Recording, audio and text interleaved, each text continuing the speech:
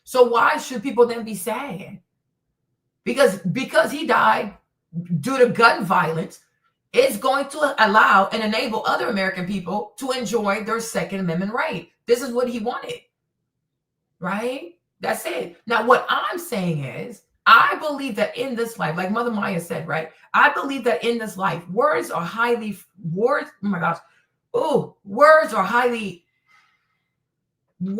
frequency.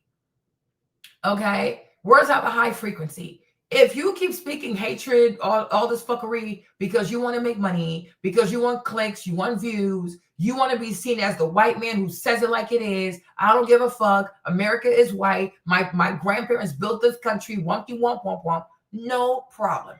This is the kind of Huckleberry Finn, Tom Sawyer shit he tried to be a caricature of. You do that shit. But just realize that what you put out there in the ether, it gonna come back at your ass. Right? And if it comes back and it's a bullet, then it's a bullet. You understand me, right? Like me, Marlene, I'm not going to be like, oh my gosh, I feel so bad. I do not feel bad. Especially for somebody who calls himself a Christian. Did he didn't read his Bible? Because his Bible would have told him, don't do that shit. He never read any Proverbs. He never read Ecclesiastes. All this crazy ass advice that King Solomon gave to young people. He didn't read that shit. Right? Even I, Marlene, you know how many times I feel like making a video and cussing people out, but I don't do it. Because to what avail? Like, okay, you make the video, you cuss people out, and then what? And then what? Right? Oh, let me show off. Let me show you how big my brain is. Like, okay, and what? Always want to be a smart ass. If you don't reconcile your purpose with like, oh, this is my act, and here's a little bit of wisdom that goes with it, then what's the fucking point? He's not a wise person. Because even when you say, like me, I'm not going to doubt, because we saw the thing with the FAA. We saw the thing with the FAA. There, unfortunately, a lot of people got to be in the tower controls thing, the tower thing, without being qualified to be, air traffic controllers. I ain't gonna lie, it's true. It really did happen. However, is it every Black person who's not competent? No, those who cheated.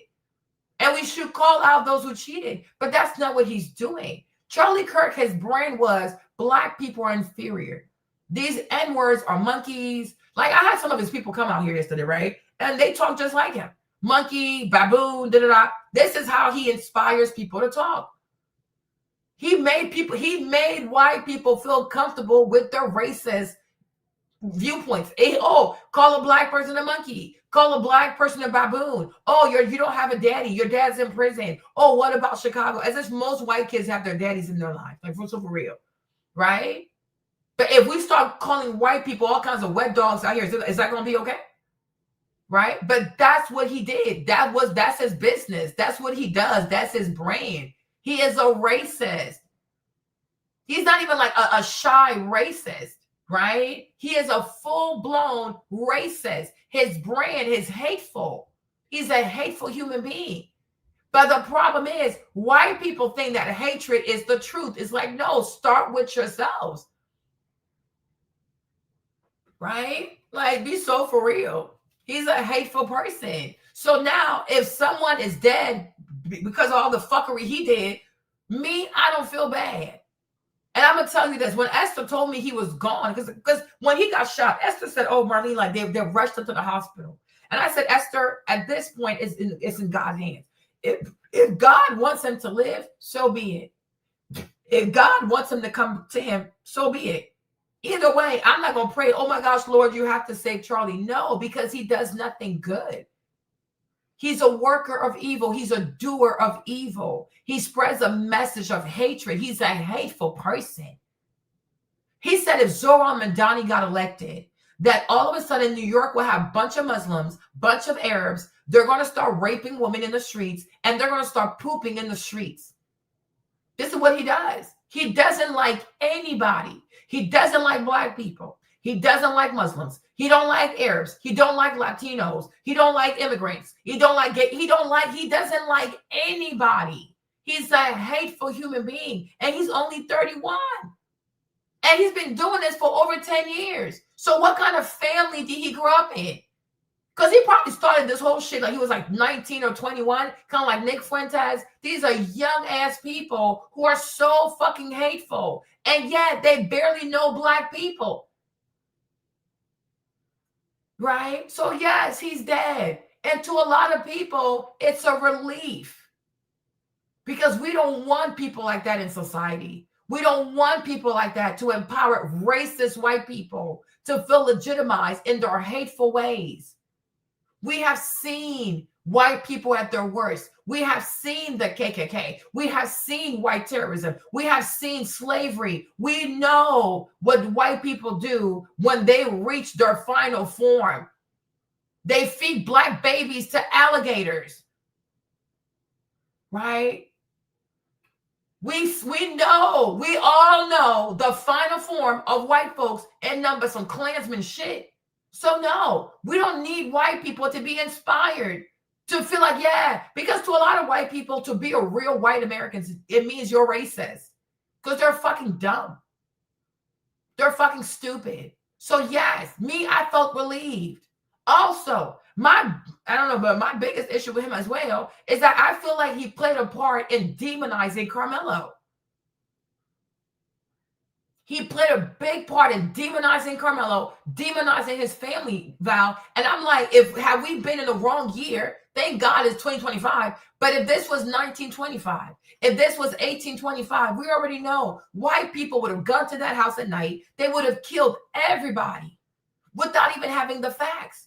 And that's what Charlie Kirk does. He doesn't give white people facts. He gives white people a narrative. And they eat that shit up because most of these white fucks who follow him are remedial as fuck, and it's dangerous. He puts so many of us in harm's way. The way he talks about black people and the way he knows his people are trigger happy, a lot more of us could have died. And he did not care about our safety. He didn't care. It's like the way him and Officer Tatum went crazy on a freaking Carmelo, a 17-year-old.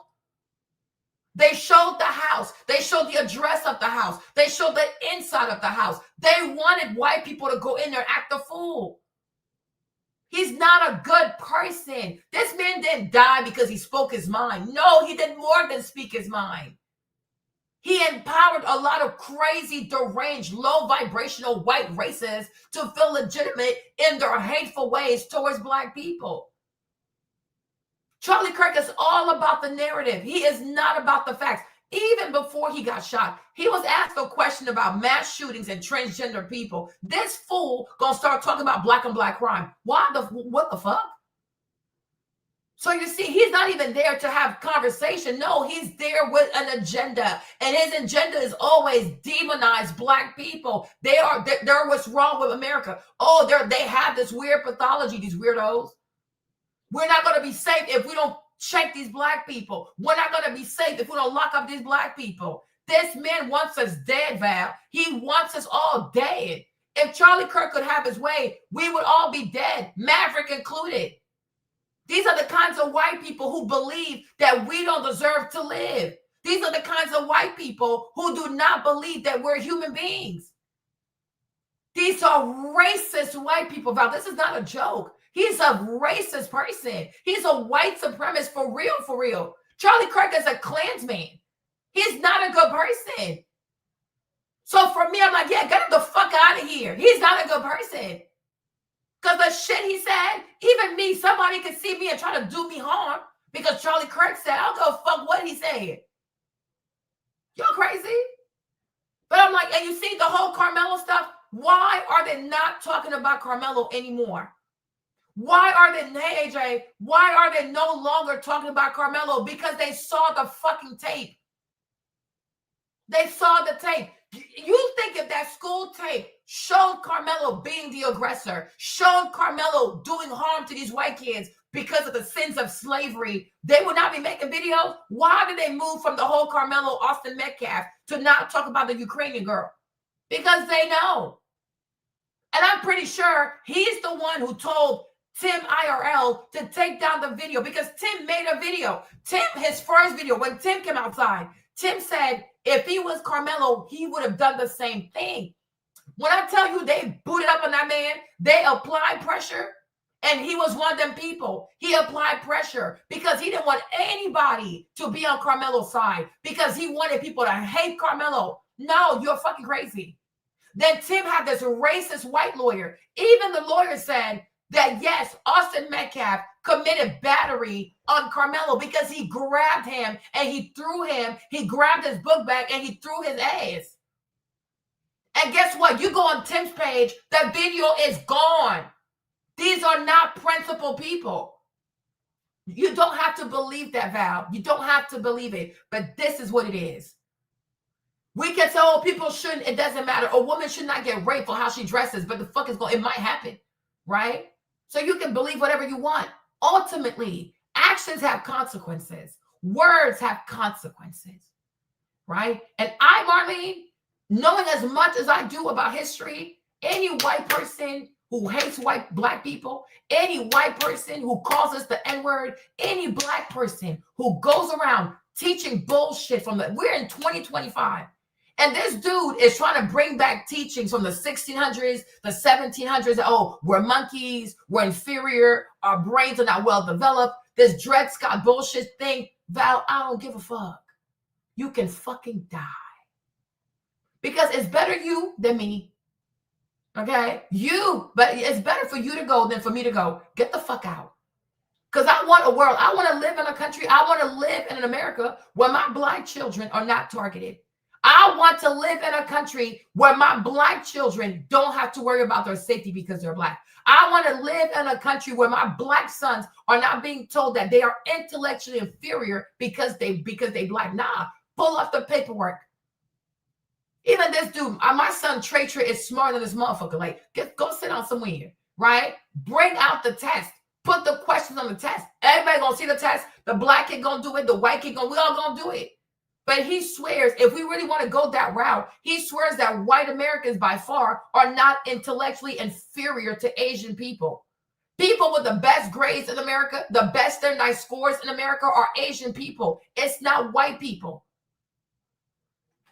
Okay? So even him, if we want to talk about white folks, they're not even that smart. If they're so smart and they're so intellectually superior, why they got tariffs? Why is it that most people around the world don't want American products? Y'all so fucking smart. Why don't Europeans, your own cousins, don't want your cars? Make it make sense, right? If America has all this smart white people, but how they can't balance the budget? Why nobody wants American goods? Why do you have to put tariffs in order to protect your economy? Because you fucking suck.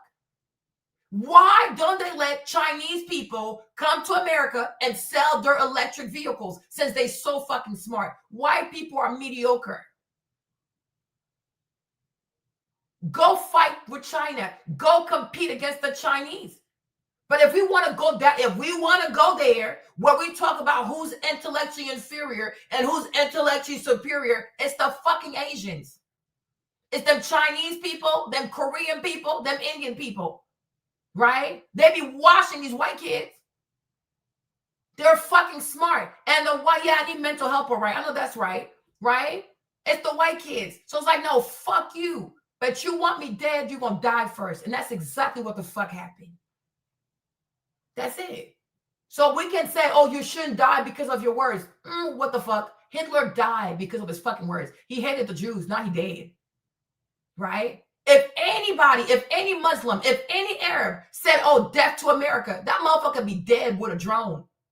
Right? So people got messed with the bullshit. We kill people every day because of how they feel and their opinion. Hamas people getting killed. Why? Because they allegedly don't like the state of Israel. You got a bunch of people dying in Palestine. Why? Because of how they feel about Israel. Bunch of people get canceled every day for what they say. And it's like, yes, a bullet is fucked up, but so getting canceled. They cancel your career. They cancel your shit. They cancel your job. They cancel your company, right? So when you're canceled, you're almost dead.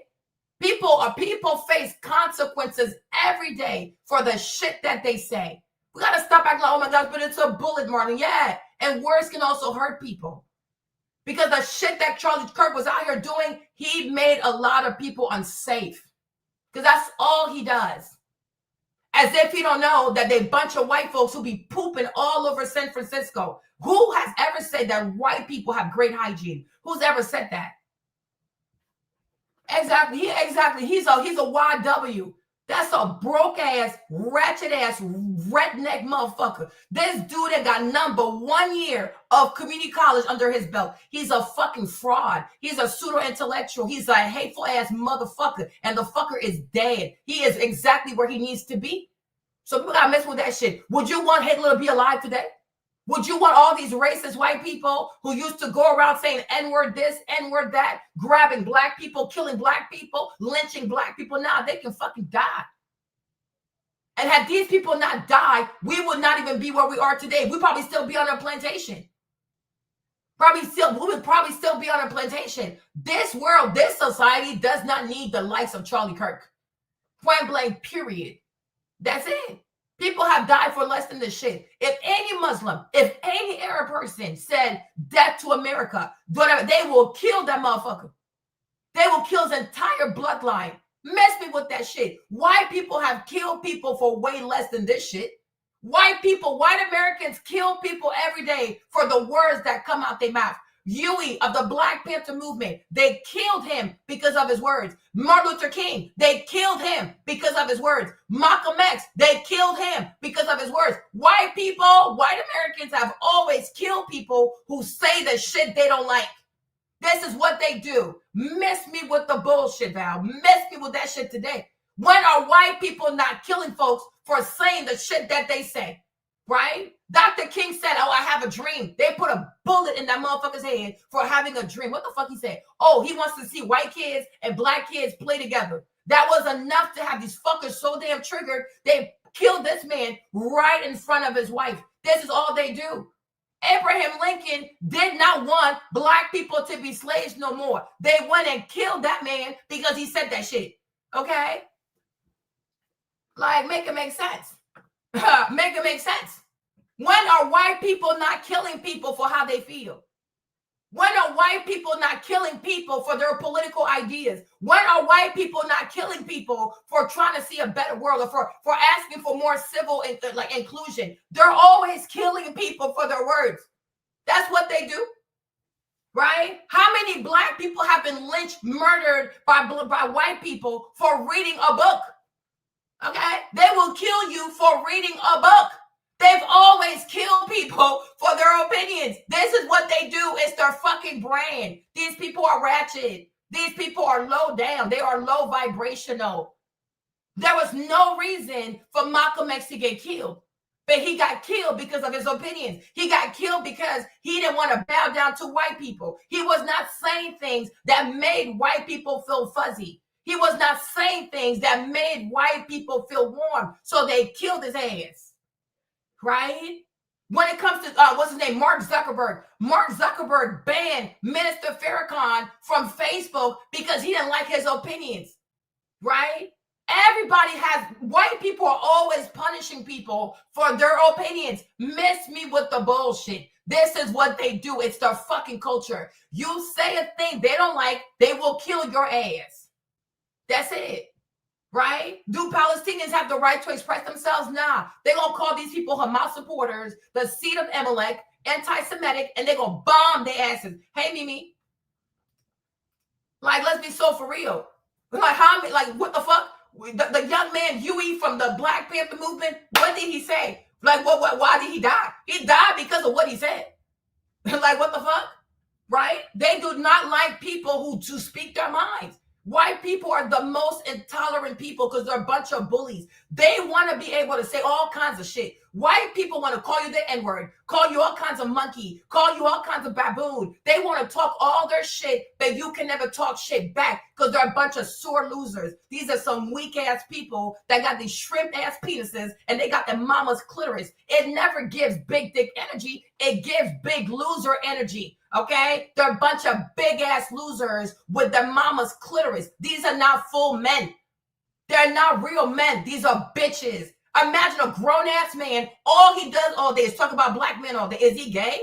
Is he attracted to black men? Does he want to give a blowjob to a black man? Go to a fucking prison. You'll see all kinds of big-ass black dudes with them big-ass penises, and you can do whatever the fuck you want to do.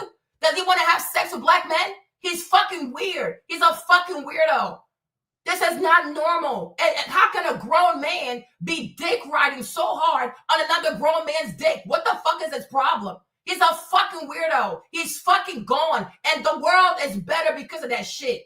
I'm sure the Jews, when they heard that Hitler was dead, they started rejoicing because he ain't shit.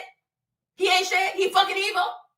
Okay? So when you have, just like Haman in the Bible, Haman was trying to kill Esther and her people.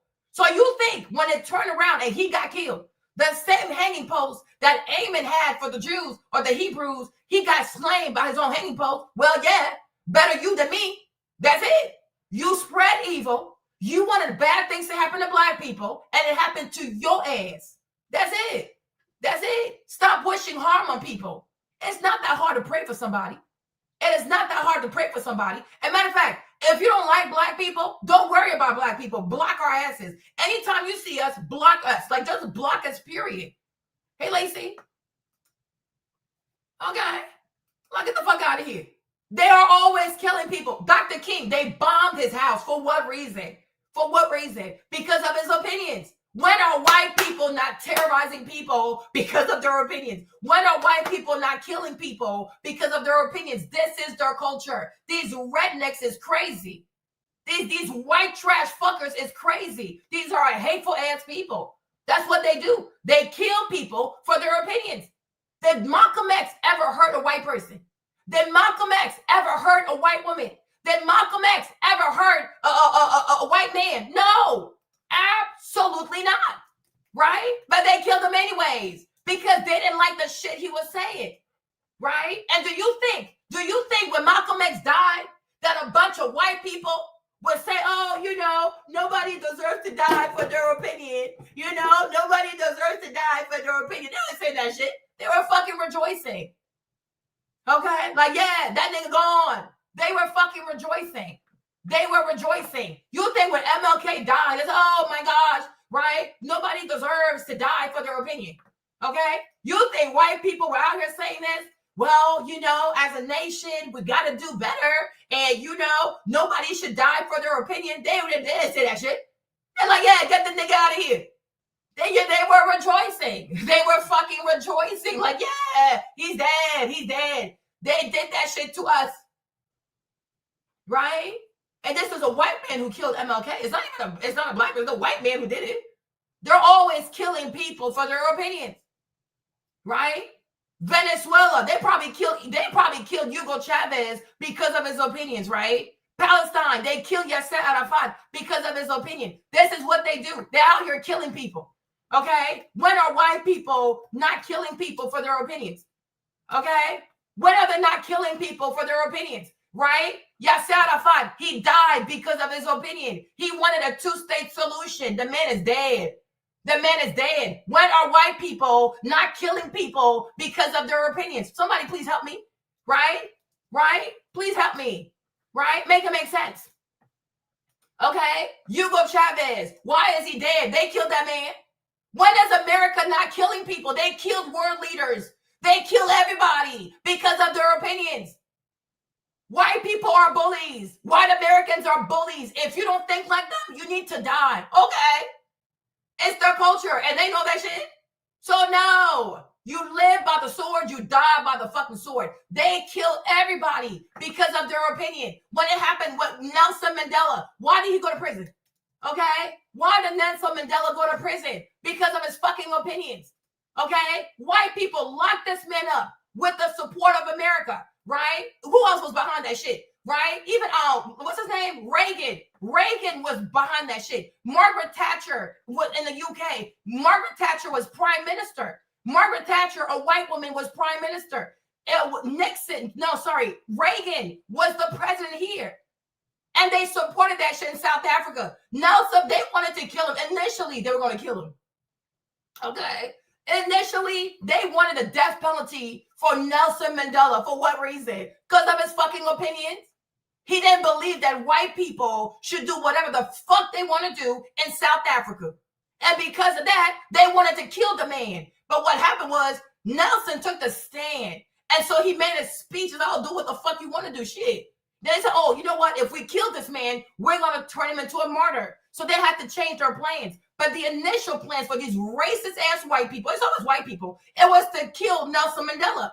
Had he not taken the stand and said what the fuck he said, they would have killed his ass for his opinion. White people murder people all the time because of their fucking opinion. But instead, they took Nelson to prison for 30 years. 30 years. In the coldest part of South Africa. That man had no clothes, Val. He had shorts on. Temperatures below zero. No short. He only had shorts. He had no damn shoes. White people are sick as fuck. And they can never take it when their bullshit is applied to them. No, they get exactly what they put into the world. They've always killed people for their opinion. Jesus Christ of Nazareth. White people killed his ass for his opinion because he said he's the Messiah. And he said they're not supposed to do business in the house of the Lord. Okay? And they killed Jesus because of his opinion. Jesus never hurt nobody. Jesus never hurt nobody. He prayed for everybody. He fed everybody. When they go to the pontiff represented Rome, Julius Caesar, white people. The crucifix is a tool of torture created by white people, Europeans, the Romans, the birthplace of Western culture. They killed Jesus on a tool created by white people for torture, right? Jesus died because of his opinion. White people always kill people because they don't like their opinions. This is what they do. This is who they are. It is their fucking culture. So people got messed with this bullshit, okay? It's their culture. This is what they do. If they don't like what you say, you're going to be dead. If they don't like what you say, you will be dead. If they don't like what you say, you will be dead. If white people do not like what you say, you're going to kill you. They are the most intolerant people I've ever met. Bunch of Nephilims. They're an evil people. It's an evil people. These are the rules that they created. If people don't like what you say, they got the right to kill you.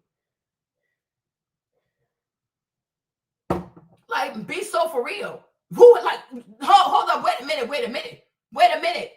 Huh? Hold on. Wait a minute. Okay. There you go. Right? Why is he dead? Why did he die? Why is this man dead? Okay, class. Why is this man dead? Okay, we got questions over here, y'all. I have a question. Okay, why is he dead? Why is he dead? Right? Why is he dead? Why is Huey dead? Because of his opinion? Did he ever hurt white people? Did he ever hurt a white man? Did he ever hurt a white woman? Right? Did he ever hurt a white child? No. He died because of his opinions. No, Val, I will never tell you to hate white people. They're not even worth you hating them. No, you don't need to hate them. There's no need to hate them. Their fate is already sealed. You don't got to hate these people. It's the hateful people. The Bible already tells you what happens. The Bible is clear. The wicked will be cut from this earth. It is clear. You don't have to hate white people. But at the same time, we also don't have to be foolish, right? I feel like you want to be foolish, right? Oh, nobody should die because of Val. The tradition that white people have put in place, the tradition that Europeans have put in place is that it is okay to kill someone if I don't like what they say. So what I'm saying is, this is what they've done. They've done the same thing to black people. They have killed a bunch of black leaders who have never hurt a single white person. They have never hurt a single white child. They've never hurt a single white woman, and yet they died. Why? Because of their opinions. That's what I'm saying. So why is it that Charlie Kirk can't die because of his opinion? You have not answered me, right? If it's okay to kill everybody, black people, Latinos, Palestinians, they've killed people all around the world because they did not like their opinions. And I'm sure there are a bunch of Native American chiefs that they've also killed because they did not like their opinions, because white people are intolerant. White people are bullies. With white people, it's always a zero-sum game, right? Make sense? So my point is, when you have a people who don't know how to compromise, when you have a people who don't know how to negotiate, right? Okay. And do you know how they shot MLK? Val, you baby girl, don't have me calling you all kinds of African today. Okay? Don't have me because your African ass is showing off today, sis. Okay? Your African ass is showing off today. Did you ever see a picture of MLK, what he looked like? Do you know what kind of gun that white man used against MLK? Have you ever seen his dead body? Maybe you should. Because you see, the thing about, you're showing your African ass. If I don't know no better, I'll call you all kinds of African. I'll call you all kinds of tether. I will send your ass to Tariq Nasheed. He gonna go find your ass, okay? Did you ever see a picture of MLK? Okay, there you go. Because you see, at least with Charlie Kirk, you can say the person shot him in the neck, but they kept his face pretty. They didn't touch his face. Do you know how they shot MLK? That white boy, you know how he shot MLK? Do you even know what kind of gun he used for MLK? Okay. You should go see it. You should see what his face looked like. And then you can say, wow, if I have to be shot in the face or the neck, I guess I'll go for the neck. Because at least, yeah, you can see it. If you want to see it, you can. Right?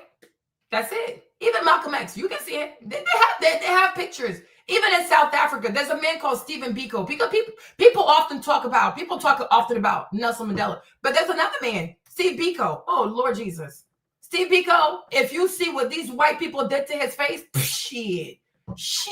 Oh, he also died September 12th. Well, there you go. Shout out to the ancestors. Okay. Shout out to these. So they killed one of ours on September 12th, 1977 in Pretoria. Their people died September 10th. Well, there you go. Okay. Karma is a thing, huh? Right? So my thing is, you showing your, I'll send your ass to Tariq Nasheed. She'll come get your ass. Right? But if you see, oh my Lord, if you see what these white people did, they did to Steve Biko, Jesus Christ, it's a heinous people.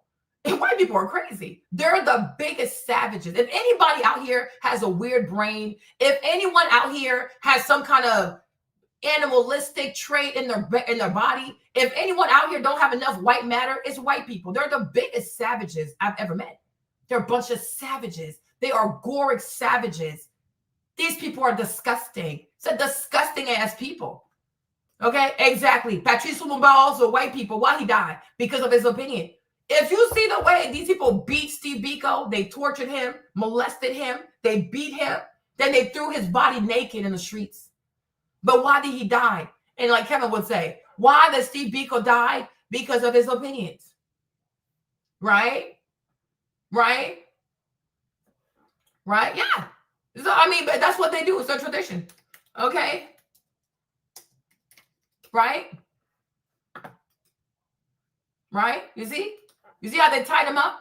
Right? Who deserves to, like, why y'all got this man tied up like this? Right? But these are white Americans. The CIA. The CIA caught him and then they gave him back to them crazy people like Mobutu. Right? The CIA did this. Look, I mean, a prime minister. This man is highly educated. They tied him up. And then they chopped him up with a machete. CIA. The CIA is behind the assassination of Patrice Lumumba because Americans have to control all the resources of Congo. White people kill everybody because of their opinions. Miss me with the bullshit. Like, seriously, miss me with the bullshit. These people are evil. The thing about white people, they love it when they do it to other people. They can't take it when it's done unto them because they're a bunch of sore losers because they're a bunch of cowards. But this is their legacy. This man, Patrice Lumumba, died because of his opinion, right? Oh, Thomas Sankara. Oh, let's go, right? Because y'all don't speak French, that's the problem. I would play the speech because in front of these white people, François Mitterrand and all these, like the French president and stuff like that, Thomas Sankara, he told them, you ain't shit. What the fuck? He said, you ain't shit. What happened? He got killed. There you go. White people kill people all the time because of their opinion. But it's okay when they do it. You just can't do it to them. Bitch, you lying. I know you lie. Exactly. But Emmett Till wasn't an opinion, though, because he just looked at the lady. But I get your point. They kill people all the time. Right? Thomas, y'all, these people are crazy.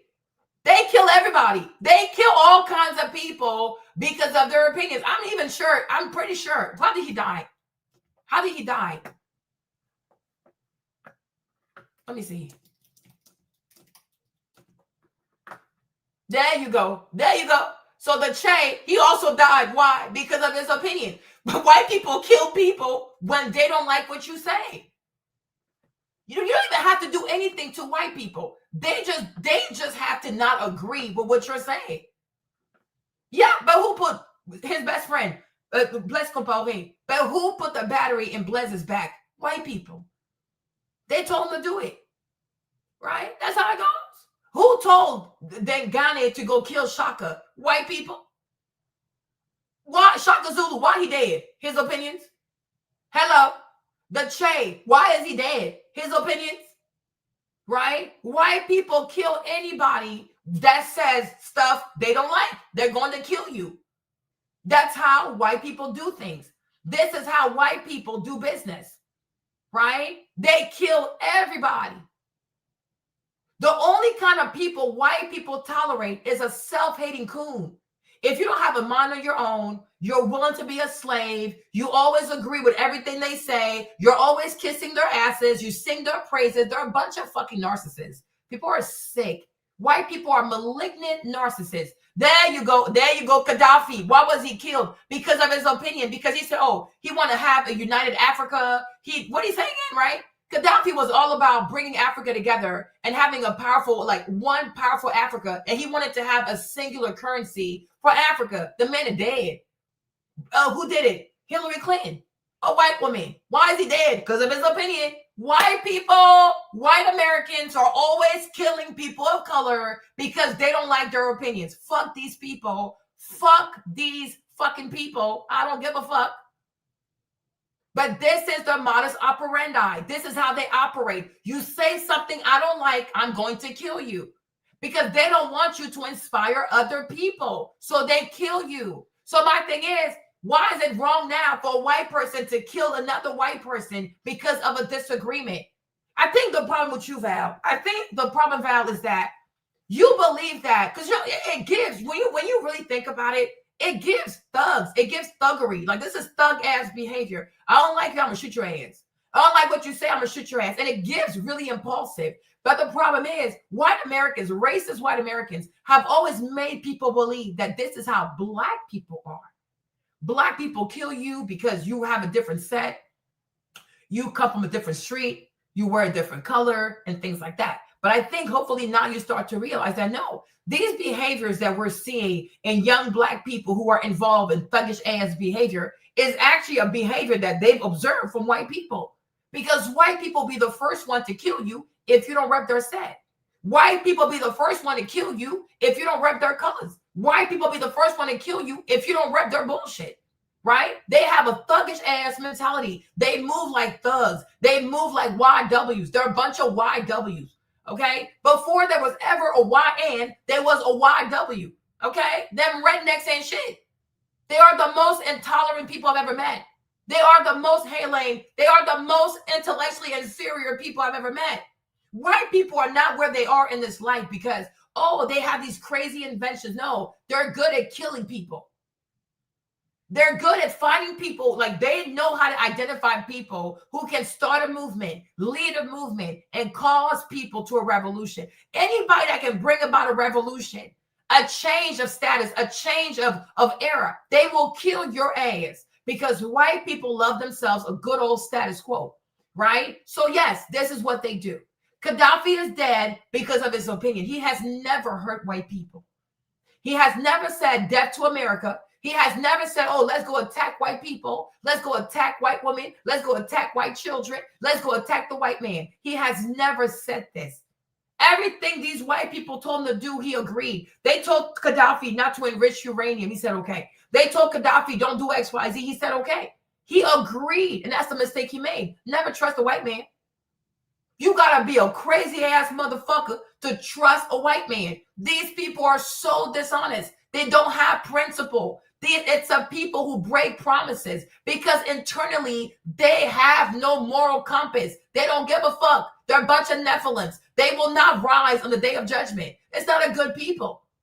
These are some thuggish ass people. The only thing about them people and the regular YN is that most YNs, you know, they wear jeans and tennis shoes and shit like that. White criminals, they wear suits, but they're a bunch of thugs.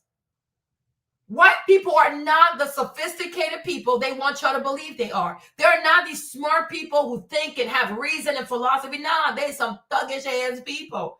They will kill anybody that disagrees with them. Right? You don't have the right to disagree. Even the Gulf War. If you go down and you actually study, right? If you go down to the Gulf War, what did Saddam Hussein even do? Saudi Arabia was stealing his shit. If Saudi Arabia is stealing my oil, I don't have the right to say, motherfucker, don't steal my shit, right? America went and bullied this man. There was no reason for Bush to get involved and do this whole Gulf War shit. There was no reason. Why is Saddam Hussein dead? Did Saddam Hussein ever say, oh, Americans have to die? Let's go kill white Americans. Let's go kill white American women. Let's go kill white American. He never said that shit. They killed Saddam Hussein for the fuck of it, for shits and giggles. This is what white Americans do. It's a barbaric ass people. They're so hypocritical. They have killed thousands of people, if not hundreds of thousands of people, just because they did not agree with their opinion. In Chile, it was America who was giving all kinds of weapons to militias. In Nicaragua, it was America giving weapons to goofy ass people. It's always American people giving weapons to destabilize countries. They killed world leaders. Even though they're part of UN, you're not supposed to assassinate. You're not supposed to murder a president. This is part of being in the United Nations. They don't give a fuck. White Americans don't give a fuck. If you say something they don't like, you breathe in the way they don't like, you don't do what they want you to do, they will fucking kill your ass. And we already know, if China did not have a nuclear bomb, these white Americans will be killing Chinese people by now. It's a bloodthirsty kinds of people. They're some fucking vampires, right? If Russia, like that boy, Vladimir, if that motherfucker wasn't crazy, if that Libra was not crazy, if that Libra was not a great leader, if that man didn't also have a nuclear bomb, they would have killed that motherfucker. Have you ever heard Vladimir Putin say, go kill white Americans?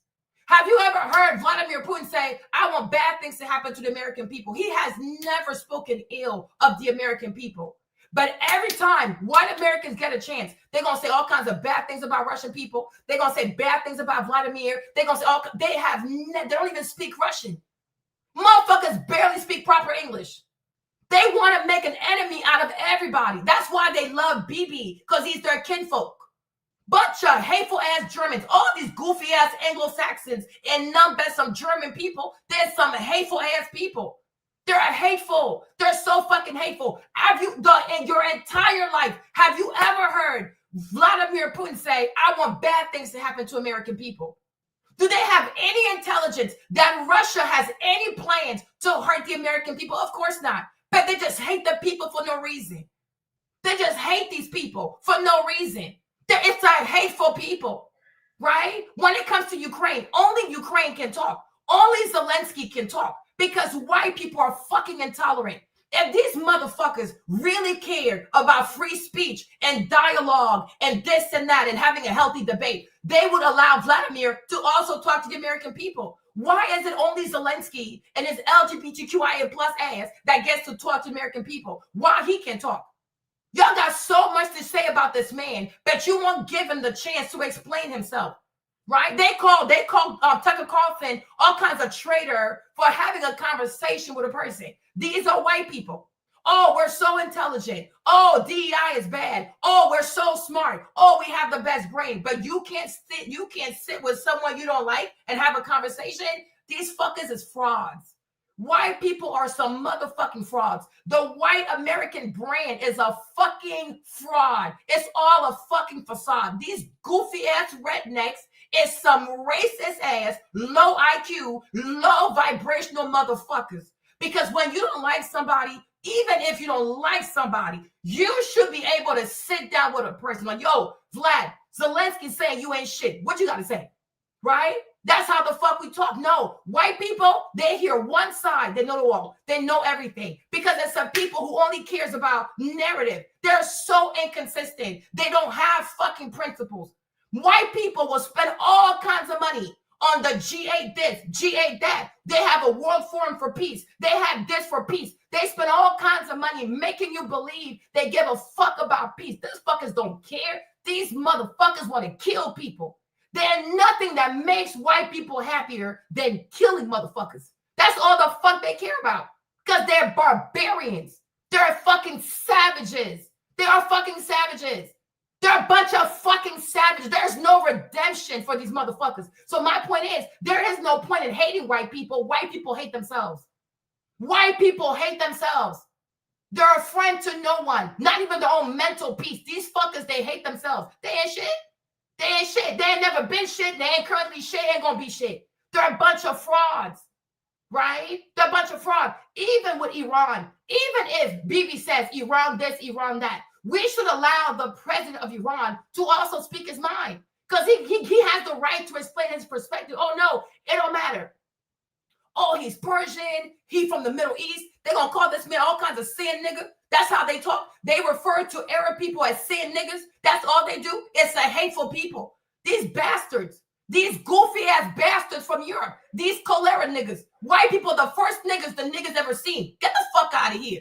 Right? These are people that used to drink water with fecal matter in that shit. These motherfuckers, they just got around to seasoning their food in the 1900s. Persian people, Arab people, they've always had seasoning. That's not a problem. Have you ever tasted their food? It's well seasoned. They got all kinds of flavor. The saffron, the whatever, the turmeric, the this and that. White people couldn't even afford salt. Make that shit make sense. Make that shit make sense. They go around calling everybody a racial slur as if they're not the biggest walking racial slur in the world. Go fuck yourselves. Fuck off. Fuck yourself. The boy had opinions and now he dead because a white person didn't like what the fuck he said. So that's how it goes. Most white people will kill your ass if they don't like the shit you said. That's it. That's it. So why are we supposed to say, oh my gosh, I can't believe he died for his opinion? A lot of people died in the hands of white people because of their opinion. Why do we have to make a big fanfare about the fact that Charlie is no longer here? Woo! The neck is gone. Okay? That's it. This is what they do. And I'm sure I'm missing a whole bunch of people. Right? I'm sure I'm missing a whole bunch of people. Even here in America. Do you think people from Fox News, white people from Fox News, can sit down with other white people from MSNBC? No, because they are so intolerant. White people do not believe in conversation. White people don't believe that you should converse with someone that you disagree with. They can't even talk to themselves. And what they do is that they pull black people in their goofy ass Family Feud game. Like, be my Negro. Well, be my Negro. Well, I'll let you have an abortion. Well, I'll let you carry a gun. That's all they do. They don't even give a fuck about you. They just want to hurt each other because that's what they do. That is what they do. They are so intolerant. They have always been intolerant. They have always murdered people for their opinions. So why Charlie can't get murdered for his opinion? This is how white people do things. It's their culture. And Charlie Kirk, out of all people, he should have known, my people will kill you if they don't like what the fuck you just said. That's it. So what's the problem? Okay, but there you go. But that's what they did. Now it's getting worse. But my thing is, why even kill Saddam Hussein? What did he do? If you have two Muslim brothers who don't like each other, let them fight it out. Let Saudi Arabia fight Iraq. Let Iraq fight Saudi Arabia and let the best person win. Why does America got to get involved?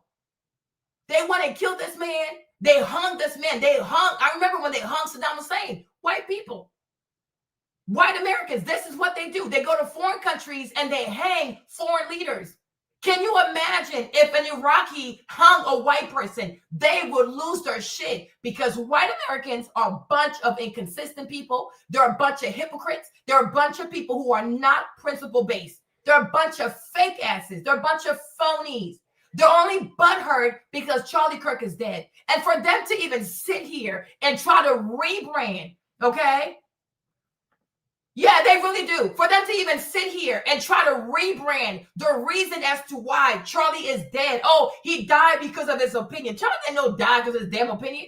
His opinions were part of it, but he did way more than that. He was financing stuff. He was creating stuff. He was encouraging stuff. He did way more than just give his opinion. But even if he only died because of his opinion, well, this is how white people do things.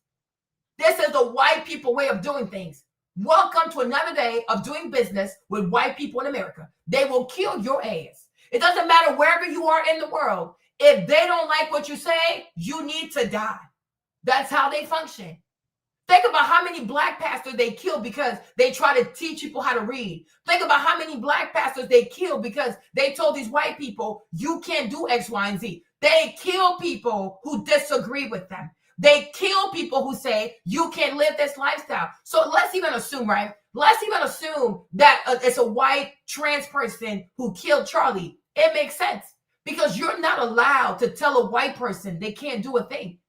Because if you tell any white person they can't do something, they can't have something, the fact that you said that, you become their enemy. And white people are not nice to their enemies. White people, white Americans, are not the kinds of people who pray for their enemies. They're the kind of people who kill their enemies. And the surest way you have of becoming an enemy of white people, disagree with them. Try it. Tell a white person you don't agree. Tell a white person, it don't matter, white liberal, white conservative, white, it don't matter. Any white American, they're all narcissists. Tell any white American, I don't agree with you. See what happens. Do it at your job. See what happens. Do it in real life. See what happens. Do it on social media. See what the fuck happens to you. Tell any white person you disagree. They don't take it well. They don't take it well. Because to white people, everything that comes out their minds, it has to impress the world. Oh, wow, you're so smart. Oh, my gosh. Oh, my, that's why they lie. So, oh, this guy dropped out of college. He's a genius. Get the fuck right. Right? Because they have this need to believe that they're bigger than life. They're smarter than people. But yet they put tariffs because they're scared. If you're so smart, compete. These are the same people who believe in the free hand of the market. Right? The least amount of government interference. Right? When they're winning. When they start to lose. Oh, my God, put the tariff. Put the tariff. Right? They're sore losers because they're weak. It's a weak ass people. And that's why they cannot take people who disagree with them. You're going to end up dead. They will fucking kill you. This is what they do. Right? This is what they do. That's why I say to all these black women who want to marry white men, who put white men on a pedestal, you better not disagree, sis. You're going to end up dead. You will end up dead. These people require complete submission. If you don't fully submit to white people, they will kill you. This is who they are. These goofy ass Vikings, this is who they are. These demonic ass Anglo-Saxons, this is who they are. If you don't fully submit to the white person, you will be dead. You will die. Because if you oppose anything, look at Bibi. Was he Polish? What's his real name? Dobrowski, Zelensky. He's some kind of Polish, Russian ass motherfucker, right? He's a European.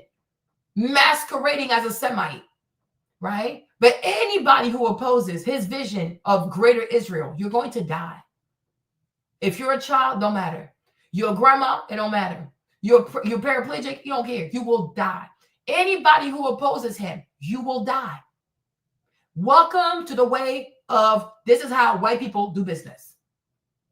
Disagree with me at your own risk. Offer a different opinion. Good for you. You're going to die. This is what they do. So my point is, why can't Charlie Kirk die for his opinion? Okay? Why can't Charlie Kirk die for his opinion? I am so confused. Why can't he die for his opinion? So it's okay for all these black people, all these Latinos, all these Arabs, all these Semites to die because of their opinion, right? But we got to stop when it comes to a white life. If people want to scream white lives matter, just say that. Okay? If people feel like screaming white lives matter, just say that. Okay? But when you see a host of people who have been murdered, who have been executed, who have been slain by white people for speaking their thoughts, for speaking their opinions, for disagreeing with the greater white society, yes, Charlie Kirk can also die. He can die. Why can't he die? Like you said, why can't he die? And I think this fake stoic stance he used to take, it's okay to take that shit. Well, I think it's worth it. I think it's worth it. Fake ass stoic, right? But I'm a real stoic, and I'm asking, if a host of minorities Okay. And yeah, logically, it's not okay. Logically, people shouldn't die. People should be able to have conversation and disagree, but tell that to white people. Because we're too late in the game now, Val, to change the culture. This culture of killing people you don't like, white people were doing that way before they came to America.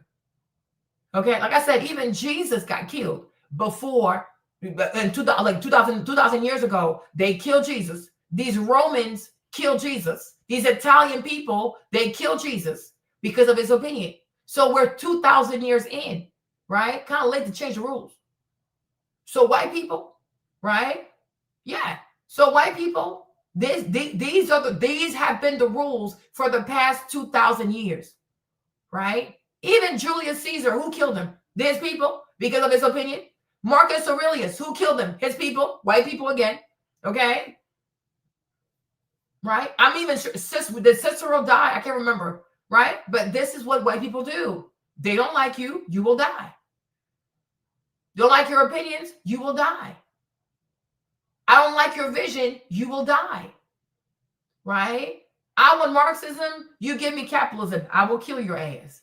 I want capitalism, you give me communism, I will kill your ass. This is what they do, right? They kill people who disagree with them. They don't engage with people they disagree with. They don't even try to, okay, no, maybe I can consider your perspective. No, you need to die. YWs. Bunch of thuggish ass behavior. These are a bunch of thugs. They're a bunch of thugs. They just know how to, I guess, dress up and polish their shit, but they're a bunch of thugs. Well, it's sad. The way white people have handled humanity is sad. The world is a sad place because white people are violent.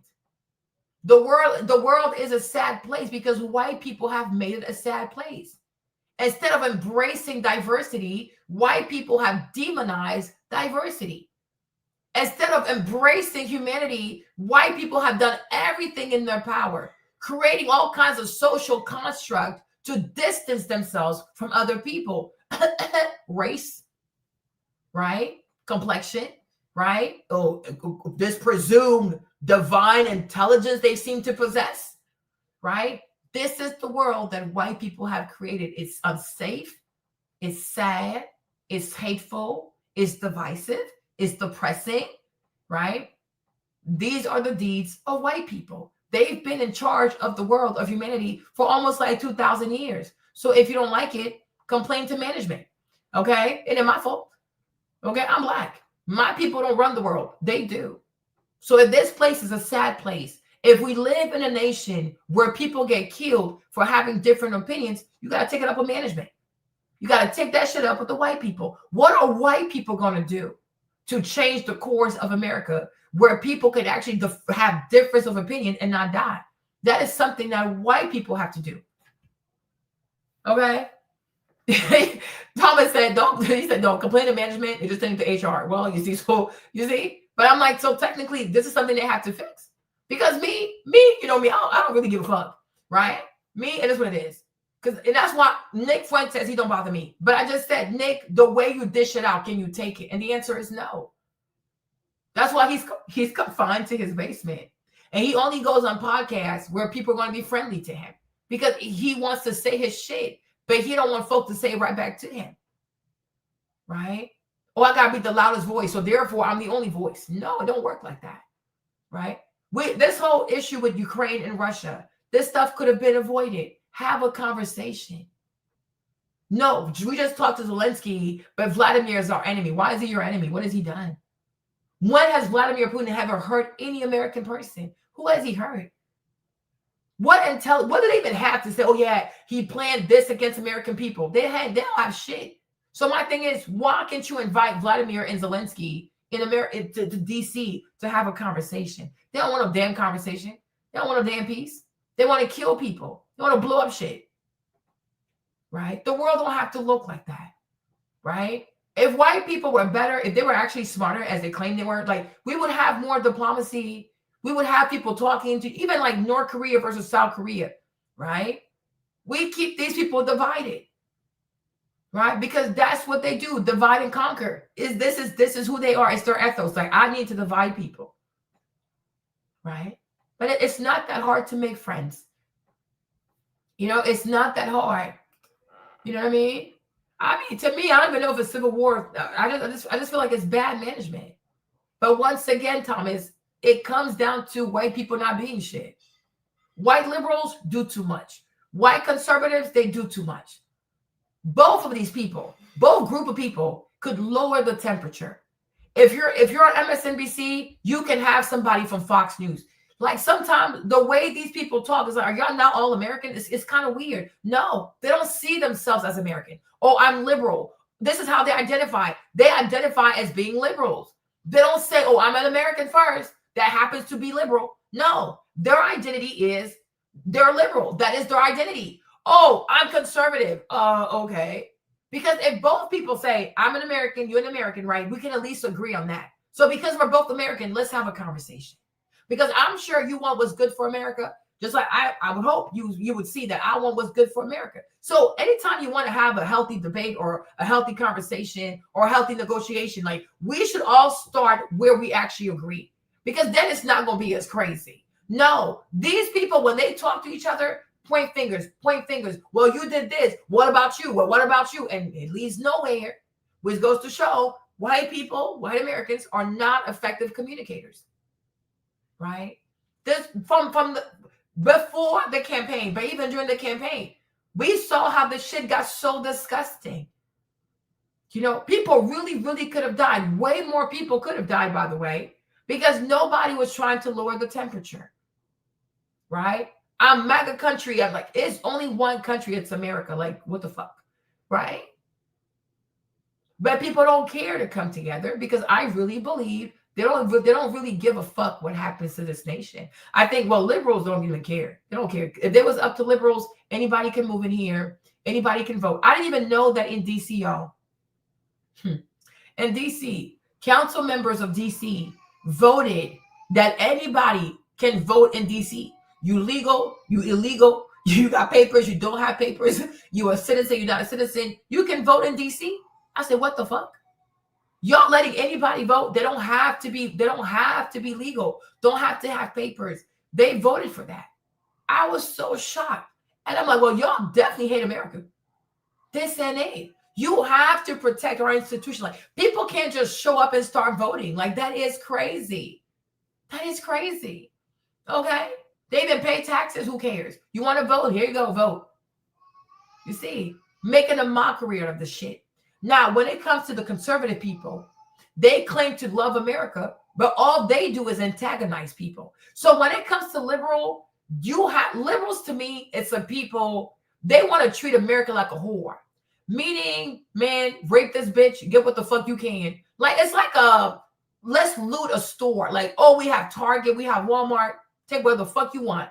That's the mindset of liberals. Like, they could care less. Like, liberals, if they could sell this country at auction for 50 cents, they would. They don't give a fuck. Okay? They don't give a fuck. Liberals do not care. America is a whore. America is a big ass conglomerate. It's owned by rich white people. So just take the shit. Take it. Whatever. When it comes to conservatives, they say, oh, I love my country. I'm so proud to be an American. But everything they do is antagonize other people. They don't help people to see value in being an American. They antagonize people because their way of loving America is insulting everybody, cussing out people, shaming people, pointing fingers. So both them people is toxic. They're both toxic, right? Now, are Black people great at communication? Of course not. How can they be?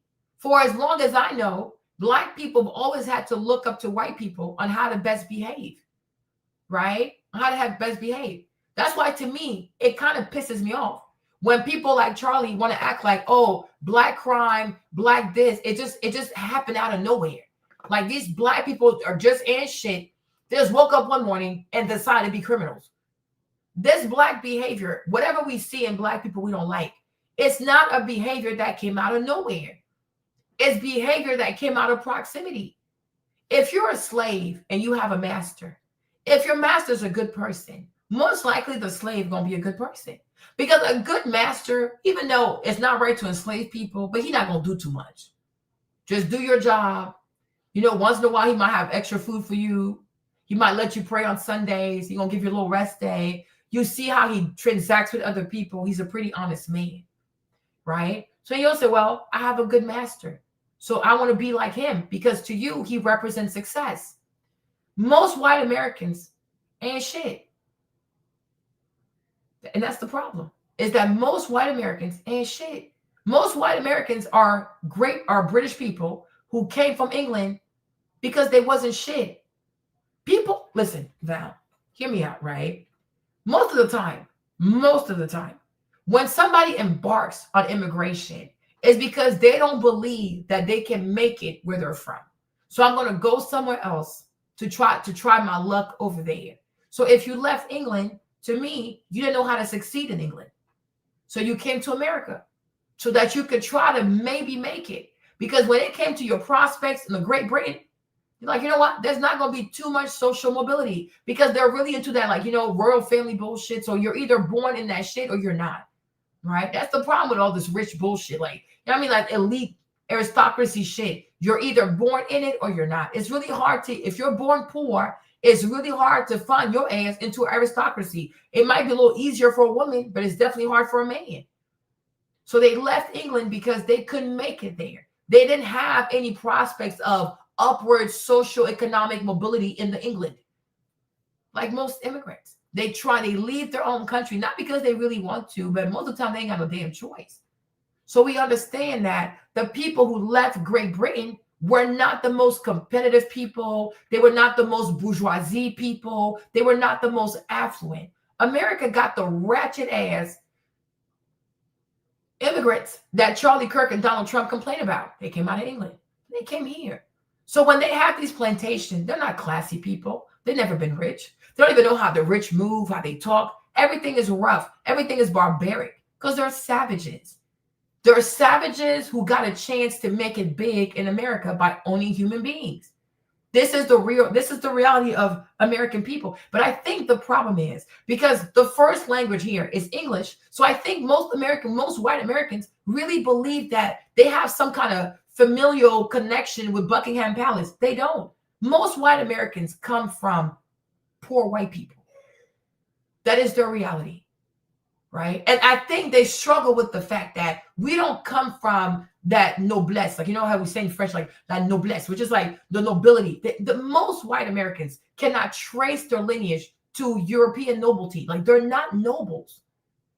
They were poor people in England. They were poor people in Europe. America has always attracted some of the poorest white people in the world. The Irish people who came here, they were not the most affluent Irish people. They were the ones who went through a famine. They were the ones that had no choice but to look at the potato, see the worm, and eat that shit. They came here pooping worms out their asses. These ain't rich people. The Italians who came to America, these are not the Medici people, them rich-ass Italian people. No, it was poor-ass farmers from Sicily, from Sardinia. These are poor people. America's always attracted the poorest of white refugees, white immigrants, right? But when they come here, they get a brand new start because there's no feudal system. There's no king here. You know what I'm saying? So it's a lot easier to have social mobility. In Europe, the rules are already set. You're either born rich or you're not. You're born into nobility or you're not. Right? So Black people who were then held captive by these white folks, they only saw ratchet ass behavior, redneck behavior. Most plantation owners were rednecks. They themselves were not educated. A lot of white people were not educated. I told you, white Americans did not start buying spoons and knives and forks in mass until the late 1800s. So for 200 years, they were over here. They were eating with their hands. Don't let these people lie to you. Do not let these people lie to you. And I think because of the movies like Scarlett O'Hara, people think these were glamorous white people who came to America to have these plantations. They ain't glamorous worth a damn shit. Okay? They were savage ass white people. You understand? And that's the reality of it. So if you have a bunch of Black people who see that behavior, they're going to behave like those people. If a lot of white people who came to America were these classy, highly educated, sophisticated white people, you would see classier, more sophisticated slaves. Because who's like, even if he's your master and he's to some extent like he's evil, but to some extent he's also aspirational. So you'll say, hey, I want to be like him because he has money, he has a big estate. You know what I'm saying? You want to look like success. Plantation owners, even though it's evil, I'm not saying I'm okay with slavery, but they still represented success. So these Black people, they want to emulate that behavior. But unfortunately, it's not good behavior, right? How much do you want to bet had slavery, even like the slave, because, you know, I don't know if we know much about the slavery in UK, but like slavery in Great Britain that was ran by the nobility of Great Britain, I'm sure their slaves were a lot more classier. I'm sure their slaves were way more sophisticated. I'm sure their slaves were way more polished, right? You are a product of whoever enslaved you. So this is where I think it's kind of crazy for white Americans to not have any self-awareness and say, we took these people from Africa over 400 years ago. The only people they've been next to is us. So if they behave like that, maybe we're bad role models. But of course not, because that requires introspection, that requires self-awareness, right? But this, I think this is also another truth that a lot of white people also do not want to admit about themselves. We are not white. A lot of white Americans have a fantasy about their ancestors, right? They really do. They think, oh, they were these great people that are not. No, they were not that. They tell themselves stories to feel good about themselves. But you got to get real about your people. If they were doing so well in Great Britain, they wouldn't have came to this godforsaken place because it was not easy for them. The weather's not easy. The mountains is not easy, right? Appalachians, because like here, like Virginia, like over here, it's the Appalachians. It's crazy. They ain't got no damn mountains like this in the freaking Birmingham, okay, in the Manchester, in the freaking Oxford and Cambridge. It's a whole different terrain. America is very different. It's very rough. And these Native American people were not easy to kill as well, but it was very hostile. So for them to leave their home, leave the UK they've known all their lives, to come to this place over here, they were desperate. Rich people are not desperate. Poor people are desperate, right? You study American history too. People should have done that in the sixth grade, seventh grade. You know that the Carolinas were meant to be a detention place. Like it was meant to detain the craziest inmates in England.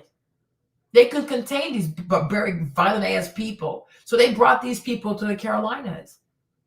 The Carolinas start off as like low-key Alcatraz. It's like a prison. It's a detention center. That's how this thing came to be. But once again, a lot of white Americans don't want to admit that it was the worst people out of England who came here. That it's not good people. They are very delusional about their lineage. They lie to themselves. So to me, the behavior that we often see and we don't like in Black America, it's usually a European behavior. It's not an African behavior. And what Charlie Kirk wants white people to believe is that, oh, they do that because they're from Africa. They do this because they have these African roots. They have this African savagery. When was the last time Black Americans have been to Africa? 1600, 1619? So you can't put that on African people. But they also don't want to be responsible for that behavior because white Americans have to hold on to this narrative of greatness, nobility, royalty. They were not connected to no fucking royalty. Stop fucking lying. Even George Washington, what's his fucking pedigree? James Madison, what the fuck is his pedigree? I think Jefferson has he has a higher pedigree a little bit. But George Washington, what the fuck was he doing? What the fuck was he doing with his life? Without the American Revolution, who the fuck would he have been? Was he even smart? No. They hyped this man up, right? Before he came to America, what the fuck was he doing in England? Right? And you see it. You know, they don't want to be honest. Like even, you know, the thing about the American war, like the thing about this whole, like the thing with Great Britain, they got lucky. They were so ill-equipped. If you ever study the American Revolution, these people were so ill-equipped. He was a poor leader. He's a poor general. There you go. Yeah, land surveyor. You see, that's all he was doing. It's nothing but the way they talk about George Washington, you would think this motherfucker was out here just killing it. He's a regular person. He got lucky. He had no fucking clue what he was doing. They really got lucky. I also think it had to do with the fact that George V, he was just a bum. He was not really a visionary, so it's probably easy to defeat his ass, because he's not trained. He was not trained. He wasn't trained like George V. He's, to me, when I studied him, he always came off as like a fat ass, lazy ass, spoiled ass little brat. Like he didn't have that dog in him. Like if he really wanted to, he could have crushed these people. He's a lazy fuck. So they got lucky, right? But when you study American Revolution, many times they thought they were going to lose because they were not equipped for this shit, right? If Great Britain had the right kind of king and they had the right kind of generals, they would have put these people to sleep. Like, shut the fuck up, your bitch ass. Okay? You going to pay these damn taxes, motherfucker. Right? But they got lucky. But George Washington was not a great general. He was not a great leader. They got lucky. They really did. If Great Britain was actually like where Canada is, they wouldn't have made it. Having to wait for soldiers to come from England across the Atlantic, it also helped. Right? But the way, if you ever hear white Americans talk about George Washington, you're like, oh my gosh. Nah, the dude is basic. They got lucky. They just got lucky. That's it. Right? But had this thing not happened, he wouldn't have done anything. He wouldn't have done anything great with his life. He's not that person. James Madison, what the fuck was he doing? Right? John Revere, what the fuck was he doing with his life? Pony Express? Like, okay, sure. You're so ambitious. Like, get the fuck out of here. Okay? But these are the kinds of fairy tales and folklore that white people tell themselves about their kinfolk, to really believe that they come from something so special, something so exquisite, something so rare. They have this great pedigree. They don't have no fucking pedigree. And that's it. And Thomas is white. He's telling you, like, if you got to read this shit. But like I said, I think a lot of people don't pay attention in school. So that's the problem. But I'm like, had this war not happened, what would he have done with his life? He'd have been a basic ass person. James Madison, what the fuck was he doing?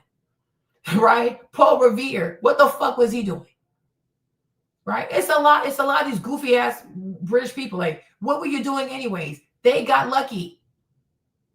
And they were so lucky. Like I said, George V, he was a bummy ass king. He was lazy, glutinous, spoiled brat.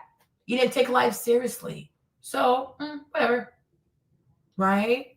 But like, for example, had George V been Napoleon, he would have given these people a harder time. Because Napoleon, he was relentless. He really was relentless. They had to make his ass sit down. Like, okay, you do a little too much, right? Because he didn't want to stop. Because he's illegal. He likes to fight. But I'm like, if George V had been replaced by Napoleon, I think George Washington would have had so he said James Madison, he went to Princeton. What did he study at Princeton? Then he became involved in local politics in Virginia, serving a committee of safety. Yeah, advocating for independence. You see? But I'm like, it's nothing like, oh, he was out here doing all this crazy shit. Like, it's none of that. These are just regular people. Yeah, I'm sure he was pretty smart, but that's about it. But there's, at the same time, there's a lot of dumbass white people over here, right? But this is what America is about. So to sit here and act as if, oh, black people are intellectually inferior. A lot of your ancestors were also intellectually inferior. They couldn't make it in England. That's why they left and they came here. And they got to be really barbaric. They could have had better relations with these Indian people, right? It's like, it's not that deep. Exactly. But I'm like, oh, even Thomas Jefferson, yes, he spoke like 5 different languages and stuff like that. But besides that, what else? He's a great writer. I'll give him that, right? But even at that time, how many people could compete intellectually? How many white people could compete intellectually with Thomas Jefferson? Right? It's not that many white people. A lot of people who came here were also illiterate. Like, it's a real thing, right? So that's why I think sometimes it's a bit silly to try to say, oh, you're black, so your brain don't work. Da, da, da. I stop doing that. Yeah, it's just people are just crazy. People are just crazy. So I'm like, so for me, like, what he does is so irresponsible. If you don't like the crime and the stuff like that in black culture, you have to realize that there have been a lot of white influences that have played a part into how black people behave. So you got to take some accountability. Italian culture, really, that goofy ass, Sicilian goofy ass culture really played a part also in increasing violence in the Black American community. But they never want to talk about Italians and how Italians have played a part.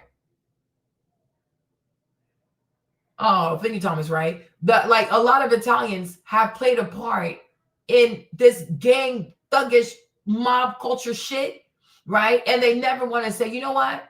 Maybe most likely Italians, when they came here, they also brought bad culture. A lot of Irish people brought bad culture, right?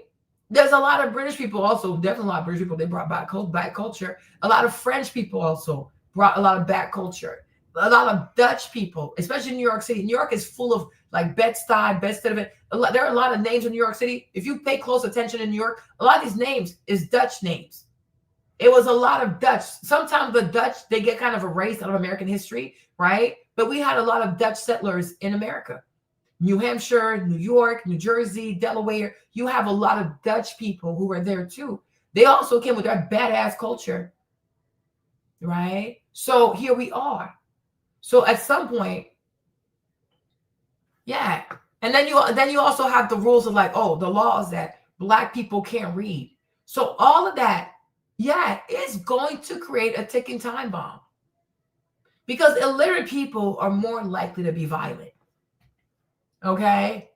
He said those were Black Europeans. You are crazy, right? Illiterate people are more likely to be violent. Illiterate people are more likely to have a crazy amount of children, right? But I'm sure, I'm not trying to, stand up for these people, but I'm sure for those white people at the time, we stopped Blacks from reading, right? We stopped the Blacks from reading because we don't want competition. I don't think they thought about, oh, if they don't read, one day it's going to lead to lots of children, lots of violent behavior. But this is what happens when people are not educated. Uneducated people are an emotional people. They're batshit crazy. They're not logical. Okay. But if you create a culture where, because you don't want competition from Black people, you say, well, you guys are banned from reading. You're banned from going to school. You're banned from this. Anything that involves like growing your brain muscle. Yeah, it's going to lead to bullshit. Right. And it shouldn't have happened. But now, unfortunately, because it did happen, there is now a culture that does not care for education. And because now we have a culture that doesn't care for education, well, this is what we get. So how do we fix this? But to sit here and to have your whole platform, to have Turning Point USA, and to make it seem like, well, shit, that's a Black people problem. No, it's all of us. It's a problem for all of us. We all have to care about this because this ain't it. Right? This really is not it. This is not the way to go.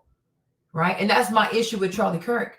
To make it seem like any kind of issue that you see in the Black community, it just happened one day out of nowhere. Like these people just woke up one day, just decided to act batshit crazy. That's not how it goes. Behavior is influence. So now we got to say, who has influenced their behavior? Why do they act like this?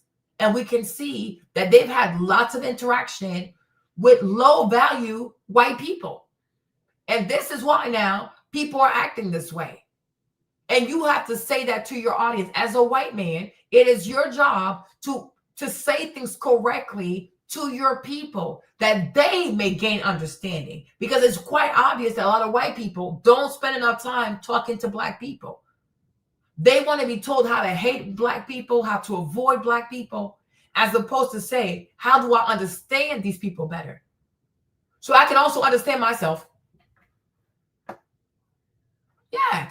And that's the problem here. We have a lot of people who are not properly educated. And the sad thing is, America spends too much money on public education for us to even have this problem. Because if you're spending on average $18,000 per every American child to go to school every year, we should have way more mature people out here. People should be way more mature. People should be way more informed. People should be way more tolerant because America spends too much money on education for us to have this bullshit, right? So, you see?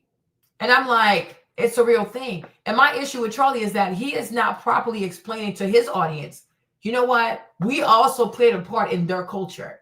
They have this culture because we also have this culture, right? It's like, oh no, there's nothing wrong with us. No, there is, right? You can say that today, a lot of white people have gotten better. They don't behave a certain way, this, and that. But at one point, your people behave just like these black people, right? At one point, the vast majority of white Americans behave like the black people they don't like. Because most black people in their current behavior, it is Southern redneck culture. I said it, okay? Most behavior that you see today from a lot of black people, it is Southern redneck culture. It's a culture of poor white trash, all right? And now they have become the face of that. So you can't sit here and say, oh yeah, I had nothing to do with that. Black people this, black people that. No, your people played a part in this. Hold on. Let me find this one video if I can, because I don't even remember who this man is, but let me see if I can find it. Because I watch so many videos, you guys, it's crazy.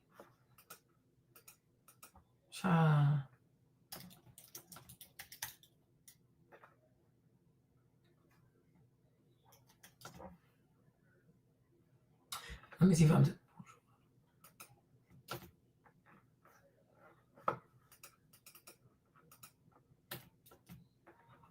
Let me see if I can... I need to learn to go ahead and save these videos sometimes. It would do me well. Because I watch so many videos sometimes, it's crazy.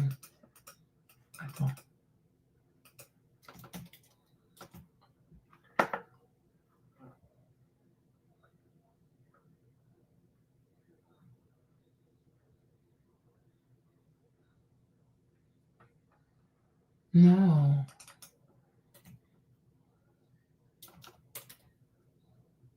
Oh my gosh. What's this man's channel? Hold on.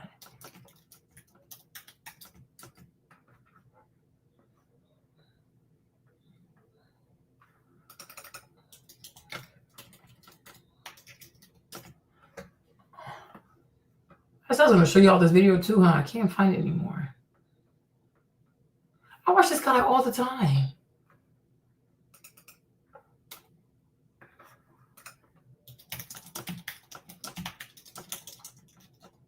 A second, I'm gonna find it.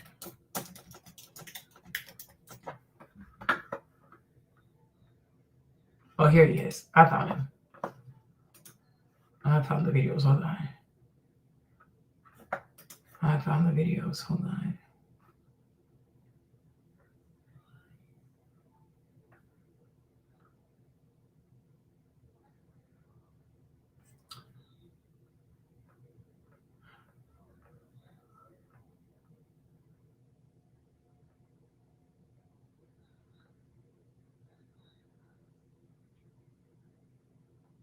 I watch so many videos, you guys. It's crazy.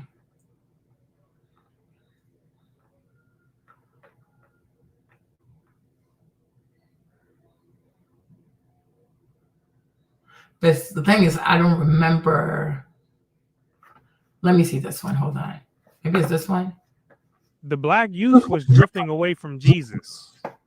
1930s Chicago is the scene. Was it too late? If not, what was to be done? We'll find out right now as we continue our studies from the 1945 book, Black Metropolis, Let me see. by Dr. St. Clair Drake and Horace Caton. Unity. Pastors of the larger mass churches are less erudite in their formulation of the problem and are sometimes very blunt in their statement of what they think the black ghetto needs in the way of social reform. What was the reason the black ghetto needed social reform? Let me see. Because there was a growing problem with the Negro youth. And some ministers spoke bluntly about it. They have a tendency, too, to stress individual salvation as well as social service.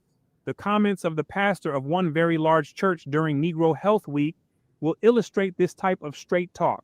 I think it would be a good thing for everyone in this church, visitors, friends, and members alike, to go out and find a child and put him in the Bible study school of this church.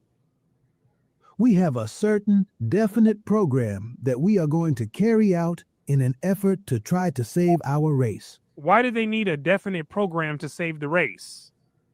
I thought Jesus was supposed to return to do that. They couldn't sit around waiting for something to drop out of the sky. Because if they did, they still would have been waiting almost 100 years later today. They understood that they had to take matters into their own hands. And if possible, use the church as their tool for progress. Sometimes a good talk is better than a sermon. The world is laughing at us. Do you know that venereal diseases are eating us up? That a very large percentage of syphilis and gonorrhea is found among our little children of 5, 6, and 10 years old? This is beyond wild. Now, I don't know how widespread this was, but just one of these cases is too much. In some of these cases, these may have been passed on through birth, but most of these were from force and abuse. And that's a reality that's just too heavy to brush off.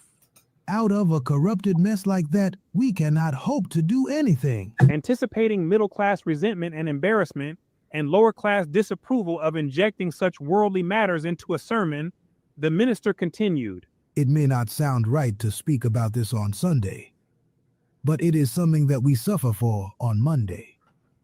Unless the Negro churches will get busy and help to save them, you, as a race, are damned forever. That's something they would have to do as humans, or their children would have to pay the penalty. He's basically saying that if Negroes didn't step up, the cycle. Hold on, you guys, hold on. I don't remember which video it was. Studying from the 1945 book Black Metropolis by Dr. St. Clair Drake and Horace Caton. Integrity. Yet the ambitious Negroes are unable to keep their communities middle class because the black ghetto is too small to accommodate its population, and the less well-to-do must filter into these best areas. This was around the 1930s to 40s, when blacks in Chicago were mostly confined to one section of town.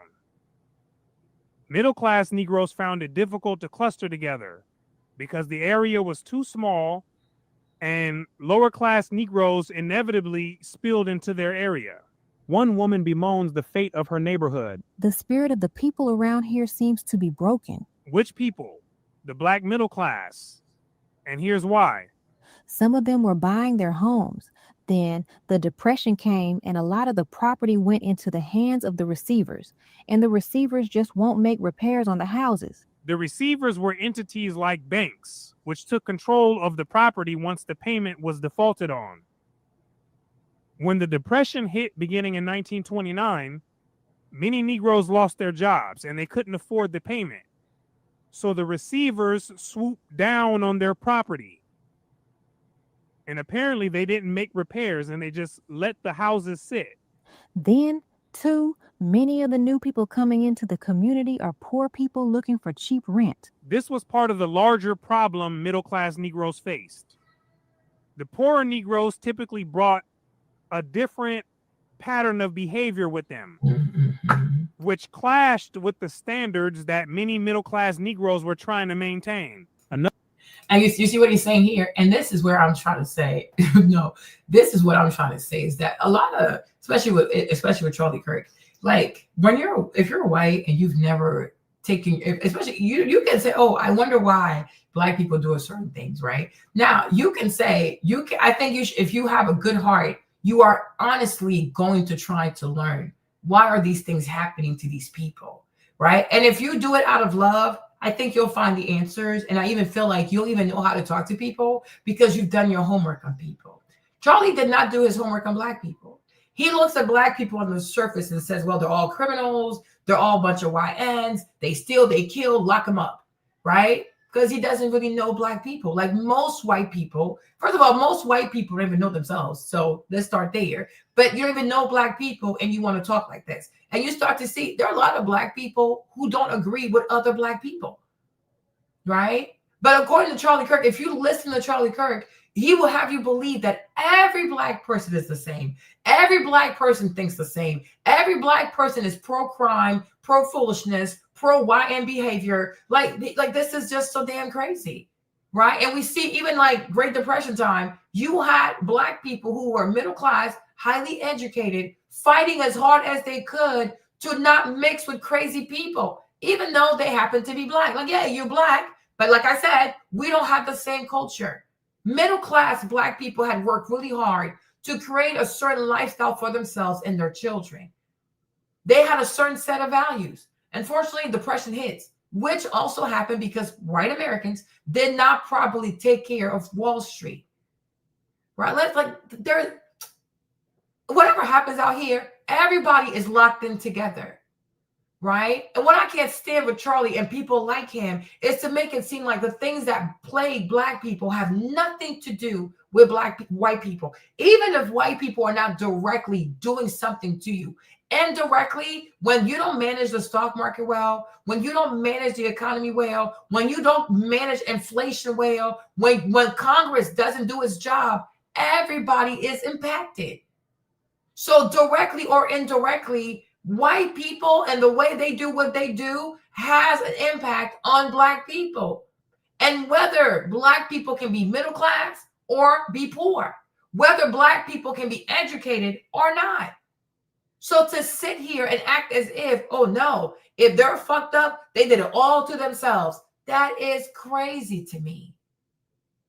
And once again, if you claim to be a Christian and you don't have a level of accountability, that's crazy.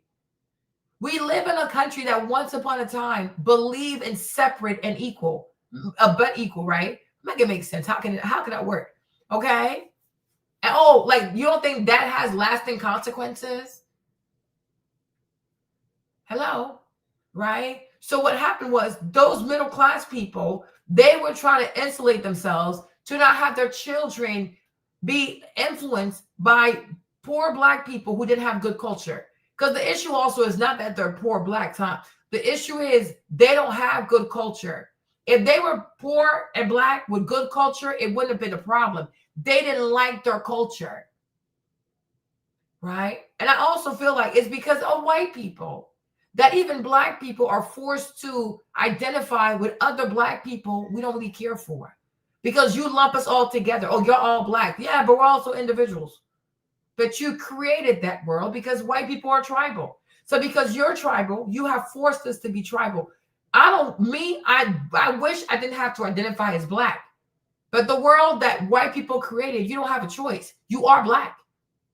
You don't even get to be an individual. So now when you're Black, because of my skin color, I'm forced to identify with people I don't even have the same values as. We don't have the same values. I don't value what you value. You know what I'm saying? So now, exactly. And that fucked us up. So you also got to take accountability. Like, you know what? We also we steered these people in the wrong direction. And now here are the consequences. And then white folks say, well, figure that out. How? You put people in a hole. You at least got to throw a rope in there or a few ropes in there to try to help them to get out. No, figure it out by yourself. And I'm like, that is unfair. And that also is not Christian-like. Because this thing didn't happen on its own. You played a part in it. So at least if you know that you put these people in this big ass hole, throw a few ropes in there and try to scream, this is how you get out. Grab the rope. Grab the rope. Right? Got to grab the damn rope. Like, grab the rope. No, nope. Well, fucked up, huh? I don't know how you're going to get out of there. That's some fucked up shit. Right? I'm like, that shit fucked up. Like, it's really, really mean. Another woman describes her fears of what will happen to the house next door. I hear that the people who are buying the place are going to cut it up into kitchenettes. Which was the poor man's version of a multi-family unit. Taking one house and creating sections within it so different families could live there. This will be terrible. Yeah. But what can we do? I wish that we could petition and protest against their making kitchenettes here. Those kitchenettes were signs that the lower class Negroes were coming to town. Let's pan out a bit and get an eagle's view. Middle class Blacks not wanting affordable kitchenettes to attract poorer Blacks in their neighborhood is very similar to a later era with whites promoting single-family homes over multi-unit buildings. especially in the suburbs. When race later became harder to use as a direct tool of discrimination, they looked for correlations like income that could be used as a mask. I hope you understand what he's saying, right? What he's saying is, had America been a country that was low-key, like for real, colorblind, where it's all about the individual and you, whatever, if, like I say, pull yourself up by your bootstraps. And so if you work hard, you should be able to have the life that you want. You should be able to live where you want. There were a lot of Black people, middle-class Black people, who wanted nothing to do with these poor Black people and their bad culture. But because white people were racist, they made it hard for classy Black people to get the fuck away from these poor, goofy-ass Black people. You see? So now you're stuck here because you're Black. It's like white people made this bullshit, like they created this bullshit. Because if you didn't have racism, people who work hard should be able to go live where they can afford. But white people say, no, you're Black. Yes, you work hard. Technically, American ideals are, if you work hard, you should have what you want. You should buy what you want, live where you want, go to school where you can afford. That's what it really means to be an American. But even once again, white Americans were not being, I guess, like, yeah, they were, what? How do I say it? They were not moving in good faith because they're racist. So now you're putting a ceiling on a certain people because they happen to be Black. Instead of saying, hey, like the same thing they say they want. They don't want Black people who want reparations. They don't want Black people who want a handout. They want Black people who do for self. They don't want Black people who lean on the government. Those Black people existed. But you destroyed those Black people because you couldn't see past their skin color. Because technically, if these white people had been people who actually believe in the Constitution, like, yeah, you worked hard, you make money, got a great education, yeah, come live here. Because we want people who have shared values, right? It always should have been about shared values, but unfortunately, white Americans are racist. They don't move off of shared values. They move off of tribalism. If you're Black, you stay with Black people. If you're white, you stay with white people. Where it should really be, if you have white people and Black people who have the same shared values, they should live together because y'all got the same fucking culture, right? Because I'm sure even like rich white people don't like poor, uneducated white people. There you go.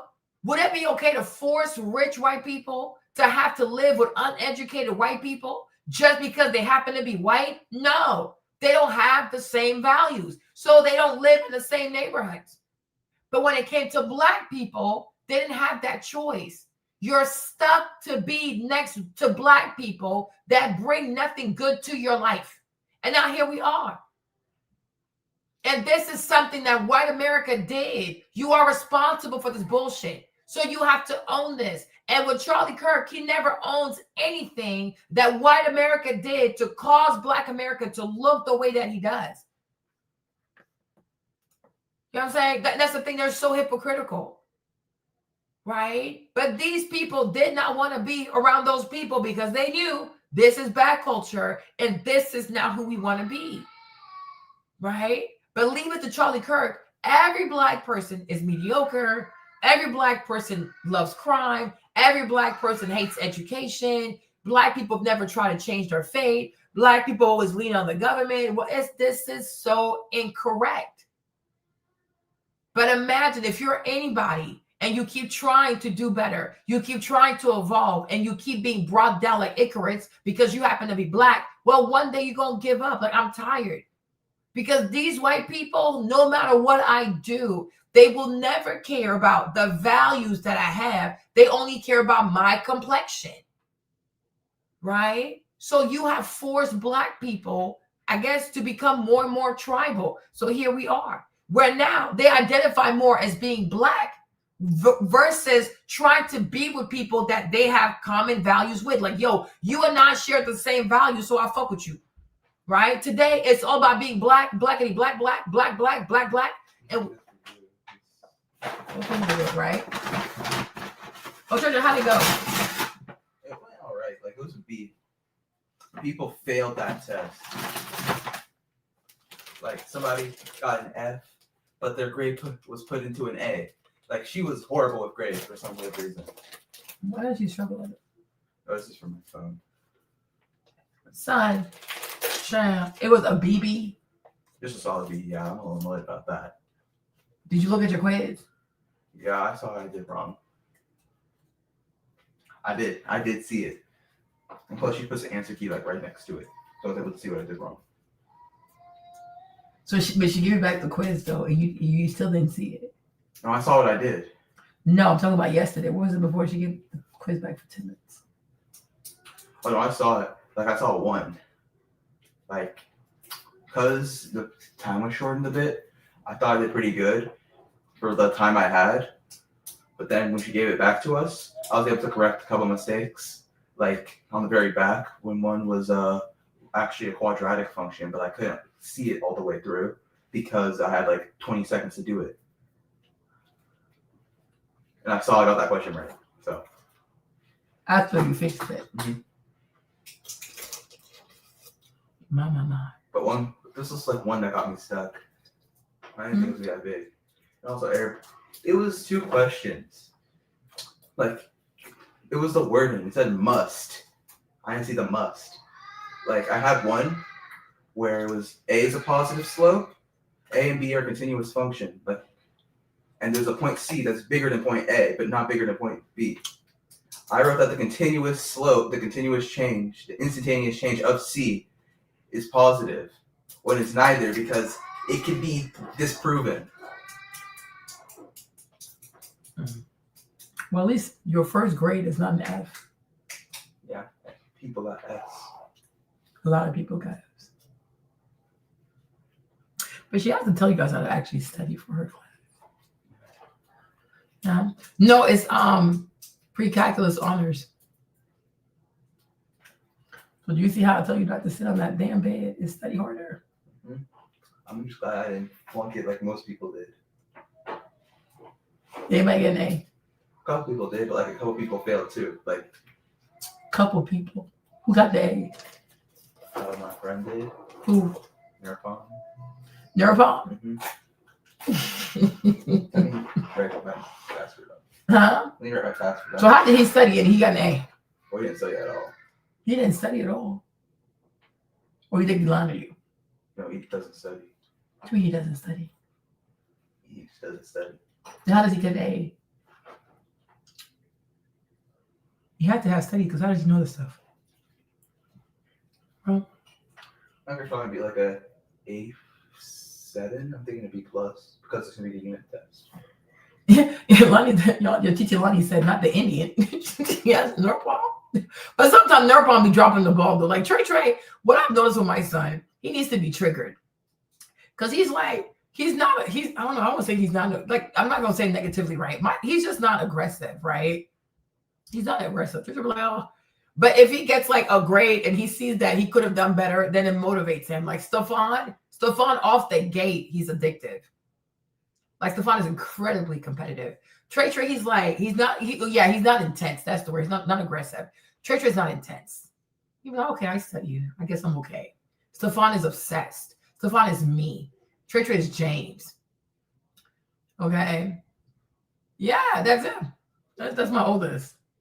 Because I was like, yeah. Because I put a lot of pressure to him. I'm like, y'all need to study. These honest classes are hard. But at least you gotta be. It's a quiz. Okay, we'll see how that goes. This is not the Indian. Yeah, Nerpon. That's his friend. I'm like, how Nerpon get an A? I'm like, who got the A? Who got the A? Tell me, son. What do I mean? Blacks made less money than whites. Single family homes cost more to build than multi-family units. Yeah. So they built more single family homes to keep blacks out of the area. Mm-hmm. That was the game. That's how they could continue to discriminate based on race without openly calling it that. Mm-hmm. So what the lady here wants to do is similar in nature, but different in degree. She wanted to ban those kitchenettes so the lower class Negroes could not enter the neighborhood. Kitchenettes usually bring a lower class of people into the neighborhood. That's why she wanted them banned. Just like multifamily units, which made it more affordable for blacks in general to move into a neighborhood, which is why whites wanted them banned. You see? Same thinking, different setting. Now let's move on. When a common laborer or a relief client tried to get in the project, he was attempting to take the first step toward living middle class. According to the authors, the project used to be the dream of respectable lower class members. It had a long waiting list and was viewed as a step into the lower middle class. Now, obviously, it didn't remain this way, but apparently this was how it began in Chicago. Those who got in had gone one rung up the ladder or climbed just a bit higher out of the poverty pit.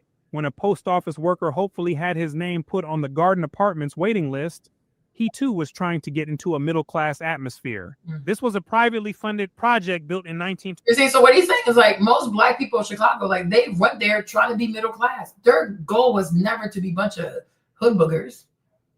But racism and all the laws that came with racism made it really hard for people to do what most white conservatives, they say they want to see out of black people. You don't ask for handouts. You don't ask for this. They don't want to have handouts. They want it to be middle class. But you get to a certain point, you can't go past that point because you happen to be black. I think that, and I think after that, people just get depressed. They give up. They lose hope. They're like, okay, fuck it. I might as well be ratchet then. Okay. 27. The government-funded project was the Ida B. Wells homes built in 1938. Here are two extremes of occupation and income level.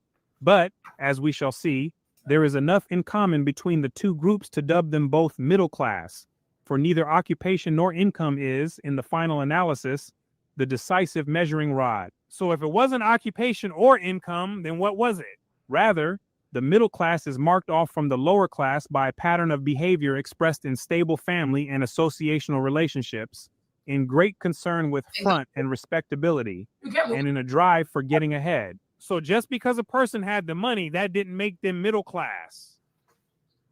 Maybe in income only, but not overall. Because a person could make a lot of money and still have character and values that most would consider lower class. Yeah. Like a lot of rappers and entertainers today. Yeah, the ratchet. So the Negro middle class back in the day required a person to have more than just money. You okay? You needed a stable family, the ability to put on a good public front, and ambition to keep going forward. Okay. Y'all heard this? And you listen to Charlie Kirk, you would think he's crazy. Okay. Then that's what I'm saying. He was just a grifter and that shit went wrong. He's just a troll, right?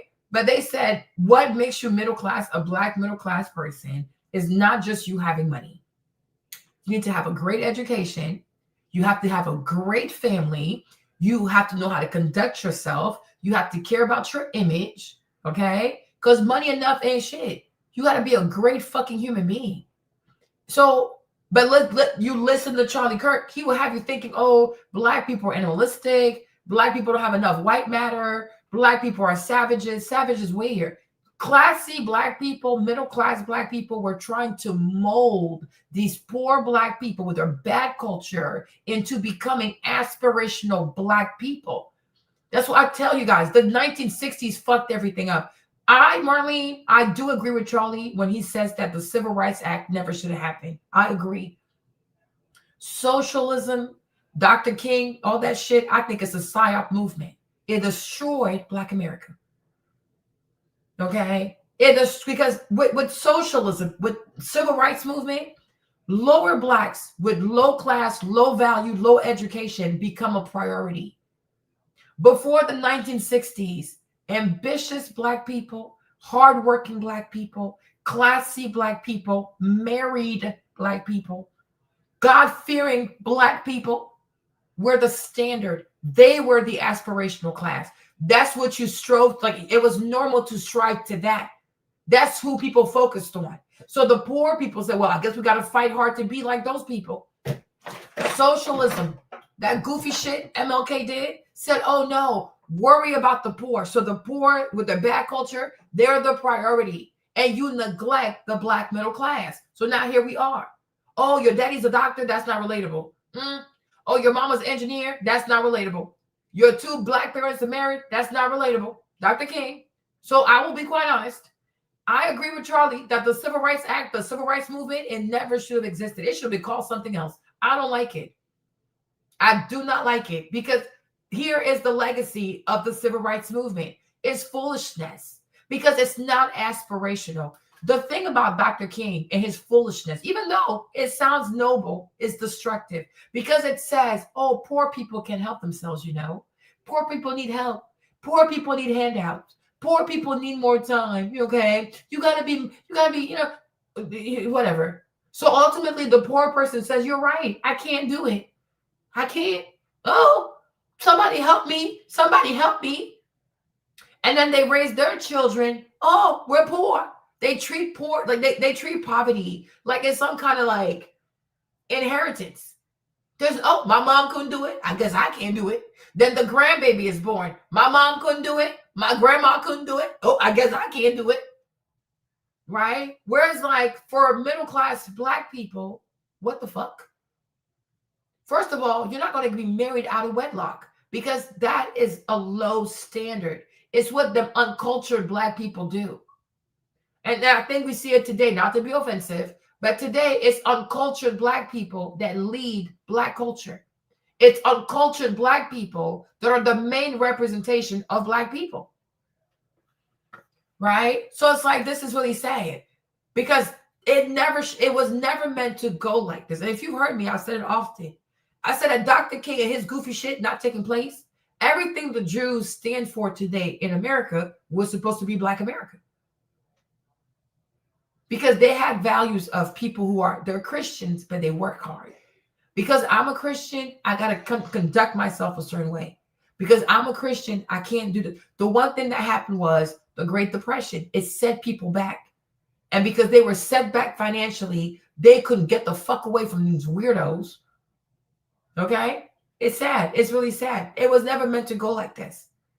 Then Dr. King comes. He's like, oh, well, fuck wealthy black people. Fuck ambitious black people. We need to worry about the black people who can't do for self because the Bible says, go sit down somewhere. Okay? So it's like, it's really, really sad. Exactly. There you go. Like Lonnie said, if it weren't for ghetto black people, Charlie Kirk wouldn't have become a multimillionaire. He should be grateful because he would have worked at a factory. Yes. Because what he really focuses on are uneducated, low-class black people, right? Educated, classy, middle-class black people don't act like these people. It's weird. It's really weird. Even when you see the content of Black fatigue, it's usually uneducated black people. They fight on the cruise. They line up for wigs. They do all kinds of weird shit. It's uneducated black people. It's low-class black people. You'll never see me do that kind of shit. Right? I will never fight, jump, whatever, for a wig. I'm not doing that. Okay? But the sad part is, like I said, in America, because white people are tribal, they force you to identify with your complexion versus identifying with people with common values. Right? Like Thomas is white. Does it really matter? Right? Because when we talk, we agree. So like, yeah, we share common values. Like, this is how people should conduct themselves. So the way it should go, if we share the same values, we should all be friends. If we don't, stay away from me.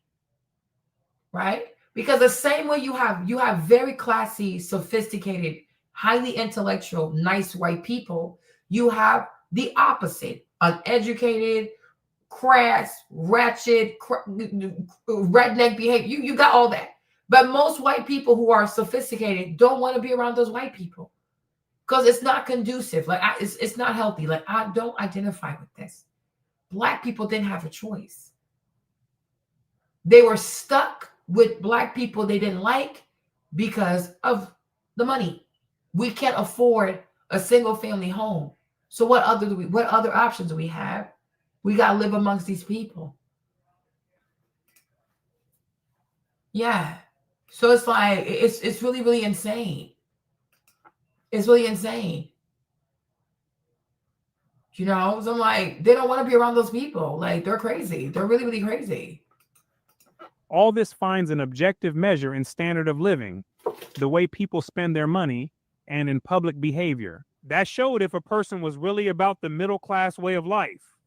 To be poor but middle class, a person must repudiate the pattern of behavior described in chapter 20, which was gambling, chaotic behavior, excessive loudness in public. You see, middle class people did not lack. You see, I can tell you this. Middle class Black people do not like loud behavior. You see what I tell you? These people are too loud. These Black women are too loud. It is ghetto. It's low class behavior. But today, because uncultured Black people make up the cultural identity of Black people, they think every Black woman is loud. No, unsophisticated, uncultured Black women are loud. They're uneducated. But unfortunately, they have made being uneducated, ratchet, what it means to be Black in America. No, this is what it means to be low class and Black in America. You can't gamble, chaotic behavior, excessive loudness in public. I told you, money whispers. Money whispers, right? And even these people too, these very affluent, hardworking, middle-class Black people, today, they will be considered anti-Black. Because today being Black is you gamble, you do drugs, you do crime, you're loud, you fight, you're promiscuous. No, this is uncultured behavior. This is how savages behave. Okay? So, there you go. All right? This is crazy behavior. Loose sexual behavior and others. There you go. Now, the beautiful thing about humans is that they can drop and pick up habits anytime they desire. Exactly.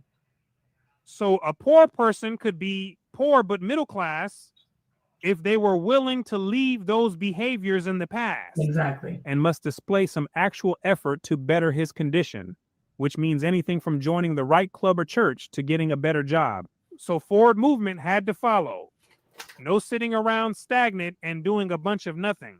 Given a common interest in getting ahead and living respectable, the middle class is... You can't sit around and do nothing. So I said, go get you a job. Go do something. You can't be on the phone for 45 minutes walking through somebody's neighborhood. Something bad's going to happen. I remember like when I was living in New Orleans too, you'll see all kinds of Black people outside playing checkers all day. Don't want to work. You see? Poor Black behavior. Uneducated Black behavior. Bad culture. You can't be outside playing checkers all day. Play checkers all day. They sit on the porch. They talk all day. Sit on the steps. They talk all day. You see? And middle-class Black people did not want to be around those people. Right? There you go. But Charlie Kirk, he doesn't explain that to his people because he didn't do his research. For him, he looks at Black people, which are what he sees with the mainstream media, right? The mainstream Black identity, which is usually low-class Black people, low-class Black culture. I said what I said, right? He's like, oh, here they are. It's like, no. These are uneducated Black people. That's why they behave like this. It's not even because they're Black. They're just uneducated and don't want to do better, right? Because you have whites who act like that. Yes, because this is redneck behavior. Okay? I think he'll get to it. Subdivided by effective income and, to a lesser extent, by occupation and education. So once a person was in the class, then income became an additional divider. They all shared the same baseline interest of getting ahead and respectability. But income still created levels within the middle class. Near the top are the upper middles, oriented toward the upper class and very conscious of the big shots above them. Within the upper middle class are many persons who are anxious to strengthen their ties with the people above them, or to so train their children as to push them into that set. That's part of the getting ahead we mentioned. Yep. At the other end are the people socially and financially much closer to the lower class, which must have been a tough spot to be in. Life for these becomes a constant struggle to keep from falling back and to maintain a middle class standard of living and conduct against the pressure of the lower class world. The dominant energy is always applying pressure in a given environment. The lower class world seeks to produce lower class people. Anyone living in that environment and attempting to become anything other than that has nothing short of an uphill battle in front of them. This was the issue many middle-class Negroes faced by being cooped up with lots of lower-class blacks. Think about that. And let's move on. Established upper-middle-class families with an assured income are able to make long-range plans for their children. They've got the money, and they take serious the responsibility of raising children. So not only could they make long-range plans in their imagination, they also had the financial means to make it a reality. To the parents of children like these, education often means more than formal schooling, and this mother was already making plans for sending her daughter to a summer camp to broaden her out and teach her how to get along with other children of her age. This same mother was a little worried about Junior, her 9-year-old son, because he didn't seem to be learning as fast as he ought to. It would have to be summer school for him rather than camp. She was ashamed of not having a bright boy. I was talking with a lady the other day who had to send her son to summer school. I didn't tell her, but I had a shaky feeling that my son will have to go this summer. The children are closely supervised, have time for practicing music and for studying. Junior is also being taught that even though he is a boy, he has to help with the dishes. Get your behind in there and wash them dishes. You see? You see? And nobody talks about that, right? No, it's a real thing. Middle-class Black people, they have money, they have standards, they have plans for their children, they had summer programs for their children, they had moms who would supervise their kids. They didn't feel oppressed. And also, they were not feminist. There you go. But who introduced that shit to Black people? Also, white women. Ratchet ass, unattractive ass, white lesbians. Right? There you go. Feminism was introduced to Black people by these unattractive, right, white lesbians. Okay? But these women were not feminist. Oh, what you mean? I have to give up on my dreams and supervise my kids? What about my career? What about my career? Her career was making sure that her kids were successful. Okay?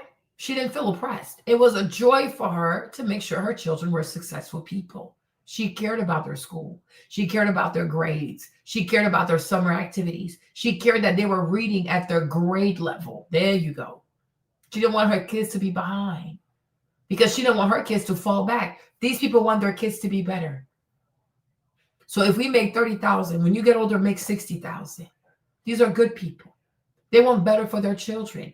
Let Charlie Kirk tell it. He'll think every Black woman forsakes her children. We're not all the same. I'm sorry. Not all the same, right? You have low value Black people and you have high value Black people. We're not all the same.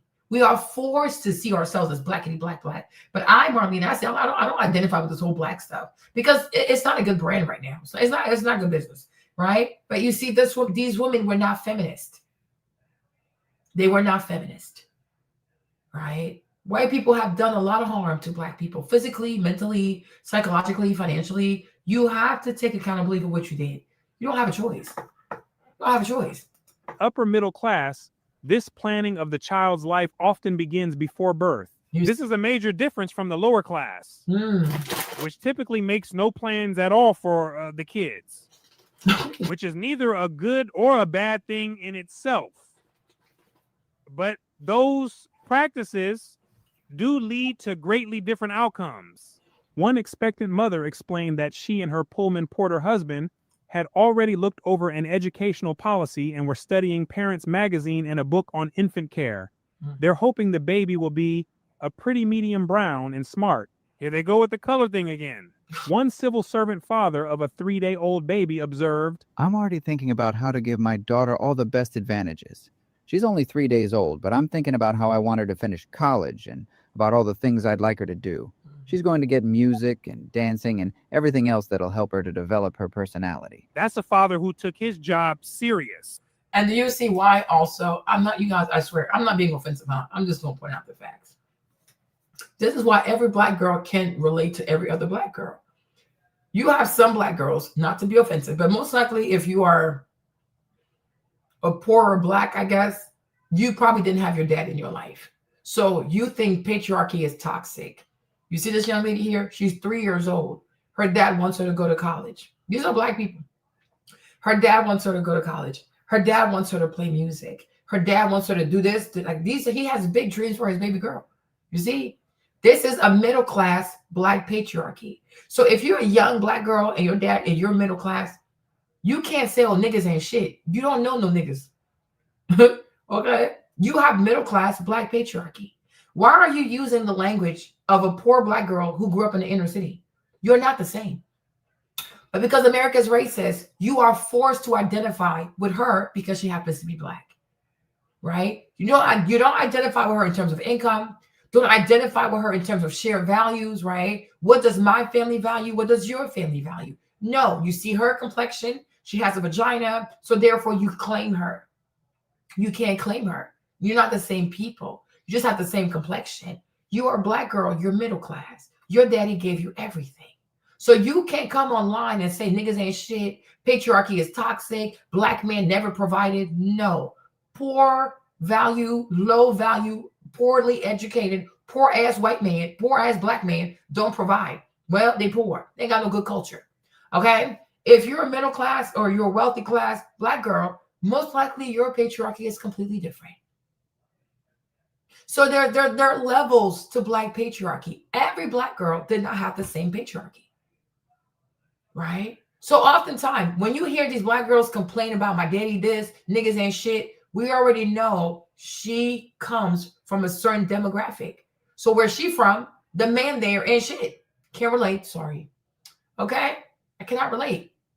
And this is why also you will often find that black girls who are usually middle class and up, I mean, now it's a little bit ratchet, but before, because her dad was a middle class man, he was great patriarchy, it was a lot easier for such a young lady to know how to have relationships with men that are kind of like her dad. So she's going to find a husband just like her dad. He makes money like her dad. He has the same set of values as her daddy. And marriage is a lot easier for her. And marriage is also easier for her because she understands those kinds of men because her daddy is one.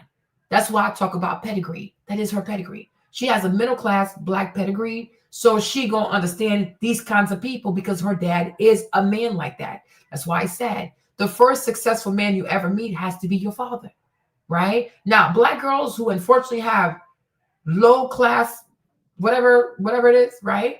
They don't have healthy patriarchy. They have absent patriarchy. So these young ladies, it's a lot harder for them to find a husband and also find a successful husband because they never met one. Okay? Because the first wealthy man, successful man you meet has to be your daddy. She don't have the pedigree of a young lady who has great patriarchy. She has bad patriarchy. Make sense? And this is what Marlene, with my black ass, you don't hear me bash black men. I can't relate because I have not encountered bad patriarchy, right? Because I've never been poor. Not to be offensive, right? So you understand that a poor black girl, she gonna have a certain outlook on life. A middle class, wealthy black girl, she gonna have a different outlook, and it's okay. The problem is today, you have to agree with the way poor black people see the world. And I say, hell to the nah. You're poor. You've never been successful. Why would I agree with the way that you see the world? You see the world through the lens of a loser. You are a losing class. And I mean, I'm gonna get to the bottom of this, right? These are losers. To these middle class black people, these poor black folks is a bunch of losers. And if we're not careful, they're gonna drag us the fuck down. So they don't want to deal with these people, right? Today, what we do, we walk on eggshells around black people who are losers. That's the problem, right? That is the problem.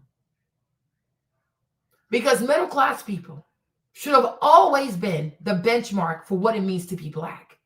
Today, hood people are the benchmark for what it means to be black. And the bar is low as fuck. The bar is fucking low. That's why I say today, not because you don't like black people, but because black people have decided to make low value people the benchmark. You have to stay away if you want to be successful. Right? And it's funny how it's 2025. The same thing I'm saying, they were saying in the 1930s, stay away from me. I don't like your culture. Today, the mainstream black culture is a culture of failure. you attach yourself to this, you're going to have a bunch of babies out of wedlock. You will never get married. You will be loud. You will be promiscuous. You see, this is 1930s. The same shit is going on today. So what, like what, 70? Yeah. Almost 100 years. Look, the people don't change. Exactly.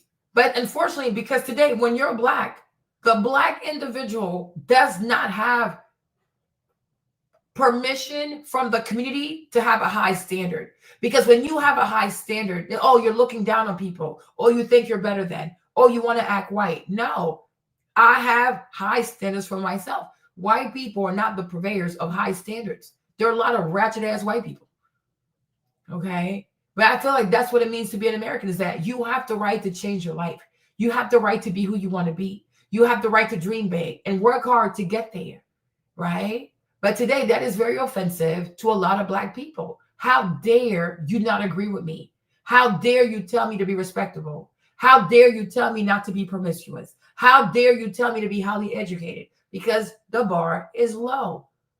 Because the people that have been propped up are people that have low class, low culture, right? So hopefully, I hope you understand what he's saying. You have winners and you have losers. Black middle class were winners. But because they were Black, America was racist, they were forced to live amongst a bunch of losers. And they were afraid that these losers and their bad culture would slowly rub off on their children and destroy everything they worked hard to build for themselves. And they were right. They were absolutely right. They were correct. They predicted this shit. They were prophetic. They were fucking right. When you work hard and you have a lot to lose, you have to stay away from unproductive people. If you like to study, you like to read, you got to stay away from people who want to play checkers all day, right? If you see value in marriage, you have to stay away from girls who only talk about sex, sleeping with all kinds of men all day, every day. That's their culture.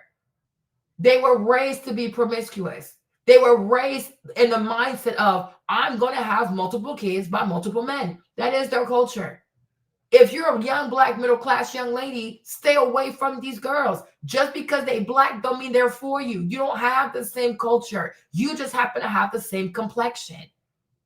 And the only time, like the lady said, the auntie said over here, if I'm going to engage with a lower class Black person, it's going to be a Black person who is willing to turn their back on their goofy ass low class culture. You don't want to gamble. You will not be promiscuous. You're not going to be loud in public, right? You're going to worry about your image. You will be respectable. You're going to go to church. So if you're not willing to walk away from those things, I'm not going to fuck with you. I don't care about your complexion. And you see, these middle-class Black people do not prioritize complexion. This is a new thing now. It's a grift, this whole blackity black shit. They didn't care about the blackity black. They cared about their children, the life they had built for their kids, and making sure that these crazy people had no influence over their children. But unfortunately, they were Black, so they couldn't move out. But if they could have moved out, they would have ran for the hills. I don't want to live around these people. Fuck them being Black. They have bad culture. They have really, really bad culture. I don't want their culture. Okay? So that's that. Nah. They got bad culture. You have to stay away from people who have bad culture. Dr. King said, no, you have to stay there. You have to help them. It's like, no, because by helping them, they're going to rub off on me. And before I know it, now I'm not ambitious. Now I'm promiscuous. Now I want to drink, because these are bad influences. They're bad. Every Black person is not good for you. Every Black person is not a good influence. Okay? That's it. That's that. In this life, you have to be selfish. You have to choose yourself. And you have to walk with people that have a set of values that are going to help you to achieve your dreams. Right? If you are an ambitious Black person, most of the time, your friends will not be Black. And it doesn't really matter. Because if you're ambitious, your main goal should be, my friends also have to be ambitious. They could be Black, they could be Asian, South Asian, white, Latino. It doesn't matter. Because complexion is not the goal. Achieving your goals is the goal. So if you're ambitious, your friends have to be ambitious. That's it. But no matter what, ambitious, unambitious, Black people feel as though, oh, I got to be around Black people. Why? Why?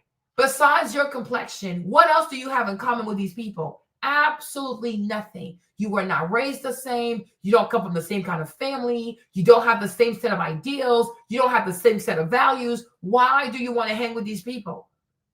Oh, because they Black. Well, you're going to fucking fail. That's it. It's not that hard. You see, parenting is a skill. Yep.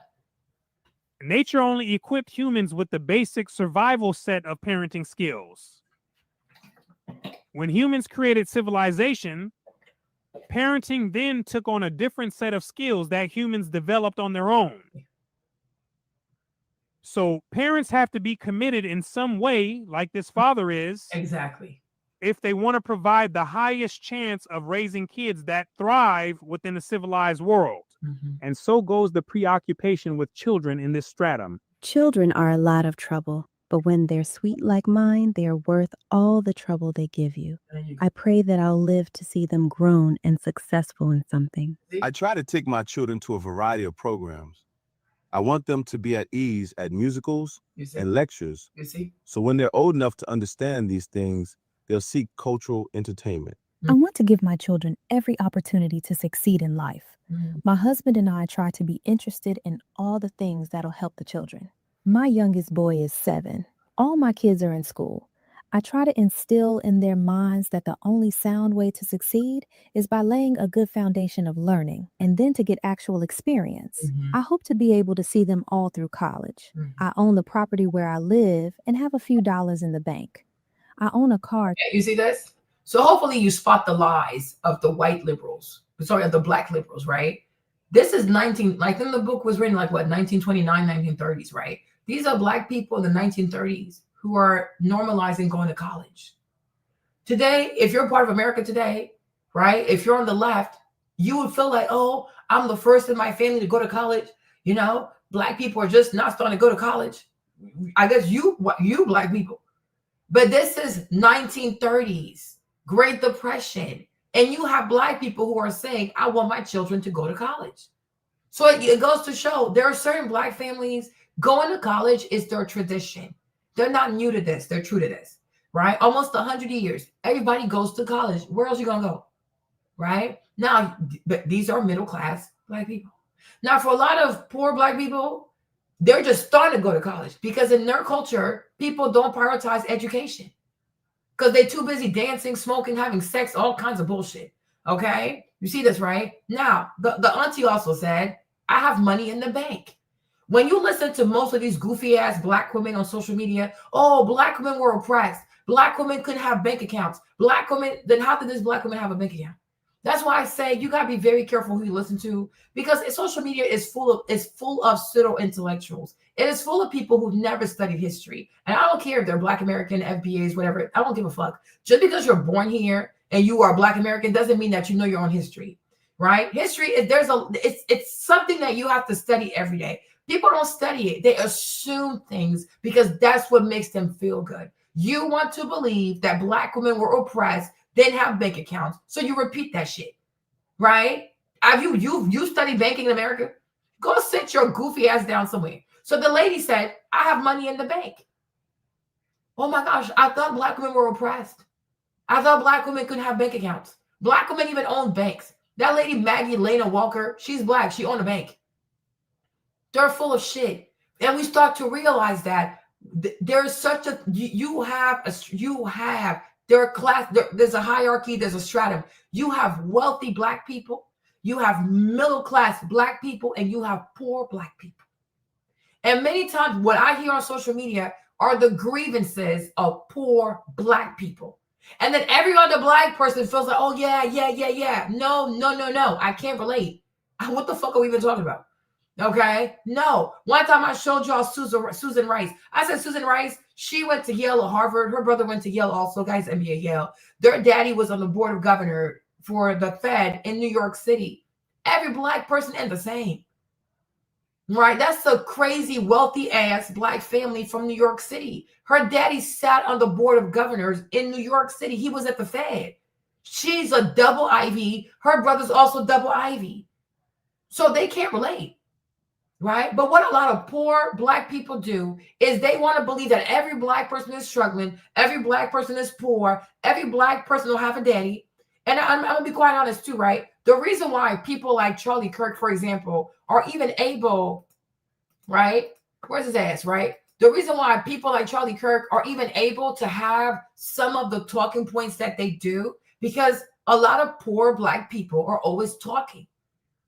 Right? A lot of middle class and affluent Black people don't talk a lot because, first of all, they're going to get attacked by Black people because they're going to be called, oh, you're not a real Black, or your success is not relatable, or you're trying to act white. So, because the thing about these kinds of Black people, they get it from both ends. So, most middle class, affluent Black people don't really talk. It's them poor ass Black people that's always talking. So, they talk about not having a daddy. They talk about being baby mamas. They talk about this. They talk about that. These are the people who give racists like Charlie Kirk their talking points, right? How often do you go on social media and do you hear middle-class Black people converse? They usually don't because they're going to be attacked. How often do you hear affluent, wealthy Black people go on social media and say, hey, like that girl, Becca Bloom, the Chinese girl, you have Black girls whose daddy got that kind of money, but she's not going to do it because it's going to be a problem. Because the only today, especially here in Black America, the only kind of Black wealth that is accepted is the money that comes from drug dealing, money that comes from rapping, money that comes from OnlyFans. Like the only kind of wealthy Black people that are respected are low vibrational wealthy Black people because that is relatable. Crime is relatable. If you are a Black person and you went to Stanford or you have a PhD from Stanford, you have these like patents and shit like that, and you became wealthy because you are a Black intellectual, they're scared of you. Black people are scared of highly intelligent Black people because that requires effort. That requires intention. Anybody can be a rapper. We don't even know what the fuck they're saying, right? Black people like success that doesn't require a lot of effort because that's their culture. Basketball, sports, like anything where you just use your muscle. But as soon as you say use your brain as a muscle, most Black people leave the group chat because that's too much effort. So that's why a lot of affluent middle-class Black people do not come online and converse because it's going to be a problem. But if you're an athlete, if you're a rapper, if you're a TV person, celebrity person, whatever person, OnlyFans person, yeah, they want to hear about your success because it's minimum effort, high rewards. This is what Black people want. And that's why so many Black people want to go into sports. Minimum effort, high reward. If you made it to the NBA, you might make $300 million, right? Because that is the culture. That is the culture of low, whatever, Black people, right? How can I do the least amount of work and get the most amount of money? And those people do love crime culture because with crime culture, all you do is steal from other people. And these are the kinds of people who give Charlie Kirk and the likes of Charlie Kirk their talking point. If you had more middle class and more affluent Black people conversing on social media, they would talk about marriage. They would talk about summer programs. They would talk about being mothers. They would talk about cooking for their kids. These women are not really on social media. Be a Black woman, come outside and say, oh, I have a great husband. See what happens to you. It's not even the racists you have to fear. It's these crazy ass Black hyenas. They will come attack your ass. How dare you say you have a good husband? How dare you say you're not? Because this is what they want to believe. If you're a woman, if you're a married woman, you can still be a single mom. Who even talks like that? Losers. Okay? They have a problem with that. Well, one day he gonna cheat on you. Well, one day he gonna beat you. Well, I don't know. Well, he can always leave. Okay, so therefore it's not worth trying. Make it make sense, right? But a lot of Black women who are married do not feel comfortable talking about being married because they know it triggers the culture, right? Anything that has to do, right? Anything that has to do with a Black woman talking about she loves being married. If you say that you love your kids, they're going to say that, oh, you might be a slave or you lost your purpose. If you say that you enjoy cooking for your children, then, oh, she's a slave. She's a whatever. She's oppressed. This is what they do. So therefore, a lot of Black women who are married and happily married, they keep their mouth shut. They do. They just, oh, let me stay away from these people. So the only people who are really loud and you're just consuming the most bandwidth on the internet are these crazy ass Black people. So then when white people listen to these people, they think every Black person doesn't have a dad. They think every Black person is on welfare. They think every Black person must not be intelligent. Yeah, because these are not intelligent people. I can agree to that. We don't have enough intelligent Black people on social media. We have a lot of unintelligent Black people on social media. We have a lot of pseudo-intellectuals, Black people on social media. We have a lot of Black criminals on social media. We have a lot of promiscuous Black people on social media. Absolutely, because the culture which derives from a poor, low-class, low-value Black culture prioritizes this bullshit. They love to gamble. They love to play dice. They all them devilish shit they learn from these rednecks. This is what they do. It's a low-class culture. And when you're Black and you speak against it, you're anti-Black. No, I'm anti-redneck culture. This is a redneck. It's a Southern redneck, trashy-ass culture. It's a trashy-ass culture. We got to get rid of this culture. It's a bad culture.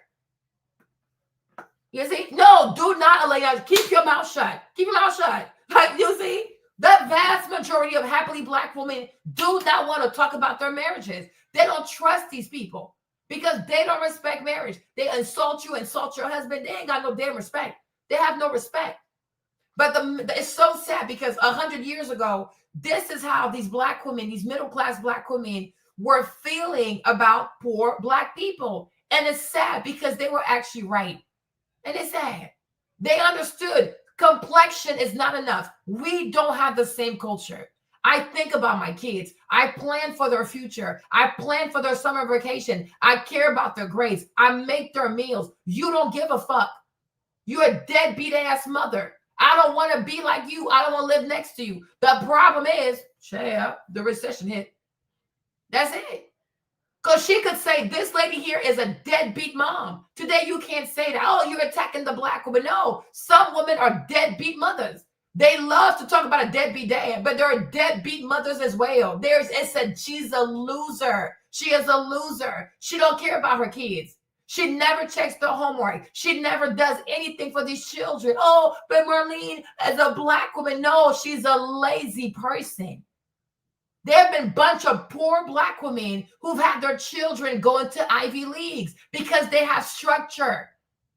Being poor doesn't mean that you are not steadfast about your children's education. These are children. How come you can't keep up with their grades? What the fuck are you doing? All she does is have sex with a bunch of men. That's all she cares about. Who can I have sex with? Who can I have sex with? Okay. What is she saying? What did she say? I didn't see what she said. But y'all don't even know y'all. She's new here. I've never seen her before. Okay. So that's that. But you see how, and this is the thing they don't want to say. Many middle-class Black women have bank accounts. Stop saying this bullshit. Do you even know how crazy it sounds to say that in America, many Black American women did not have bank accounts? This is not a third world country. Okay. Go sit down somewhere. Your grandma didn't have a bank account. Your mom didn't have a bank account because most likely she had no money anyways. Hello, right? There are a bunch of middle-class Black women. There are a bunch of affluent Black women who have bank accounts. Talk about your people. You don't know the story of every Black person. You only know your story. And in your family, the woman did not have bank accounts because most likely they had no money to put in there anyways. Because what they're also saying is that these poor Black people, because they only care about alcohol, promiscuity, playing games, gambling, they depart with their money because it takes money to play these games. And these games are not an investment. They don't invest their money. They make money, they spend money because usually poor people live for their flesh. How can I get alcohol, smoke cigarettes, go sleep with a prostitute, buy me wigs, buy me this? So their money always goes. Like they don't keep money. Because they're always spending money. They're not producers. They're consumers. They work really hard, so they want to treat themselves by just buying everything. Okay, cool. You want to be poor, right? But they don't want anything to do with these people because they have bad culture. They got bad culture. They have really, really bad culture. Like, what the heck? 2. My greatest ambition is experience children. My youngest boy is 7. All my kids are in school.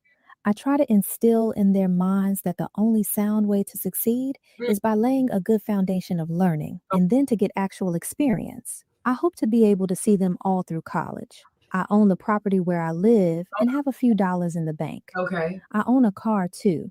My greatest ambition is to see my children come along and keep this cleaning and pressing business of mine going, or else get into something they like better. So you see? So the lady, she has property. She has a car. She has a bank account. She has a business. But on top of that, she still cares about her children's grade. On top of that, she still makes sure they go to college. She's doing the cooking stuff. She's doing the cleaning stuff. She's doing the summer school stuff. You see? So, but listen to these modern women talk today. Most Black women didn't have bank accounts. Most Black women were being oppressed by patriarchy. Most Black women didn't own shit. Most Black women who were feeding their kids were slaves. What are we even talking about? Talk about your people. Talk about your culture. In your culture, that's how it went down. That is your culture. There are a bunch of people that is not their culture. That is not their lived experience. This woman is not a slave. She is married. She enjoys being at home. She's feminine. She's a mother. To her, being a mom, it meant a lot. So she was able to juggle being a wife, being a business owner, being a mother, and doing all of that. And she never felt like she was being oppressed. She never said, oh my gosh, the patriarchy, my husband, oh, I do more. It needs to be 50-50. If I wash a dish, you got to wash the other dish. No, it is a pleasure for her to serve her children. And that's also the mindset of these middle-class, affluent Black women. What I do for my family, it's not a chore. It is not punishment. It is a pleasure for me to feed my children. It's a pleasure for me to be there for my kids. Her priority is her kids. But she's going to be a wife and she's going to be a businesswoman, right? But when you listen to a lot of these conversations, what does it give? Black women oppressed. Black women have no car. Black women are abandoned. The Black men don't provide. No. In a certain socioeconomic stratum, these Black men don't provide. In another stratum, these men do provide. Middle-class Black people are not the same as low-class Black people. They're not the same. And people are forcing these people to see themselves as the same just because they have the same complexion. That is not fucking fair. It's not fair. Some Black people are highly ambitious. Some are not. Cool. But I don't have to relate to you because we have the same complexion. We don't want the same things out of life. So do you see how it's these people who have given the likes of Charlie Kirk his racist talking points because you don't have enough affluent Black people who feel safe to talk about their success. They don't feel safe. They do not feel safe. Recently, maybe a year or 2 years ago, this young Black guy, I think it's like 35, 33. He's a chef in Atlanta. I think he made the worst mistake of telling people how much money he makes, 3 or 5 or 6 million. He bought himself a Lambo, like the Lambo truck. They killed him. You see, they killed him. If you are an affluent Black person and you go around struggling Black people, they get triggered, they're going to kill you. They get triggered, they're going to kill you. Instead of saying, wow, brother, I'm so proud of you. Can you please help me? Can you show me how to start a business? No, they get triggered as if there's not enough money to go around, as if they also can't find their passion and do what they want to do. He loves to cook, so he found a passion. It worked for him. Instead of praising God and saying, wow, I'm so happy for my brother that he believed in himself, where most people would have said, you know what, I love to cook, but can I really make a living out of that? He believed in himself. And I feel like sometimes you have some Black people, it's like they're resentful that another Black person has belief in themselves. God forbid you believe in yourself because they want you to have low self-esteem, be insecure, always doubt yourself. No, he has the right to believe in himself. You don't believe in yourself. You start, you stop. You start, you stop. You're not consistent. You're always distracted. How can you reap the rewards of your gifts if you're always distracted, if you're always complaining, if you're not being consistent? All he did was be consistent. All he did was record himself. All he did was give good customer service. He gave good food to people. So yes, he made $6 million. But you can make the same money. You can even make more, but you have to start. And you cannot be jealous of other people. That is crazy to me. There's enough money to go around. So what you would do is say, wow, I'm so happy for you. That is crazy. How did you do it? Can you help me? Is it okay if I reach out to you, if I have questions? The person might actually help you. Like, yeah, sure. Because usually people love to help people who want to do better, right? No, they killed him. I don't know how you did it. I don't want to learn how you did it. I just don't want to see you anymore. Pop, pop, pop, pop, pop, pop. They killed a young man, 35 years old, gone. Why? Because you got triggered. You got triggered. And people wonder why. Ambitious people don't want nothing to do with unambitious people. Because God forbid my success gonna trigger you, and next thing you know, you want me dead. Why do you want me dead? Why do you want me to die? Because they'd rather be surrounded by a bunch of non-achievers than to be surrounded by people who trigger them to want better for themselves. And I do believe that this was the fear of these middle-class people. You're going to be triggered because I don't want to gamble. I don't want to be promiscuous. I don't want to run the streets. I don't want to do any of that kind of stuff. I don't want to do it. And you're going to be triggered because I don't like your culture. And to this day, people get triggered because you don't like their culture. You don't have a good culture. This culture is not conducive to having a healthy family. This culture is not conducive to being a great mother. This culture is not conducive to being a great wife. This culture is not conducive to being a great husband. There are people who want to be good people. There are many Black people who want to be great wives, great husbands, great business people, great Christians. Like, they really want to be better people. So they got to get the fuck away from you. Okay, they have to stay the fuck away because it's not gonna work. Because the more you see these people strive to do better, the more you're gonna want to hurt these people. And that's why I say on social media, for the most part, you're not going to see a lot of affluent Black people, not the rappers, no, not those people. I'm talking about intellectually.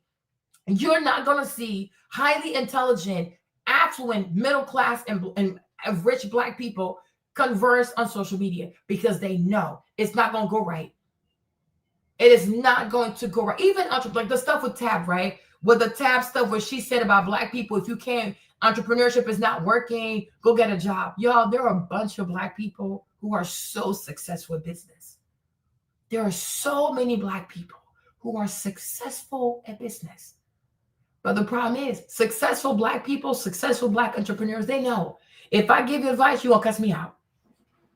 Because that's just how people are just now receptive to intelligent Black people speaking up, right? There are so many Black people. Everything you're currently battling in your business, they know how to fix it. They're like, do this, do that, change this, go like this, go like that. But they know they're not going to listen because nothing triggers a Black person more than a successful Black person. They're going to call you a know-it-all. Oh, you think you better than me? So they just stay quiet. Whereas, like, for example, if you look at like the white arena in business, right? Especially the Jews, you have a young Jewish person who wants to start a business. You know, a lot of Jewish people do business. They like business, right? A lot of Jews do business, right? But if you have a young Jew who needs money for business, they're not just going to ask for the money, but they also want the advice, and they take the advice. And they listen and they apply the advice. So that's why Jewish people are more likely to give to other Jewish people. Because I know not only am I going to give you the money, but you also want my advice. And you're going to listen because you respect the fact that I have done this before you did. You respect the fact that I have tenure in business way more than you do. They respect their successful people. Over here, there is no respect for successful Black entrepreneurs. We only respect celebrities, right? And most of them celebrities is not good people, right? But we don't respect Black intelligentsia. We don't respect highly intelligent Black people. We dishonor intelligent Black people. We insult these people. We mock these people, degrade these people. We don't respect intelligent Black people. When you go around Jewish people, they have a lot of respect for intelligent Jewish people. Oh my gosh, he went to Harvard. Oh, he went to Princeton. Oh, he has this business. Oh, he has this here. There's a lot of respect. Like, damn, you're smart. You're really smart. Over here, no. You're respected if you play sports. You're respected if you're a rapper, entertainer. You're respected if you can sleep with a bunch of women. You are respected if you can have a bunch of kids by different people, right? And I'm like, this is what these people were afraid of. And they were right. They were absolutely right. And that's why when you have high standards, you have to fight as hard as you can to keep your standards high. Don't let anybody, I don't care about the color, the gender, don't let anybody deceive you into bringing down your standards. Because it's not a thing like, oh, my standards are here, I'm going to bring them here. No, they're going to drag your standards all the way down to hell. And that's where you'll be. And before you know it, you won't recognize yourself. You got to be around people who are competitive with themselves first and foremost. Because every day you wake up, you should want to be a better version of yourself than you were yesterday, right? So first of all, they compete with their former selves. That's number one. Number two, they surround themselves with other people who are just as competitive because they want to get better. They don't want to settle. Successful people do not settle. They don't settle for average. They don't have excuses. They're not mediocre. They're consistent. They are consistently good. Every day they get better. They read more. They learn more. They change more. They apologize more. You know what I mean? They gain more self-awareness. And this is how you become the best, right? But these things like these virtues are not celebrated because the Black middle class has been decimated. The Black middle class has been ridiculed, destroyed, demonized. I mean, you name it, right? And today, it's the hood that's glorified. Hood behavior is glorified. Ghetto behavior glorified, right? Stuff that's easy to do. Anybody can do that shit. It's not hard. It's not hard to be ignorant, right? But it's really, really hard to have self-control. It's really hard to become intelligent. It's hard to be a highly, highly intelligent person because you have to work on your mind. It's a muscle. Got to use it. Anybody can use their flesh. Anybody can be emotional. Anybody can be angry. Anybody can be stupid. Anybody can be highly sexual. Anybody can be promiscuous. It's not hard. Self-destruction is not hard. Self-control is hard. Self-restriction is hard, right? A disciplined mind is hard. And I think, like they said, because money don't make you middle class, right? But to me, what I'll also say, between a Black middle class person and a lower class Black person, one difference is the mind. Middle class Black people have a trained mind. Their mind is trained for success, right? When you look at low class Black people, they have an untrained mind. All they do is seek enjoyment, alcohol, like goofy ass, like petty ass enjoyment. Their mind is not trained. Your mind is not trained. Got to train your mind, right? And the more your mind is trained, the more you'll have self-control. And if you can control yourself, you are more likely to be successful. You got to control yourself. But unfortunately, a lot of poor Black people do not want to train their mind. They don't train anything. Behaviors unchecked, emotions unchecked, the way they talk to people unchecked, their work ethic unchecked. And they wonder why. They're always chasing after something. They're always surviving. They don't thrive. You can't thrive because you have yet to control your mind. If you don't control your mind, you're always going to be in survival mode. And that's why a lot of Black people are surviving. They're not thriving. They are surviving because the mind is not trained, right? And it takes years to train the mind. So you see, if you have Black parents who start caring as soon as the baby is 3 days old, even before the baby is born, they're already thinking about how we're going to train this child's mind to feel comfortable around success, to feel comfortable at a museum, to feel comfortable at a symphony, to feel comfortable at a play, to feel comfortable at an Ivy League, to feel comfortable around wealthy people. That baby, when they get to a certain age, they will have way more practice training their mind than other Black people. Because that was the singular focus of the parents. Your mind needs to be trained. Got to train your mind, right? And that's why even when you have inner city kids who become basketball players, many times their careers are not what they could have been because they came from the projects. They don't have a trained mind. They struggle with practice. They struggle with their diet. They struggle with their post-workout rehabilitation, getting along with their trainer. They struggle with that. Compare Michael Jordan, right? Michael Jordan, he didn't come from the hood. Two-parent household. Mom was very involved in his career, But look at how he struck. Like, look, Michael had a training regimen before the games, after the game, during practice. He had a private trainer. He had his own trainer. He told the trainer, you can't train nobody else. Right? Look at how he handled his career. And you see why he's so big? Do you see why he's like a myth, a legend, an icon? Right? Look at Zion Williamson. Look at Zion. $300 million contract. Can't fix his diet. Always having sex with porn stars, sex workers, all kinds of bullshit. Because he trained the body. He didn't train his mind. So when these white people gave him all that money, this boy's out here lost. He's so lost. Sometimes he'll play. He's so fat, he'll rip his shoes apart because he's so damn big. Right? Because that's where he's from. That's his culture. It's a culture of no structure. Michael Jordan, he comes from a middle-class Black family. They have a lot of structure. So that structure, he brought that to his career. He had coaches from the Bulls. He had his own personal coach. He had personal drills that he would do, and he had drills he would do with the team. He didn't play. He was very serious because he wants to win. He wants to be the best. Same thing with Kobe. Kobe's middle class. Even though he chose to be ungrateful towards his parents, that's the way I feel, right? But his parents are not a bunch of goofy ass nobodies. His dad played in the league. Then he went to Italy. They lived in Europe. His mom was in his life. Both parents are married. So now look at Kobe also and how he handled his career, his training, his nutrition, this, and that.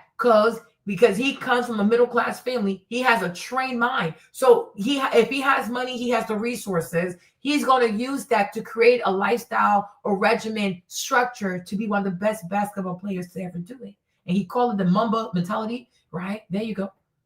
So even in the league, even when it comes to sports, you can see how a Black middle-class child is going to move, and you can see how an inner city from a broken home is going to move. It's not the same. Right? Because they are both physically able, but usually middle-class Black children are better at training their minds. They speak multiple languages.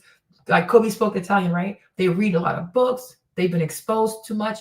Even Kanye, Kanye, I guess his mom was single, but he had a great life too, though, right? But look at Kanye as a rapper compared to other people. Lived in China, lived in Japan. Mom is an English professor. Like, look at Kanye. You know, he's not going to sing, oh, I'm going to kill you when I see you, fucking nigga, fucking. Like, he doesn't sing like that because Kanye knows damn well he's not about that street life. Okay? But look at him. Even though sometimes, you know, I do think Kanye is mentally ill. I do. But so even though sometimes his mind actually fails him, but you can look at Kanye and like, yeah, he's a lot smarter than the average rapper. Kanye is way better at fashion, like all these business deals. He's better than Jay-Z. It's okay to be honest. Right? Because the caliber of mother he had is not the caliber of mother that Jay-Z had. Right? There's a lot of deals that even these linking up with Bernard Arnault and stuff like that, Kanye saw that way before Jay-Z did. Right? Jay-Z just recently started working with Bernard Arnault. But Kanye, from a very long time, like early on, he knew he wanted to work in fashion. He knew he wanted to work in high fashion. And he did his research. Like, what's the one, Salma Hayek, her husband, François Pinault, there you go. Like, at first, he was going to work with Salma Hayek's husband, their family, because they own, like, Balenciaga and stuff like that, Kering Group. Okay, right? But I feel like that kind of fell off, right? There you go. This is Salma Hayek's husband, okay? But they own the Kering Group because once upon a time, the Kering Group was bigger financially than the LVMH Group, right? But he already knew these people. He was talking to these people. Somehow, I think his deal with Kering Group, it fell apart, him and Bernard Pinault, because he got upset. You know, Kanye, he's going to tell you how he feels. The man didn't like it, right? And then he kind of had his eyes set on working with Bernard Arnault, with the LVMH Group also, right? But Kanye always had bigger ideas. But you think about the kind of mom he had, her education, right? How she conducted herself, the stuff that he was exposed to. Like, he grew up in Japan, he grew up in China, he spoke a little bit of Japanese, spoke a little bit of Mandarin. Like, Kanye was exposed to a lot of different things, right? So compared to most rappers, he has a better career. He understood fashion. He understood this. From working with Nike, Reebok, Adidas, whatever, he's one of the best to ever do it. But at one point, people like Jim Jones, another one with an untrained mind, right? They used to make fun of him. Fashion, oh, it's giving gay. Oh, it's giving this. But once they started seeing the success of the Yeezys, started seeing success of the Red October, started seeing the success that Kanye had in fashion, then they all wanted to do fashion as well. Because Kanye is not a follower, he's a trendsetter. But it's a lot easier to have confidence in yourself when as a child you are exposed to a lot. And I think Ms. Donda did an amazing job, you know, exposing Kanye to many things, because this woman, you know, she had a PhD. Like she's a PhD in English, right? PhD in English. She lived abroad, lived in very, very different countries, and she had her son experience different things. So compared to the average Black person, his mind is way more open. You know what I'm saying? He understands a lot, right? But Jay-Z and Beyonce, they just recently started to chase after the Bernard Arnault bag, but Kanye's already there. Without Kanye, Virgil never would have worked for LVMH, right? Without Kanye, Off-White never would have been a successful brand, because Kanye is a visionary. The problem with Kanye is, if sometimes I wish he would have a journal and he would not just say everything that goes through his mind. Like, you just can't do that. You gotta be a business person, right? But the success he had with Adidas, though, like his Yeezy stuff, like if he had kept his mouth shut, for real, Kanye would have been a billionaire. It's not a joke, right? And this is the difference between having middle-class Black parents and having struggling ass Black parents. Every Black child is not the same. And what people want you to believe is that if you're Black, you have to relate with every single Black person. You cannot. Just like a brand. A brand that's for everybody means nothing at all, right? If LVMH is for everyone, it's going to lose its value, okay? If Lululemon is for everybody, it's going to lose its value. And what they're saying to you, what the messaging today is, if you're a Black person, your Black brand has to identify with every Black person. And I say no. You have to know who your target audience is. In this sea of Black people, you need to know who your target audience is, because you can't speak to every Black person. You're not every single Black person. You haven't lived the life of every single Black person. You can only relate to what you are and what you aspire to be, right? So you got to think about your personal brand as a Black person, and you have to say to yourself, who do I cater to? Who do I want to surround myself with? And you will see it's not every Black person is not going to qualify. And I'm not saying be mean and be shameful, but I'm just saying you have the right to protect your brand, right? You have the right to a personal brand. You have the right. And as a Black person, I'm saying don't see yourself as a Black person. See yourself as a brand. What is your brand? And what kind of people would you like to see around you? 5 years from now, what would you like to be? 10 years from now, where would you like to be? It's not money, my love. It's not money. Money doesn't, a lot of people have money and they're ratchet. It's not money. You missed it. It's about values. That's why I keep saying culture. You have people that have money, they do bad things because they don't have good culture. Money don't change a person. Money is just a catalyst, right? No. What I'm talking about is culture. Culture has nothing to do with money. Culture is what you value. What do you value, right? If you value education, that's your culture. If you value partying, drinking, twerking, that's your culture, right? You understand?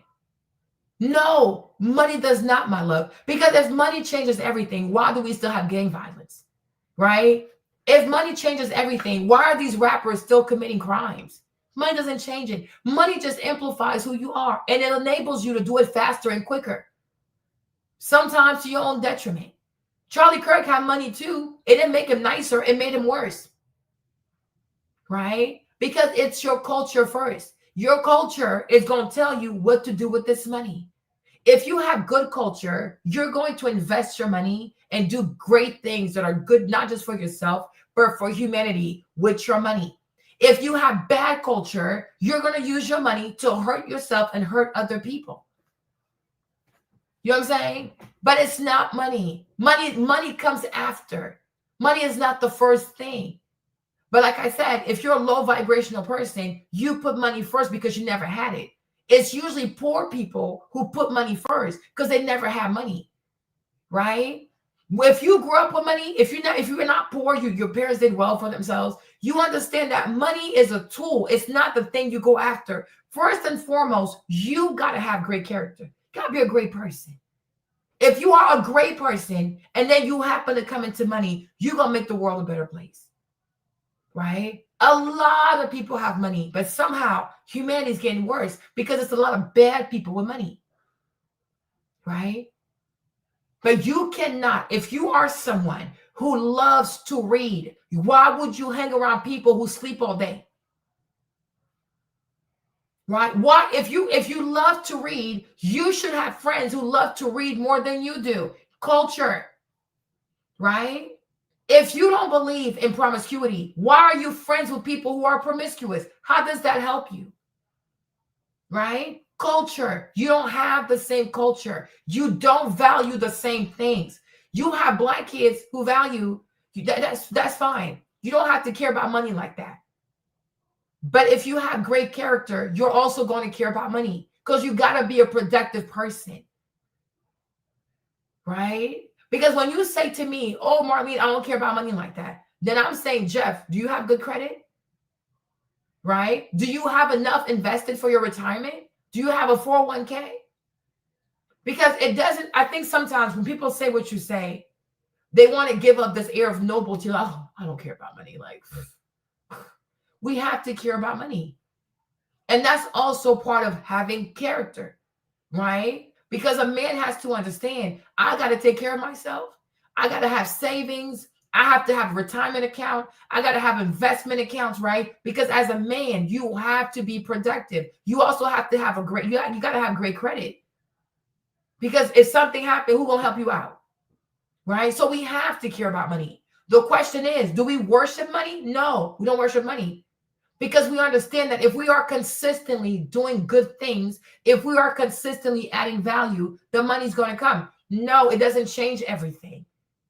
Money changes some things, but it doesn't change everything, right? The key word here is everything. You say money changes everything. I say, no, it does not. Money changes some things, right? But the most impactful thing that you can have is your character. So I hope that makes sense. You have a bunch of rappers with money, and yet the streets are still unsafe. Why is that? Because money don't change everything. But character changes more things than money. We don't even have an attrition of people with lack of money. We have a problem with a shortage of people with good values. We don't have enough people that have good values. That's the problem, right? A lot of people have money.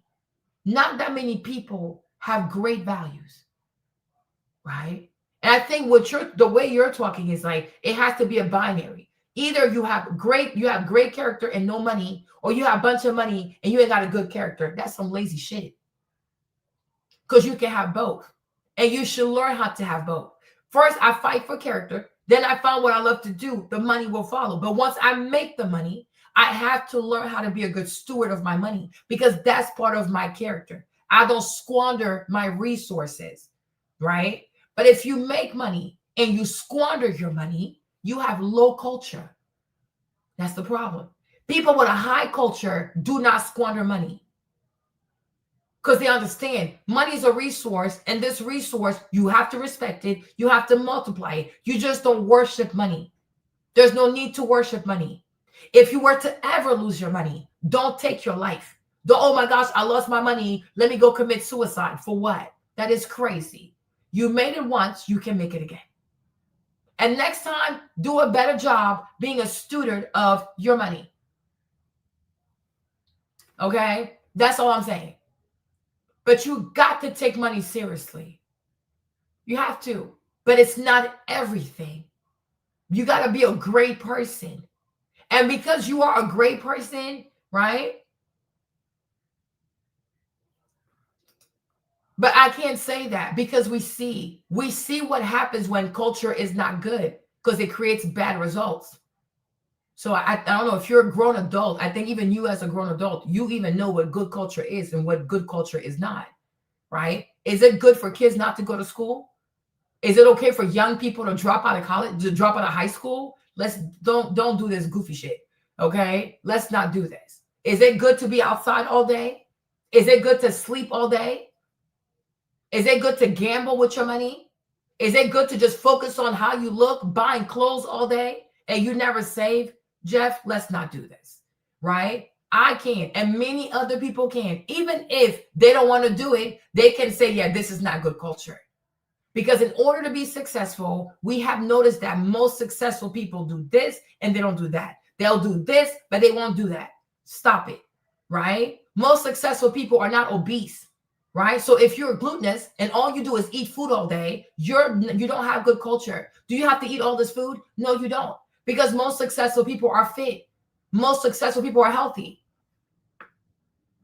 But that's the thing, though. And that's the thing. And that's why, Jeff, not trying to be offensive, you're part of these low-class Black people that they said we must avoid. But if you want to gamble, we'll gamble anyways. That's the thing. The mindset of low-class Black people is rebellion. You are rebellious. When you are asked to do more, you get upset, you get triggered. Why would anybody gamble? There's no need to gamble. Intelligent people do not wait for luck. They work hard, they're consistent, right? Gamble, gamble, gamble. And then what? We saw a basketball player recently get arrested because he gambled in Vegas. He lost $250,000. He didn't pay. The police found him at the airport and they tied him to a chair. They put shackles on him. Gambling has destroyed a lot of lives. There are a lot of people who believe that the reason why Michael Jordan lost his dad was murdered. Yeah, you are low class. You are. That's your mindset. This is the mindset of a low-class person. Don't ever forget, the first time you came on this live, you cussed me out. You didn't even know me. You insulted me. So yes, you have low-class culture. I'm just a forgiving person, right? But the first time you came on my live, you called me all kinds of slow, and you never apologized. That is your culture. You have low-class culture. Now you're telling us you don't care about money, and if you want to gamble, go ahead and gamble. Yes, you have low-class culture. I'm not going to shy away from it, right? But if you were a gentleman, you never would have insulted me. You don't even know me. The first time you saw me, you called me slow. You insulted me. I didn't block you. I ignored you because I knew you had low-class culture. And I'm merciful. I'm very merciful, right? Some days you agree, but then you get triggered, right? It's okay because I got love for you. But in loving you, Jeff, you have low culture. And I do hope that you step it up. You know what I'm saying? Because you got triggered. Because I think a lot of times when somebody hears somebody say, oh, you don't have good culture, it means you're a throwaway. It's up to you. Me, I'm not going to throw you away. But if you don't want to change, I will have to leave you behind. I don't think anybody should be thrown away. I think everybody should be given a chance to do better. But time is of the essence, right? So if after a certain time, Brother Jeff don't want to do better, we got to leave you where you're at, right? I can say, it's possible that when it comes to Jeff, nobody ever told Jeff about how to invest his money, how to multiply his money, how to have better credit. I will always give you the benefit of the doubt because sometimes we just don't know. We don't know what we don't know. But my issue is when you come around, you come around a sister or brother, whatever, and then they're saying certain things. Instead of feeling triggered, you should say, oh, Marlene, you know what? Growing up, I never really cared about money like that. Maybe today I still don't. I would love to. Is there any book you could share for me to read? Are there any podcasts you could share for me to listen to? Because I would love to get better with money, right? We don't know what we don't know, but we have to want to know. And we should not be triggered because somebody says this mindset, you're not going to be successful. With this culture, you're not going to be successful. Last time you were here, we looked at the young lady, how much she ate. Even you agreed that was too much food. A young man says, I'm going to take you out for coffee. Maybe like 300, 400 calories. She said no. She goes to McAllister and she orders like 4,000 calories worth of food. You said, oh, that's crazy. So even you realize that's not good culture because a young woman should not be having 4,000 calories for breakfast. That is ridiculous. You're not going to be successful, right? You're not going to do it. Now, like I said, we don't know what we don't know. But we should say, hey, sis, you know what? Next time, maybe don't eat that shit because it's just too much food. There is no reason for you to have 4,000 calories for your first meal because I know you're not done eating. So if your first meal is 4,000 calories, if you eat 3 meals a day, you're going to eat 12,000 calories by yourself. and you do it every day on repeat, you're like, you know what I'm saying? Like, you know what I'm saying? It's not good. Gambling has caused a lot of harm because people said that Michael Jordan had lots of debt. He didn't want to pay the money. So they went and found his dad and they shot his dad because he didn't want to pay the money. Charles Barkley also had a debt problem, right? Who else had it? Somebody had a gambling problem. Charles Barkley had a gambling problem, right? What's his name? Pop. Oh my gosh, Papoose also. Papoose, he was out here gambling. Papoose has a gambling addiction. This stuff is bad. So for you to say, oh, if you want to gamble, gamble anyways, that's reckless to me. And that's low culture. I will say that because you should know, you as a Black man should know this gambling stuff. If you don't pay these people's money, they might put hands on you. They might come and kill you. They might arrest you. That brother got it, y'all. They put him in a chair. I will show y'all the video. I was so embarrassed. He was in front of his family. The police walked up on him. They're like, okay, since the kids are here, walk with us. So he walked around the corner. They had a chair. The dude is like 7 feet tall. They sat this brother down, y'all. They put chains on him. They put chains on his feet. I said, what the fuck have you done? Because he got himself into a $250,000 gambling debt in Vegas. He thought he could run. The people called the police. Oh my gosh, you guys. Oh my God. I was like, what the fuck is going on? This is so embarrassing. Hold on. NBA player, because you guys see this, Jeff. Arrested for gambling debt. You guys, I couldn't believe this. There you go. You see this? You see, this is an NBA star. You got it was so embarrassing.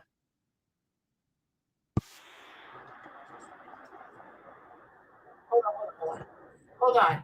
So you can say, even me, like I live. But that's the thing. Just because listen, Jeff, listen.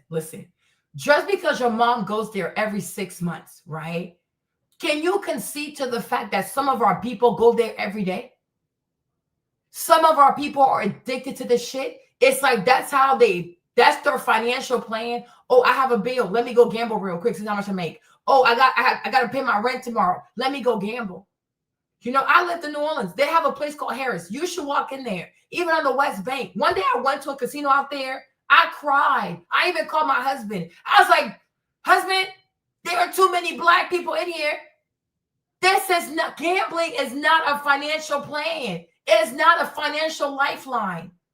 It is not a joke. For some people, it gets addicted, Jeff. It is bad. It is bad. Instead of trying to gamble, why not work on your spending habits? Right? And even if your mom goes there every 6 months, has your mom ever gone to an investment convention? There are better places to go than to a casino. So when you say something like, oh, moderate, everything out of moderation is bad. Okay. So now do you see how this is problematic? Because when you say, well, if you want to gamble, then gamble, what the fuck? Right? You should say, hey, gambling once in a while is not bad, but remember to do it in moderation. That's not what you said. What you said is completely emotional. It's completely impulsive. Like, well, listen, if you want to do it, then do it. What the fuck? Right? But that's not how people should think. That is not how people should think. Don't just do it because you want to do it. Okay? Can you even afford to do it? Right? And also, some people have an addictive personality. They're not going to do it once and stop. Because people always believe, well, maybe if I do it one more time, this is not a financial plan. This is not a financial lifeline. Gambling is so dangerous. It is so addictive. It is so addictive. And it has ruined more people than it has helped Black people.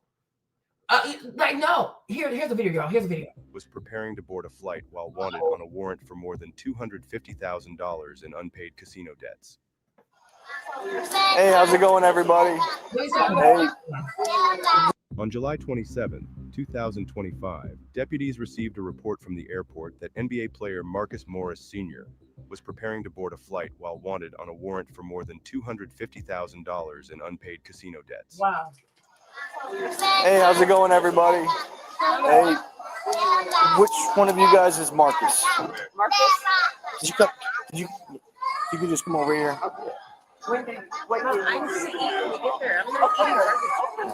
We don't want to make a scene or anything. We just need to. We're gonna have to take you into custody, okay? Well, what's wrong? You had a warrant, but we were. We'll explain, but we don't want to do anything in front of the kids. Does it make sense? Okay, yeah. We're going to treat you with respect. Appreciate that. All right, so we can walk this way. Let's walk this way. We'll get it. You'll have an opportunity. I'm not going there with you. Okay, so just walk with me. Can I explain to my brother what's about to happen? Yeah. We're treating them with respect. So, Marcus, let's walk over here. Yeah, let's go. I got you. We're going to treat you with respect, but we got to do our job, right? I got my kids right here. I got that, and so we don't want to have them see you like that. Does that make sense? Yep. So we're gonna bring you right around the corner over here. So they don't see you going into handcuffs or anything. We still have to yeah. So I still got to confirm the warrant. Okay.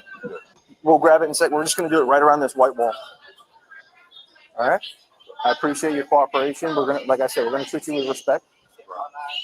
But you do have to go into handcuffs. So my partners are going to use, when we get around this corner, my partners are going to use their handcuffs right here. Go ahead and just face the wall for me. Can we walk up a little further? We're right here. We got to do it right here. Yeah. I'm gonna put 2 cuffs on you, so it's not doing that, and you hurt your shoulders. Oh yeah. I don't even know what the warrant is. We'll be able to explain them more when we get it confirmed. Okay. I'm gonna loosen these 2. All right, we're doing big risks, man. Please do it. Just get them on. I ain't on no criminal shit. No, we're not trying to. We trying to do that. Trust me. No, that's why we had to talk to you, right? Hey, you got another pair? I got shackle. All right. Is Brewer, can you grab the chair? Man, bro, Can you grab the chair over there? I start walking down like God. Well, unfortunately, based off of our policy, we can't walk out. We have to actually have you sit down. Sit down where? In a wheelchair. How am I gonna get my arms back in the wheelchair? Look, hey, this going tight shit on my wrist. God damn, this one he got right here. He's rotating it, so you'll be able to put your hands together. Squat it down. They put shoes on. Behind my back. I'm like, oh my God. You see your here, look. So he's just repositioning it. Cool. There you go. It should be a lot more comfortable. Wheelchair. What the hell? So that's not my decision. That's our new agency policy here at the airport. We're trying to figure out what we even doing. Like, what's going to happen here? I've explained to you, you do have a warrant. We'll be able to go talk to your family and update them. Oh my gosh, you guys went hang on. One more. One more what? Handcuff? Yep. Where? On the feet. Come on, bro. It's the new policy. That's why I'm explaining everything to you, okay? Never said I had to put cuffs on my leg. Oh my Lord. Oh my Lord. I was just waiting about right here. There's no criminal shit. All right. That's fine. It's not fine, bro. We got him in custody. He was with his brother too. He's traveling with the whole family. He's actually down over here on the left, over in a small, like, secluded area. So whenever you're ready to confirm, perfect. He's like in we're just gonna go into this side, and he's like in his own hallway or room. So you ended up getting what you asked for, secluded place. So I believe it's gonna be him. There was no silliness at the gate, but this way I can definitively tell my captain we got the right guy.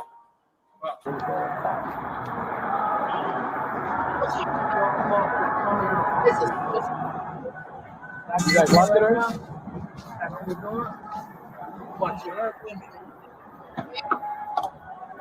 Knees are gonna be uncomfortable. Switch in as much as you can. All right? You good? Hey, give me the preparation. I'll talk to him real quick. You good? Seatbelt? Yeah. No. Hey. You good? Hey, just don't take off yet. Yeah, you never know. But look, they're not going to do nothing stupid in front of the children. If they were going to do something stupid, they would have done it in that moment when we were walking them away. He realizes where's he going at this point. But I'm going to go through each item in the bag on camera. No allegations of me missing or losing anything. Who knows if this stuff's real? Maybe it's worth maybe it's worth more than my salary. You know what I'm saying? I don't think the one with the diamonds is real. I don't think, no, those are each like 3-carat diamonds. Those are big. Those are big. Probably 1.5 carats each, but that's a lot of carats. Who knows? Maybe he spent the money on it. What question? I'm sorry. Yeah, I was explaining to him what's going on. Talk to you over here so I can explain what's going on. Oh, go ahead. Sorry. I'm sorry. All right. So, can't tell you is he's not going to be traveling with you guys today. This is his property. I'm going to go through each item with you that he asked me to give it to you, not to anyone else. You specifically. So on my camera, just so you see it, his wallet, his ID is with us, and one of his debit cards is with us. Okay. All right. Is there a reason why? He wanted to keep it. It's good to have an ID on you and a debit card just in case he does get released or something. He at least has a way to pay for something. Okay. He's keeping his cell phone with him, so when he gets out, he has a contact, and we can pull numbers out of it and write it on the paper for him. Okay. He'll be able to make phone calls. So this is one item. I'll hand it to you one by one, but you can use the bag if you want. Solid. Because he's got some jewelry. I know it's probably expensive. This is one of his rings. This is his big necklace. All right. You would see all of this because he gambled. He lost $250,000. He didn't know how to stop. He didn't know how to stop himself. So I think he felt as though he could just leave. They went and got him at the airport in front of everybody. His brother, the woman are there, the kids are there. But you see how degrading that is? So do not listen to Jeff. Don't just gamble because you want to gamble. That is low-class culture. Okay? Here's another video also. Hold on. Here is another video. Here is Papoose also. Papoose also talked about his gambling addiction. Hold on. You thought it was sweet.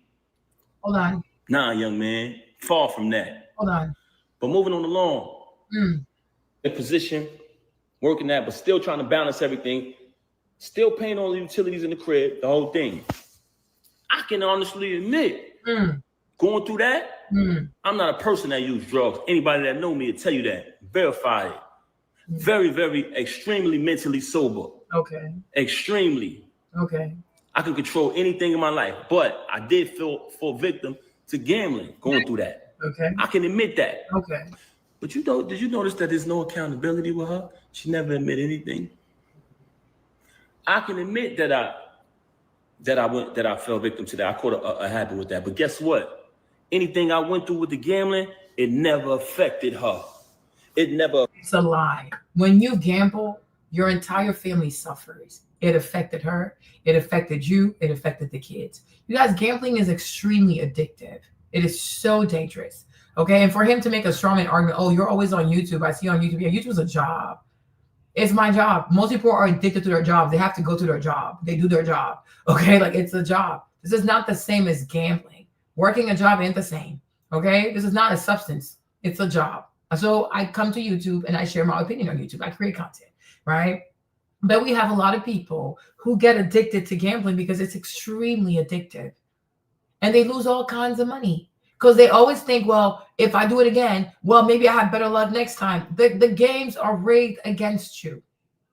Okay? The game is rigged. You're not going to win this. Okay? You're not going to win it. You're going to lose everything.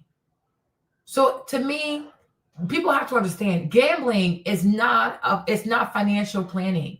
You have to learn to understand money.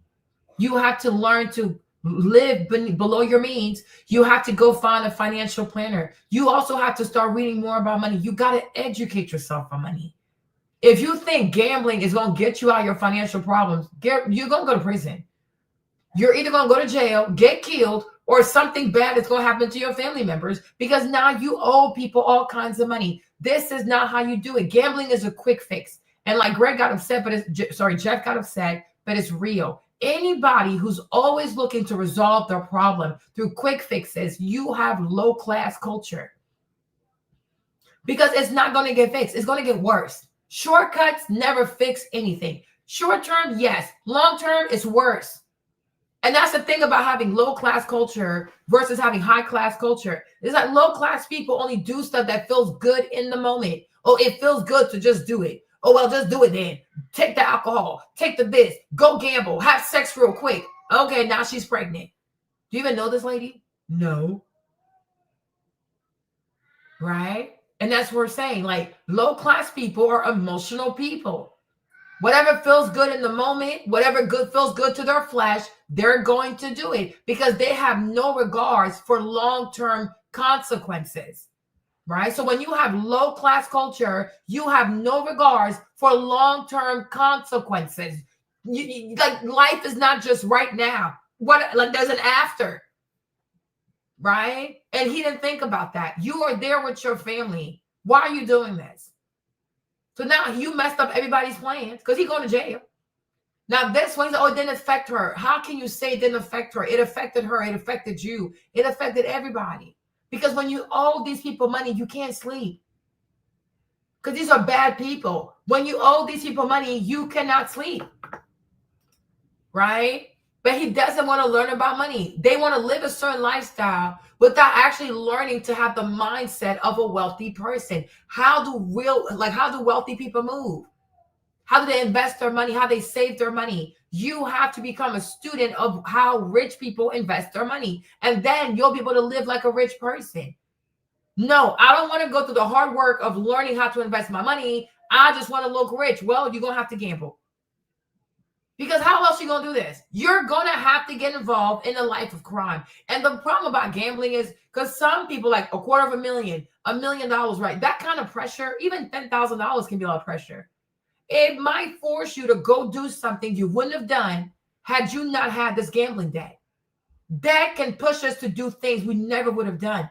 People commit murder because they owe money. People will steal because they owe money. People will ruin relationships because they owe money. You have to think about this stuff. Is this gambling stuff worth it to you? Is it worth your life? Is it worth your sleep? Is it worth your family? Is it worth your reputation? Right? And what I'm saying is low-class people, people with bad culture, only worry about the short term. Oh, in the short term, it's going to feel good. I'm going to make some real quick money. Yeah. Quick money, long-term consequences. Right? The money's quick, but the pain, it lasts forever. Oh, I'm upset. Let me go shoot someone. You're going to spend the rest of your life in prison. Right? I know you're mad, but is this act worth you going behind bars for the rest of your life? The answer is no. But when you have low culture, you don't think about long-term consequences of your actions. You're only living in the moment. And these are the kinds of people who give people like Charlie Kirk talking points to come and attack Black people. But the issue is not even the complexion. The issue is the culture. Certain people have low culture. They have low-class culture. And it's some people who only live for short-term enjoyment, short-term benefits, and they never consider that long-term, this is bad. This is bad. The only guy, I don't know what he did, but he said, I caught it happy with it. What does that even mean? Right? But when you owe, especially if you gamble in the streets and stuff like that, if you owe these people money, they are seriously dangerous. You can put your entire family at risk because you owe people money. And until you pay their money, and sometimes with interest, they will not let up on you. But it's really embarrassing to be an NBA player, get arrested at the airport. They put chains all over you like this, right? In front of your whole family, in front of everybody. And then you're recorded, and then they put it on YouTube because you just had to gamble. Go to Vegas, have a good time. Leave these casinos alone. Or give yourself a budget. If you lose the money, go to sleep. It's over. You're not going to beat these machines. It's not going to work. Affected her at all. It did. I still had to pay all of the bills in the crib, the whole thing. The only time I stopped paying the bills is when I started to notice that she was taking money outside from the family and tricking on this chump. If you look at the chump, straight bum before her. Look at me before her. Look at the chump, straight bum. All of a sudden, you look at the chump, she's spending money on the chump. She paying everybody throughout battle rap to battle the chump. Every time he lose, she paying again. Paying money. She got a crib, not too far from my crib, like I said earlier. So I started to say to myself, damn, I'm busting my ass to pay all of these utilities in this crib. And she taking her bread and taking bread outside of the family and giving it to the next nigga. I'm not paying these bills no more. I'm not doing that. Because at that point, I'm taking care of the next nigga. So when she say, he didn't pay bills, I stopped paying bills at that point. Because I said, I'm not doing it no more. I'm not going to be sitting here busting my ass so the next nigga could live. Feel me? So that's the only time when I stopped paying bills. Outside of that, I got records, all paid from my account, documented. Her civil suit, documented, my account. Also, I wanted to add before I end this live. When I first met her back then, everybody knew I was on top of the world, a $1.5 million man, hottest rapper on the planet. So what'd you do with the money? No investments, just spending money, right? And he also went and married a woman that has she's not financially literate. So they squandered the money. And you wonder why they're rappers, low class culture, right? Because where is the money? If you had 1.5 million, you made no investments? No, he did not. So he lost the 1.5 and now he had to go gamble to sustain their lifestyle because they're not financially literate. They don't want to read, right? And that's what the lady is talking about. Let me go back to my video, you guys. Let me go back to my video. That was a piece of the upper class Negro approach to raising children. They made plans for them at an early age, and they also had the financial means to realize those plans. Now let's return to the lower middle class. Most parents in lower middle class families are people with a limited education, and they earn their bread by hard work when they can get it. During the Depression, many of them were on relief. The backbone of the lower middle class during the Depression years was that group of semi-skilled and common laborers who had managed to retain their jobs. Most lower middle class adults, aware of the strata above them, feel that they have reached their limit in social mobility and place their hopes for family advancement in the children. They see the key to success in education, plus hard work, and they drive this point home to their children. A domestic servant talking about her 10-year-old son says, "He goes to Betsy Ross School now. He's in 3A and getting along fine. He's my greatest joy and happiness in the world. I'm going to do everything in my power to see that he gets the very best education so he'll be able to make a mark for himself in life. He'll be able to tell the world that his mother took an interest in him. And if he don't make good, he'll have nobody to blame but himself.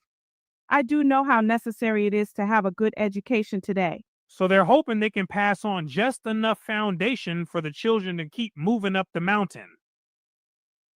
The last thing a parent in this situation wants to see is their child go backwards because they've worked so hard to get to a certain spot and they don't want it to be all for nothing.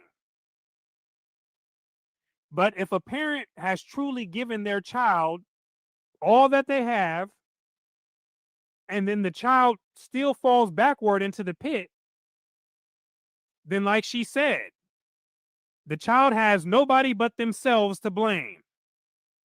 And I agree with that. Because you can do all you can to raise a child with proper values and even in the proper environment. But all humans still have that one neutralizing factor, which is choice. And that nobody but the individual can truly control. A stockyards worker expresses faith in the success of the builders of better mousetraps.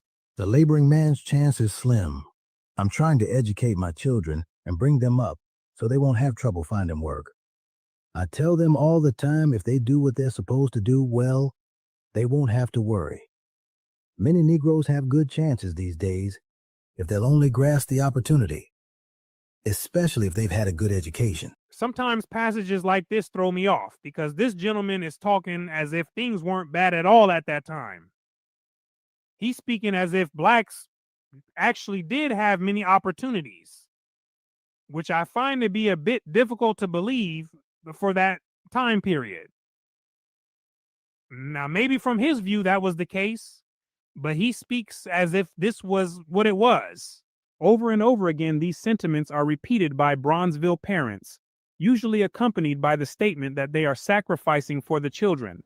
This whole philosophy was summed up by the mother of 5 girls and 3 boys, all under 16. Her husband was earning $30 a week in a mattress factory. She did not work, stating that, "I have too many children to work. The Lord knows I need to. Everything is so high, but I can't leave them to try to work. Raising them is a job that never ends. I have my children under pretty good control, though.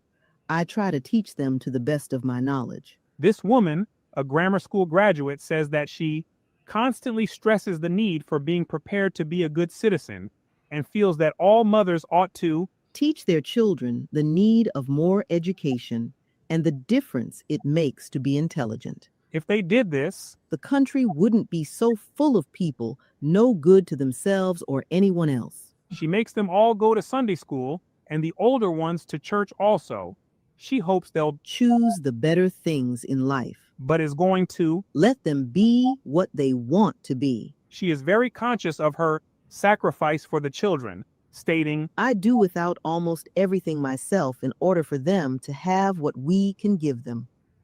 I explain to them that I am doing my best and sacrificing my life that theirs can be better for them than mine has been for me. Children in lower middle class families very often get this kind of lecture, and they needed it. Now stay tuned because we've got some more. I thank you for your time and attention. My name is Brooklyn St. Michael. He had another video that I watch, you guys. Hold on.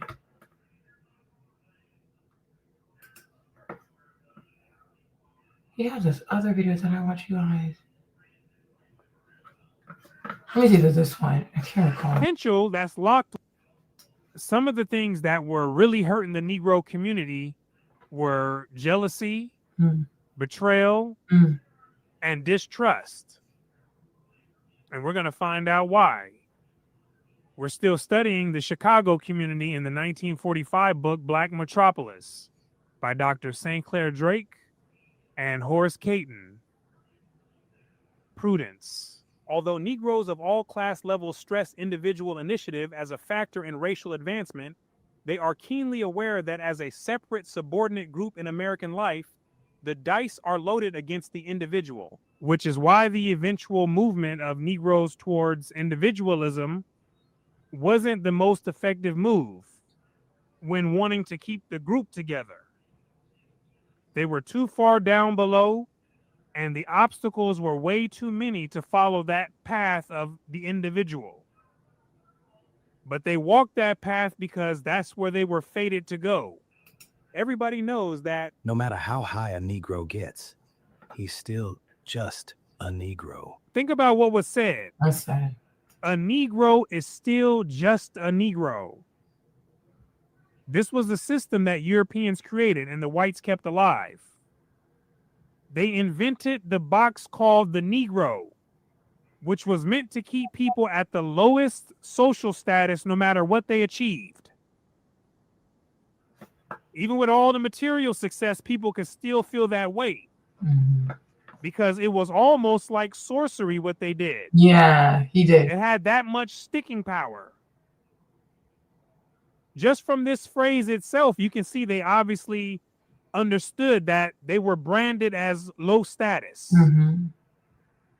So Negro is just a Negro. It's really a cry out to get from under that spell. Race consciousness breeds a demand for racial solidarity.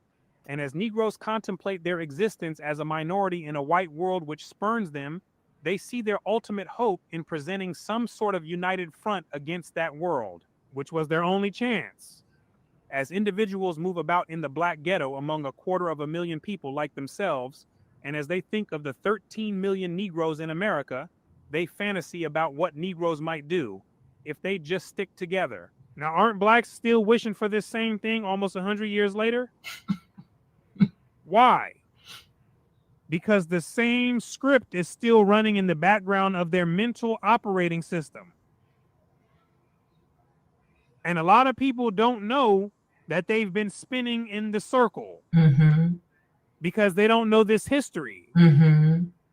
So each generation thinks that they're doing something new, but it's really the same cycle on repeat.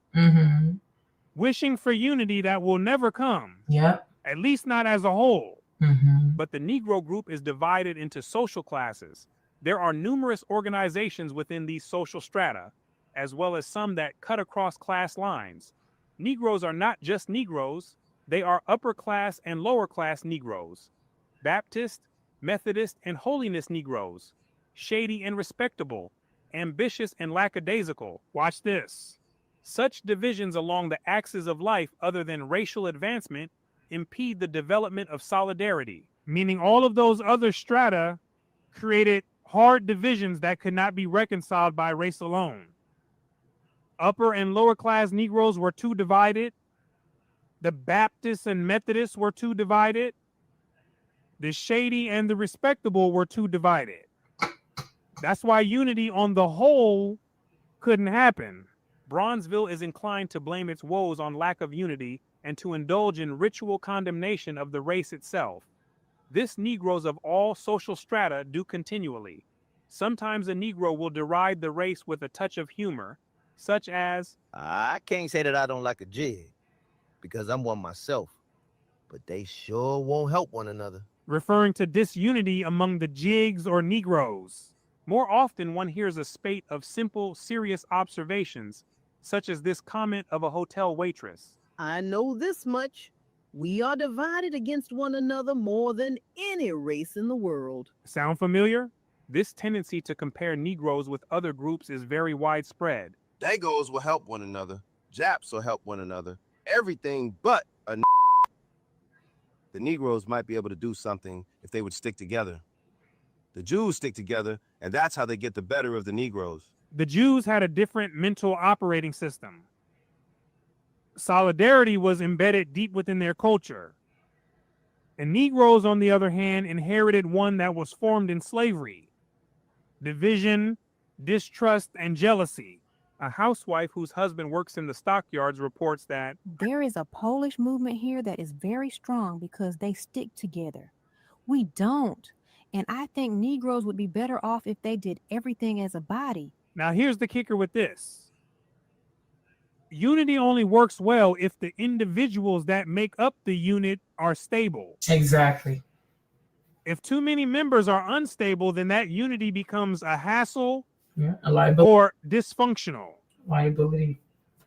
So it's not about unity for unity's sake. That's fantasy talk. Yep.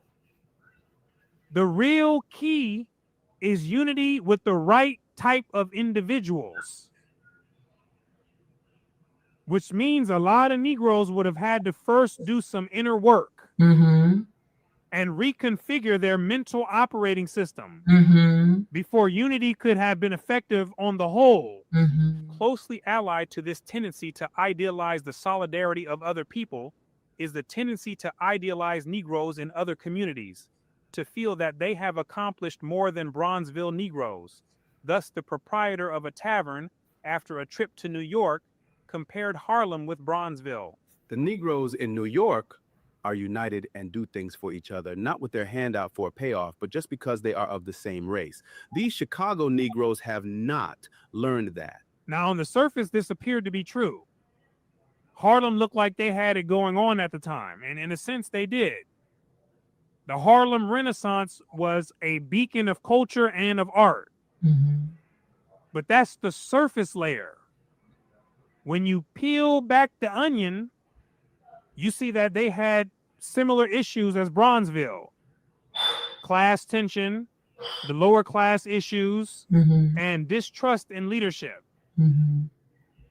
Harlem was just glowing bright enough to cover the darkness.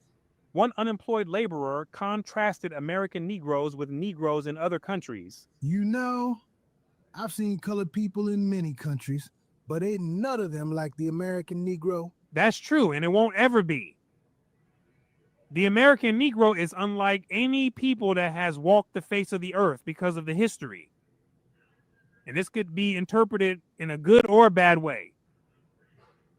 But the pure potential that's locked within because of that history and is waiting to manifest is also something that the world has never seen before.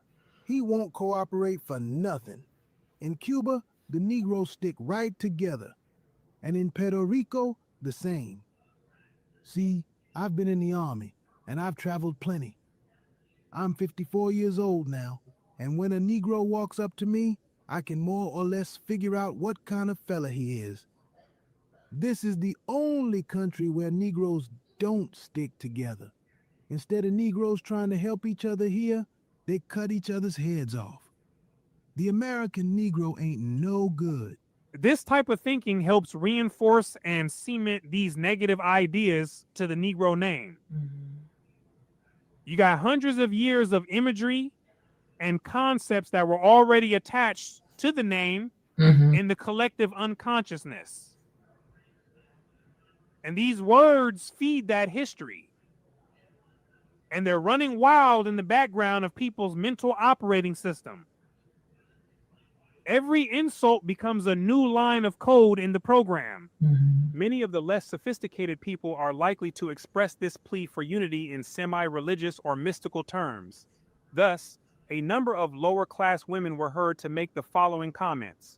They will never amount to very much unless they learn to love each other more and more as the days and years go by. Then things will be better for us some sweet day. If the time will ever come when we colored people will feel that when one of us is in trouble, all of us are in trouble. And when we learn to have more confidence in one another and feel that after all we are just one great big family, then we will be able to go places and do things. Well, I think the whole thing wrong with the Negro is he just doesn't have brotherly love, just plain brotherly love. We ought to love one another like brothers and sisters. Same Ferris wheel, different riders. Same story, different era. The majority of the people, however, are very matter of fact about it. They just think Negroes need to stick together more. They will say, I believe that the thing that holds us back most is the fact that we are given to being jealous of one another. That's what prevents unity. It's the barrier that bars the door. If one seems to be making a success, the others try to stop his progress. We lack the one quality that will make us a great people, and that is unity and cooperation. I have made a study of the Negro problem, and I find that up to the present time there is no real solution. The one thing that holds us back more than anything else is lack of unity. It seems that we hate to see each other get ahead, and instead of helping, we always hinder. So it does two things when people talk like this. One, it names the issue, which is important, because without naming the issue, it can't be pinpointed. But another thing that it does is it reinforces the wound at the same time. What do I mean? When people say things like Negroes never or Negroes always, and they couple it with negative associations, then it programs it deeper into the group's collective identity. So the language locks in the frame which reality is perceived. And that kind of power can chain or free a people, depending on how you use it. Sometimes it is the class system that Negroes denounce as the source of disunity. Thus, a Pullman Porter complains, the greatest trouble is Negro against Negro. The Negro don't believe in the future. Now listen to that. Negroes don't believe in the future. That's more code being written and deepening the program. The language is doing that. The more people say it, the more it weaves the matrix around the mind until people act it out as if it were true. The educated Negro in this city comes first, the laborer last. That's bad. Criticism of leaders is particularly widespread. Most frequently, they are assailed for not getting together, for not presenting a united front and a program to the white majority. Sometimes the criticism is a calm statement, such as, I believe our leaders should get together. Social club leaders and leaders of our race in all walks of life should get together and fight for our rights and the things we are entitled to in general. It does look like to me that our leaders could get together and do something for the colored people in Chicago. If our supposed to be leaders would get together, they could change many present conditions in Chicago and teach many of us that don't know how to live what to do and why to want to live. I don't feel the Negroes are grasping every opportunity. I feel this is because the leaders are, in a way, betraying the race. They are not interested in the race as a group, but only so far as the race can help them as individuals. They claimed it was true back then, just like it's said to be true today. And we'll leave it at that for now. I thank you for your... Yeah, I think I played so many of his videos, I can't remember. Care what others thought about them. They did whatever they wanted. Many lower class Negroes did not care what others thought about them. They did whatever they wanted to do, including the way they worshipped their God. Y'all, I think that's what was funny. Now, many middle class Negroes weren't so proud of that. And right now we'll find out why. Continuing from the 1945 book Black Metropolis by Dr. St. Clair Drake and Horace Caton. Excellence. When a person in Bronzeville says that he is sanctified or that he attends a spiritualist church or one of the cults, he is immediately marked down as low status. Right away, they get tagged with the lower status. Why? Because those churches were associated with behavior linked to the lower class. You're loud. So class connected to behavior, and behavior connected to the type of church they went to. The mind does this automatically, like pulling a file from a cabinet. When a person said they attended the spiritualist church, the unconscious mind instantly grabbed the stored image and presented it to the conscious mind, which then interpreted it as lower status. We have referred in the preceding chapter to the fact that the members and preachers of these churches are well aware that they are looked down on. If a man says he's an Episcopalian or a Congregationalist, Bronzeville thinks of him as Dicty or a strainer or striver. Same effect as before. They name the church, the unconscious mind pulls the file, hands it to the conscious mind, and a stereotype is then assumed. And if the person actually matches the stereotype, then the association is further strengthened. So people who attended Episcopalian or Congregationalist churches were more often than not the same people who were middle-class strivers and strainers. You see? Now let's use an example from today. If you met someone who says they went to Harvard, the file is automatically pulled in the mind and associated with someone who is academically smart. So you don't just hear the name Harvard. Your mind creates the links that instantly build a model for their reputation, right on the spot. But if he says he's Baptist or Methodist or Catholic, he can't be placed until he tells what specific congregation he belongs to. Why not? Because the filing cabinet was too broad to pull a single stereotype from it. Meaning too many variations of people went to these churches for an accurate archetype to be pinpointed.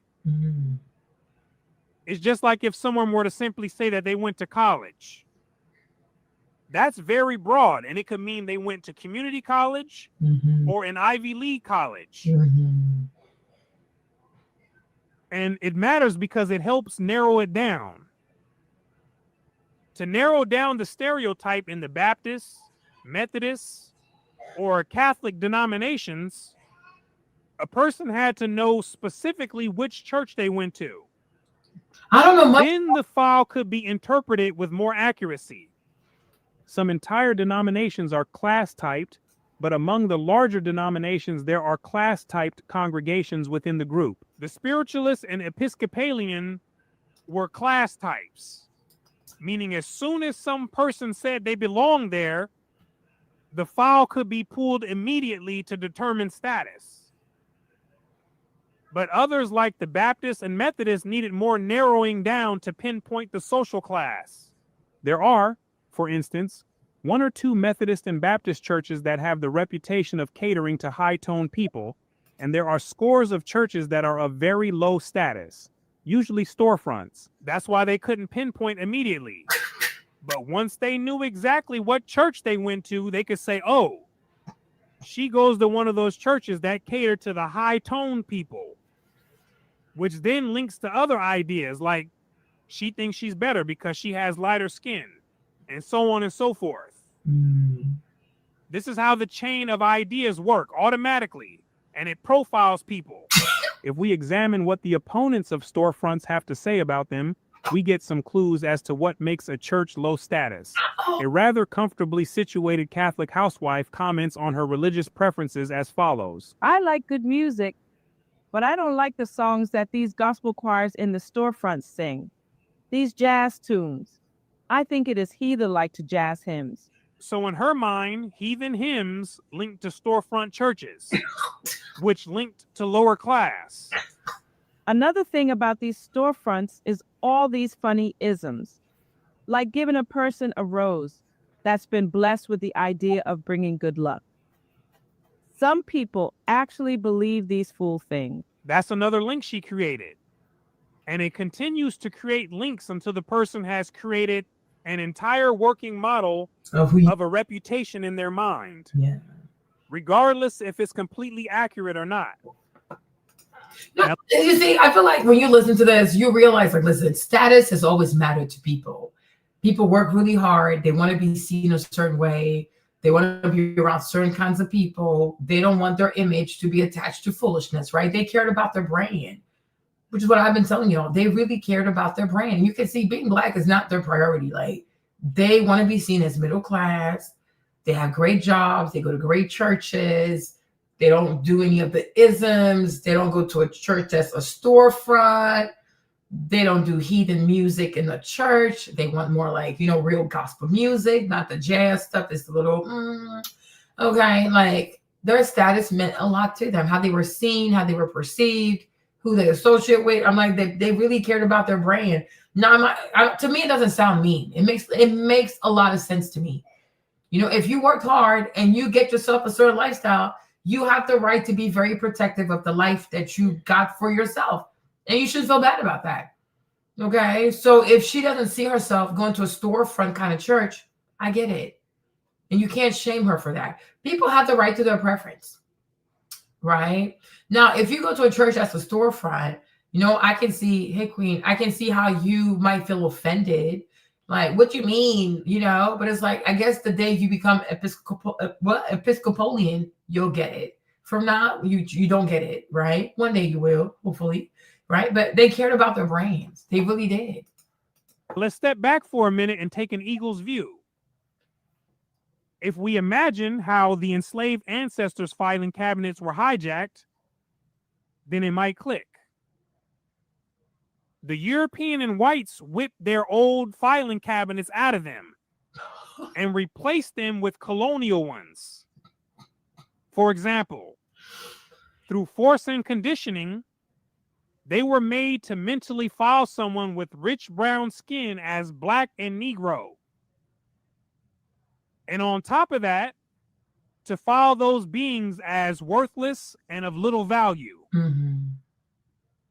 Then to keep building long chain associations under those colonial assumptions. So over time, they created a profile of themselves that they internalized as inferior based on those forced cabinet filings. Then they passed that profile on throughout generations. This is the missing piece that is never told. Mm-hmm. I have to repeat this in many ways and on many occasions because only the person who could fully comprehend this has the potential to complete the intended transformation. Everyone else is locked out. Now let's get back to the text. A postal employee who is thinking of joining the Catholic Church comments. No wonder white people laugh at colored people in their peculiar ways of worship. Just look at these storefronts. I don't believe in shouting and never did. I like a church that is quiet. I just can't. Remember the Black pastor we saw who was cussing out Black people? Remember the Black pastor? He was so mad. He was so upset. And he was just cussing out Black people. Remember? His church is a storefront. I see why he's so mad. Like, he has one of those churches. I'm like, I can see why he's so angry. He is just so mean. I'm like, yeah, it fits the brand. And appreciate clowning in any church. So that's an interpretation of it. The people doing it didn't see it as clowning, but to many outsiders, It was was overwhelming. It was viewed as primitive in a sense, which caused some blacks to distance themselves from it. Occasionally, the storefront preachers are assailed. There's a storefront everywhere you turn. I think these people at the head of all these storefronts are just in the churches for what they can get out of them. I know some of them may be in earnest, but since there is a church everywhere you turn, it makes me wonder if the people who are starting them are sincere. I don't know much myself, but I feel that people in the pulpit and schoolroom should be trained to lead other people. Some of these men and women take preaching for a racket, just to raise money in an easy way. Some of them preach one thing and live another. We know there must have been a mixture of the sincere, scammers, and hypocrites, and it's really no surprise. Here's Pastor Manning. If you look carefully, you can see his church is like a little storefront. Like, he doesn't have one of these nice churches. And I'm like, yeah, he matches the brand. These middle class black people wouldn't have gone to his church. Oh my God. Oh my God. I'm like, yeah, I see why your Pastor Manning is so angry. Like, he's just so angry. He's always insulting black people. He does too damn much. He does too much. Like, I'm like, oh my gosh, his church does look like a storefront. He fits the brand. They would have ran away from him. A railroad porter living in the high-status Rosenwald apartments was very definite in his opposition to storefronts. I'm not in favor of these storefront churches. I think they give all churches a bad name. A bad name in whose mind? White society. Remember the front and respectability that middle-class Negroes sought to produce? Mm-hmm. Well, storefront churches got in the way of that. From what I know of them, the storefronts are composed of people who have very little education, and their type of service is the kind that has made our people a laughingstock for years. Laughingstock in the eyes of whites.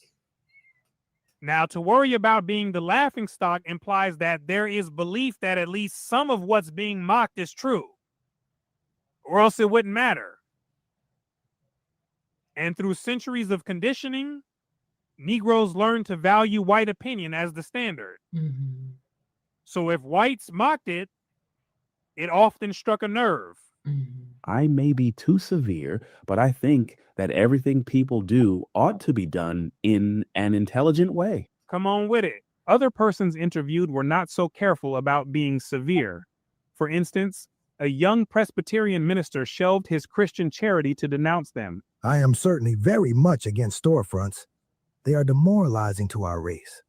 The field is overwhelmed with them. Wow. The lower class of people support them, and I feel that they are just another place to go to express their pent-up emotions. They encourage jumping jack religion, which was passed on from slavery. I think those people are in first stages of insanity. Now imagine what happens if he takes the same critical approach and applies it to the entire religious frame itself. He might discover something that he wasn't quite ready for. Even while justifying the existence of the storefront, however, this minister reveals the class gulf between his upper middle class congregation and lower class church people.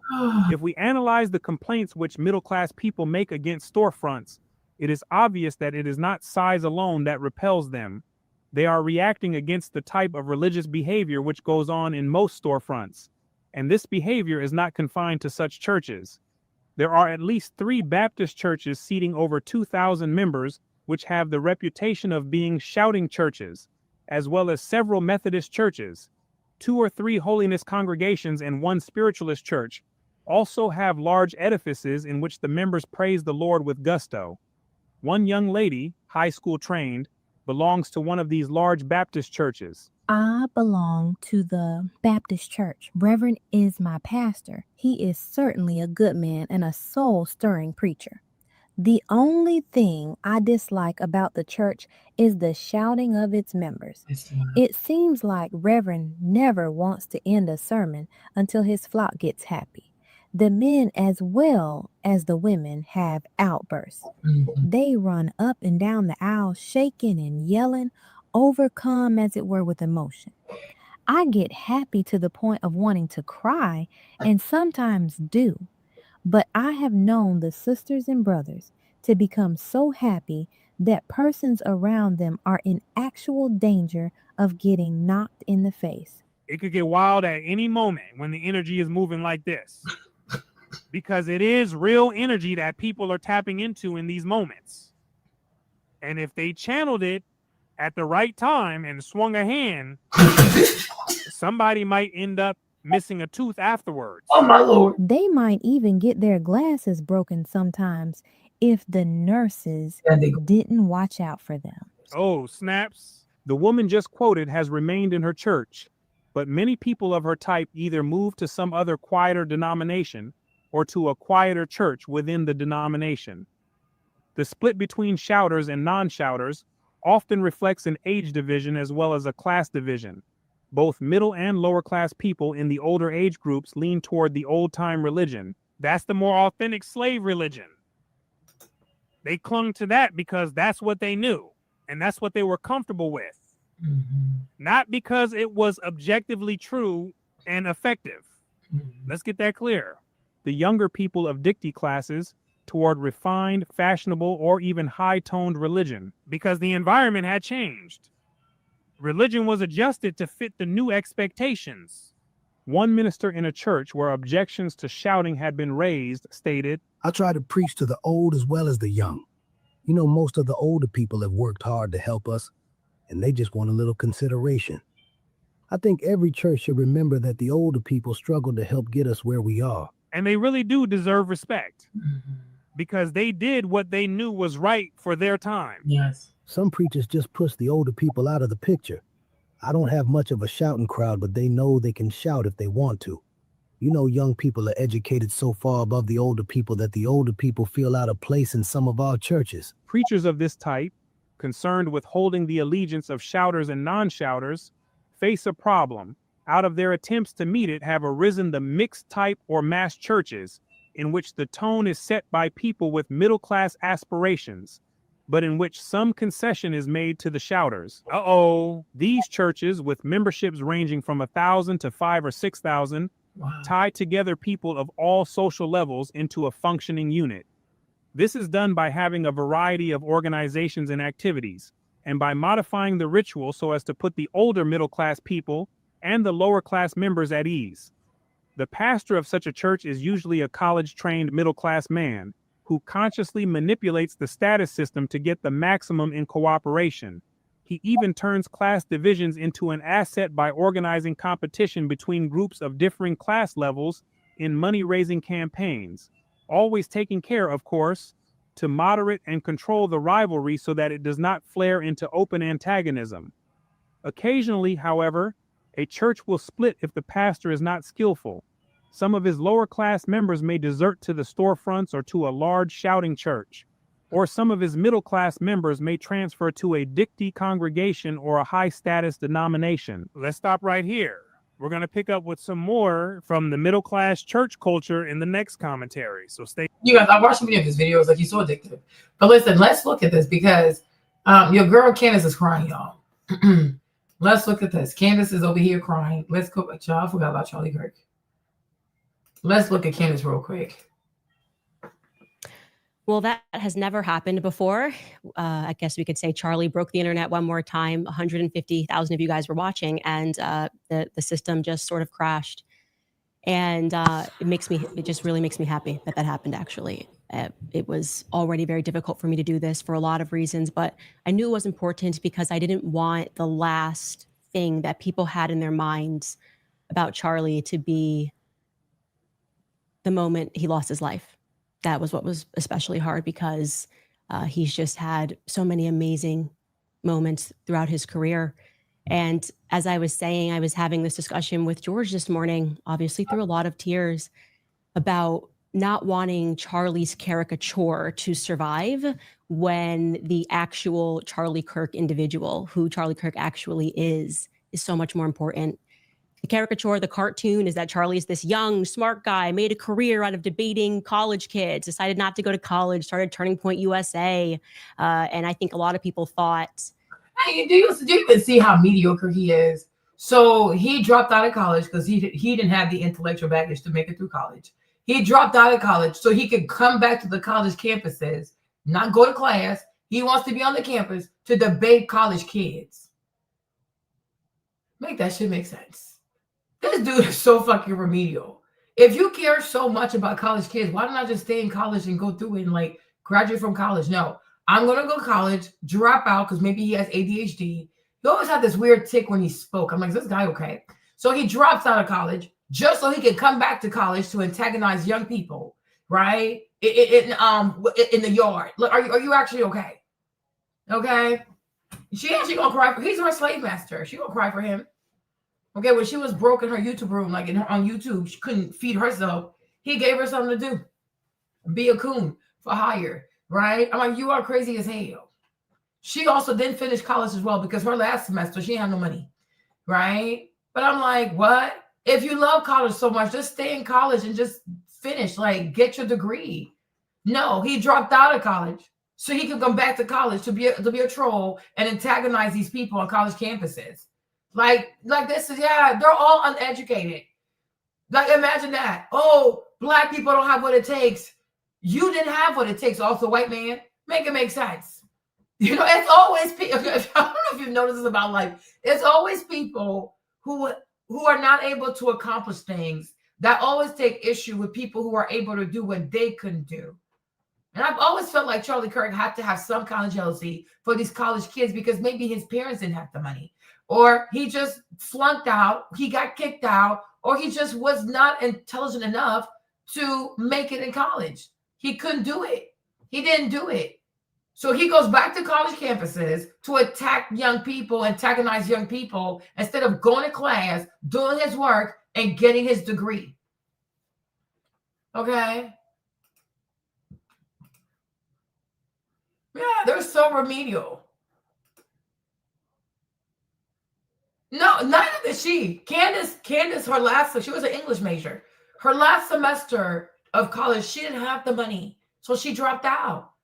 So that's why she had to do all this black coon shit, rage content to feed herself. And in the process of her doing all this coon rage content is when the white man, George Farmer, linked up with her. And according to Nick Fuentes, they talked over Zoom.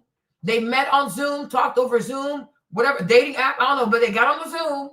They talked for 2 weeks on Zoom, and he told her, okay, I'm going to marry you. What kind of white man wants to marry a black girl with no college education? That's why I said her husband, he probably married Candace to piss off his daddy, because that makes no sense to me.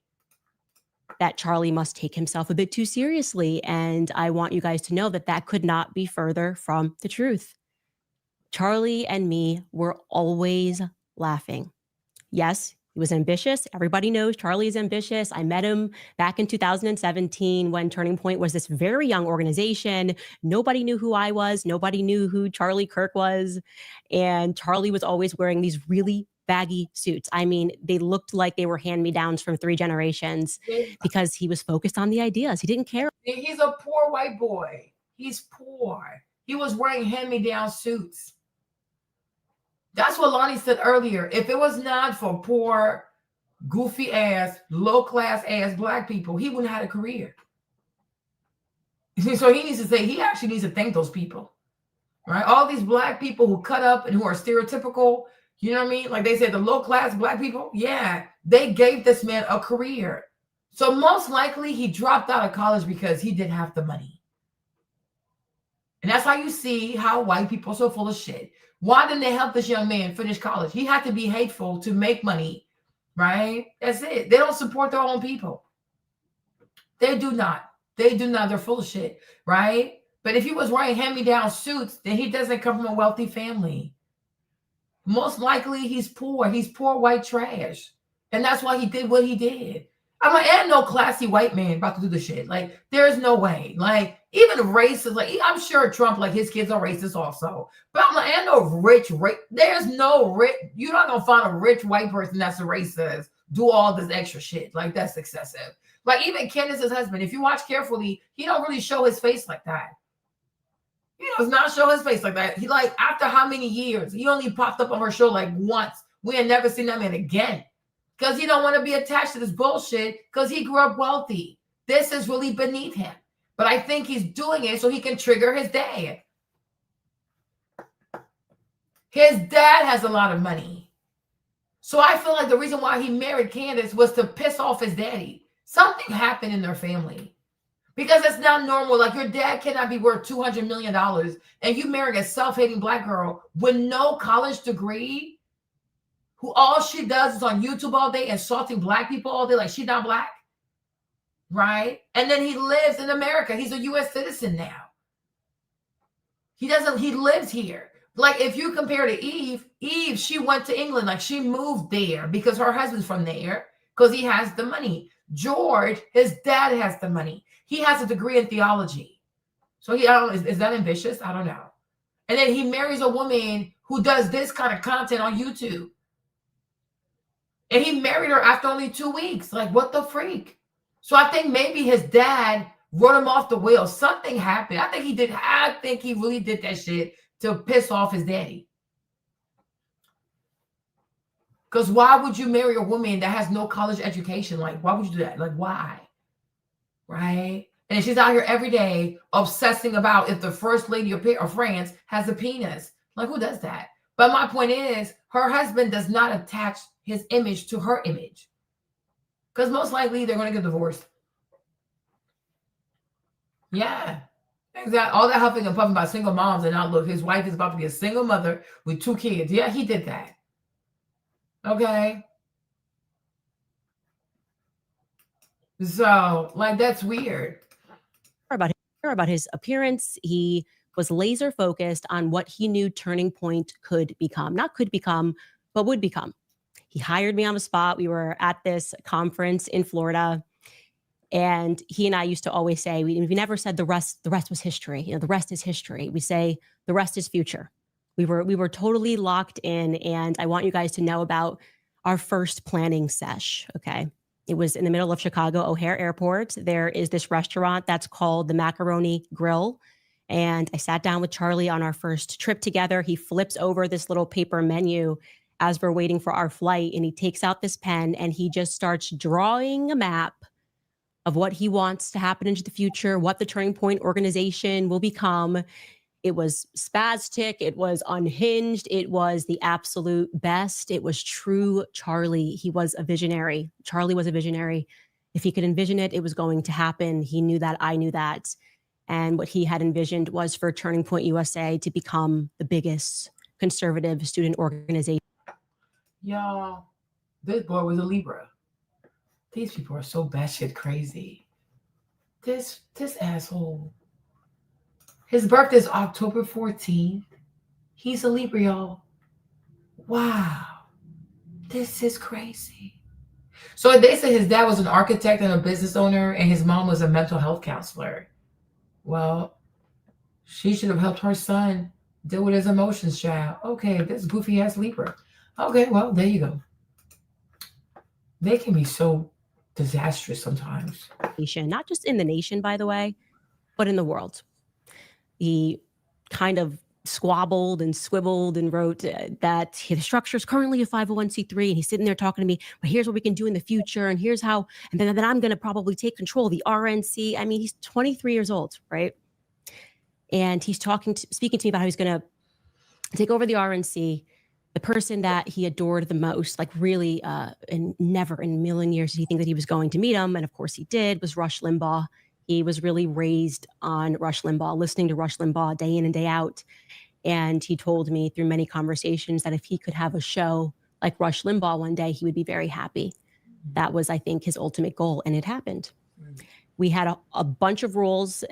Charlie's rule was never say no to Fox News. So even if the show was at 4 a.m. in the morning, crack of dawn, I cannot tell you guys how many hits we did on Fox News. I'm talking 4 hits a day. Up at 4 a.m. for Fox and Friends first, and then doing whatever the evening program was, because he believed this is the way that we're going to get our names out there. You know, we have to work harder. I really think, don't they feel like Candace was probably attracted to him? Maybe she wanted to marry him. Maybe that's who she actually wanted to marry. Maybe, but he wasn't going to ask her because she's black. She's like, oh, shit, he really racist. Okay, so she married George. Because it could be that she was in love with this guy. But then again, he's younger than her. I don't know. But child, that's crazy. Look at her. Yeah, he told us we had to do this. He told us we had to wake up early. He told us we had to go on Fox News. My rule was I was like, we shouldn't drink. Everybody in politics is drinking. They're drunk all the time. If we're passionate, we have to understand that it's a disadvantage. People are always made weaker. It doesn't make anybody stronger to be drunk after an event. And so we didn't drink. And we had a couple of mottos, but Charlie's was, we can always outwork our opponents. I can't tell you how many times we looked at each other and we said, we can outwork them. Everyone was bigger than us, but not working harder than us. That came really directly from Charlie. It was the thing that he said we could always control. And I totally agreed with that. Work ethic meant everything. I think it's very obvious to everyone. I was the culture. Charlie was the politics. Charlie needed a little bit more culture. I needed to learn the rules of politics. I mean, he could tell you every office in the White House and what this person does, things I'd never even heard before. I was just passionate about Black Lives Matter. I knew it was going to be harmful for Black Americans, and I wanted to share that message. And Charlie showed me how to do. You hear this idiot? She said she was really passionate about Black Lives Matter, and she knew that Black Lives Matter was going to be harmful for Black people. But Charlie, his message was not going to be harmful for Black people. It's only Black Lives Matter. This girl is such a fraud. Candace was broke as fuck. She was broke as fuck. I think Candace also, she has Stockholm syndrome because growing up, she was bullied by all these white kids. So I feel like she's the kind of Black girl who always want to be accepted by white people. Like what white people think, it matters a whole lot to her. The embrace of white people matters to her. Like no matter how abusive they've been towards her, right? She really wants to be around white people. Okay? So Charlie Kirk giving her a job when she was broke and busted, disgusted, it meant a lot to her. Okay? Charlie Kirk introducing her to people she never would have met, being around all these white people, right? She probably thought she made it to heaven. Mom, look, it's white people everywhere, right? There you go. This is all she wanted. But I'm like, if you really cared about Black people, it's not just about Black Lives Matter being destructive. Even Charlie Kirk, his message was destructive, right? Nobody who cares about Black people is going to unite with Charlie Kirk. Why can't you as a Black woman talk to Black people directly? Why do you have to unite, be paid for, hired by a white man to care about Black people? Because she said, oh, he gave me a job. A white man has to give you a job for you to work on helping Black people. Girl, you're a grifter. Like I said, I hope she's also very afraid because Candace, they coming for your ass next, okay? You probably don't have much to live. You probably do not have much to live. You decided to get in bed with a very, very dangerous person. And you thought because he was white, he would have this immunity. He would be so invincible. Nothing could ever get to us. But if they were able to get to that man, the things you have done against these ZZ people, the things you have said against these French people, they are coming for your ass. Yeah, it makes her feel special to be embraced by white people. Right? And I'm like, I hope it was worth her life. I really hope it, because I'm like, this one, she's on the list. They're coming for her ass. She's next. So I hope it was worth the kid. That in the best way possible. I learned very quickly with Charlie that politics breeds unnecessary enemies. It is incredibly, it's disheartening industry. You know, you're lucky if you have one friend. You're lucky if you have two friends. There are so many people that will test your character along the way. Like I said, I was a nobody. It was funny going through text messages yesterday, and I'm like, Charlie, my goal is to have 50,000 followers on Instagram. I think we can do it by the end of the year. And after he hired me, he had been working already really hard on doing this campus tour throughout California. He called it the Big Three: UCLA, we're going to do Stanford, we're going to do Berkeley. And there was somebody who was a lot bigger than me at the time who was going to be kind of the face of it. Because like I said, people were not going to buy tickets to hear me and Charlie Kirk speak. And he had someone that they definitely would hear speak.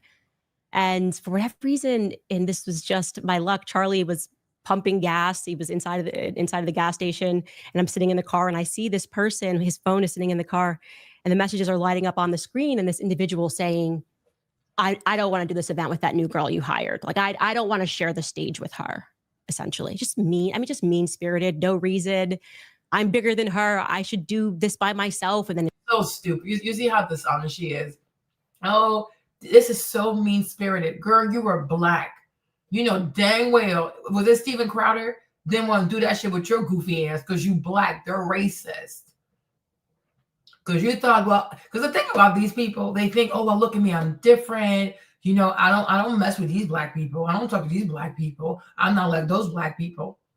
It doesn't matter. The guy said, when it comes to white people, they see all black people the same. Like, girl, he didn't want to share the stage with your ass because he's a racist. If you were a white girl, he would have minded. Like, okay, sure, let's help her out. He doesn't want to be around black people. And I feel like most likely it's Steven Crowder. So, but she can't say that because she knows she's not allowed to call conservative white people racist. She has to say things like, oh, they're mean. Oh, they're just whatever, right? That's it. She knows she's not allowed to call white conservatives racist.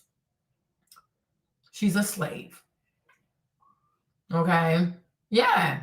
She wants, like this girl, white validation means a lot to her. That's why she's here doing this. Okay, she's so damn stupid. She wants to come on and be an auxiliary. That's fine, but I don't want to share the stage with her. Yeah. This newbie. I remember Charlie gets in the car and he looks at the message and he looks at me and he knows I've looked at the message. I saw it and I'm like, Charlie, I said, I have no idea like where this is going. Obviously, I understand that the sensible you doesn't want to lose this person on the ticket. That this means a lot to you and you've worked hard on it, but you're going to have to learn that you have to make the right decision and not the easy decision. And this is only going to work if we keep making the right decisions, you know?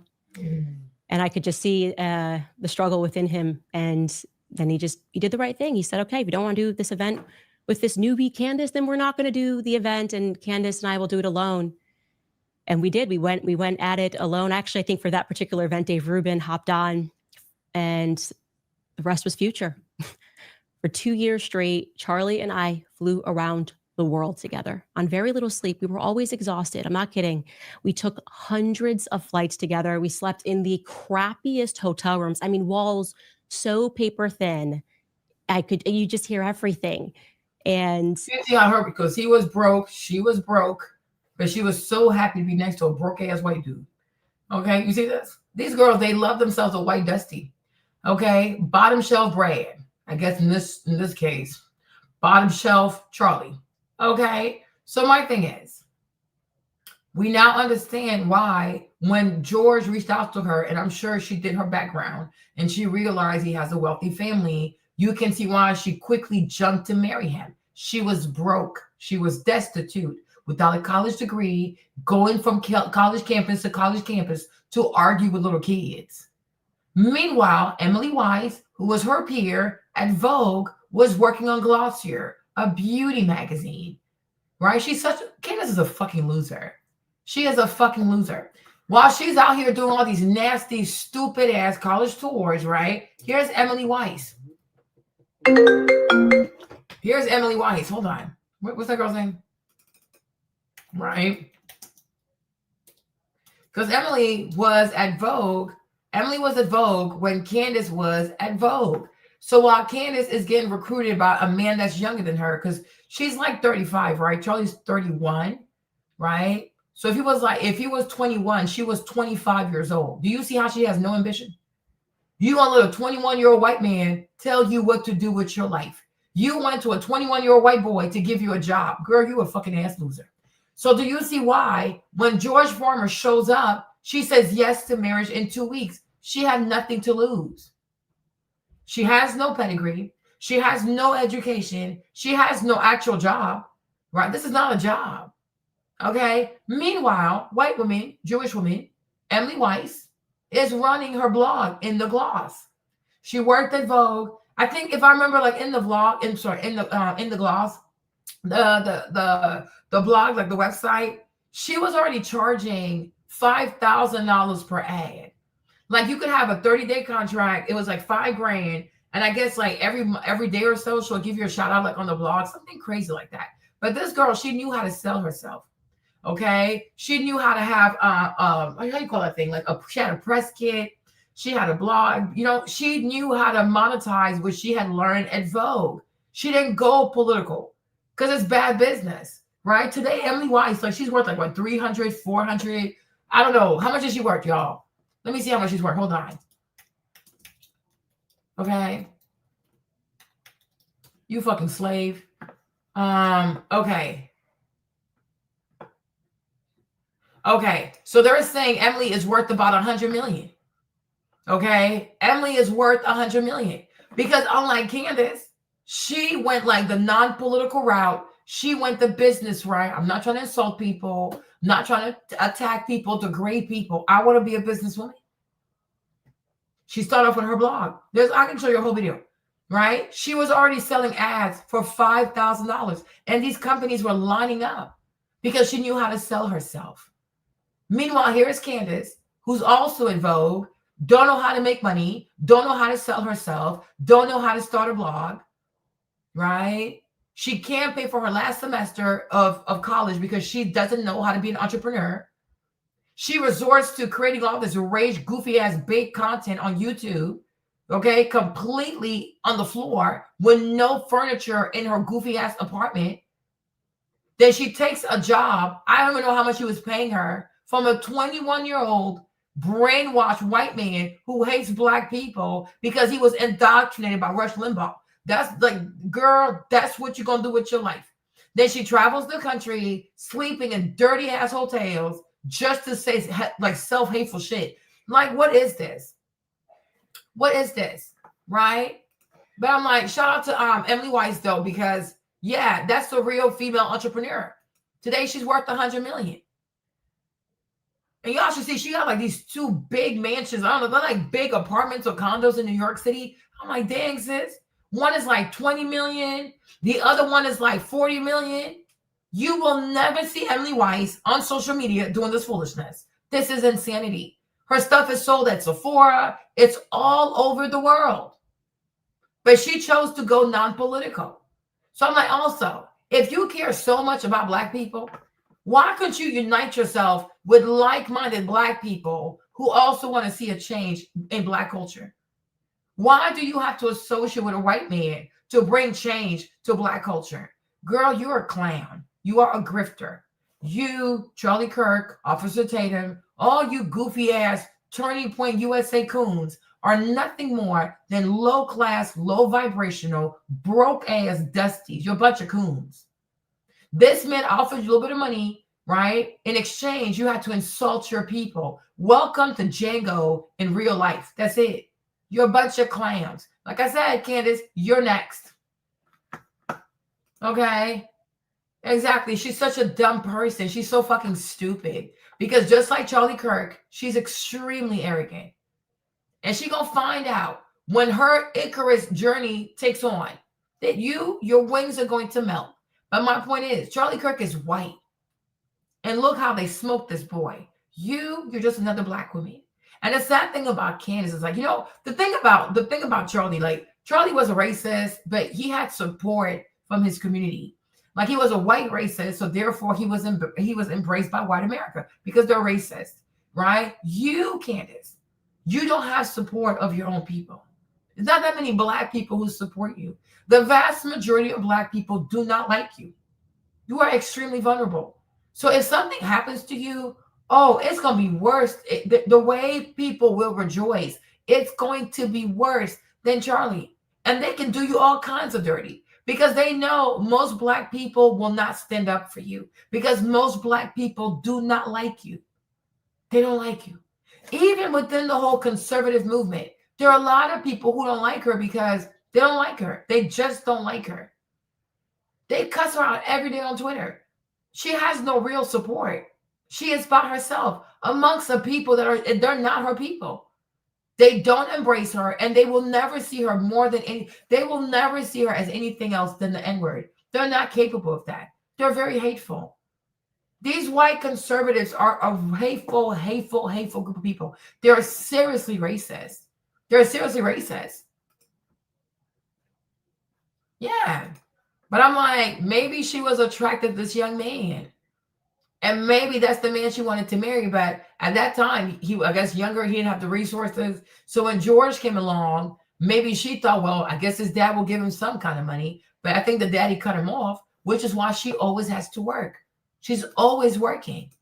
when you're in that capacity with someone 2 years straight, just traveling nonstop, you really get to know them. You really see them in every condition. You start bickering like an old married couple.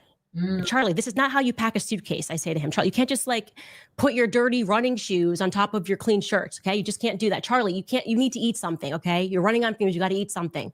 And this is not a full meal. Back, forth. Charlie, you got to buy yourself some suits that fit. That conversation, I was like, Charlie, okay, I get it. You're like boy wonder, you got to buy some suits that fit. I wasn't the only one that was hammering him on that. It was also Don Jr. And eventually him, and I think it was actually him and Eric, they're like, Charlie, I know you're very frugal. We know that you're very aware that your salary comes from donors. He always wanted to be a really good steward of their capital. But eventually Don and Eric got him a gift certificate, I think it was for his birthday, to a fancy suit place to go get fitted. And the rest is future, right? So his first expensive suit was a suit that another man bought for him. That's embarrassing. Yeah, she's such a mammy, right? So this boy couldn't even afford a suit. You see this? That's why I say they're a bunch of grifter. I'm a Christian. No, it's a grift. They broke as fuck. Bunch of people who can afford to finish their college education. Bunch of broke ass people who dropped out of school. And now this is what they had to do, be hateful. Hateful. And the thing about Charlie too, I really do believe, right? I really do believe that Charlie, to not be a full-blown racist, he needed a black person to legitimize in his head that he's not a racist. He's just a truth teller. Like, he's someone who just wants to tell the truth. He just wants to tell the truth. No, you're a fucking racist. And just because you found a self-hating black for hire who parrots everything you feel doesn't mean you're not a racist. She a goofy ass broad. She's not even smart. I think right now Candace is worth about $5 million for all the hatred she has received, what she has done to her image, even the level of risk that she has exposed her family to, exposed her children to, right? It's not worth it. Was it really worth it? Emily Weiss is not a controversial person, and yet she's worth $100 million. All you people have done is antagonize people. Yeah, she's self-hating black for hire. Because I think about it. She was at Vogue. Her, Emily Weiss, there's another girl, Olivia Coupo, I forgot her name. There's a bunch of these white girls. They were all at Vogue. They all went on to have these great careers in fashion and beauty. And Candace is cute. She's not ugly. She's cute. Her hair used to be a hot ass mess, but she's cute. You know, Candace also could have positioned herself in beauty. But I think because she's dark skinned and she wasn't good with her hair, she wasn't good with makeup, she didn't know how to put herself together. She didn't see that for herself. She didn't see it for herself. She was bitter.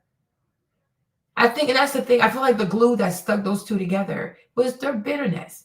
She was bitter. She goes to Vogue, she works at Vogue, and she sees all these white girls, they're so carefree, they dream big, they have their blogs, they have this, they have that, and she's just another dark-skinned girl with bad hair, bad edges, bad hair. The hair was burnt, it was fried, okay, it wasn't cute. She didn't know how to put herself together.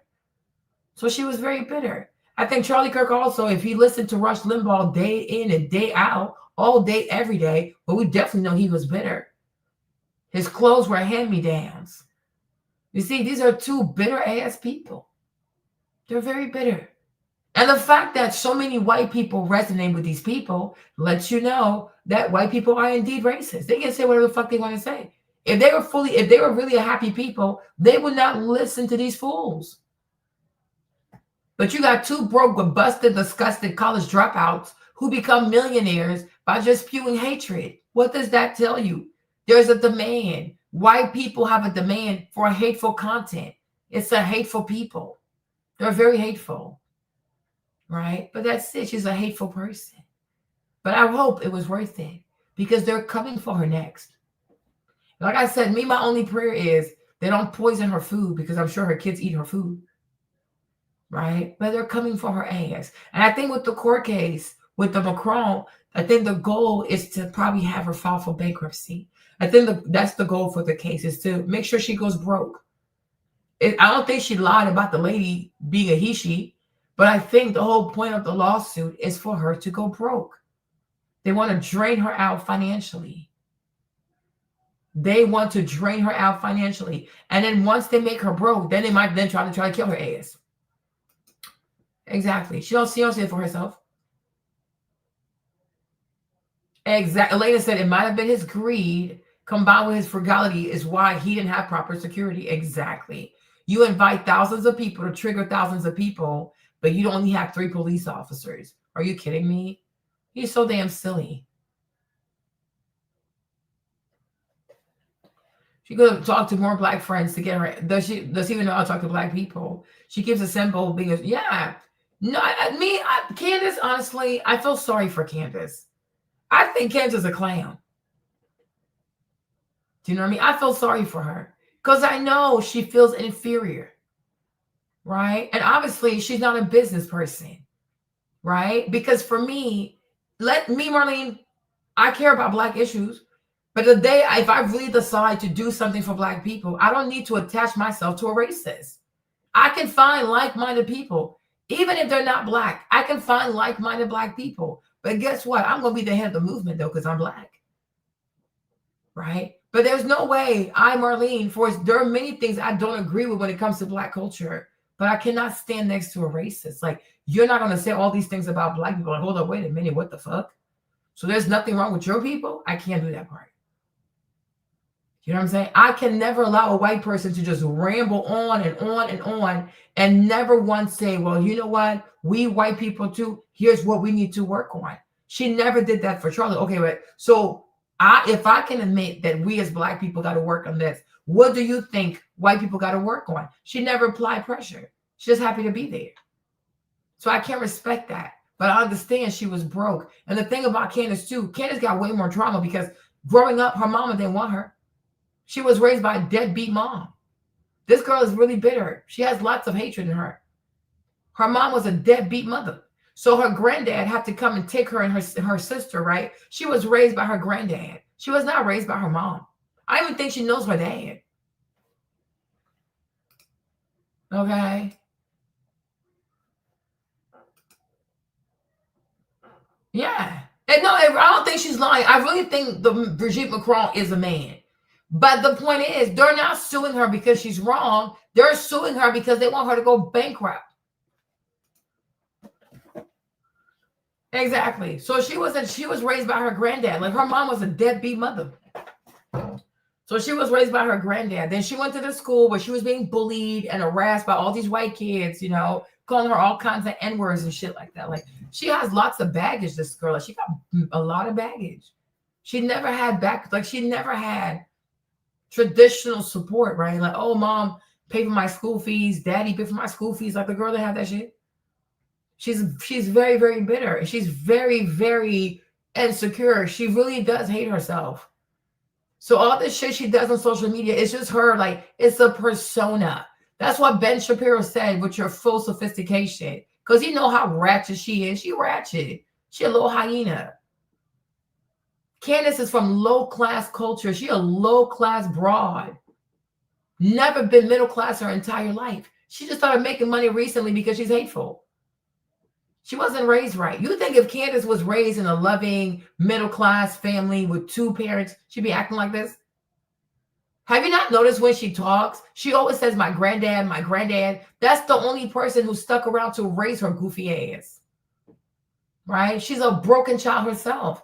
She's the kind of black people, the kind of black girl that Charlie Kirk be talking about. Broken homes, ain't got no damn daddy in your life. One thing, one boy. I don't even know how she never smacked this little boy.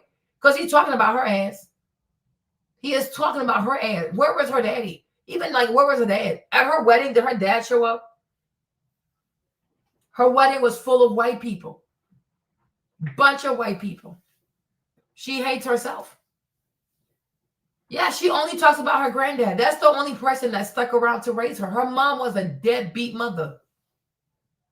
I don't even think she was feeding them kids. It was so bad. So her granddad had to come raise her. I think he became custodian or like he adopted her. I don't know.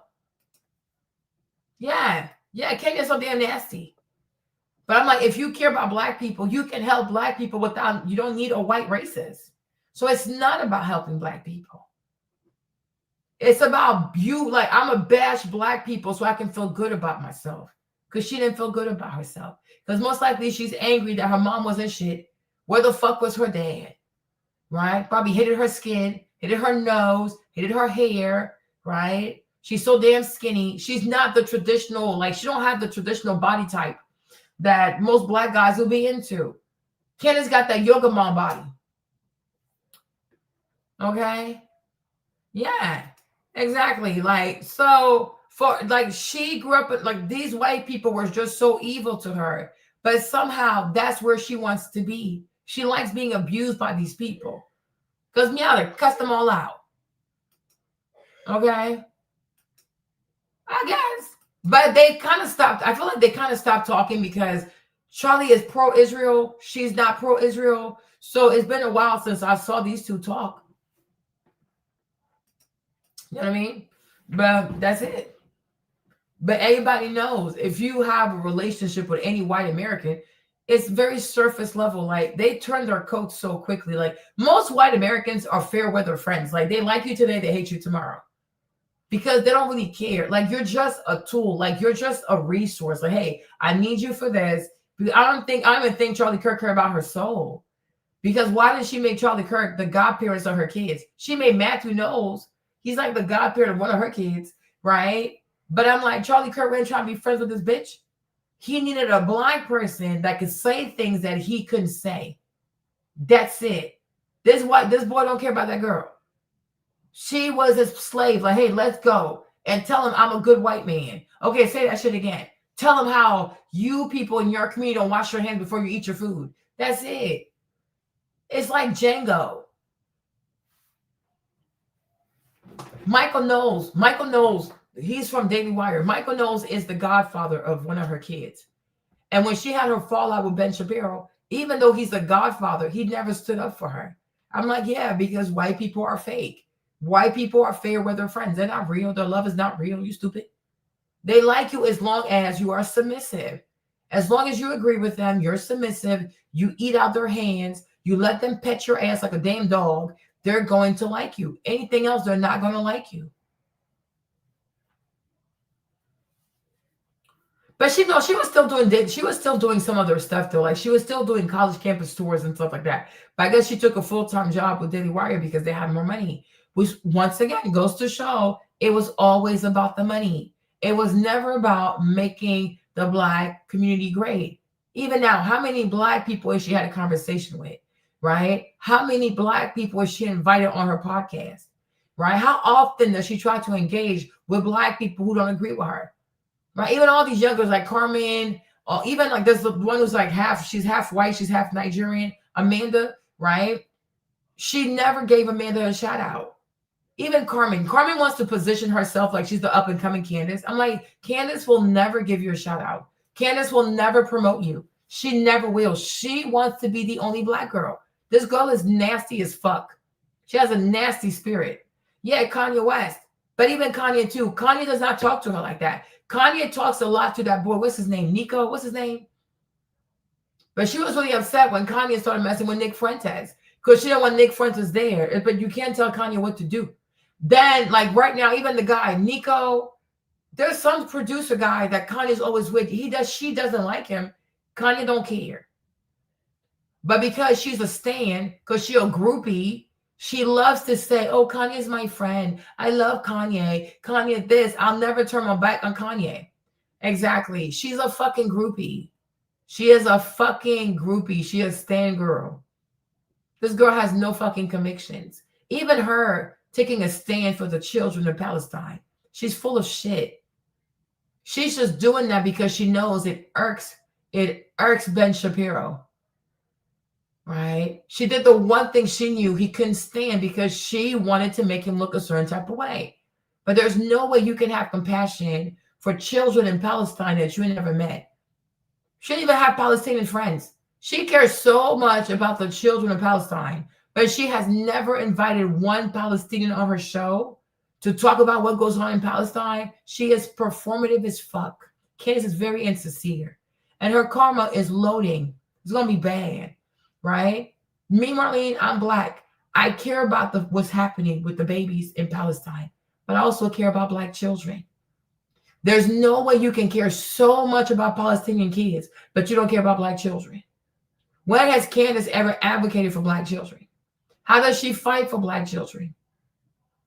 So you're going to step over the bodies of Black children in America to go cry for the kids in Palestine. Make it make sense. Girl, make it make sense. Right? Does she go to schools and try to talk to young Black people, encourage young Black people? Right? Even the young Black people up and coming in this whole like Black conservative space, right? Does she have any event to meet these people? Does she reach out to these people? Does she retweet those people? No, the fuck she does not. Candace is all about herself. So it's performative. It's just because she wanted to expose Ben Shapiro. That's it. Because she hates his ass. She hates him. She's a Taurus. She's very petty. She just hates the man. But she's very insincere. Listen, this girl is extremely insincere. Me, I just feel sorry for her. The only thing about Candace, I've always felt like people should say what they want to say. Like, hey, if you want to say, just say it.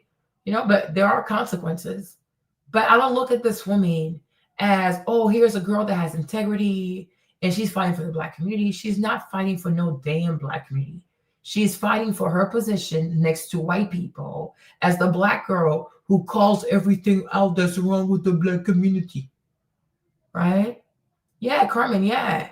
Carmen wants to be like the way she talks, like even like when she reads the comments, oh, let me read your comments. Like she's modeling herself after Candace. Candace will never embrace her Black ass. Candace is selfish. Do they know how many times they try to get Candace to even retweet Amanda? She won't do it. How many times have the people asked her, to have Amanda on her show? She won't do it. Candace is selfish. And that's why, for the most part, the only kind of Black people she'll talk to, or when she goes to a podcast, is a Black man. She doesn't put people on. Okay? This girl's a clown. She's a grifter. Charlie Kirk, grifter. Candace, Officer Tatum, Greg, all of these Black conservatives, they are a bunch of grifter. I think the only one that I think might be serious about it might be ABL, Anthony. That's about it. Okay? But all these people here are clowns. They're a bunch of clowns. Not even argue with Amanda, but just have her on the show. Like, like sister love and shit. Right?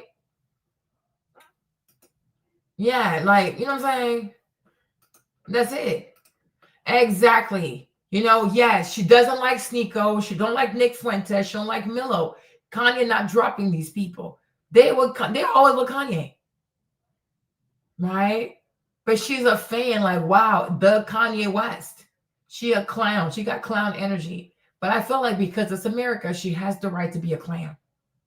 That's what I'm saying. Okay? But she's very unserious. It is so important for me to make sure that you guys understand how absolutely hilarious Charlie was. Charlie was hilarious, okay? He did not take himself too seriously. He was so good at doing imitations and accents. Anybody, any imitation, any accent, he was just on the money. And all we did was laugh. It's all you can do and laugh. People were just so crazy all the time. When I was reading through the chat today, I was just laughing with just tears in my eyes, thinking of the many road trips that we took, so many hours spent just talking trash to one another, making fun of one another. One of the best moments that I can think of, and there's so many to choose from, was we were driving through Colorado, and I put on a Kanye song, on my playlist, and Charlie goes, Is this Jay-Z? I almost made him pull over the vehicle. I was like, are you kidding me? Okay, I understand that you don't do culture, but like, come on. You don't know the difference between Jay-Z and Kanye. And he didn't. And I explained to him the difference. I was like, okay, no, you got it. He knows, just when she's saying culture, she means Black culture. So he knew nothing about Black people. So why the fuck he hired you? He don't even know, like, she's like, oh, you don't know Kanye, you see? Child, self-hating asshole. Right? That he knows nothing about Black people. So he wanted her there to say certain things that he didn't want to say. That's it. I put my Kanye song. I'm sure he was like, yeah, stop that N-word music. I'm sure you're like, oh, we were making fun. No, he meant that shit. You thought he was being funny, so you wouldn't cry. Right? We were making jokes and we were making fun of each other. Nah, girl, he was being himself. He was dead ass. You thought he was joking. He wasn't joking. He meant that shit. You had to tell yourself he was playing around with your ass so you wouldn't cry. He's a racist. He really is a racist. She's out her damn mind. Of course I do. They're from Virginia. They're so damn stupid. But they biracial. Yeah.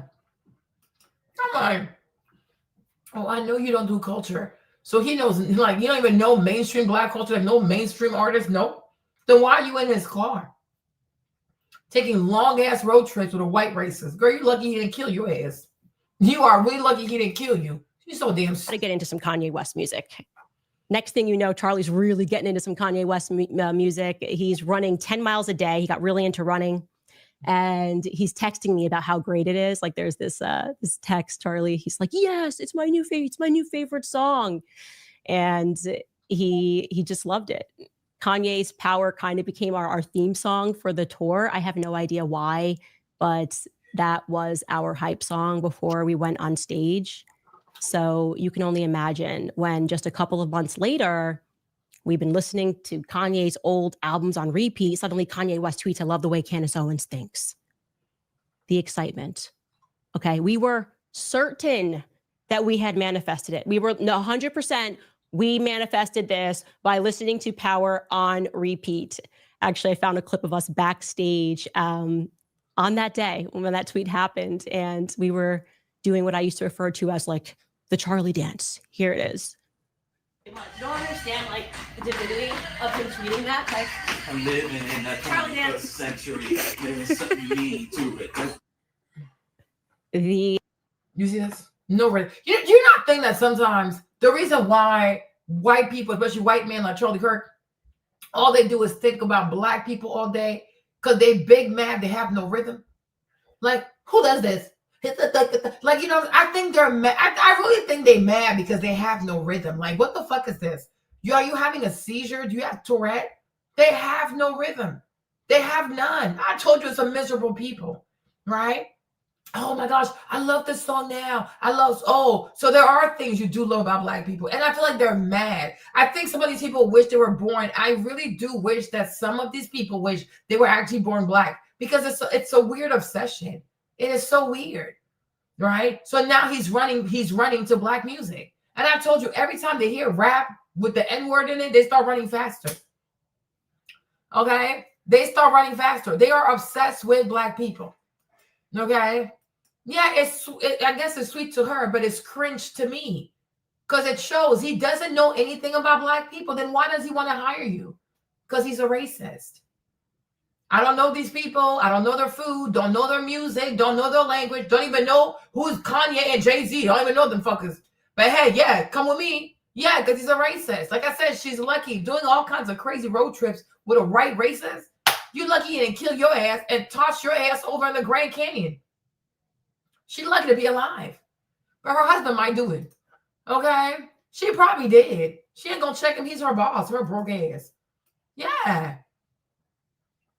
No, yeah, they're very jealous. Like they're a bunch of hateful people. Oh, they love the N-word. If you play any kind of rap song with the N-word in it, watch these white people work out so much harder. They're gonna lift heavier, they're gonna run faster, they're gonna squat deeper. Are you kidding me? It turns them on. Don't nobody like gangster rap more than a white person. Hateful people like that. They're so damn hateful. They're so fucking hateful. Yeah. Era of Kanye. I can't even explain it because you really did have to be there.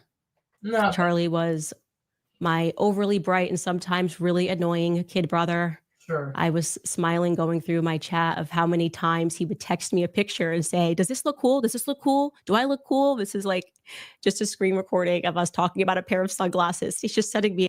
So he's texting you. This dude is mentally ill. And no way this kid didn't have ADHD or like something weird. But my thing is, so he's texting you to a black girl to ask him if he looks cool. You see? I'm telling you. So I feel like they're truly jealous of the swag, the natural swag of black people. So this in-house Negro, her job is to be his emotional coach, his packing coach, his swag coach, his culture coach, his whatever coach, right? Because I'm like, yeah, because this is what they want. Why he can text a white woman and ask her if he looks good? Any white?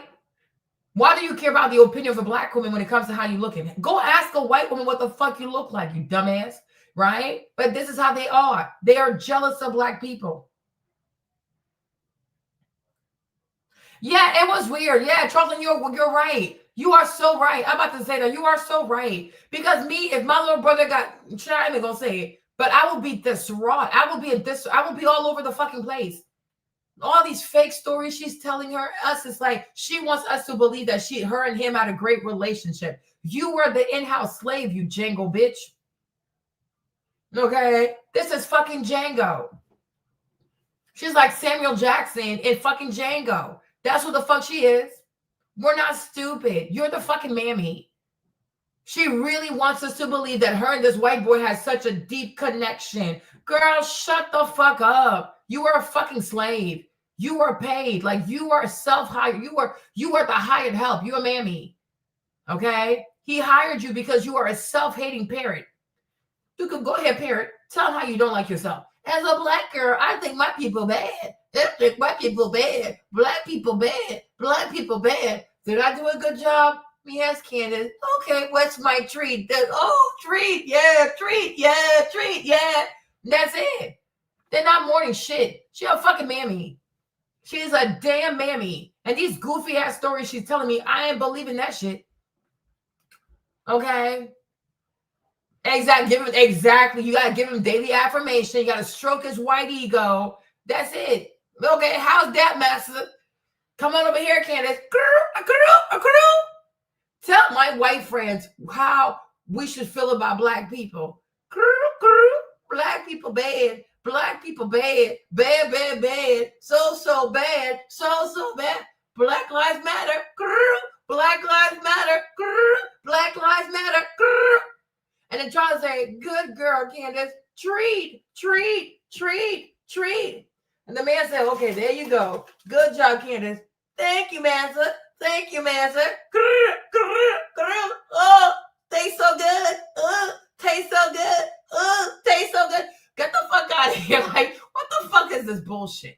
What the fuck? If you think Marlene, me and Charlie Kirk, nah, that shit would have gone left. But I promise you this, though, that fucker would have loved me. That cracker would have loved my ass. Ask the cracker, say one more thing about black people, bitch. Go ahead, bitch. We're going to do this shit right here. You talk about my people, I talk about your people. Let's do it. I'm a sparring queen. I love to hurt feelings. Motherfucker. You cholera having ass bitch. You bubonic plague motherfucker. You Huckleberry Finn looking ass. Don't you look like Huckleberry Finn? Okay. Motherfucker went on to meet Mark Twain. Your racist ass, bitch. Huckleberry Finn. Come over here, Tom Sawyer. Okay. This shit gonna go left. Okay. This stuff is going to go fucking left. You are fucking crazy. Imagine me sitting here and a white man want to talk shit about black people. I say, bitch, you know your mama sells pussy, right? Bitch. Your mother sells pussy, bitch. The vast majority of white women are sex workers. What the fuck is going on? There's an epidemic. Why are white women so unambitious? Why do so many white girls sell vagina like this? What the fuck is going on in Idaho? What the fuck is going on in Wyoming? What the fuck is going on in Lexington, Kentucky? Okay, why are so many white women selling box? Why are you a whore? Bridget, Sarah Jane, why are you a whore? Okay, too many white girls selling box. We don't like that. Okay, we do not like that. Like, this is just weird. Yeah, because that is her job. She's a personal assistant. She's an emotional coach, culture coach, emotional coach, all kinds of bullshit. Okay, hide your husband, the white hooch is outside. Okay, this is weird. This is really weird, right? White people got too much shit to work on to talk about somebody. They have too much crap to work on to talk about anybody, right? But she's a slave. Okay, it's like Django. She's like Samuel Jackson in Django. That's what the fuck she is. I can't shut up. And I'm like, nah, that's not good. Nope, that's not. No, send. Okay, that one's okay. That'll work. And this is actually one of my favorite photos of him, where he said, I can just hear him when I look at this photo. I can hear him saying, does this look cool? He was wearing a pair of Yeezys that Kanye gave him, and he looked really cool. I thought they really suited him. I was like, yeah, you look really cool, Charlie. The reverse of that obviously was him constantly hammering me on debates. I mean, Charlie was like, look, you gotta know the arguments of your opponents backward and forward. I remember I had note cards like I was in high school, just memorizing every statistic and being strengthened by, just day in and day out. He was just pretending to be a protester, pretending to be a radical. And he used to always say, iron sharpens iron. And we spent so much time practicing debating and really thinking through what our ideas were. Girl, you didn't think about no damn ideas. He gave you your talking points, bitch. You signed a 360 deal, motherfucker. Like, she signed a 360 deal. This bitch ain't no different than Carisha. She had ghostwriters. That's what the fuck you trying to say. Charlie Kirk was her ghostwriter. Candace, go fuck yourself. Charlie Kirk was her ghostwriter. And because she's such a dumb, because I said she couldn't finish her bachelor's because she's a stupid ass. How you can't finish an English degree? Like, girl, it's fucking English. Okay? She dumb. So this fucking dropout, right? Her brain, it takes her a long time to memorize shit because she's not that smart.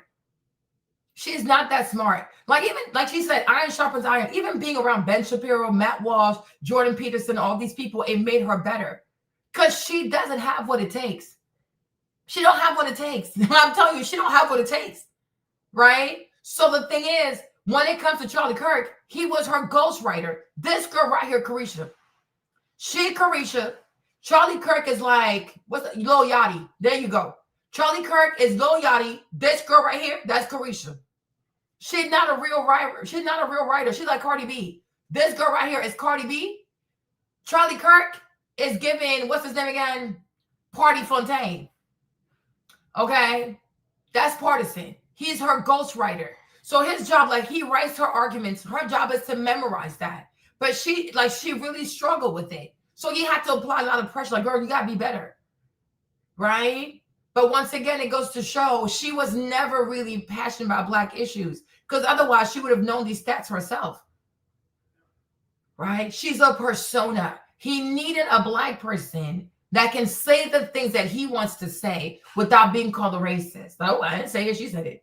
Right? He needed a Black person that could go on this chitlin circus and say the thing that his white people want to say and don't want to be called racist. He needed a Black mouthpiece. He found this goofy bitch right there.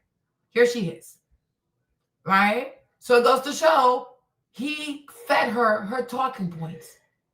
And she had to keep practicing over and over and over until she became so fluid in the stuff that she was saying. She's Carisha. This is Carisha Brownlee of the conservative movement. Okay? Nothing about this lady is genuine. Her thoughts are not even her thoughts. Even when she worked, and also when she worked at Daily Wire, how much do you want to bet that your boy Ben was writing her talking points? Right? She's a fucking fraud. She's a fraud. Even right now, she got to have producers because she can't write her show by herself. Candace ain't smart. She's just a good swindler. Not even a great one, a good one. Right? That's it. This girl's a bird. She's a fucking bird. And for the love of money, she went and put herself in some goofy ass 360 deal with Turning Point USA. For some money, I'll say whatever you want me to say. And that was her job. And that's disgusting. That is really, really disgusting. Charlie never missed a meeting that he had. He wouldn't do that. He took that very seriously. It doesn't matter what the circumstance was, even if it was a hurricane. And one day there was literally a hurricane. I think we were in North Carolina, South Carolina at the time. I don't remember, but all the flights got canceled and we needed to be in DC by morning. And Charlie looks at me. He's like, we got to rent a car. We got to drive 8 hours. Totally insane. And one of the most fun road trips I've had in my life. Every single song was sung. We were always, me and Charlie were always singing in cars. To show you, this is from that road trip.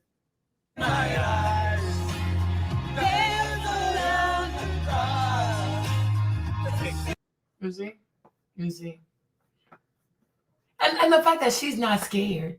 You're driving for 8 hours during a hurricane with a bunch of white folks in the car by yourself. Girl, you crazy. I couldn't be me.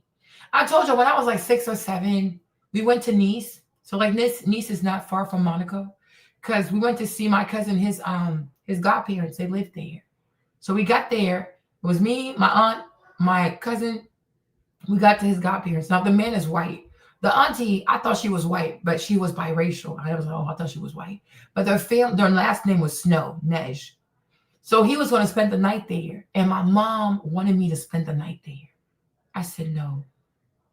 Even I was like 6. One day I'll show you all the pictures. I was like, I'm not sleeping here. She was like, Madeleine. I was like, no. Because I knew I was not safe at a white person's house. I did not want to sleep in white people's homes. My mom was so embarrassed. And looking back, I'm like, you crazy bitch. You crazy Virgo. You didn't think about my safety because I could have been raped. I guess my mom, because they had a nice house. It's like by the beach and stuff. It's so pretty. I think my mom allowed herself to be impressed by how affluent they were. And she wanted me to stay there because she's like, oh, but your cousin is staying. You should stay with him. I'm like, no, I didn't want to stay. I'm like, can you imagine even at 6 years old, I knew white people can be trusted. And it could be because like my siblings, like my older sisters, cousins, they used to always play like this apartheid shit. But I just knew they were evil. And I always knew they didn't like black people. Like, he can stay if he wants to. I'm not staying here. So then we went back to the hotel.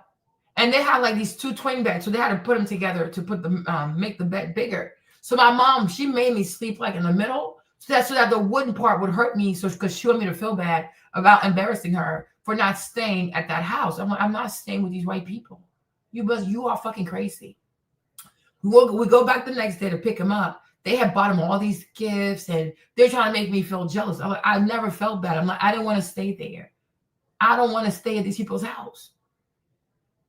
So I never understand how any black person allows themselves to be the only black person amongst a bunch of white people. You brave or you just stupid.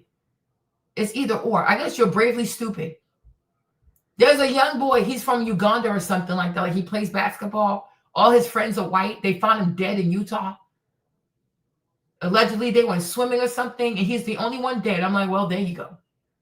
You gotta be some kind of stupid to be the only black person amongst a bunch of white folks. It don't give Klansman to you. It gives KKK rally every single time. And it could be really nice. I just there's something I'm not comfortable. I feel unsafe. I really do feel unsafe, y'all. Like this is not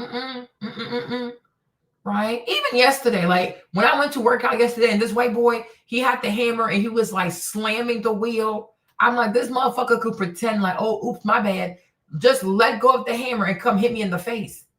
Because to evil ass people, I was like, you know what, Marlene, you might want to move. So, girl, I sure did move.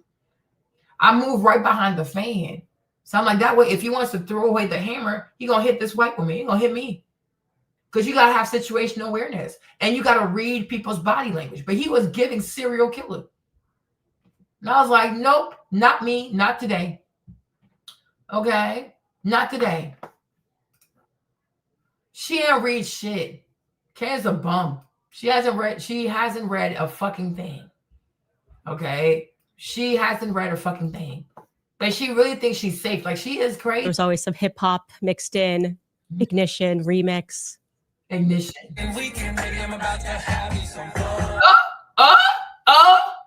You see how he's a grifter? So he out here listening to R. Kells from Chicago. Okay, you see, they want to be black. I think some of these white people, I think they're mad because they don't get invited to the cookout. I really think it is. You hate black folks so much, but you listening to R. Kells. Ooh wee! You got to be kidding me. Right? Who would have thought? So he's out here. He listens to Kanye, R. Kelly. How much you want to bet Charlie Kirk was in that? I'll make him clap. These white motherfuckers, they're a bunch of hating-ass fools. They want to be black, y'all. How much you want to bet Charlie Kirk was rocking that? Now make it clap. Bitch. All you had to tell me was you love me, motherfucker. That's all you got to say.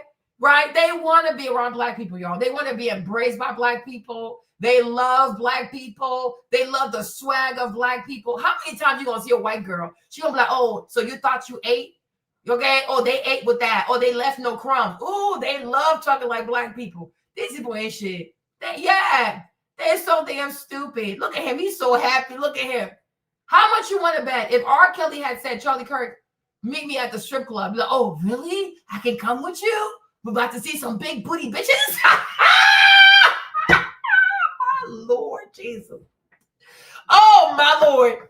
Okay, how much you want to bet? If R. Kelly had said, Charlie Kirk, your goofy ass white boy, meet me at the strip club. Oh, really, Mr. Kelly?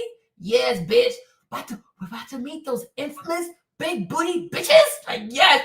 Oh, the white man is happy. White man, shut the fuck up.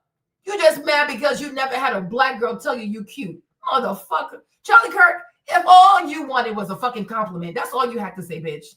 Okay? If all you wanted was for a black girl to tell you something cute about your goofy Huckleberry Finn looking ass, that's all you had to say. Okay? These people are suffering in their flesh. You dumbass motherfuckers. All you want is for black people to let you in. Well, just make sure you leave your noose outside. How about that? Okay? We're about to see the infamous big booty bitches. Yes. Oh my gosh, Mr. Kelly, this is a dream of mine. Like, boys, they call me Kells. Toya, toya, toya, toya, toya. Oh my Lord. These people are so damn miserable. These people are crazy. They are really crazy. Look at him. He's so happy. This is crazy. My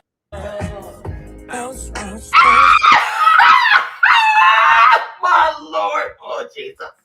Oh, my Lord. Oh, my goodness. Yo, Charlie, you so damn stupid. Charlie, we could have been friends, boo. We really could have been friends. You went about it the wrong way. You really went about this the wrong way. We could have been friends, boo. We could have been friends, family. But you had to act tough for your people. You YW. Yeah, you got tough for your people. You see? That's how I know. I knew you was a grifter. I knew you was fake. I'm like, this boy right here, he grifting. He's fake. He's doing it for the views. He is doing it for the clout. Okay? He's so happy. Bounce, bounce. What's bouncing? Bouncing that ass. There you go. Charlie, you know damn well you're sick and tired of them flat butt white women. Okay? Want you a black woman with a big old booty. Okay? You want you a black girl with a big old, I get to make it rain.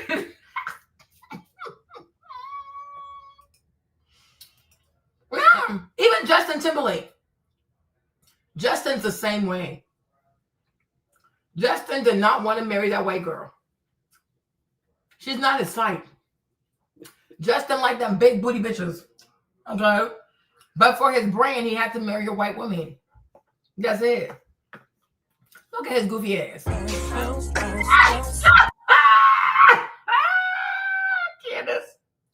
Candace.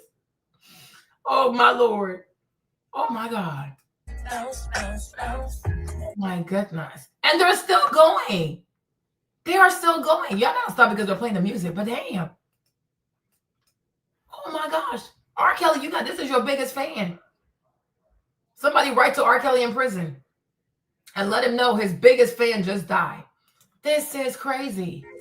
Ladies like murder, she wrote. This is too damn funny. He knows all the damn lyrics. No wonder this man obsessed with Chicago. I'm like, why is this man so obsessed with Chi-Town like this? Always Chicago this, Chicago that. Because he's R. Kelly's biggest fan. Let me find out. He loves R. Kelly. He loves Kanye. Baby, let me tell you something, right? Let me tell you something. Ladies, if I find out that Charlie Kirk was also into Common, I'm gonna throw in my phone. Oh, let me find out.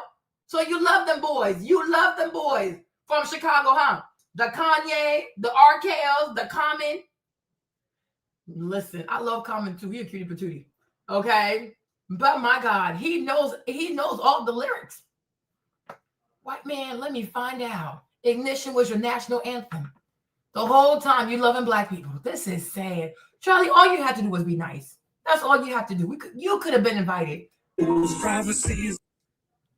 Oh, you look cool, Charlie. You look cool. Oh my God. We really did go everywhere. I mean, all 50 states, Canada, down to the border, the United Kingdom, Israel, you name it, we were there. And there was always a new t-shirt to print out, justice for Brett Kavanaugh, sends to me. How's this one? I love it. We just loved the t-shirts. That was a thing. The Him Too one, that was controversial. That was a controversial moment. One of those character forming moments. I won't forget it. Yeah, he's upset. Because that Me Too hashtag, it just started going viral and people were emotional. And right away I was like, Me Too's awful. This is terrible. I think because like naturally, because he didn't know how to get Black people to embrace him, he paid for her to embrace him. If all I can have is one Black friend, so he paid for that. I don't know. Maybe in school, in high school, middle school, maybe some Black kids made him feel away. Maybe some Black girls made him feel away. Charlie, you should have told me that. I would have apologized. Like, man, Charlie, you ain't shit. I'm saying, like, you know, even Charlie, we could have been friends, fam. We could have been friends. But let me find out you love R. Kelly. That's crazy. That is really, really crazy. He is so obsessed with Chicago. If I find out, let me tell you something with your crazy ass white man, Huckleberry Finn. If I find out that you also like Chief Keef, motherfucker, I will resurrect you from the dead. I'm like, Charlie, put the password into your phone. Let me see your Spotify playlist. Because you got to think for them Chicago boys. Like, he really does. Like, what the fuck? What the fuck? If I find out you like Chief Keef and them people, oh, it's a wrap. It's a wrap. For women, it's terrible for men.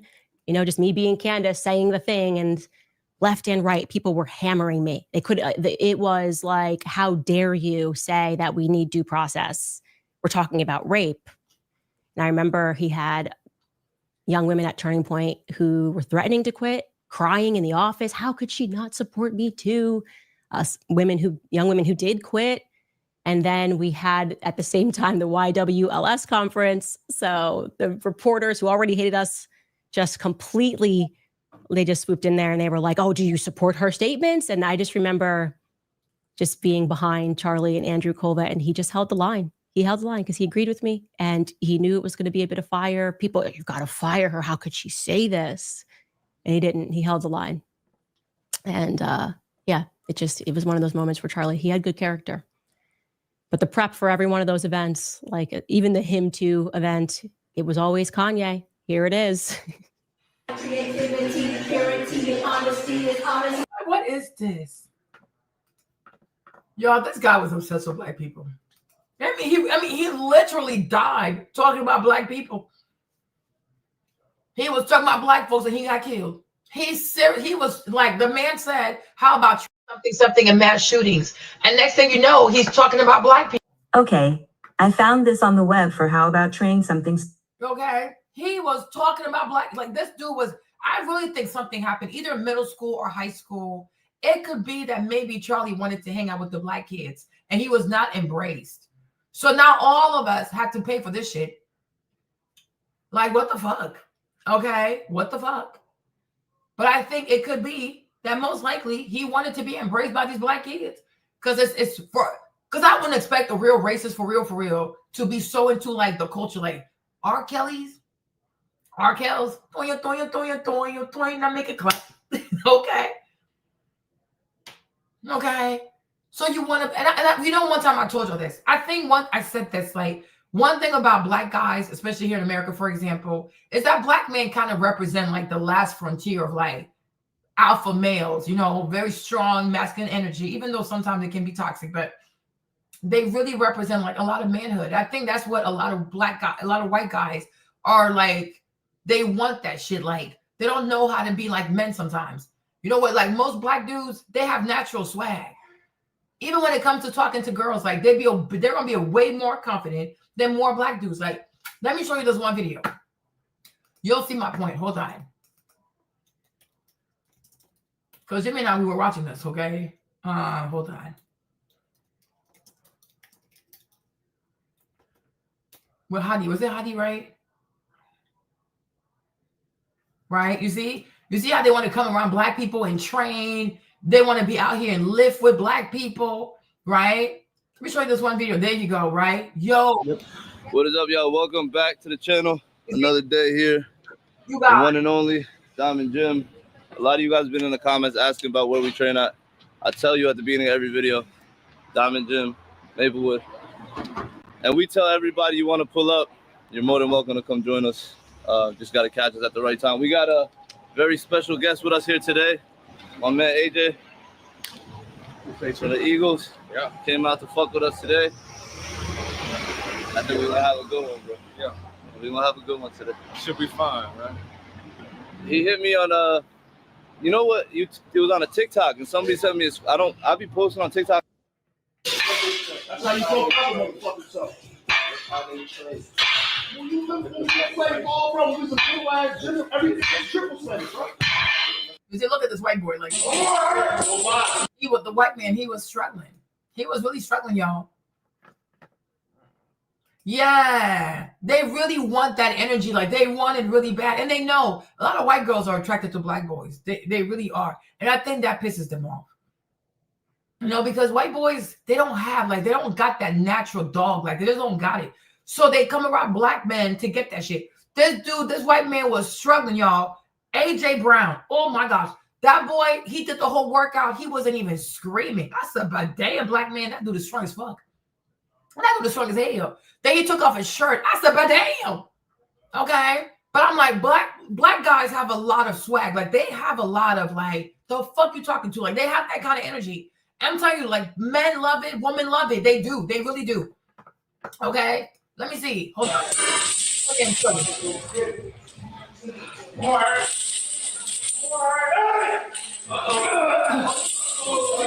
Hey, fucking tired. Yeah, who the fuck is that? We got us. That's enough about. So yeah,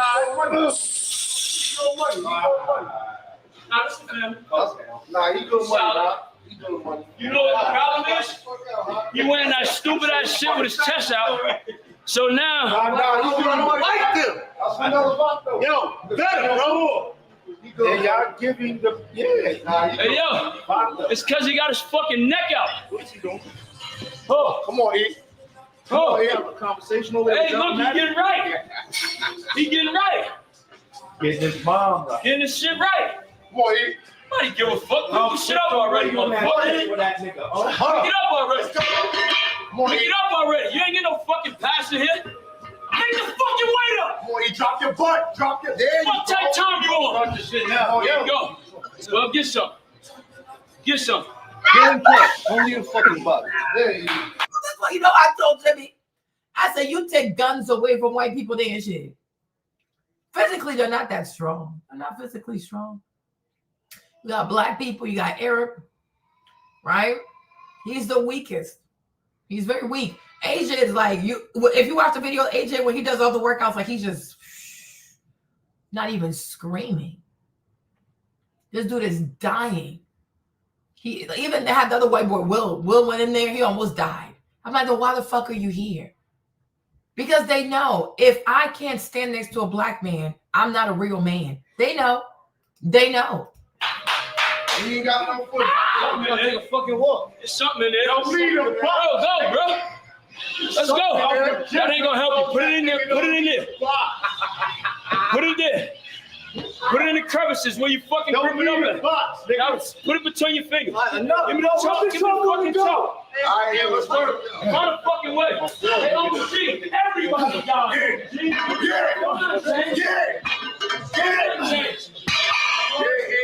That's money. Please. Order. Oh, motherfucker. Come on.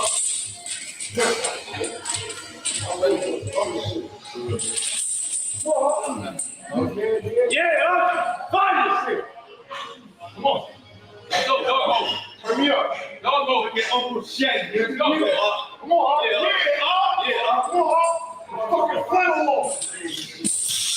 Fuck your shit. Yeah, I'm going to up. Let's go. Show them how we go. Up in the yard. Come on. There you go. The money ain't over. What's the money ain't over? My bad, Oh, the money ain't over. The money ain't over. Yeah, how do you just get it? Get it. Come on. Come on. Stand up. Stand up. Uncle G. Let's go, AJ. Keep that forward side, bro. Forward side. This is score. Forward side. Go. There you go. Here you go. I take it. Go.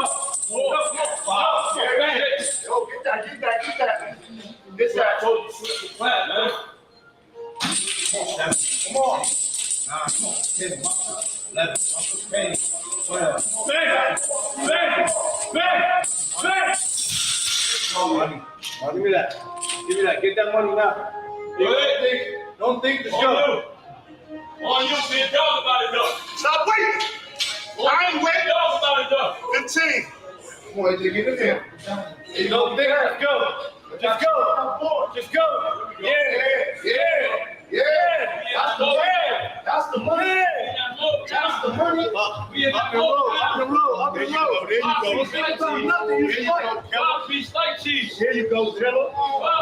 He's getting his chop. Let him get his chop. Let's go, Killer. Piece light cheese. Find a way to make a way. Yes, sir. Find a way to make a way. Hands in the middle. Find a way to make a way. Come on, get that butt down. Figure it the fuck out. Get that butt down. Figure it the fuck out. Drop. Oh, yeah. Drop. That ain't problem. Yeah.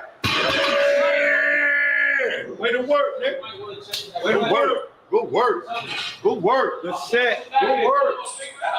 That was a good set. Yes, sir. That was easy. That was a good set. Hey, man. And did you notice he did not scream one time? It's painful. These things are fucking heavy. These are supersets. AJ's not screaming. That white boy is like, he, like a little bitch. They're weak. They are really weak.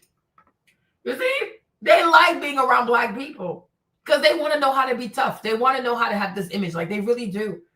Right? And I think they get frustrated because they're not welcome. Ain't nobody exempt from the pain, man. Ain't nobody exempt from the work, man. One way or the other, you gotta figure it the fuck out. By any means necessary. Till the death. Till the fucking death. TTD, bitch. Yeah, boy. Walk off. Nobody gives a fuck. Come on,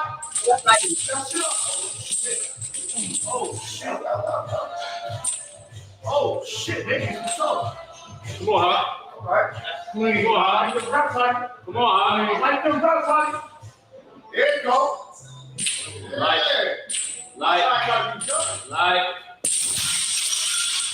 I like it. Ooh, with the good ones.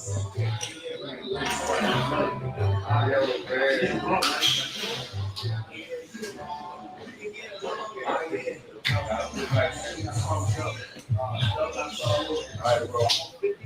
25 up. Yo, what the fuck is a superset? I'm not a motherfucker. Can you push my plate? No. Y'all be leaving the shit on sloppy. Fuck you. What's the count? A lot. Nigga said I'm more than Jack right there.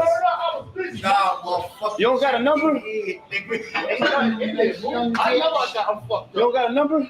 Give me 5, Otto. Come on, bro. Hold on. Do you see him dying over there? Do you see him? I ain't tripping. Oh, shit. Come on, Scholar. It's up there. Let's go. Whoa. Come on. Let's go.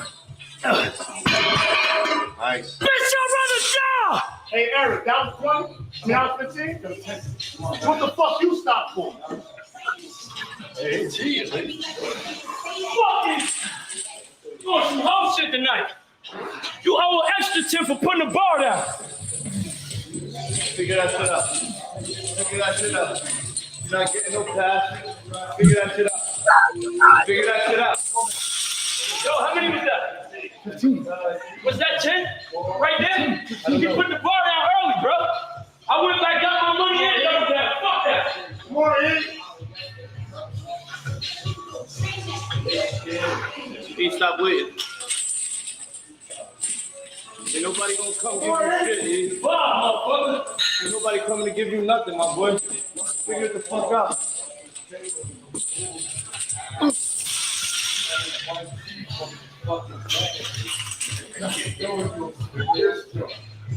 Come on,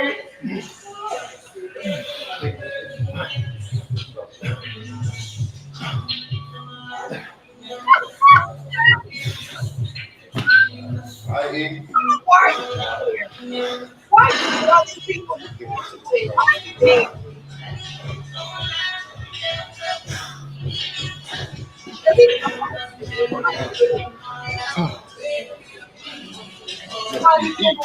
Come on, hands in the middle. Drop your butt. Come on. Come on. Come on, E.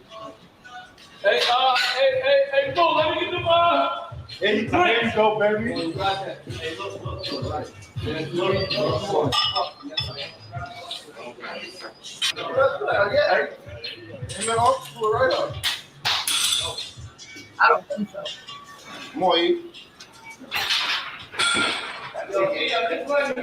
Hey, that nigga done. Come on, he got nothing. That nigga done. Come on, E. Hottie done, Hottie. He ain't done. That nigga, get that nigga buck. He ain't done. Give him a buck. Why you want? Yo, nobody got to explain shit to you. Get back in the box. Come on, E. Don't do that. Come on, E. Don't do that. Now you got the pity face on. Get that nigga a buck. Come on, E. You need a buck.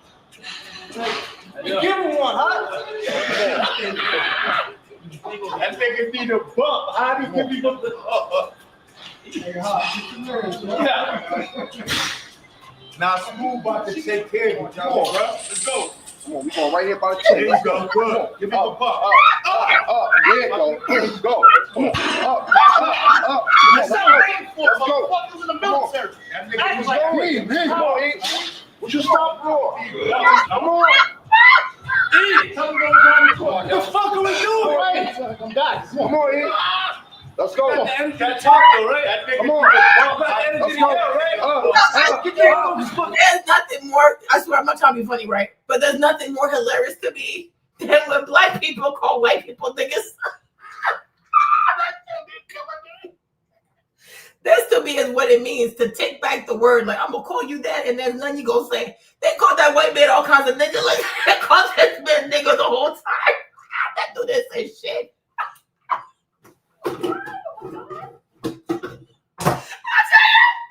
Jimmy and I were dying. This was too funny. I'm like, why is he helping the man like that? Jimmy said, how is he gonna do it? I said, oh my God. White people are nothing without their weapons. They're so fucking weak. Oh my Lord. Oh Lord Jesus. I'm like, why are you there? You're not tough enough for these black men. You're so weak. Take your white ass home. These people are crazy. They are really crazy. Oh, the white guys, oh yeah, he was scared. These videos are hilarious. Oh my God. I say he decided to go work out with black people and Arabs. This ain't gonna end well for you. They was too funny. Yeah, come on, E. Come on, E. Fight back. Go ahead. Fight back. I don't give a fuck. Go. Come on, E. Come on, y'all. Who the fuck you mad at? Yourself? Come on. You got the spot. You got the spot. Help him out. Come on. Fuck him. No, fuck him now. Fuck him. Pick it up now. Pick the fucking weight up now, brother. Hey, who you mad at? Yourself? Hey, yo, Nobody give a fuck. that nigga out. Nobody give a fuck. Let's go. Fuck wrong with you? Get up. You're working, motherfucker. Get up. Find a fucking way. Find the way. There you go. Don't get. Come on. Don't get. Nah, that ain't it. Come on. You ain't done yet. Come on, now. And don't fucking come out the box. Yeah. Come on. Yeah. Chop it up. You want to wear taco meat? Chop it up. I want to show my taco meat. Hey, I'm cute. Come on, E. I'm cute. I want my tank top to match my sneakers today. Fuck you. Do that now. Come on. Fuck you talking about? Shit now. Come on, E. Fuck you talking about? Get up. Get the fucking weight up. Do that tough shit now, E. Stand up. Now what? Stand Now up. Get out of there. fuck out of here. Good.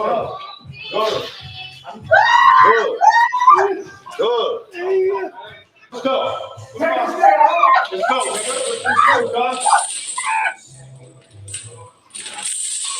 Take a step. Yeah. That's right.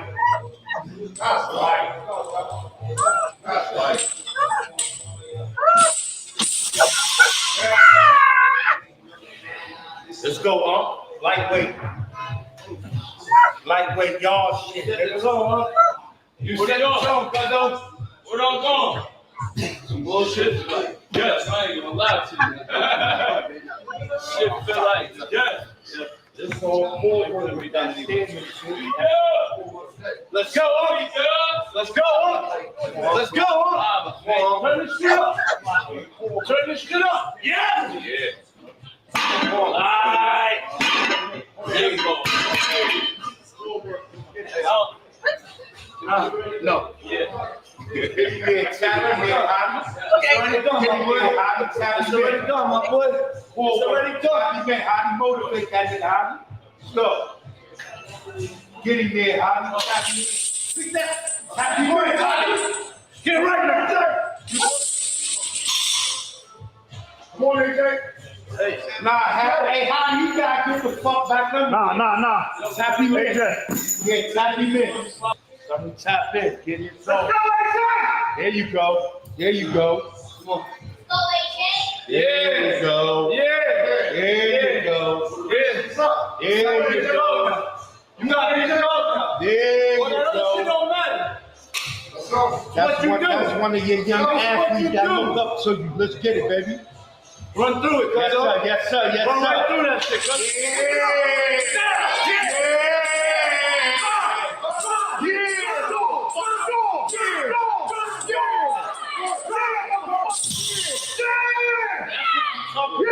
Hell yeah. Way to tap in. Don't shoot. Way to tap into your Come on. Let's go. Come on, let's go. Come on, what we doing now? Boom. This is what they do, man. Boom. Boom. Boom. Yeah. Boom. Come on. Boom. Come on. Boom.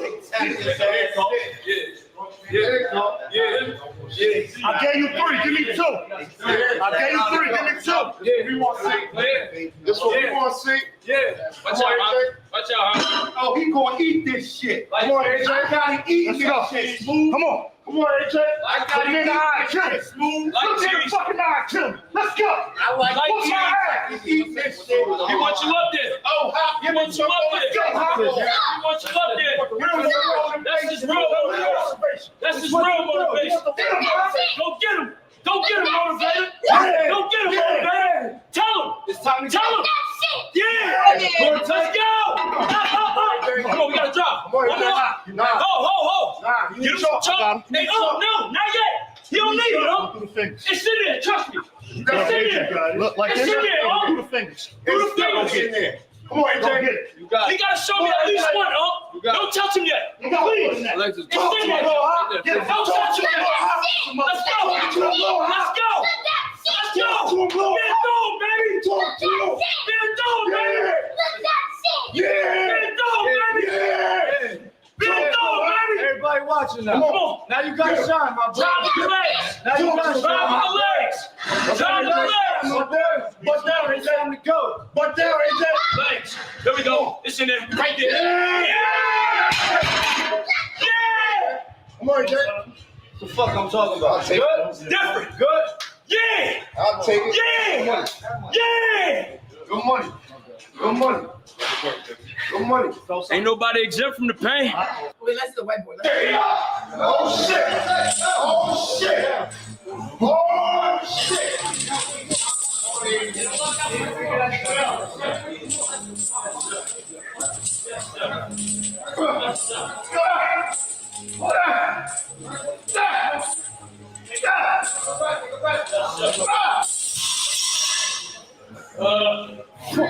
Oh shit!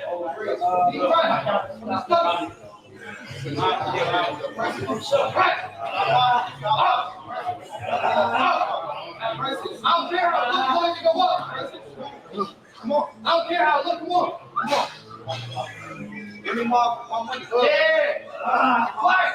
Give my money. Come on. Finish strong, eh? Hey, yo.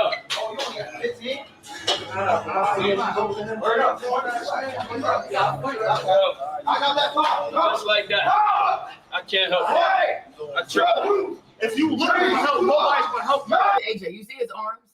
Do you see his arms?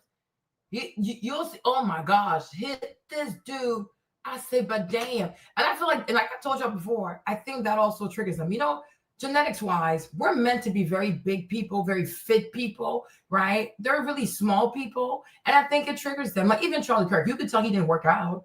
He didn't work out. He couldn't do this. And I think that's what he wanted. Like, how can I be black? How can I be white, but embody this like black alpha male energy? Like be that kind of guy. Like he just couldn't do it. So he did it by trolling and being a prick. And now look, in the neck, okay? Instead of going in the gym and earning your manhood in the gym, you want to be out here grabbing mics, going to college campuses, and be on this goofy-ass feminine energy. AJ,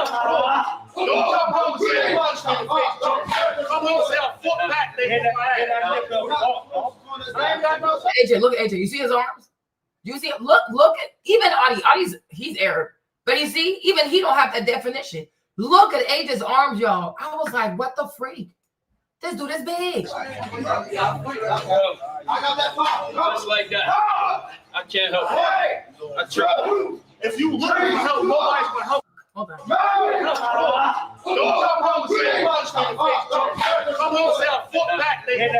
like, damn. I ain't got no sense. Look at his arms. He needs something. I was like, but damn. You see, and I feel like this is the problem. Yes, y'all. Because, you know, let me tell you this, right? Yeah, I was talking to Boomy yesterday. And I said, you know, we're talking about Siobhan, my baby boy that's Jamaican, that's on Toronto out there. And I said, I feel like he wants to do like aspirational content because recently he went to look at apartments. There were like 7,000, 6,000, 7,000, 6,000, 5,000, but damn, and a Maybach. Right? And I said to Boomy, I'm like, the thing that's missing from Siobhan's channel is the fitness. Because, you know, we as women, as content creators, we have to focus on like our makeup, our hair, our clothes, right? But for a man, what like his, like, you know, like how a girl be like, oh my gosh, I like her makeup. I like the way she looks, so I'm going to follow her because she likes the way you do your makeup. Well, guess what? For most men, they will respect you and follow you if you like big as fuck. Like if you take your health seriously and you work out seriously and you become a big, like you got big ass muscles, right? Most men are going to follow you, right? Because it shows like you care about yourself, you work hard, you know, you're aggressive, like you are an alpha dog, right? And it's like a lot of white guys, they just don't have that type of morphology. Like it's not their built. Like naturally, they're not built to be big, right? So many times they take a lot of steroids in order to have a bigger frame because they're not naturally big people, right? AJ, because he's in the NFL, so we know this is just organic. There's no drugs, there's no steroids. Like this is God, like this is genetics. But I'm like, look at his arms, y'all. Like he's fucking big. See these arms, right? So it's like whether you're a man or you're a woman, it's attractive. It's attractive. Charlie Kirk, he didn't have that. He didn't have the body, didn't have the work ethic. He's not going to exercise. He's not going to lift weights. He's not going to eat his protein for the day. So what he does is like he antagonizes people on the mic. He plays a little goofy ass smart ass instead of being a man that puts it in the gym and gets respect from other men that way, right? Exactly. I'm like, this dude is big. I was like, damn, you had all this under your sweater? That is crazy. Oh, bro. Go ahead, man. No man left behind, bro. I got you. No man left behind. I got you. No man left behind. No man left behind. Hold him down. Hey, yo, you got to bring that shit up with your fucking legs. Head up. Hold him down. And it's the same thing with like Charlie Kirk, Ben Shapiro. These are very puny white boys who love to talk about traditional men, but traditional men are strong. Traditional men, they do push-ups. They lift heavy shit. They got big hands. They got hairy hands. They got a bunch of calluses in their hands, right? But I'm like, Charlie Kirk, Ben Shapiro, these are puny-ass white boys. They're skinny as fuck. They don't scare nobody. Like, nobody's scared of your bitch ass, right? Even I probably could beat them up. They're not strong people. You're not strong. You're really weak. Go. Come on.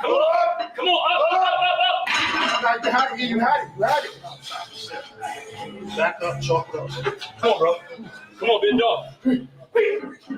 Oh, yeah. Oh, there you go. I'll take it. Good fucking work, boy. Good fucking work, boy. Yeah,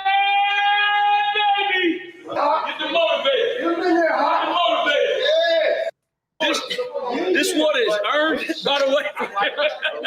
He tried to get a swing a little earlier. Show me your motherfucking six-pack. What type of time you want? Fucking young punks. I had you know. Hey, Hattie. I've been doing cardio drinks, you heard?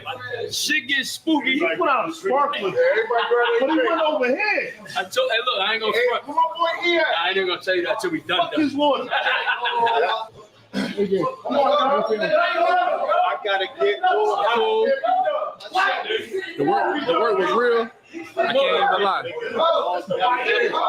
I wasn't gonna back down, but I had to earn this shit. I had to go to a place. I can't even lie. What the fuck? What we got going on? Ain't no turf in here.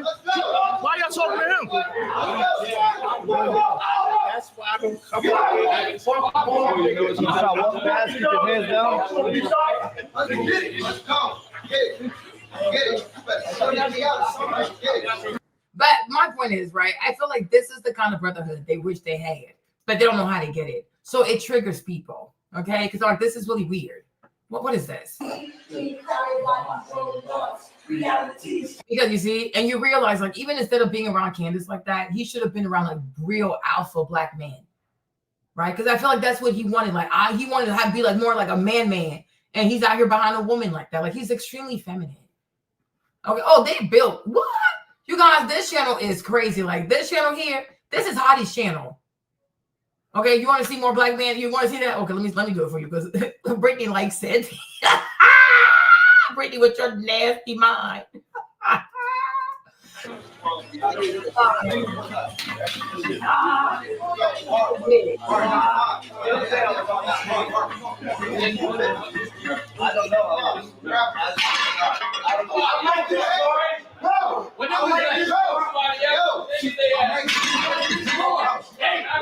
It's you versus you. There's nothing you can't accomplish on that field. So. And that's just me being me. No, I needed that for me. I thought you was injured. I am. I should heard you. Hey, I want to take Hey, yo, man. Salutes to the gang, man. Shout out AJ Brown. Philadelphia Eagles wide receiver pulling up to the fucking dog park with the dogs, putting in real pain, real work, did every rep, every set, ain't bitch, ain't cry, ain't complain. Salutes to everybody who pulled up and got busy, you know. It's the baby goat right here. Matter of fact, I'm never gonna call him the baby goat. It's the goat right here. That's the OG goat right here. You know what I'm saying? Y'all know this is fucking family, man. I don't give a fuck how you feel. I don't give a fuck about your opinions. You're going up forever, man. This shit ain't gonna stop. In the words of Unc, man, this train ain't gonna stop. Choo choo, motherfucker. Hey, I just want to say this, right? This is why I respect him, right? He reached out to Hottie. I thought he was stunting. He said he couldn't make it, then he pulled up. For him to be an NFL player, come to the middle of the hood, no security, no bodyguard. Don't worry about that, because ain't not gonna happen right now. But what I'm trying to say is he came, he pulled up, he put his ego, pride to the side and work. That's letting me know, not only is he humble, he's a hard worker, and he's a silent assassin. And I tell everybody, Diamond Gym is a culture, but it's also a mentality, right? When you come in here, we're gonna push you to your limits. We're gonna put you in the casket. We're gonna kick that shit over, pull you out the casket, wake you up, and push you back in. I'm gonna keep doing the cycle until you realize that you only live once and you can't die twice. So kudos to this young man for fighting, coming here not knowing what to expect, lifting real still, and doing this shit by himself. Whatever he can accomplish in here, it's gonna be 10 times on that field. Have a great season. I ain't gonna lie. Fuck your water bottle. Hey, look. Hey, look. Fuck your six-pack. Hey, look. I'm actually, after today, I'm actually looking forward to seeing the psyche that he go to when it's up. I'm not gonna lie, because I seen him go somewhere that I ain't know if he was gonna go. Tell him how you feel today, man. Tell him what you went through today, man. Tell him what your experience was about in the dog park, man. Nah, this shit was real work. I can't even lie. I had to, when you watch the video, I put my hoodie on. I had to go to a place, I had to go to my childhood. I had to think about some shit I went through. Mm-hmm. You know, I needed this shit though. Mm-hmm. You know what I'm saying? I got everything I ever wanted in that life, bro. Mm-hmm. You know, I had to go back down to that childhood, me living in that trailer, bro, starving, bro. Yeah. You feel me? Then I thought about his son, bro. I got a little kid. I got a little boy. Yeah. He motivated me. I said, I ain't gonna give up my son watching me. Yeah. But this shit real work, dog. Like, this shit ain't no internet shit. That's step, motherfucker. Exactly what I'm saying. Like, Charlie was out here trolling people, you guys. Like, all jokes aside, he didn't know how to find his real manhood. So he was out here going to college campuses, grown-ass men in his 30s with kids, trying to slam dunk on kids.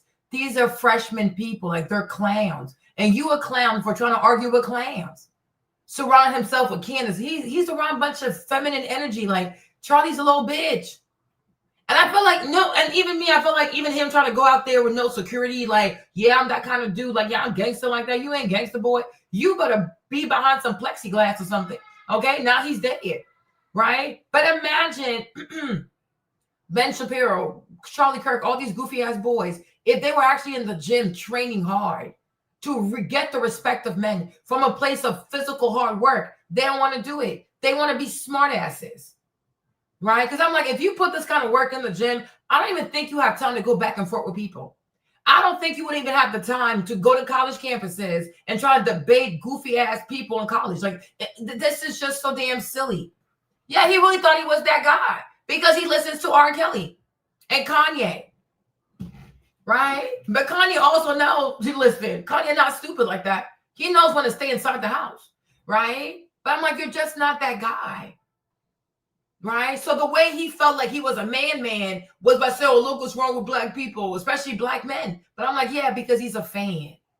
He's a big fan. It's really reminiscent of the guy or the girl, like you like somebody in school, so you bully the person, right? You like this girl, so you bully her. You like this guy, so you bully him. You bully people that you actually like.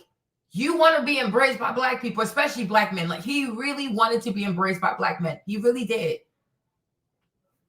Right? Yeah.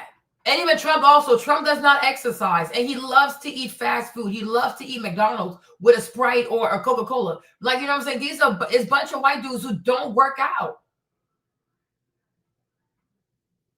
You know what I'm saying? But I feel like this is something he probably really wanted from black men. But I guess she's second best, I guess. I don't know, right? But I'm like, you got to work out. Like, as a man, you have to work out. You got to get into your fitness. And you can't just be a runner. You have to lift weights. And you got to lift heavy. But I'm like, Charlie was not doing any of that. Even that guy, Zoran Mandani, another one, he could even bench press like 100 pounds. I'm like, so 65 pounds? Something quite silly. And I'm like, y'all need to start working out. Okay, but I'm like, if you're gonna be a traditional man, you gotta be a strong, really buff type of man. You can't be skinny. You can't be a grown-ass man and you weigh 140 pounds. That's weird. That's really weird. So here he is with Candace.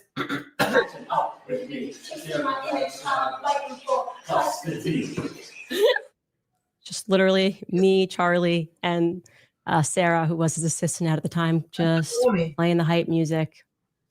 Charlie and I fought a lot of battles together. I mean, of course, who could forget the infamous day that we got chased out of a Philadelphia restaurant by Antifa, and they threw water and they threw an egg on Charlie. We were just amazed at how quickly they had assembled once they found out what restaurant we were at. But I want you to watch him here, like, even in this moment of shock and adversity, he finds a reason to smile, and it's incredible. Take a look at this.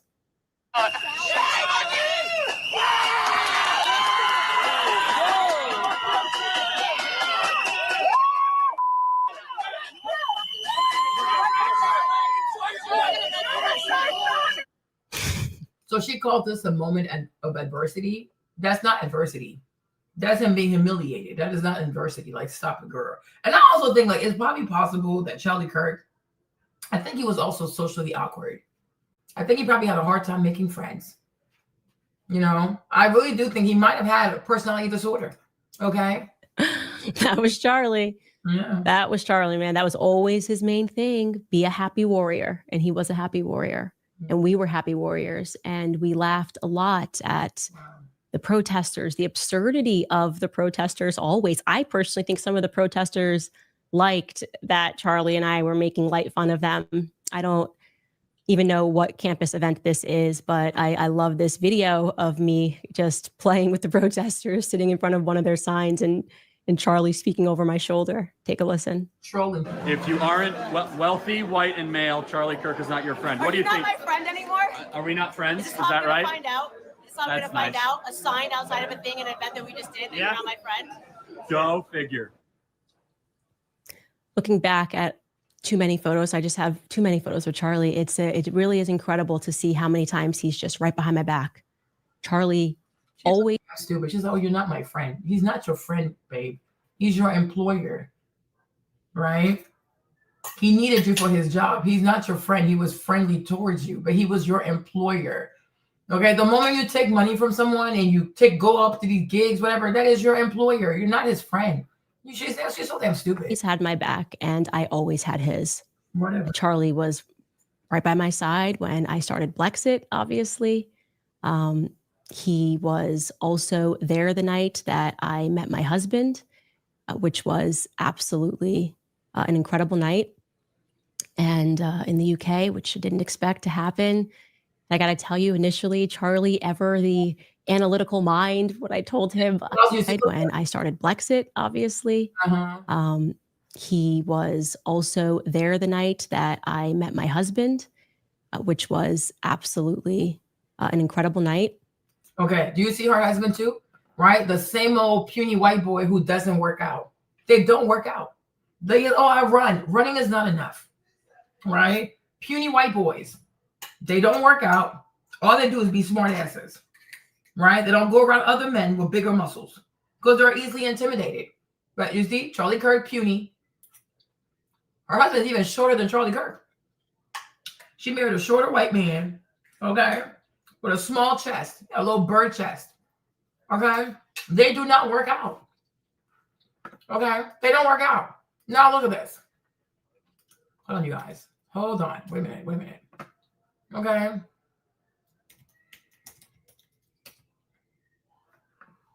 Okay. Now compare. This is about a good video of this guy. Hold on. Where's Nick?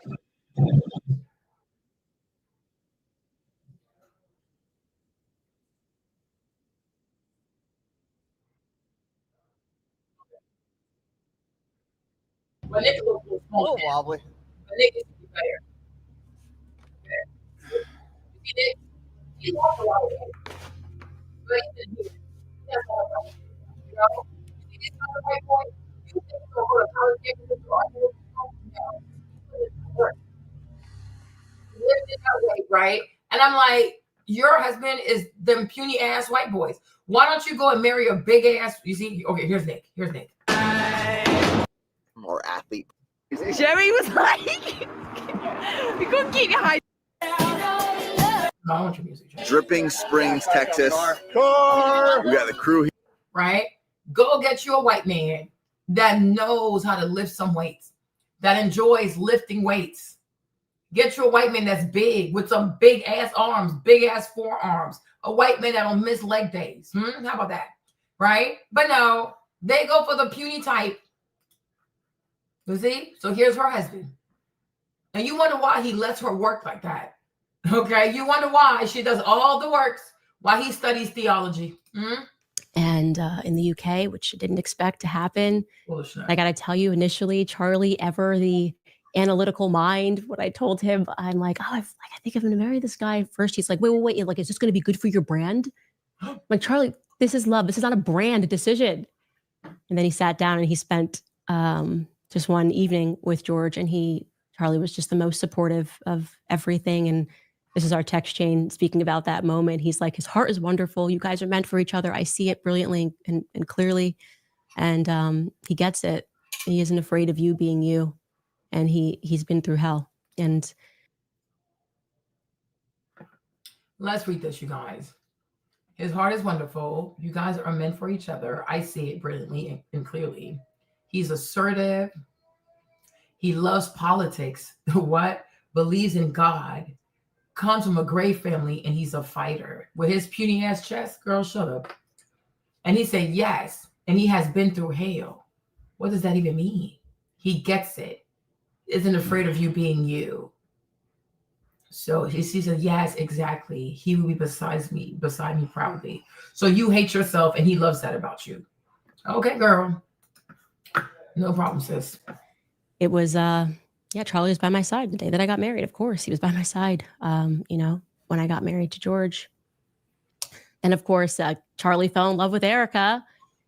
That entire journey to me when I was reading through the text is so funny because it was exceptional. I was always leaning into Charlie's analytical mind and making fun of him. Like, oh, well, all we need to do is get a plan. You love Erica?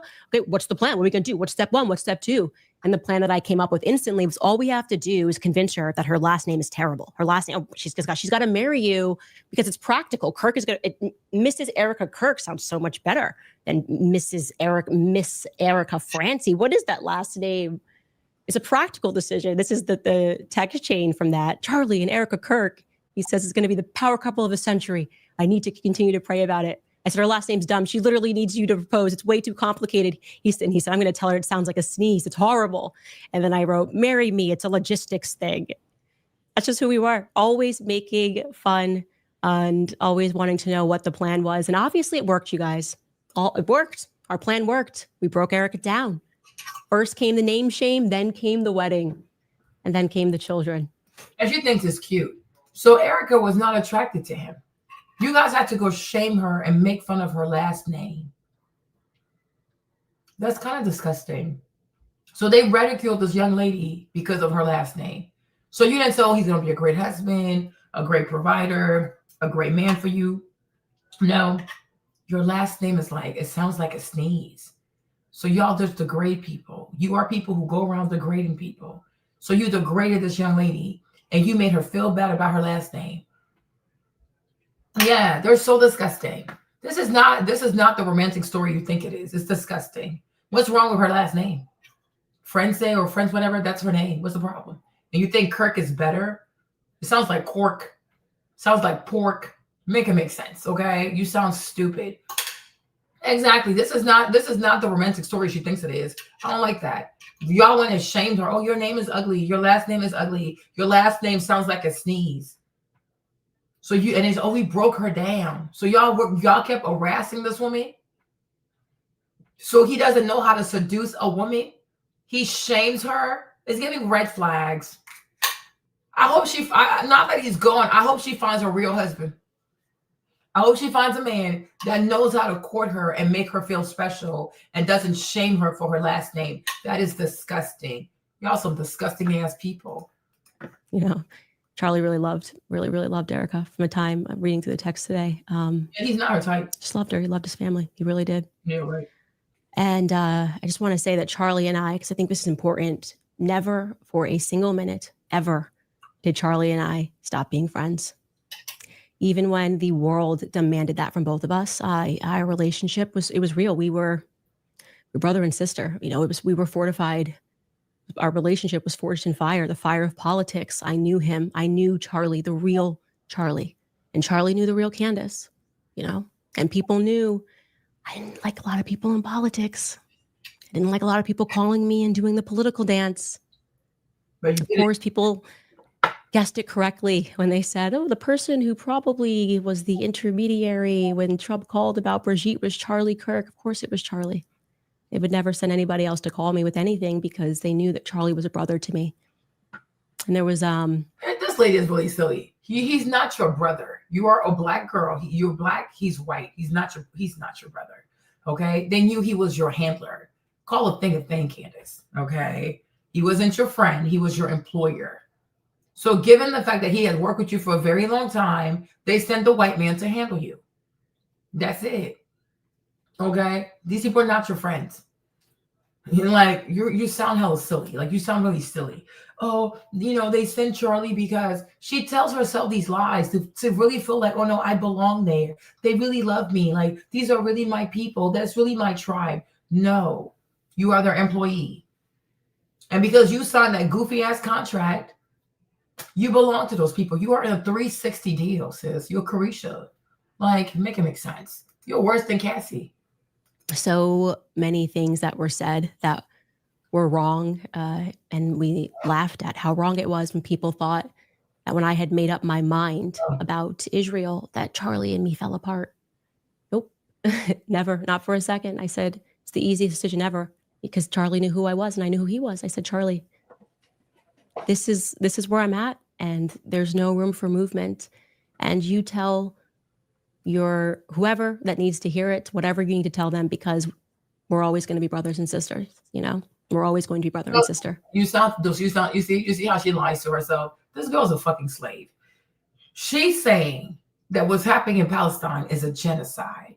Charlie Kirk is saying it's not a genocide. This is a real thing. It's a real issue. So if you say, oh, that's my brother, you are calling it a genocide, and your brother's saying that's not a genocide, no, you don't have this deep relationship. He's not your brother. He doesn't have all these feelings for you. You worked for him.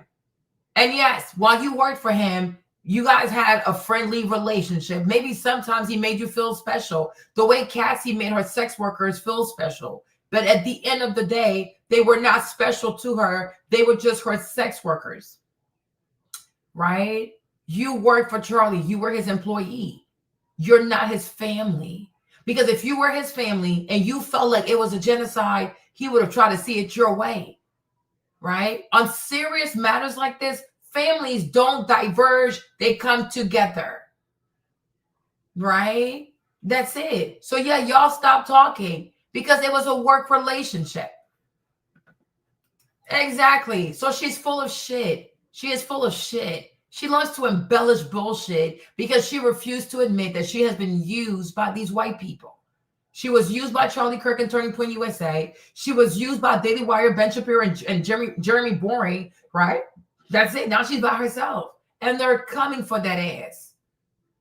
But something over genocide, it's not a light thing to disagree. It's like, we can disagree over ice cream. We can disagree over furniture. We can disagree even about, okay, do I like this policy, not like this policy? That's fine. But when it comes to genocide, this man is calling himself a Christian.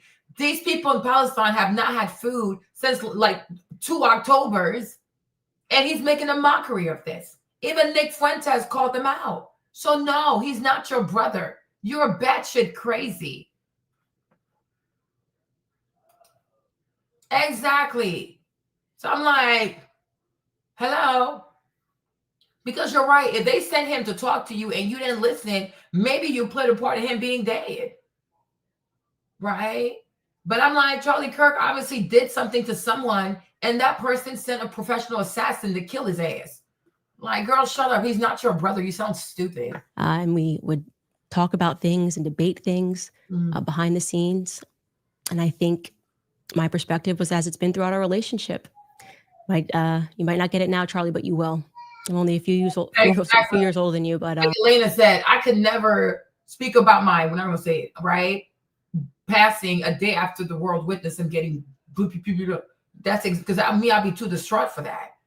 She put makeup on, she's smiling, not even once did she shed a tear. She knew damn well it was a work relationship because they both needed money. So they agreed to go on this goofy ass grift that's extremely dangerous.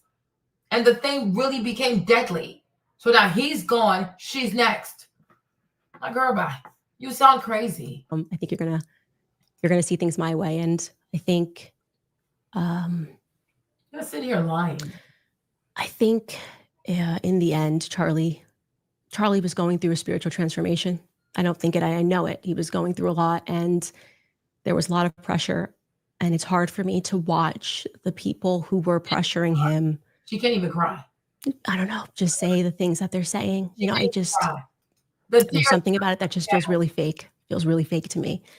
And they would have allowed him to lose and wanted him to lose everything for changing or even slightly modifying an opinion. And then to see them doing what they're doing today, it's hurtful to me. It's very hurtful to me.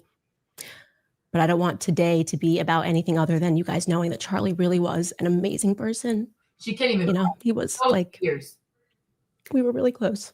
Yeah. And he was my best friend and my brother. He was not your best friend. Shut up. Candace is doing the shit that white people want her to do. Oh, their favorite white boy is dead. Not, I got to be the mammy and make them feel good and say all the things they want to hear. You guys, even I, Marlene, Well, we saw, if you guys saw the video of the way Charlie got killed, right? It's very traumatic. All jokes aside. Like that thing hit that boy, he was gone on the spot. And then his body just like free falls like that, right? It is jarring. It is jarring. And so me, I don't know this man. But if you claim to have known him as much as you do, and you saw that video, your mind's gonna be messed up. Like even Esther was messed up. Random people who saw the video they're really, really messed up. So you telling us, I did all this for Charlie. I lived with him. We were in these goofy ass apartments, these goofy ass hotel rooms. We traveled for hours. You can't even cry one time. This girl has not shed a single tear. She didn't like him anymore. She full of shit. Okay? She's so damn fake. She's so fucking fake. She didn't like him anymore. They fell apart. And I'm sure Charlie got upset, not just the Israel stuff, but I'm sure when he called her about the whole Brigitte Macron thing and she didn't change her position because she was being stubborn, I'm sure that pissed him off. Like, look at this N-word. Like, is she dumb?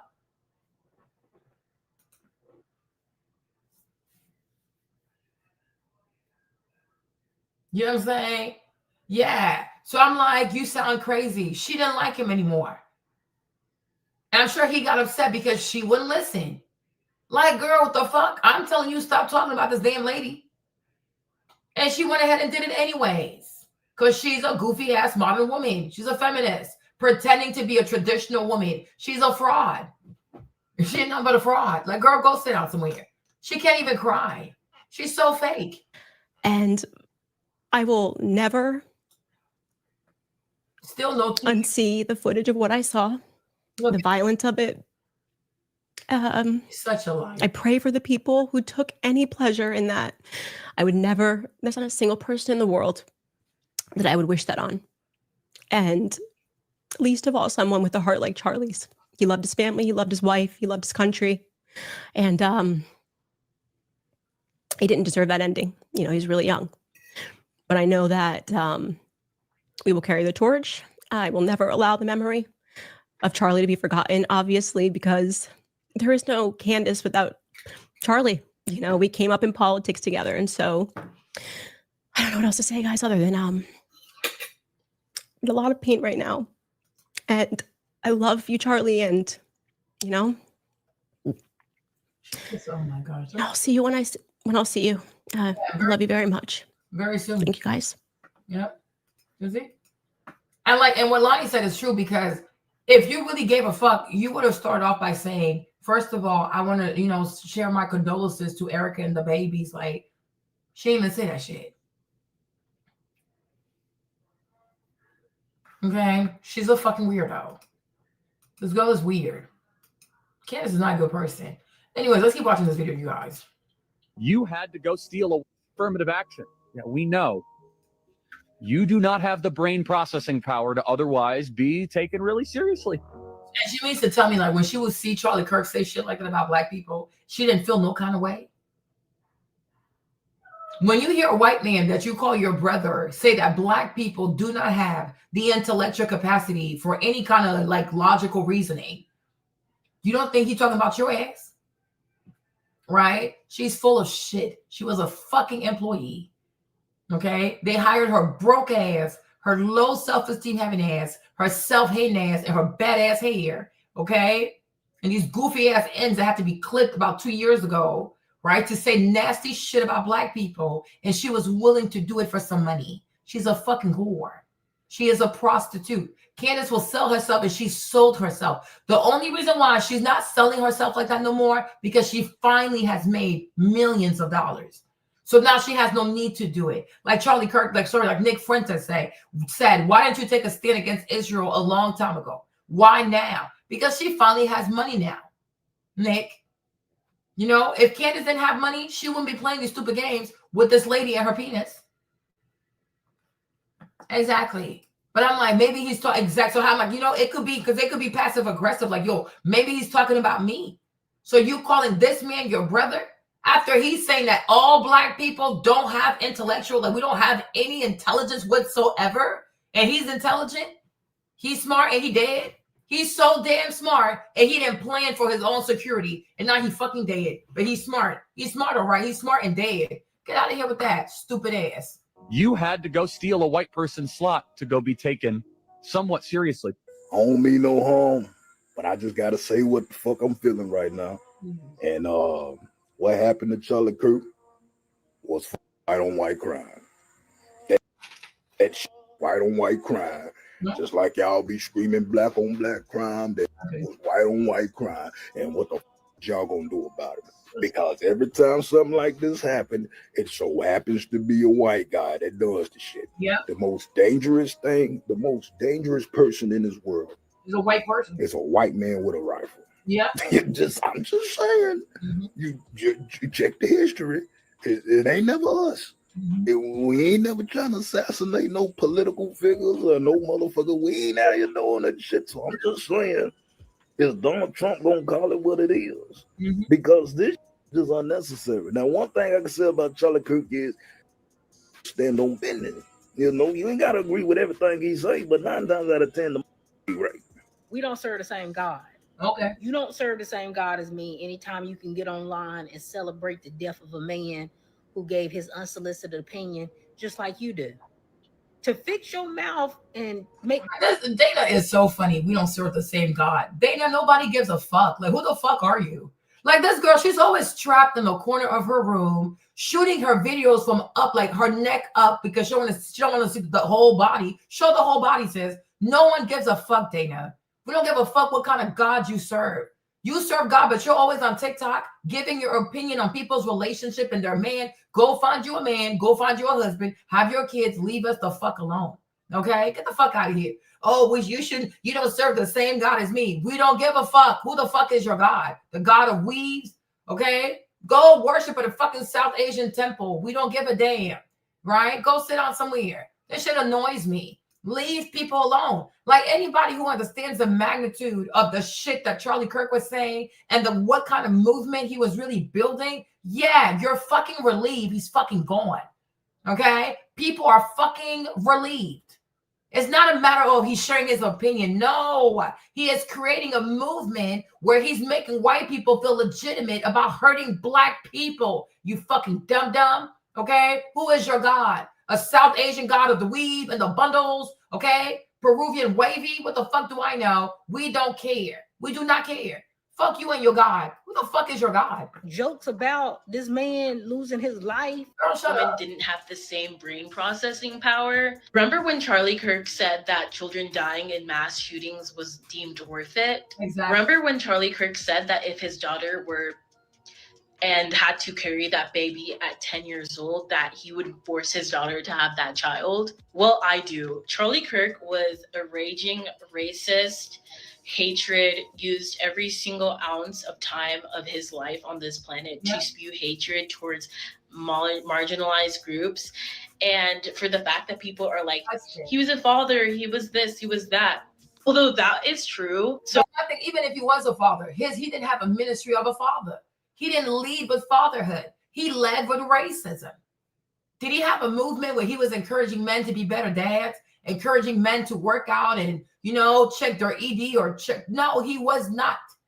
So who cares if he was a dad?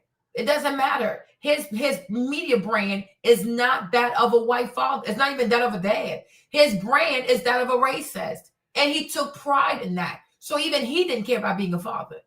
Because if he cared about his kids, he would have been more mindful about the stuff that comes out of his mouth. When you care about your kids, you care about your brand. And therefore, you make sure not to have a brand that can get you killed because you have children. He didn't care. Exactly. Exactly. He's a fucking troll. He's a professional troll who took that shit to the fucking grave, chasing the algorithm. So I'm like, yeah. Okay, this dude is fucking crazy. He is fucking crazy. He is white trash, and he's out of here. There are horrifically bad people in history. I'm sure Robert E. Lee, etc., or other people in history were fathers and had families. That doesn't take away the fact that this person was a bad person. And another thing,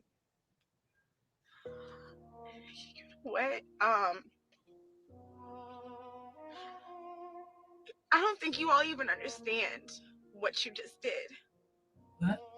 If he's not okay. This was a voice for the people, and whether you didn't understand it or not, he was trying to help you. What Charlie was doing was for the best interest of the USA. Not the best interest of him. The best interest of the USA. I look like crap. I cannot believe I'm on here looking like this. But it's just sad that y'all, let me not say y'all, because I know all liberals are not the same, but anyone who was laughing at this, I'm trying not to curse too. How do you claim to be the party of love, but when someone doesn't agree with you, you want to take out a weapon and pew pew? How is that a party of love? Quickly. This man has a family and a wife, and this man preaches a gospel. What gospel? This girl's so damn stupid. You're so damn stupid. Oh, when you don't agree with someone, you want to take a gun and pew pew. That's what white people do. It's their culture. If you don't agree with white people, you don't have liberal, conservative, doesn't matter. White people is one big family. They don't like your ass. You say something they don't like, they grab a gun and they kill your ass. That's just how it goes. He had a family. Who don't have a family? A lot of black people have families. And Charlie was calling for those people to get fired. He was calling for low-key violence against black people. Calling us almost like, it's like you want to call somebody a monkey, but you don't want to say it. So you say all kinds of other things, right? Oh, they're intellectually inferior. They don't have enough white matter in their brains. I'm like, you do know he's talking about you, right? Especially you're kind of overweight. So I don't know, but he would have had some nasty things to say about your ass. He probably call you a welfare queen if he saw you. Okay, like, oh, how you afford this food? EBT, my tax dollars, right? That's what he did. He encouraged white people to be hateful towards black people. So he's dead. That's what happens when you're evil. You die. And people rejoice because an evil person has left the planet. Okay? Like, go somewhere for that. Like, this is just weird. Exactly. He had his wife and kids in the tent with no security. His family's lucky they're alive. He put his family in harm's way. Exactly. He's a fucking clown. He's a damn clown. You will be dealt with. Okay. Jesus does not play about his children. We are not all God's children. We are all his creation. Until you take God into your heart, that is when you become his child. That is a child of God. You will pay. I don't know much about Charlie Kirk outside of the fact that he's a conservative and that he was the person who was advocating for Derek Chauvin, the man who unalived George Floyd, to be pardoned. Well, today he was unalived at Utah Valley University, and I have several thoughts. Political violence is increasing because of the president and because people are tired of being oppressed. When the president signs executive orders to change the name of a department to the Department of War, he is encouraging violence. There was absolutely no reason for that besides him trying to fearmonger. So by now you probably know, or you've heard the news, that Charlie Kirk was assassinated earlier today. We need to be praying for his family. We need to be praying for everybody involved and impacted. We also need to be praying for the shooter. And I really don't want to say that in my flesh because I'm so angry. I'm sick to my stomach and I'm disgusted.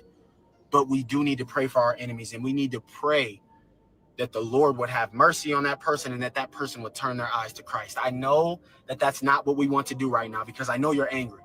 I know you're angry. I know you're upset. I know you're infuriated because I am too. That somebody could take a human's life over their opinions and views. And, you know, I think what's even worse is that a lot of people in the world are celebrating it. The Senate floor stopped for prayer for Charlie Kirk. Seriously. The American flag is at half mast for Charlie Kirk, but not dead kids in a school that keeps getting pew-pewed? Exactly. Oh, hell. This is a war on truth. Because that man spoke nothing but facts. And to have him taken out the way he was taken out was a travesty. How could we allow something like this to happen and be silent about it? 31 years old, a beautiful family, a great debater, logical thinker. How do you want to be remembered? I mean, if I die, everything just goes away. How would you if you could be associated with one thing, how would you want to be remembered? I want to be remembered for courage for my faith. What faith? You went to these college campuses to introduce people to Jesus. What faith? You're a racist. This dude is sick as hell. He's mentally ill. He's worse than them trans kids. And I really feel like he had a personality disorder. I think, and I also feel like growing up, it was probably hard for him to make friends. This dude's a weirdo. He is a weirdo who took his weirdo racist trolling shit too fucking far, trying to farm crazy ass content for TikTok, YouTube, and Instagram to make some money. That would be the most important thing. Most important thing is okay. No, bye. I guess I don't know. I'm not gonna see another in a different lifetime because I ain't got time for you guys. But who else is out here, Joe? Let me see.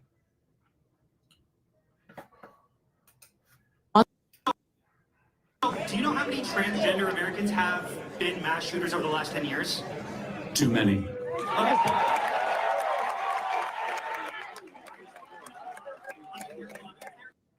It's 5. Okay, now 5 is a lot, right? I'm gonna give you some credit. Do you know how many mass shooters there have been in America over the last 10 years? Counting or not counting gang violence? And Is he talking about black people again?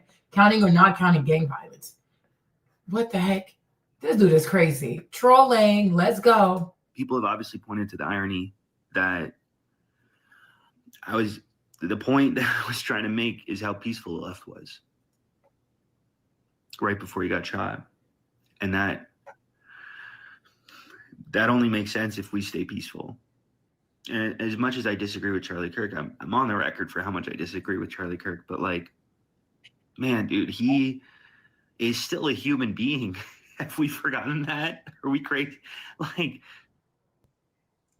all right, guys. So we got to talk about some bombshell footage that has been leaked to the public by TMZ of the alleged person of interest, the assassin of Charlie Kirk, right? The person that the FBI believes, as of right now, likely committed the murder. Okay, now I want to react to this footage because, again, this is just a part of trying to piece together the puzzle of catching this guy. As of the making of this video, he has not been caught yet. But this footage has been released along with a photo as well, too, of the individual. So without further ado, let's go ahead and get into this. TMZ has obtained a surveillance video of a man dressed in all black. Now, this individual matches the description of the FBI's person of interest, that individual that you saw in that photo. Now, take a close look at this.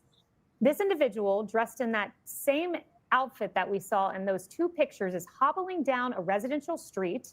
This was taken at about 11:49 a.m., and he's heading toward the Utah Valley University campus. Now, that campus is just a few blocks away, and we know for a fact that he arrived on that campus at 11:52 a.m., so there's a 3-minute span there. And just 6 minutes after arriving on that campus, the shooting took place. The camera caught a dark figure walking in the opposite direction, with students walking in the opposite direction of the individual who we presume to be the shooter, according to the FBI's photos. This was obtained from neighborhood surveillance cameras, and we know that all night the FBI has been poring over this footage. And this footage just in from TMZ, you can see. Yeah, it looks like this person is limping. I don't know about you guys, but it looks like he's limping, which I find to be interesting. Maybe he's limping because he's trying to conceal his weapon, his rifle.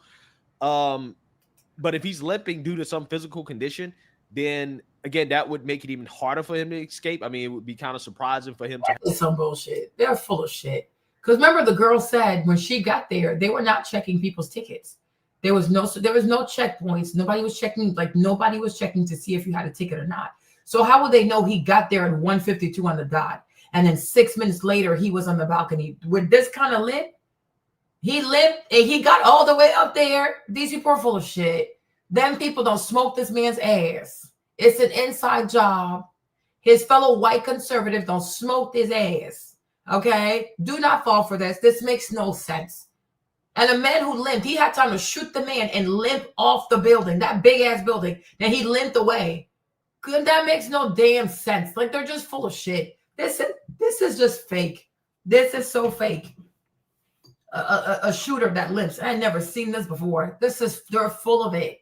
They are full of it. And like somebody said, they probably killed this boy to distract people from the Epstein files. Have some physical condition, which he has to limp like that. That means he really can't get too far.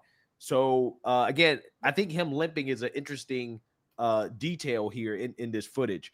But again, it could be for various reasons. See him presumably hobbling because he has a rifle under his shirt. Let's bring in former ATF Special Agent in Charge, Bernard Zapor, and former Secret Service Agent Tim Miller. Bernard, you worked for the ATF. That hobbling, we presume, is because he has that weapon beneath his clothing. That's a possibility. Also a possibility he was injured escaping from the roof. And there's a number of ways of concealing a firearm. If he was going to the woods where they ultimately found it, it's very possible he was carrying it on his person. And Bernard, I just want to note this footage. This is before. This is before he conducted the shooting, right? So this guy is getting this wrong. It was from before. So I do want to make that note. Okay. Yeah. Just saying that at both scenes, the treasure trove of evidence is pretty spectacular. It was worked on all night, including the video. All the video was used with AI enhancing that got them a great opportunity for some of this. And of course, he wore the worst possible shirt, which is a black shirt with a white square on it. And it's making it easier for them to identify him as their current suspect.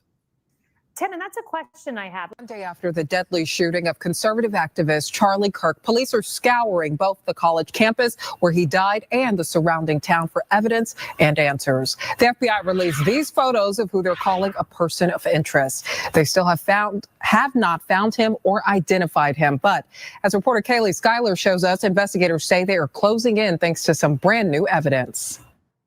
The gunman who fatally shot Charlie Kirk is still on the run, but authorities have gathered more evidence and released new details about the suspect. Investigators out early Thursday morning combing through the rooftop where they say a sniper fired the shot that killed the conservative activist. Now they're asking for the public's help to find this man, a person of interest dressed in dark clothing, a hat, and sunglasses. And they say they recovered a high-powered bolt-action rifle they think was used by the shooter located in the woods near the college campus. FBI laboratory will be analyzing this weapon. Authorities reportedly found messages on the weapon and ammunition, though their meaning remains unclear. We find ourselves today hunting a murderer who chose to violate our rights, the rights of an individual within this country. The FBI is offering a reward of up to $100. They're full of shit. So that's what Charlie Kirk, what he chose to do the day before he died. The breaking news of this new footage we have of the stabbing murder of the 23-year-old Ukrainian refugee, Irina Zarutska, a young white lady who was stabbed to death by a black criminal, by a complete stranger on a train in Charlotte.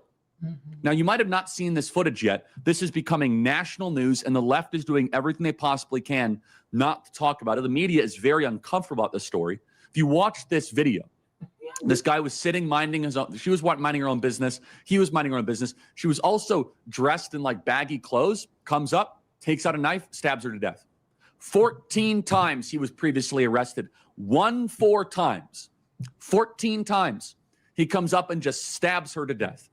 Situations like this are a nearly daily occurrence in our cities. And I'm coming back from 2 nations. Then I'm not telling you he has schizophrenia. I said he's schizophrenic.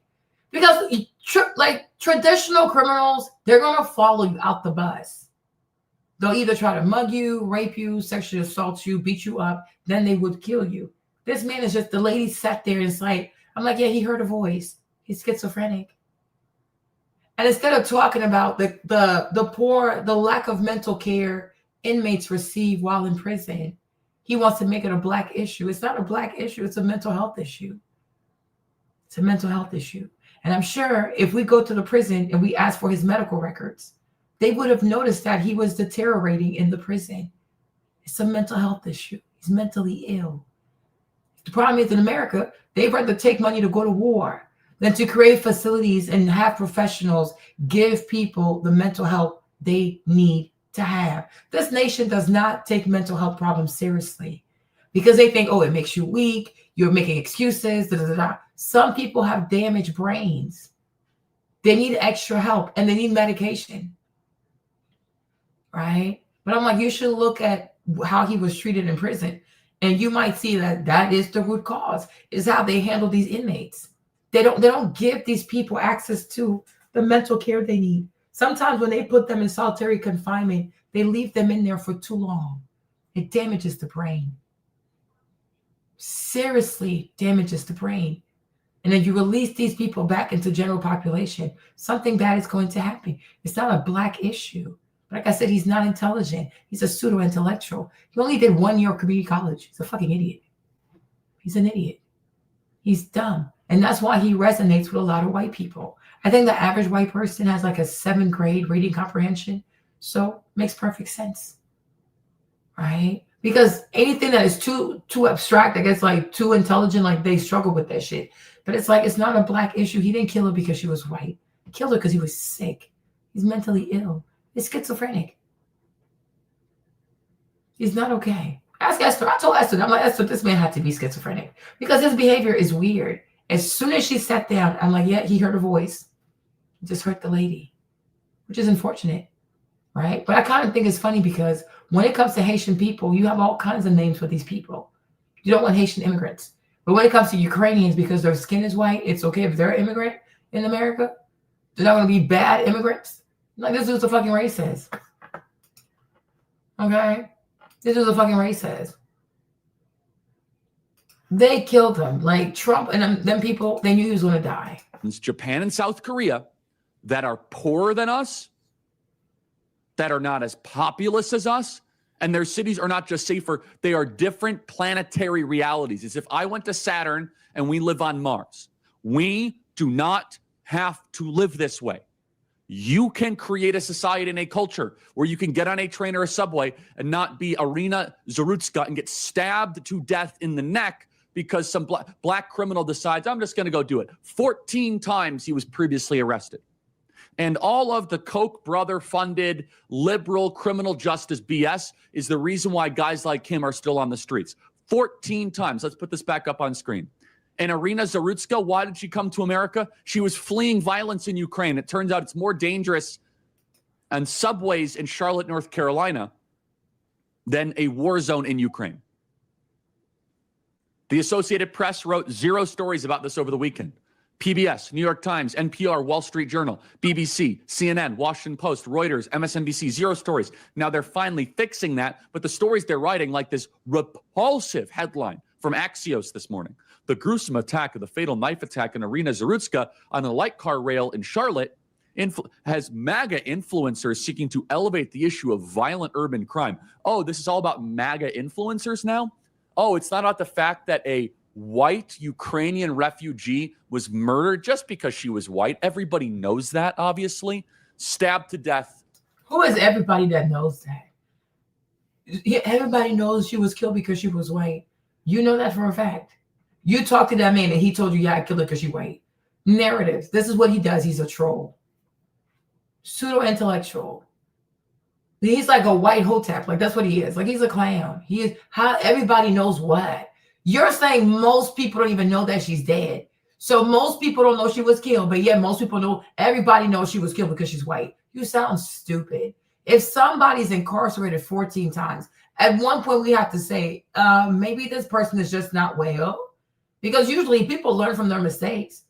If he keeps doing it and doing it and doing it 14 different times, at what point do we say locking people up, it doesn't work? Some people need mental help, right? Some people need mental help. They need to be detained in mental facilities, not a prison, right? That's it. You want to believe that she was killed because she was Black, because that's how you make your money. That's how you get your donors. That's how you get your super chats. That's how you get your views. That's how you get your clicks. By making people feel, by making your goofy ass white people think that they're being persecuted because they're white. And there are Black people who want to kill their asses because they're white. Don't nobody give a fuck about these people. It's unfortunate that she passed, but he didn't kill her because she was white. He killed her because he's sick as fuck. He's fucking sick. And if he has a good lawyer, he won't even get the death penalty because he's sick. That's what's called the 8th Amendment. Read the Constitution. Okay? Like, he's so fucking crazy. Yeah, he always does this weird shit. He has a weird tick about himself. That's why I feel. That's why I say, like, growing up, I feel like he was socially awkward. Like, it was hard for him to make friends growing up because he does weird shit. He's so weird. And by the way, the other sick part, which has now become the new urban way, everyone just kind of sat around and didn't administer first aid for 90 seconds. just glued to their phones. We don't have to live. You got when they, I mean, you don't know this because you're dead now, but the next day you're going to die, and no one is going to also administer aid to you for 90 seconds because sometimes people are just in shock. You know, I mean, not you're dead, but you had a security guard behind you. When you got shot, he ran for his life. So it's easy to say that, oh, well, I would have done it. You know, maybe it was very jarring.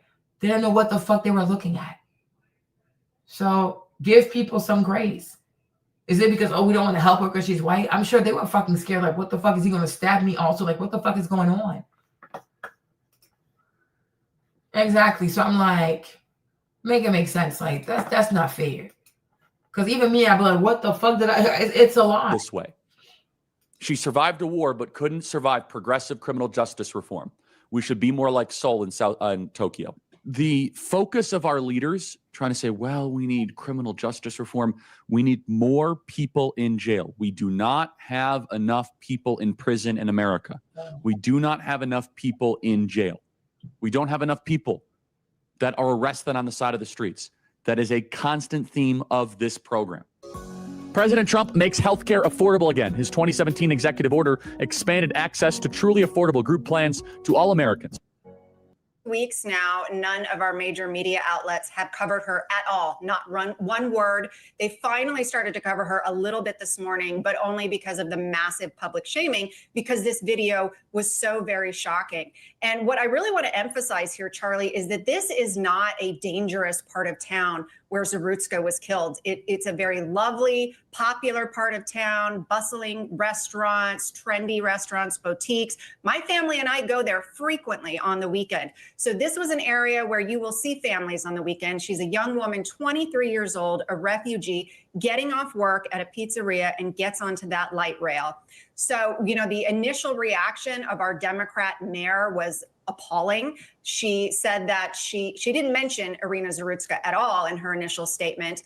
Instead, what she called for was compassion for the perpetrator, who she said is suffering from mental illness just like cancer or heart disease. So we're supposed to have empathy for him as some sort of victim. And she said that we cannot arrest our way to safety, which is, of course, ridiculous. Yes, we can. If we put people behind bars when they're a public threat, we can have safe public streets.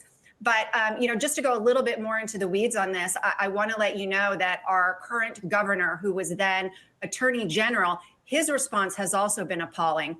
So back in 2020, within 2 weeks of George Floyd's murder, he had not only issued public lament. Well, I think at this point we can say it was not a murder, but he issued public lament over George Floyd's death and instituted a new task force for racial equity in criminal justice system. Yes, you did. So he initiated an entire task force for George Floyd's death, but it took him longer to acknowledge Irina Zarutska's death.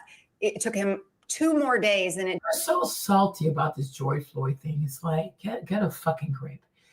The George Floyd thing, whether it was an overdose or not, ultimately, Derek Chauvin is a police officer. He's a professional. He represents the state, right? He took the job to represent the state, and he represents law enforcement. You cannot compare an officer putting his neck, like putting his whole foot on somebody's neck, to a private citizen with 14 incarcerations stabbing a young woman. Like, these are false equivalencies, right? If Derek Chauvin was a private citizen, it never would have even gone this far. The case went that far, and it got the kind of pressure, media coverage it got because he's a police officer. He's a professional. And we expect people who represent the law to not behave like thugs. That's the problem. This private citizen who stabbed the lady, he's a thug. So he act like one. So for you to say, oh, we should like, well, what's the big deal with Derek Chauvin doing it? He is a police officer. He represents the state. He represents the law. He wears a badge. So he should carry himself a certain way. So drug overdose or not, this is why he shouldn't have put his knee on this man's neck, right? Because even let's say you're not responsible for what he died, sure. But from the looks of it, looks like you did that shit. There was no reason for him to put his knee on his neck. There was no need for that. 3 police officers. He's in handcuffs. They're on top of his body. It's enough. It's excessive, right? So I'm like, white people gonna keep crying about George Floyd until the coming of Christ. Like, get the fuck over it. Get the fuck over it. There are a bunch of white people who have killed black people, never faced a single day of court. They were never held accountable. Boo-hoo crying over George Floyd. That's all you have. 400 years of your goofy ass, demonic ass, bloody ass history, and you're so butthurt over George Floyd. How many Native Americans did your ancestors kill? Did anybody go to jail for that? How many black children were murdered in the hands of white people? How many white people went to jail for that? Go sit down somewhere. You've always gotten away with all kinds of crimes. When it came to George Floyd, well, you didn't get away with that one. Get over it. You're such sore losers. Like, it's getting old. Like, they sound so damn stupid. Exactly. Like, she sounds so damn stupid. They're fucking stupid because they're so butthurt about George Floyd. That's the only thing they have. George Floyd, George Floyd, George Floyd, George Floyd. Anything else? Emmett Till, Emmett Till, Emmett Till. Did the lady go to jail for lying on a 13-year-old boy and getting him killed? Shut the fuck up. It's getting old. It's getting boring. We don't give a fuck. George Floyd, George Floyd. No one cares. Did to acknowledge George Floyd, even though this happened in his own state where he is governor. So if you look back at what that task force that he implemented in 2020 did, they specifically called for more lenient pre-release policies, meaning they wanted low bail or no bail for minority offenders. They also called for decriminalizing homelessness and quote unquote public behavior, meaning being a public menace on the streets. So these were the very policies that allowed this perpetrator, DeCarlos Brown, to be on the streets. He did in fact receive pre-trial release back in January on his most recent arrest, because he's been arrested 14 times before, including for grand larceny and breaking and entering and assault with a deadly weapon. And almost every time he has been released and given fines and community service and probation. He has not been behind bars where he belongs. And so these were the direct policies that came out of that racial equity task force. I have so many questions here. So let me just ask a micro question. Has this been talked a lot about in local communities in Charlotte, North Carolina? Are people understanding the racial element here that a random black guy murdered a white woman? Is it shocking the community? Walk us through. Why does it have to be racial? This dude, he hated Candace. Why does it have to be racial? Like, do they understand the racial element? Why would they see it from a racial perspective? Everybody's not a racist, right? The dude is crazy. He's mentally ill. He could have stabbed anybody who sat in front of him. So did you try to see if somebody else would have sat? Did you run an experiment and try to see if, let's see if a Latino girl sits there, what is he going to do? Let's see if a black girl sits in front of him, what is he going to do? Right? So you can't say, it's racial. Like, you ran an experiment. You had different people sit in front of him and he only happened to stab the white girl. You sound fucking stupid. That's why you're fucking dead. That's why you're dead. You're a fucking idiot. And this is what he was about. Making everything racial, making everything white versus black. If a black person does something, it must have been because you're white and they meant to hurt you. This dude he's a piece of shit. Thank God he's gone. Thank God he is fucking gone. Hold on. Let me play this video real quick, you guys. Okay? Because they're so damn stupid. Hold on. Like, please. Like, you know that for a fact. Child, please. Is he going crazy? We're freaking crazy. You're gone. Bye-bye. Actually, I think empathy is a made-up new age term that does a lot of damage, but yeah, we back. Now, today's video is going to be a follow-up video to the ones I dropped in regards to the tragic incident in regards to what happened in Charlotte, North Carolina, the Ukrainian refugee who unfortunately lost her life, which led to mass hysteria on conservative right-wing media. You had several conservative media personalities, including Charlie Kirk, by the way, who took the story, ran with it, politicized it, sensationalized it, got their base emotionally riled up. And of course, if you watch my video, I believe that the reason why they did that was due to the racial identity of the perpetrator and the victim, black man, white woman. And they were saying things like, if the roles were reversed and the victim was a black woman and the perpetrator was a white man, they said that it would be riots in the streets, it would be national news. And of course, I debunked that, and I came with a list of a series of stories that came out within the past couple years, where the crimes were even more barbaric, where a black woman fell victim under the murderous rage of a white man, and there was no riots in the streets. It didn't make national news. It was a bunch of local stories. So in that first video, I debunked it on that. So check it out. In the second video, I talked about the fake outrage that was happening surrounding the story, because the way the story was being framed was that they were making it seem like a black man is the most dangerous individual you can be around. And then I showed you a list of stories that occurred within the past week, past couple weeks, past couple months that showed you that statistically a white woman or a white child is way more likely to be attacked, assaulted, murdered. My thing is, I hope Trump is going to hold the picture of that white man just like that. The white boy who shot the kids at the school recently, that Catholic school, the white boy who killed Charlie Kirk. I hope he's going to hold their pictures like this too, huh? Okay, to say, yeah, America has a problem with white boys and mass shootings. So I hope he keeps the same energy. I hope he does. Murdered by a white man way before a black man. In that video, I showed you that it's not black men terrorizing the white community. It's white men terrorizing their own communities, attacking their own women, killing their own women, assaulting their own children. So I showed you that statistically, a white woman is more likely to be attacked by a white man than anything else, right? So making it seem like the black boogeyman is on the streets, on the loose, attacking white women. Listen, that's all propaganda. That's all hysteria. That's all grifting by a bunch of, con artists and charlatans. So check those videos out after this one. But today we're going to talk about Charlie Kirk. Charlie Kirk, infamous right-wing media personality, very prominent in that sector of politics. Charlie Kirk, 31 years old, lost his life at the hands of gun violence today. I believe that he was actually at a speaking engagement. I believe that he's actually on a tour, going city to city, state to state. And I believe today he was actually in Utah at a university. And that's where he met his unfortunate demise. Now, let's jump into the article before I look at the reactions and get my commentary on the situation. Take a look up on the screen. Charlie Kirk, leading right-wing personality, dies at 31 after a Utah college shooting. Now, if you watched my video last week entitled The Rise in White Nationalism, we spoke about it, right? Charlie Kirk is not an old guy. He's not in his 60s or his 70s or his 80s. And he's been in the public eye for a while now, since his early to mid 20s. So when I told you that a lot of young white males are gravitating to certain ideologies and beliefs, that is what I mean. And I even saw Donald Trump himself, as well as Pete Hegseth, the Secretary of Defense, or his new title, the Secretary of War. They also said similar things. They talked about how much the so-called the youth of America resonated with his message and his ideas. So when I tell you that the right wing, not only in the United States, but across the Western world, even in Europe, their prominence is rising, and it's something that we should be aware of. In my video, I spoke about the reasons why. Now, let's get back into the article.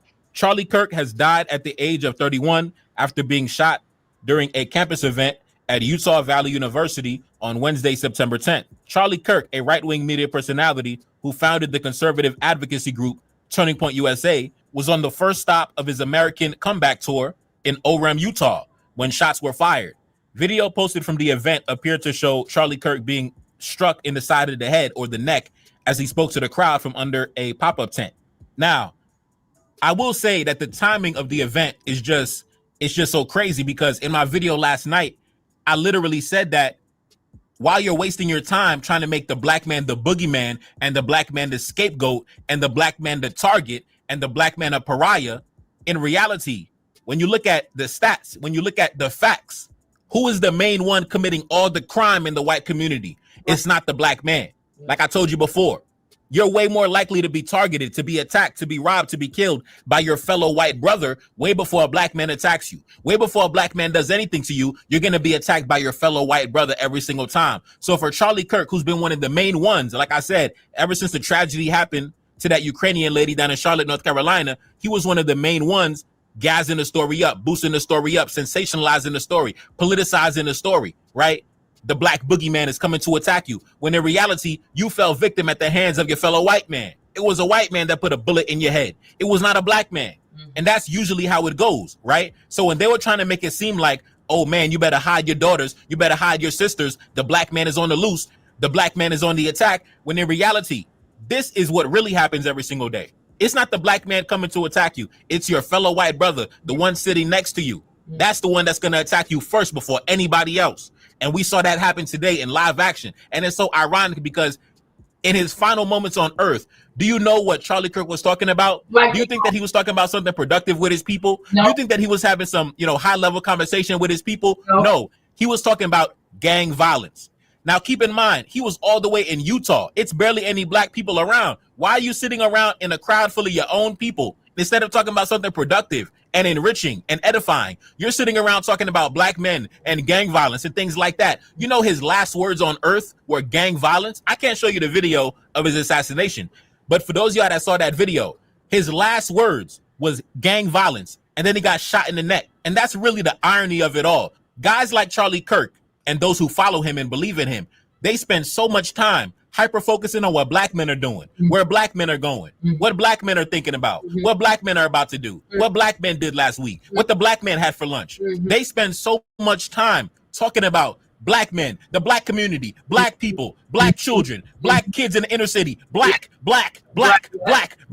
And in the midst of all that nonsense, you got killed by your own people. Yep. And it's so ironic how I just did a video talking about this last night. Yep. I literally said, you're more likely to get killed by your own people. And then Charlie Kirk woke up the next day and got killed by his own people. Yep. After spending the last few days of his life fear-mongering about black men. Yep. He spent the last few days of his life fear-mongering about black men. Yep. Oh my God, the black boogeyman. Oh my God, the Ukrainian lady. Oh my God, the violent black men. Yep. And guess what?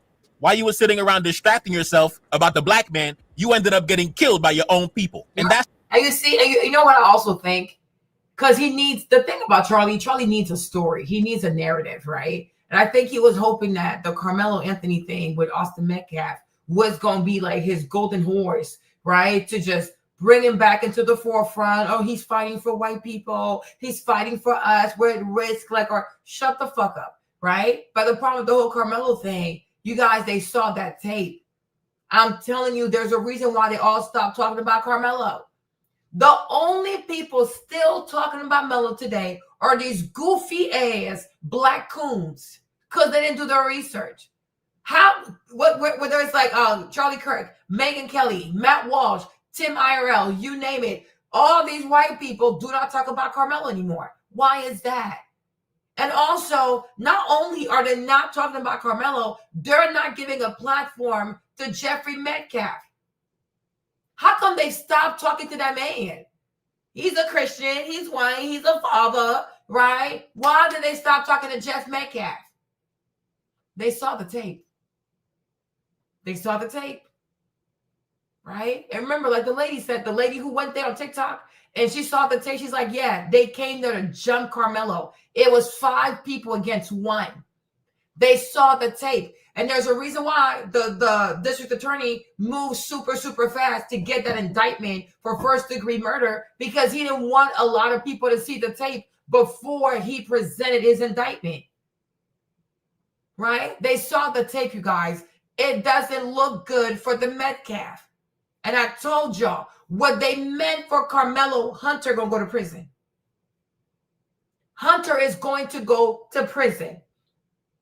Because him and his brother and these 3 other guys went there to jump Carmelo. And in the process of committing a felony, Austin ends up dead. They're responsible for that shit.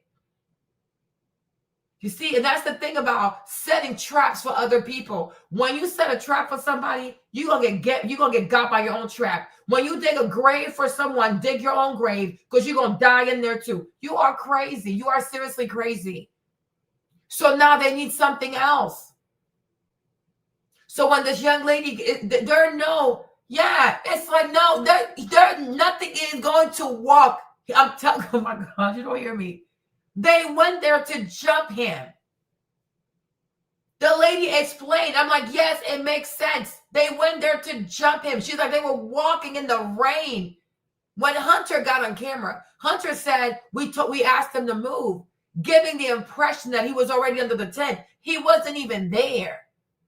They were not there. They walked from the back, because there's a school in the back, walked from the back, got on the field, and they walking all mad in the rain.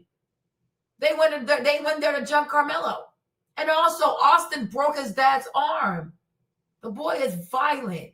They're both violent. And that's why his mama didn't cry. His daddy didn't cry. His mom never cried. His dad never cried. Because he's a terror. He's a menace. He's a bad person. That boy was a bully. He was such a bully. They saw the tape. Anybody can see the tape. They saw the tape. Like, oh, you know what? Gotta do we gotta pull back real quick. So they pulled back, like they let that story die. That's not a good look. Exactly, jiu-jitsu, he knows jiu-jitsu. But they went there to bully Carmelo. Like I said, they were not registered to run track that day. They went on that field to beat up that boy. And what's his name? What's that man's name? Charleston White said they had him locked in. He was locked in. It's all in the video. It's on the video. You see? So they know he's going to walk because it was self-defense. And that's why Carmelo asked the police officer, can this be considered self-defense? Because he was right. They jumped him. You know what I mean? And you know he didn't want to fight because he kept saying, touch me, see what happens. Touch me, see what happens. Because he was trying to get these boys to leave him the fuck alone. And they kept doing it because they wanted some bullshit. Right? But I'm like, how come all of a sudden y'all stop talking about Austin Metcalf and this and that, Carmelo Anthony this? Because the tape is out there. Anybody can see that tape. The school district has the tape. It's on the 4th floor, right? Whatever. You can go there and see the tape. They saw the tape. They saw the tape. So it's 5 people against one person. Austin by himself is 225 pounds. What the fuck? Yeah, exactly. They saw the tape. Trust me. If that video had Carmelo acting all kinds of YN, y'all, these fuckers would have had a field day with that fucking video. Do you know how many views they would have got off that video? How much money they would have made off that video? If Carmelo was the one that was really out there with a cleaver trying to stab white children for the sins of slavery, there's a reason why they dropped the Mello case. Because it's not good. It's not good for them. You know what I'm saying?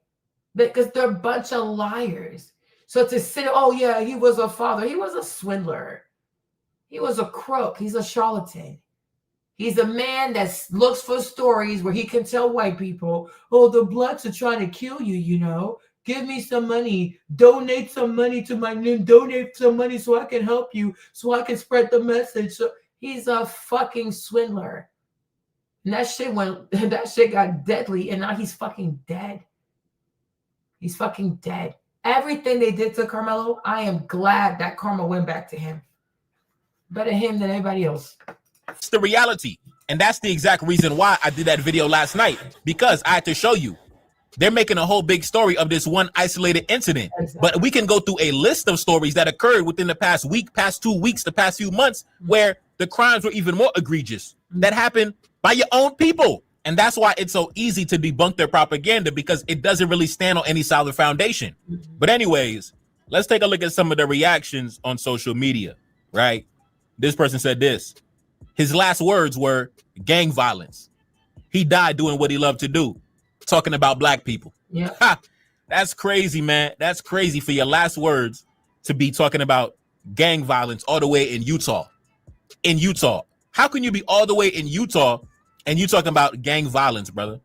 That's like me going all the way to Senegal amongst my own people. And instead of having productive conversation, edifying conversation, positive conversation, I'm sitting around talking about school shootings all the way in the United States. And it's crazy because it's almost poetic in a sense. Right? Oh, gang violence. Oh, man.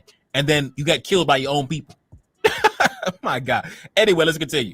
This person said, Tariq Nasheed said this. Charlie Kirk goes around to campuses talking about how violent black people are. His social media timeline goes on and on about how violent black people are. And in the middle of his speech discussing black violence, Charlie Kirk gets shot by a white man. And that is really the irony of it all. Yeah. Right?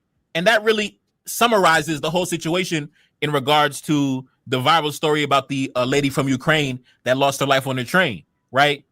They spent the last few days fear-mongering to white women. Stay away from the black man. Stay away from the dangerous black man. When in reality, like I said, a white woman is going to be attacked by a white man before anybody else, right? So why are you sitting around distracted by the black man? Distracting yourself with the black man. Your blind spot is your fellow white brother standing right next to you. That's going to be the first one to commit a violent crime against you. But you're not even paying attention to him because you're so hyper-focused on what the black man is doing. You got all your attention on the black man, right? You in love with the black man. You infatuated with the black man. You got the energy of a groupie. You sit around talking about the black man at the dinner table while you having a beer with your friends, talking about the black man. On the phone, talking about the black man. On YouTube, talking about the black man. On Twitter, talking about the black man. Y'all love the black man. You got a homoerotic fetish surrounding the black man, right? All this time focusing on the black man and then get killed by a white man. Let's continue. This person said, all that pontificating about black violence and how black people are prone to violence and not wanting to be around blacks, and you die by the hand of a fellow white man surrounded by whites in one of the whitest states in America. Exactly. It's poetic. It's amazing. Let's continue. This person said, Charlie Kirk got hit in the neck with the reality of violent crime in America. 85% of all white murder victims are killed by a white perpetrator. Despite all the hype around interracial crimes, white people are 6 times more likely to be killed by another white person, right? And I think that because you guys did so much grifting and so much charlatan bullshit over the past few days, you had to get faced with this reality check. And what's that song by Tupac? They say it's the black man that I should fear, but it's my own kind doing all the killing here. That's a fact. They say it's the black man that you should fear, but it's your own kind doing all the killing here. But anyways, man, it's ironic because Charlie Kirk himself even said that because he was a big, believer in the Second Amendment, being able to own and brandish firearms. He said that because I believe he was having a debate where they said that, well, if we take away guns, then society will be more safer. And I believe that one time he said that the people who die by the hands of gun violence, in his mind, that's simply collateral damage, because he was a big believer in the Second Amendment so much that he said, listen, if we have victims of gun violence, that's collateral damage, right? I think it's worth to have a cost of, unfortunately, some gun deaths every single year so that we can have the Second Amendment to protect our other God-given rights. So as you can see, Charlie Kirk justifying his own murder, saying that, listen, if you get chopped down like an animal, it is what it is, because we have a God-given right. We have our Second Amendment rights. We have the right to bear arms. So if we have innocent victims that get chopped down like animals in the street, it is what it is. That's what he said, right? So, it is what it is, right? But anyways, I want to get into some clips to show you what I mean when I say that these guys have a homoerotic fetish when it comes to the black man. Yeah. They wake up in the morning thinking about the black man. They be on social media at like 8:30 in the morning before they brush their teeth talking about the black man. What the black man doing? Where the black man going? What the black man did last night? The black man, the black man, the black man. Run the clips. I'll be right back. They're killing white people in the streets in South Africa. It's literally a mini white genocide. You see a black pilot, you wonder, boy, is that person there because they earned it or because they were placed there? What percentage of young blacks have both a mom and a dad raising them? Blacks in America, black women. Why do blacks have a broken family? Why is it that black America is one of the only populations, not in Native American populations, that have not been able to overcome such evil, horrors, and injustices? Blacks commit more crimes than whites do. This shows they were actually better in the 1940s. It was bad, it was evil. They were actually better in the 1940s. The country made a mistake when it passed the Civil Rights Act. Also true. Why does Kirk believe passing the Civil Rights Act was a mistake? Now, again, apparently they don't listen to the show because we do that at least once a week, right? Once a week, we talk about why the Civil Rights Act was a mistake. So as you can see, when Charlie Kirk was still walking the earth, he spent his time talking about if black men and women are qualified to fly airplanes. He was spreading the lie about so-called white people being attacked in South Africa. There is no white people being attacked in South Africa. Yeah, the funny thing is what's it called? And maybe that's why Candace did that. Maybe Candace wanted to show he was a hypocrite. Candace is messy. Candace is messy. Because for Candace to show this man who say black people are violent, black people are degenerates, black people are criminals, black people thugs, and he's out here listening to R. Kells, he listens to Kanye, he listens to Jay-Z, he talk about Ignition, he knows all the lyrics to Ignition, Womp womp. I'm like, so maybe Candace, because she didn't cry. This bitch did not cry, bitch. I'm like, so maybe Candace put those clips in there to like, yeah, this fucker. He was all into black culture. Bounce, bounce, bounce, bounce. I'm like, okay. Knows every single R. Kelly song, but he hates black people. I really think he was in love with the black man. You know, and I feel like even when you know, sometimes it's not even just white people, but anybody who's like super, super religious sometimes, I feel like they're running away from something. Like Bishop Eddie Long, he used to always preach against homosexuality, like nonstop. The whole time he was like raping little boys. Okay. But I'm like, it's a grift. Oh, I'm a Christian. I'm a father. I'm this. It's part of the persona. It's part of the brand. As you can see, he was very much concerned about the brand because Candace said when she told him she was about to get married, he said, oh, isn't that bad for your brand? Why would a man who claims to be a Christian and conservative not be happy for Candace to get married? The first thing that came to his mind was her brand. Not like, yes, this is what a traditional woman does. It shows you it's a grift.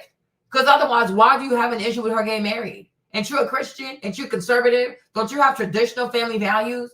Right? Most likely, Charlie Kirk indeed was gay. Something is weird with this man.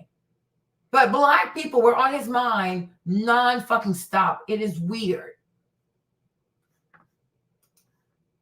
Okay, yeah, this the Kirk I know wrote the clip. I'm like, Candace is messy as hell. So I'm like, he listened to that much black music? R. Kelly, of all the people, the one who peed in the mouth of people? Okay, Arcales, toing, toing, toing, toing. Okay, so I'm like, fake as hell, right? Go sit down somewhere. Yeah, many of them are gay. Like I'm like, and he probably was gay as well. Probably gay, but he does this to like get the attention off of his ass, right? Like we're not falling for this. Hold on. Let me. He just loved to come over here around. I'm a sweet little doggy. You know, at that last year, Donald Trump, when he was shot, there was a man killed who was a Trump supporter at that rally. Over the years, there have been several people who have died supporting Donald Trump after COVID. They died from COVID. This particular man, avid Trump supporter, was at a rally. What Walter's trying to say is that you fuck around with Trump, they're gonna be bad juju. Next thing you know, you're gonna die. Oh my Lord! Dude, he said a lot of foul shit out of his mouth, y'all. Let's just keep it real. That man said a lot of bad stuff out his mouth. And I've seen these comments over and over and over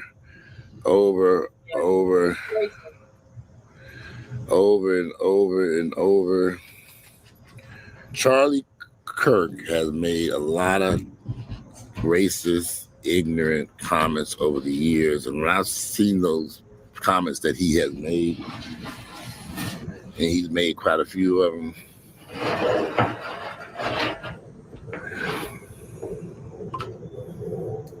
cheers to Charlie. I don't see how y'all can support these people who's like Donald Trump and the hateful group of people around them. That stuff that videos I've seen that this man has said he's a popular podcaster, Charlie Kirk. There's something he has said. I was going to put a lot of that stuff in this video. And I was researching and reading. I was going to copy it. I said, that's just too much work to do. Y'all go read it your damn self. Go view, put Charlie Kirk on there, use video after video of that man saying some very ignorant, racist shit about black people, about just... And I'm on Instagram and Facebook, and I see people, black people, saying kind comments to him, but that man wouldn't even piss on your ass if he was on fire. Yeah. You all niggas y'all got to be the dumbest people on planet Earth. I'm not going to support somebody that cannot stand my ass. He died for the right cause because he said that, you know, we're losing a few people to gun deaths so that he can keep the Second Amendment. It was fine with him, but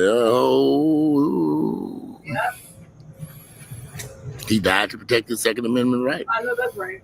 So I see it. Yeah, I see it. So I see it. That's what he said. Yeah. Those were his words. Yeah. He predicted his death, though. So, Y'all support people who hate you. They hate you. This man was full of hate. Had nothing nice to say about black people. The comments he made about George Floyd, Dr. Martin Luther King, I can go on and on and on, the ignorant shit that came out this man's mouth, particularly about black people, and I am black.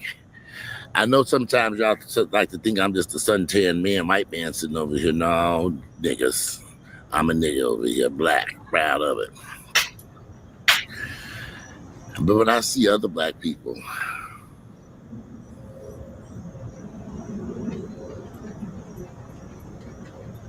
I got into a couple I think arguments. the reason why he's this way too, because his dad supported him.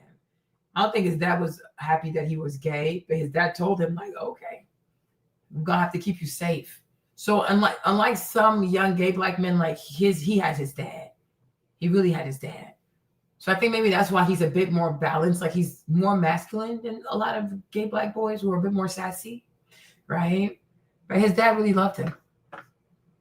Charlie Kirk is disgusting. He's disgusting. When I heard he was gone, I said, "Oh Lord, you guys!" I felt relief, like a weight had been lifted off of me. This one, you guys, listen to me, right?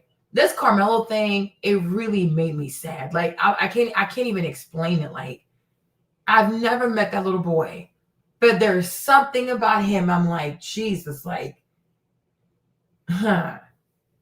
whatever video I have to do, they're not gonna hurt this little child. These people ain't shit. You know, because me, when I first heard it, it sounded crazy. Like, oh, somebody asked you to move from a seat, then you stab a person. What the fuck? Who does that shit? Right?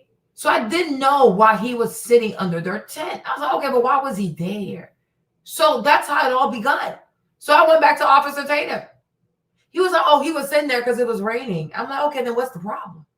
Was he doing anything to hurt people? No, he just sitting there. I'm like, so because he was sitting there, y'all had to put hands on him? What the fuck? Then the daddy said, oh, he knows jiu-jitsu. I said jiu-jitsu. Then the mother said, yeah, he's 225 pounds. I'm like, 225 pounds, and he knows jiu-jitsu. So why he's so hyped like that? If anything, he needs to be a nice person because he knows he's big and he knows how to defend himself. Why is he doing so much? It's 8 o'clock in the morning. Didn't make no sense. And I'm like, I think these boys jumped that boy. And then when Hunter said, oh, he's my brother, he will do anything for me. I'm like, yeah, so would you, right? Lie, steal, kill, destroy. And the mother didn't even cry one time. I'm like, girl, what? Your son was stabbed to death and you're not over here bawling and shit? I said, nah, something is bizarre. Something is so bizarre with these people. A couple of people yesterday defending this man's right to freedom of speech. Well, his right to freedom of speech is what got him up there dance with Jesus. He up there dancing now.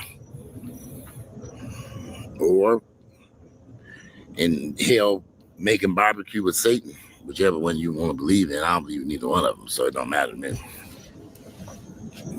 But I do think all these people who hang around Trump, all these people who hang around Trump,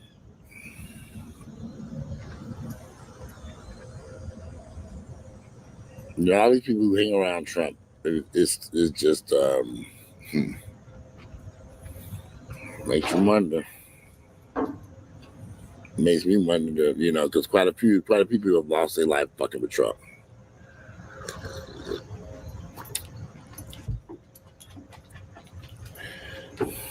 Just hatred, viciousness, just stupidity. How could this man have such a large following from all these white folks listening to this nonsense this man was putting out there? People are hateful. White people are hateful. They're hateful people. Specifically, and what can we do about that? How's it going, Charlie? Good, how are you? Good. My name is Camden. I've been a supporter for you from a long time. And I have a quick question, or two quick questions. The first one is, why are colleges getting so much more liberal in this generation specifically, and what can we do about that? Well, I will say students are becoming more right-wing. I mean, this is amazing. By the way, Gen Z was the biggest move towards Donald Trump of any demographic and generation this last November. So thank you guys for that. It was a major move. Would you say this campus is pretty liberal? Yes. Yeah. Very. Do you guys feel as if on campus that if you speak out as a conservative, you are graded differently? Yes. Yeah. Yeah. So you guys feel as if you say a conservative view, you'll be graded negatively. Yes. Yeah. So tell me more about that. I would just be curious. I'm in an economics of women and work class, and I'm like the only one in the there's class. An economics of women. Yes, and it was required. It was required, and I'm the only pretty much conservative in the class that believes that the gender pay gap is a myth. That obviously, it is, yeah, of course. but they're so stern on grading as if there is one. So if I say something that's against that, then I'm graded differently. This proves my point that college is a scam. You should not be forced to go into debt to study things that are not true. Right. I reject the whole premise. But yeah, look, part of the problem is that it's taxpayer funded. President Trump is waging a war against the college cartel, which is amazing, saying that federal taxpayer money will not go to schools like this if they teach garbage like critical race theory, DEI, transgenderism ideology. It's going to be a process actually unfolding that. But yeah, the other problem is that these professors have never done anything in the real world, many of them. They have lived in their kind of circles of abstractions for their entire life. And again, I truly believe that if you were to go, and I'm not saying everyone should not go to college, but I think it's actually something you should consider. I think that doing a gap year instead of just going right into college and spending the equivalent money, like if I could ask, are you in state or out of state at this school? In-state. You're in state. What is the tuition, all in cost tuition, room and board here? Way too much. Can I, 40,000, 50,000, 7,500 all in? The person at the mic, but yeah. I have bright future, so it's different for me. But okay, but you got to give me some idea. Around 20 with tuition, room and board, and everything, all in. Okay, so it's subsidized by taxpayers though, but that it's a separate issue. Okay, so but for $20,000, I think you could better spend that money, quite honestly, experiencing other cultures, getting another job, like doing things outside of just the walls of this school. That's why I'm such a critic. And I'll just be honest. I employ 1,000 people at Turning Point. I don't care where you went to college. Employers do not care where you went to college. They care about, can you do the job? And we are seeing a change in the workplace, and colleges will be the last ones to adjust in this broken, outdated model. Is that it's much more like sports teams, which is like, what is your skill? What do you bring to the table? Not like where did you go to college or how long you were there. We're seeing the kind of emergence of a free agent system, if you will, based on skill and merit. So anyway, hope that answers your question. Thanks, I have one more question. Yeah, really quick. Okay, so I'm a Christian and I'm pro-life, right? And there's a lot of conservatives who also believe in the death penalty. But my question is, how can you believe in the death penalty and also be pro-life? I mean, it's a great question, but let me just, I think it's logically contradictory. Right. So if I may use a young lady as a so let's pretend she was pregnant, okay? And there was an unborn human being in utero. And let's pretend he is on death row for murdering 5 people. There's a difference. That baby did nothing wrong in utero. He used his agency to go kill 5 other people. And as a Christian, the only law that is repeated in all 5 books of the Torah is that if you kill a life, if you take a life, your life will be taken. But that's not part of being a Christian. That is the Torah. The Torah is not about Christianity. The Torah is the Old Testament. And like Jesus said, he didn't come to abolish the law, but he came to complete the law. So yes, if you are a Christian, right, the baby in utero, do not kill the baby. And also the man who killed 5 people, you don't kill him. He's the killer. You're not. You pray for his soul. You detain him, you hold him. One day God gonna take this man and God's gonna deal with this man, right? So I'm like, you can't say, well, I'm a Christian, but here's what the Torah said. The Torah is the Old Testament. It's part of the Old Testament. But Jesus said clearly, but like I said, he don't read the Bible. Can he even read, right? Jesus said, I did not come to abolish the law, but I came to perfect it. So in the love of Christ, you are made perfect because the man who killed, you have to forgive him. It's not easy. It might not happen overnight, but you don't have to kill him. You detain him. You can, if you're pro-life, you got to be pro-life. A life is a life, even the life of a killer. And that's the part these white people don't understand. That's why I say they're not Christians. Because it's not, for a lot of white people, these white Americans, especially these goofy ass white Christians, in their mind, I'm not required to love someone I don't like. That's why I say you're not a Christian. Because in the Bible, you have to read people you don't like. Paul was a killer of Christians. Right? Yeah, he's a fucking idiot. Trump is, he's not a Christian. Trump, oh my gosh, Paul was Saul before he became Paul. He was on his way to Damascus to go kill more people. Trump made a living out of killing Christians. He wouldn't stop killing them because he thought they were heretics, right? But you see, God used Paul to write almost the New Testament, right? Moses also killed someone. But I'm like, per your logic, Moses should have gotten the death penalty, right? Per your logic, Paul should have been murdered, but they were forgiven. So, David also killed a lot of people. There are a lot of killers in the Bible, okay? So if you're a real Christian, I'm not saying, oh yeah, we rejoice when somebody takes a life, especially 5 lives. That's crazy. But you have to pray and you have to forgive the shooter because you know, oh, he's already cursed. He killed someone, right? That's it. We don't have to kill people, but we can detain these people for life, you know, because we don't want them to hurt other people. But we don't have to kill those people. So I'm saying he's a pseudo-Christian. He's not a Christian. He's a fraud. He's a troll. He's a fucking idiot. Okay, he don't have no damn degree. He don't have a degree. The candidates don't have a degree. I'm sure even Officer Tatum don't have a degree. Okay? They're a bunch of bitter people. Where's the sound? You wrote 13 books of the Bible, so how do we... Well, yeah, I mean, he obviously repented, and Torah is that if you kill a life, if you take a life, your life will be taken. No. Can I counter? Yeah, so please. Paul killed Christians before he wrote 13 books of the Bible, so how do we... Exactly. Well, yeah, I mean, he obviously repented and gave his life to Christ and became a super amazing disciple. I guess the question is, do we believe in the ultimate administration of justice? And I think, of course, you do. If you take a life, your life should be taken. But that does not make you a Christian, Charlie. That you're not a Christian. That is not being Christianity. Jesus never said that because at this point, because they killed Jesus, we should go find those people and kill them too. We're not thugs. This is gang behavior. You're like, that's the mindset of a gang member. You're a thug. Oh, you took a life, so I'll take a life too. You're the one who doesn't have the intellectual proclivity to be a Christian. Christians are not low vibrational. Just because you hurt me, I don't hurt you back. That's the whole point of being a Christian. You hurt me, I pray for your goofy ass. Because obviously you're possessed. Right? But we don't stoop down to criminal activity. Somebody kills someone. It's like, yeah, you must have been possessed.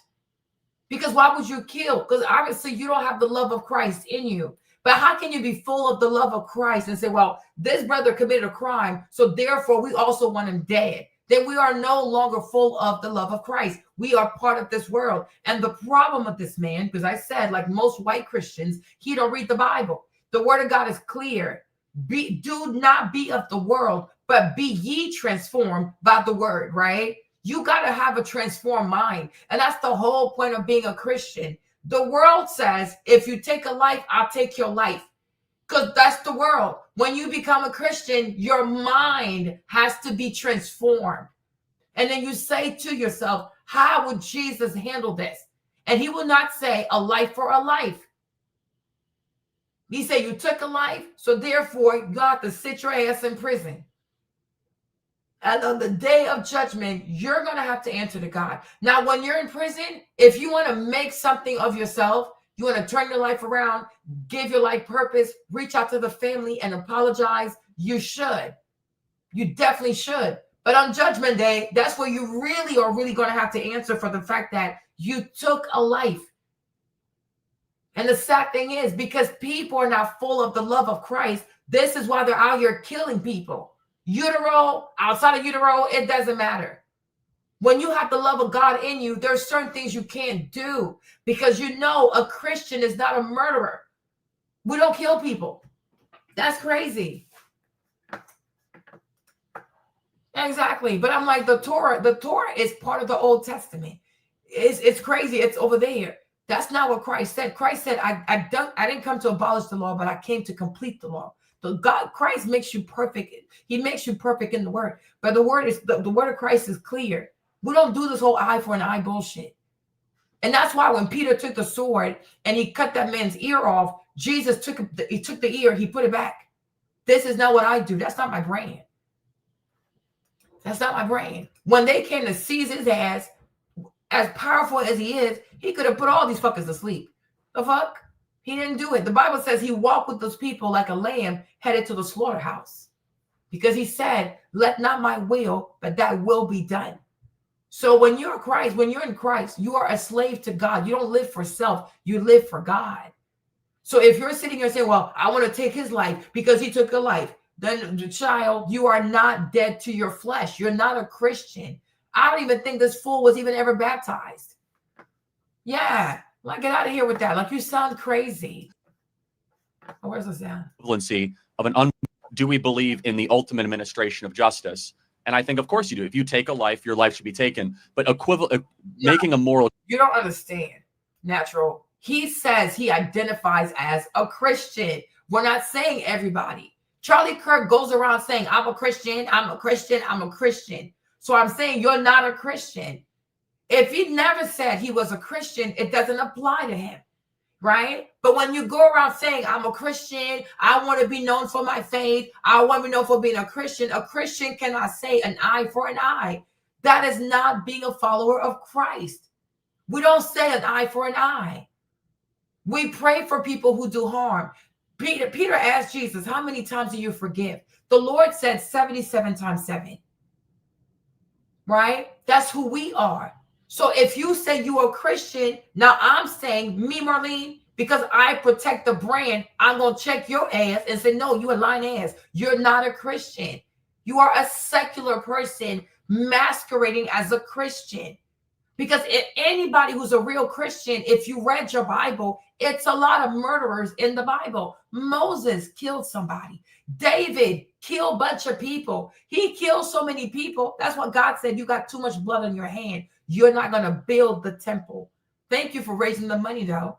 David raised the money for the temple. Solomon built the temple. And Solomon never went to war because he was wise. The only issue is he liked big booty bitches. So that got him in trouble. Okay, he liked them toing. Okay, he liked that stuff, right? Solomon liked them big booty bitches. So that got his ass in trouble. But going out there and killing people, that was not his thing. So he didn't kill people, but he was smashing them broads, though. Make it clap. Now make it clap. Okay? Now toing. Make it clap, okay? That shit was going down in the temple of Solomon. Now make it clap. Toing. Okay? That's what he was about. But the word of God says, like, David couldn't do it because he had killed too many people. Right? So, what's his name? Paul was on his way to Damascus to kill more people. That's all he did. And that's why for a very long time, Peter was afraid. Like, how do I know this is not a trap? Because you might want to kill my black ass. Okay? So Peter didn't come around that man. He said, write me a letter, bitch. Give it to a pigeon. Okay? You and I will never meet. You kill people. But Peter didn't want nothing to do with Paul. He's like, nah, this man kills people. This whole thing could be a trap because he felt like Paul was running a grift. He's a grifter, okay? I'm going to show up. He's going to kill me. Stay away from me, bitch. Okay? So that's how it went. But it's like a lot of people, they kill people in the Bible. But God had mercy on these people and they changed. Even Cain killed Abel. God did not say, I curse you, you're going to die. But he told them you're going to suffer. But God still said to people, do not hurt Cain. Right? He was really upset that Cain had killed Abel. And he punished him for that. But he also told other people, do not touch his life. Don't touch his life. So you couldn't touch Cain. Even David really considered killing Saul because the man was really trying to kill his ass. But David remembered that God said, touch not my anointed. So one night he got in the tent, like he got really close to Saul because he was asleep. But he left something there to let him know I was there and I saw you sleep. If I really wanted to slit your throat, I would have. But God said, touch not my anointed. But please leave me the fuck alone. Okay? That's it. I mean, yeah, so that's the thing. I understand some people are heathens. It's not a problem, right? But I despise people who call themselves Christians. And when they talk, I know they never read the Bible. And I think a lot of white Christians in this country have never read the Bible. They call themselves Christians because they want to believe that they are legitimate in their foolishness. No, you're a racist. A racist can't be a Christian. A Christian can't be a racist. Those things cannot coexist. So I'm like, he's a fraud. Everything about this dude is a fraud. He's a fraud. He's a fraud. He's a fraud. He's a fraud. Okay. Exactly. That's my point. So don't go around saying I'm a Christian. I'm a Christian. He ain't no damn Christian. He was a broke ass bitch wearing a bunch of hand-me-downs, right? And he did the shit so that him and Candace can make some money. They are very, very insincere people. These are swindlers. Okay. They're a bunch of grifters. They're clowns. He's a clown. Baby that has done nothing wrong, which by the way, we have no problem slaughtering, right? I do. Well, no, I'm saying as a country, right? We over 1.5 million a year. And then we say, oh, well, this guy who burned an entire house down and killed 5 people, you know, we need to feel sorry for them. Now, this is not you, but I could turn it on its head that bleeding heart liberals will say they feel more sorry for the person on death row than for the baby in the womb that never had a chance to live. And so for me, I think the person that, let's just, again, I think the death penalty should only be used very rarely, very sparingly, and should be done quickly. In fact, I even think that we should bring back, you know, public executions on certain people. No, but think about it. I think that, and you guys should laugh, but it should be done. And you guys should laugh, but think about it. Some of these crimes are so heinous against humanity that it must be done as a statement and not say that, you know, we're gonna make you a sympathy. So for example, I think that Luigi Maggioni guy, I think he should get the death penalty. I think that if you're going to go kill someone in the back of the head in the streets of New York and act as if I should be sympathetic because you didn't get a healthcare premium you didn't like, I think you should get the death penalty for that. I think if you take a life, your life should be taken, and it should be done, obviously, through a jury of the peers. So anyway, that's how I would. Okay, so he's not a Christian. That's it. He's not a Christian. He's a hateful being. He's a hateful man. And that's why, as the Bible says, weapons that are forged against you, will not prosper. In his case, a weapon was forged. A weapon was aimed, a weapon was released, it succeeded. Because him and God, he has no covenant with Christ. He has no covenant with Christ. This dude is crazy. And this is what the Bible calls workers of iniquity, evildoers, who will say, oh, Christ, in your name I rebuke demons. In your name I baptize people. In your name this. And the Lord would say, get away from me. I don't know you people, you evildoers, you workers of iniquity. Christ is not in these people. Christ was not in Charlie Kirk. So that, oh, he's going to rest in peace. He's currently in heaven. He ain't in no damn heaven. There's no place in heaven for hateful people. Heaven is a beautiful place with all kinds of people, Black people, Latino people, all the people that Charlie Kirk doesn't like, Palestinian children. There you go. So how can he go there? He didn't want to live around these people here, but he should live with these people for eternity. No, he's not in heaven. Stop lying to yourselves. You crazy? It makes you wonder what is going on here. I don't worry about what's going on. These racist white folks been around forever. Yeah, they're racist. I got my taste as racist white folks when I moved up there to Buckhead off West Roxborough Road. Them crackers came out the woods to let me know, nigga, you are not welcome here. And we lived there for over a decade. I couldn't stand the asses. I see them coming. I thought, so here come these crazy white folks. They must ain't got shit to do today. Yeah, exactly. I'm a different person than I was then. Now, if I had been to Walterhampton and now, I would have cussed them crackers out so bad. If I could go back to that house, when I got that house, I'd have landscaped the hell out that damn house. You wouldn't even see that house from the street. I'd have put up a big old electric fence at the street. I'd have did so much different stuff. They would not have. The only time they would have saw me is when I peeped out there to reach my hand out there and get my mail out the mailbox. I've been able to reach through my fence, get my mail out the mailbox, and go back in there. God had to see them evil ass white people. They're evil. Why would we have to not one of the nicest houses on the street? You think they were happy with that? Y'all support these white folks and they don't support you. Y'all love these white folks and they don't love you. Yeah. And that boy didn't love the shit that came out of his mouth. Evil. The stuff that he has said. Charlie Kirk, the racist, ignorant shit he said, and I wouldn't have bet y'all $10 billion a white person that killed his ass. Yeah. Nobody's celebrating his death. I'm not. But like he said, he out of his own mouth. A few people have to die in order for us to keep our Second Amendment rights. He didn't think he's going to be one of the ones that was going to die. That's what he said, not me. He said that shit. Yeah. He said it. Yeah. Came right out of his mouth. Go Google it. Yeah. He said he didn't mind a few people dying. And that's also how we know he's not a Christian, because when you're a Christian, you know the Bible says that the power of life and death is at the tip of your tongue. So you got to be very careful what you say, right? The book of James also says that the mouth is like the tongue is so small, but it can set an entire forest on fire. So therefore, a sweet word appeases the soul. It's all in the Bible. How many times does the Bible says, watch your mouth? How many times does the Bible says you better keep your mouth shut, right? Be careful what you say. Be careful what you speak over your life. Be careful what you speak over someone's life. That's how I know you're not a Christian. Because if you read the word of God, you should know, be careful. Exactly. You need to be very careful what comes out your mouth.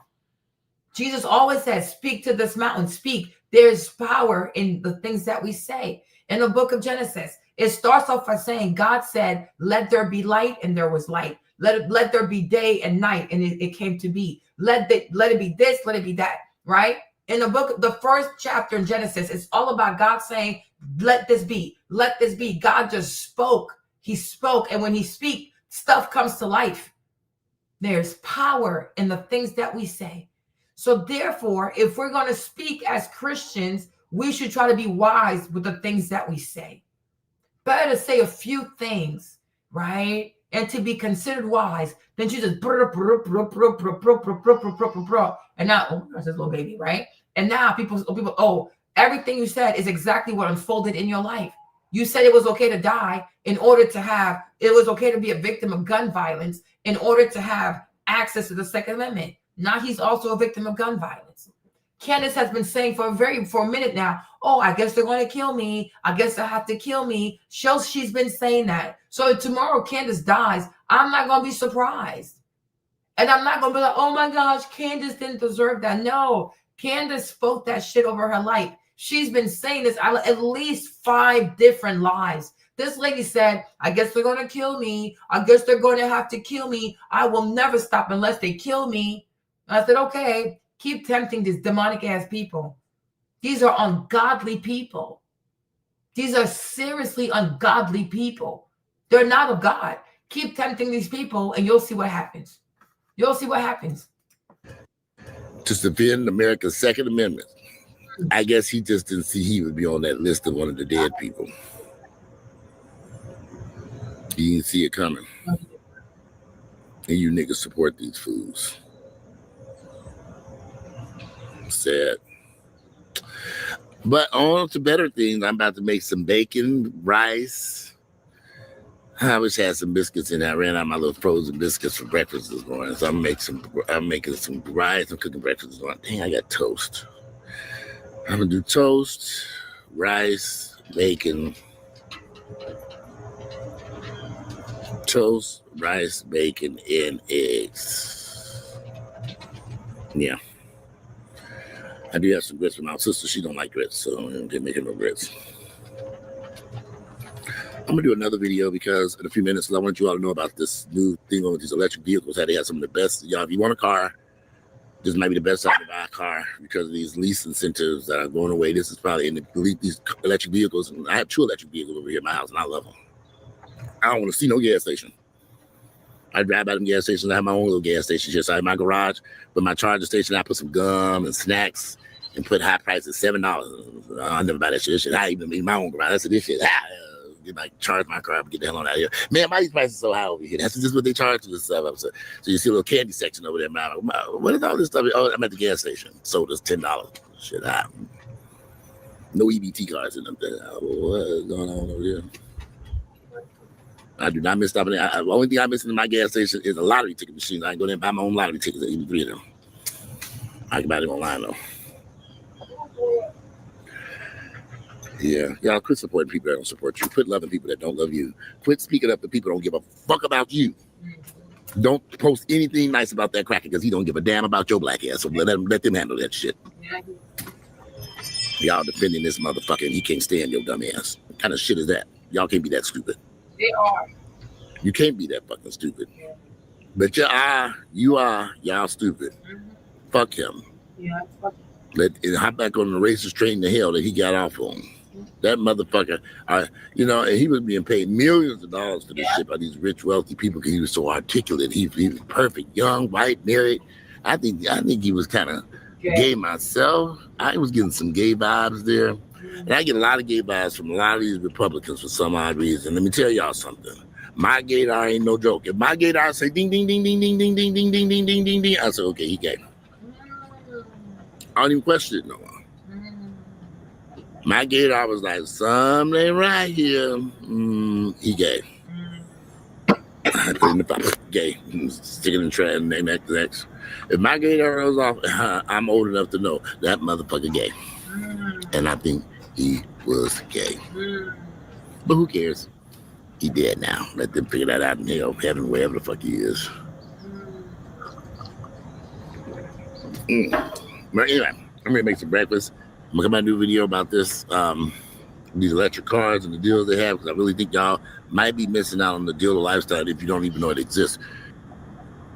Americans have been forced to put up with Democrat-run cities that set loose savage, bloodthirsty criminals to prey on innocent people. We cannot allow a depraved criminal element of violent repeat offenders to continue spreading destruction and death throughout our country.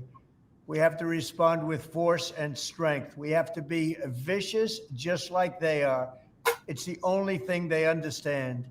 All right, we back. Yes, we back. Now, today, we're going to be talking about President Donald Trump, Commander-in-Chief. Yes, indeed. Of course, this is going to be in regards to the situation, to the unfortunate tragedy that occurred in North Carolina with the Ukrainian refugee. You know, my heart goes out to the victim and the family, you know, first things first. But I just got to push back on the propaganda. And of course, this is going to be a follow-up video to the one I dropped the other day where I debunked the conservative grifters who, like I said, to me, this is all selective fake outrage. This story is being blown up due to the characters involved. Black man, white woman, right? So the conservative grifters are sensationalizing this, politicizing this, getting their audience emotionally riled up simply due to the racial identity of the victim and the perpetrator. When in reality, if you look at the stats, a white woman has more to fear from the white man standing next to her than any black man, because 9 times out of 10, it's going to be that white man that's going to victimize her. 9 times out of 10, it's going to be a white man that takes her life. 9 times out of 10, it's going to be a white man that commits a violent crime against her, right? So at the end of the day, if you want to talk about statistics and you want to run the numbers, anytime a white woman is the victim of assault or murder or any violent crime, it's going to be a white man that's guilty of committing that crime. That's simply the facts. That's simply the stats. So at the end of the day, anything else is simply selective fake outrage, right? So to me, I'm simply not going for the propaganda. I'm not going for the fake outrage. Every single day, every single week, a news story comes out in the headlines of a white woman falling victim at the hands of a white man. So I'm not going for the propaganda. I'm not going for the media sensationalism, especially not from Donald Trump, and definitely not from these conservative grifters who are simply peddling the propaganda for personal gain. Now, in today's video, just like my video the other day, we're going to give some of these guys a reality check. We're going to take a look at some headlines that came out in the news recently, in the past week, in the past month, in the past few months, all within the year 2025, right? And I'm going to show you that these guys are grifting. Like I said, a white woman is going to be victimized by a white man before anybody else, before anything else. That's a fact, simply a fact. Anything else is simply out of the ordinary, out of the norm. The norm is a white man attacking a white woman. That's what happens every single day, every single week. Now, anyway, let's jump into some of these headlines that have come out in the news recently, right?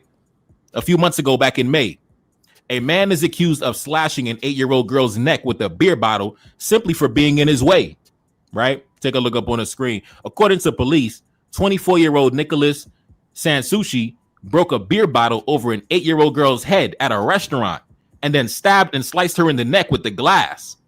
God damn. The court document stated that Sansucci accused the 8-year-old girl of being in his way, right? So this is the perpetrator right here. You know, he was at the restaurant about to get a cheeseburger. You know, 8-year-old girl in his way, bashed her over the head with a bottle and cut her throat. But of course, you know, that's not worthy of getting the press release at the White House. That's not worthy of the conservative grifters, you know, running the story on a 24-hour loop. I understand it's the grift. Now let's continue. Take a look at this headline. July 2025, a vicious dad smashed the skull of his premature son and left the hospital for a smoke while he died. God damn. Daniel Gunther, 27 years old, left his son with a fractured skull, a broken neck, and a broken jaw and broken legs before walking out of the hospital for a smoke. Jesus. This is the perpetrator right here, right? destroyed his son, bashed him over the head, cracked his skull, broke his leg, and then went to go smoke a Newport outside. Didn't give a damn. Right. But of course, like I said, it's the black boogeyman.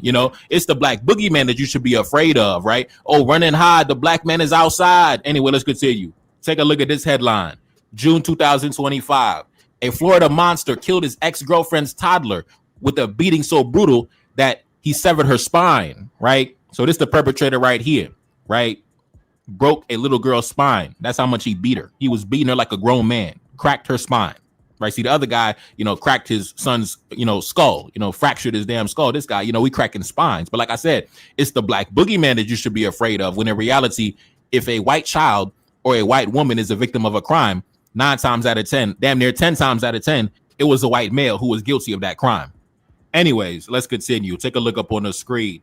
A man is accused of stabbing a woman in her sleep, and he is granted bond, right? So we talking about, the innocent women, the innocent white woman minding her business on the train. But meanwhile, we got innocent white women minding their business inside their own homes, in the comfort of their bedroom, falling asleep. And we got white males crawling through windows, stabbing them while they sleeping. But of course, was that worthy of the White House press release? Of course not, because the perpetrator, it didn't match the narrative. It didn't match the narrative. And what's so funny about the narrative they're painting about this story, about the unfortunate Ukrainian lady? Do you think that it was a white man that came to her rescue or assistance? No. Surveillance video came out. It was a black man that was the first man on the scene, took off his own shirt in order to put pressure on the wound. The white man was nowhere to be found. It was the black man that came to her rescue, right? But of course, that doesn't fit the narrative. It doesn't fit the narrative. A bunch of shameless bastard grifters, all of you.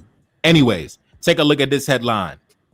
A Reynoldsburg man held on $3 million bond on charges of buying and abusing a 7-year-old girl, right? So, of course, Donald Trump, he's not going to talk about the white men of America going around purchasing children for their own personal pleasure, right? Purchasing children like they're a pair of socks or a cheeseburger. I'm going to go buy a child.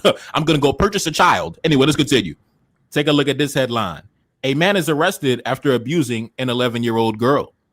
Right. As you can see, the usual suspects, not even 30% of the population, over 70% of these type of crimes committed by the same demographic.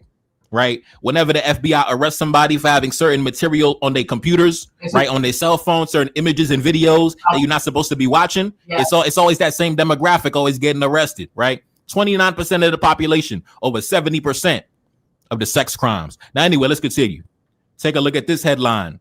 A former Steuben County Sheriff's deputy pleads guilty to child pornography charges. Like I said, 29% of the population committing over 70% of the crimes against children. That's a fact coming straight from the U.S. government. That's a fact. And we're going to get into those numbers later on in the video. Keep watching, right? Like I said, 29% of the population, over 70% of the crimes against children. Let's continue. Take a look at this headline. A former Sandoval County detective sentenced in a child pornography case. September 2025. That article came out a few days ago, right? And as you can see, the usual suspects. But of course, is the president going to make a big announcement? Is he going to bring out the cinematic production for the press release? Of course not. Of course not. I can't believe I will see today where the U.S. president is grifting. Goddamn, the president himself, the commander in chief, is grifting. That's crazy, bro. Trump, you already rich, bro. You don't got to grift. You can't even run for another term. Why are you grifting? Goddamn, bro, Trump grifting for no reason, bro. You don't got nothing to prove to your base. You don't have nothing to prove to your base. You are a 2-term president. You're already rich. Why you grifting, big bro? Well, stop grifting. Anyway, let's continue. Take a look at this headline. This article came out a few days ago, September 5th, right around the time the unfortunate tragedy happened. A Michigan doctor arrested in a sting operation after allegedly asking a mother if he could have sexual relations with her 5-year-old child, right? And as you can see, 29% of the population committing over 70% of these type of crimes. So that's why I say it's not the black man that white women should be scared of or white children should be scared of. It's not us, bro. It's not us. Anyway, let's continue. Take a look at this headline. An Oregon middle school teacher accused of starving and abusing his 6-week-old twins, right? So, like I said, and all of these stories have came out in the last 90 days, 100 days. I'm not going back years back. I'm not going back to last year. Of course, in the video I did the other day where they talked about if the roles were reversed, it'd be riots in the streets, it'd be national news, right? I showed them a bunch of cases from the past year, the past couple years where And these are the kinds of people that you see these black girls on social media put on a pedestal, white man on a pedestal. He might sexually assault your child. They're really sick. The same exact situation occurred, even more brutal, even more barbaric in nature, right? Dismemberment, decapitation, and it wasn't national news. Nothing happened. No riots hit the streets, nothing, right? So we debunked them on that aspect. Now, in this video, I'm showing you recent cases. I'm showing you articles that were published like 3 days ago, last week, last month, 3 weeks ago, 2 months ago, right? All recent cases. But are these conservative grifters, are their hearts bleeding for these victims? Of course not, because they're grifters and they're dishonest and they're disingenuous and they're pushing narratives and fake propaganda. But anyways, back to what I said before, 29% of the population committing over 70% of a certain type of crimes. Let's take a look at the government statistics. Since these guys love numbers and statistics, right? Take a look up on the screen. 45.8% of individuals sentenced for child pornography were sentenced for possessing child pornography. 43% were for trafficking child pornography, and 11% was for receiving child pornography. And of those stats, 99% were men, 71% were whites, 18% were Hispanic, 6% were black, and 4.8% were other races. The average age was 41 years old. 94.9% were U.S. citizens. 72.8% had little or no prior criminal history, right? So like I said, 29% of the population and committing over 70% of crimes against vulnerable populations, mainly children. And like I said, I'm simply reading numbers that were collected by the government, right? The government has compiled this data. I'm simply reading it. This is not slander. It's not defamation. It's not propaganda. It's simply a fact. 29% of the population committing over 70% of crimes against children, right? So spare me your fake narrative of I'm the protector of women and children and I'm the protector. No, you're not, brother. No, you're not. You the number one. You're not protecting the goddamn thing. Let's continue. Take a look. You know what I'm thinking also, because they like to sleep with kids. I kind of get the scam. If I position myself as a protector of children, people are more likely to trust me around children. Oh, look, he's telling us about the mean black people, the bad black people, right? I can see the strategy in that. I can see the scam in that. Because if I can get you to believe that you have nothing to fear when it comes to me, but you should fear those other people, you're more likely to leave me around your kids. Right? I get it. Because if you have an image of a Christian, a married man, a man of faith, a responsible white man who pays his taxes, right? People are not going to be suspecting you of wanting to sleep with kids. I'm like, it makes a lot of sense why they do that, right? Because if you don't see me as a threat to children, you're going to leave me around children. And then it's a lot easier for me to be around the prey. This is how they finesse white people. You know what I'm saying?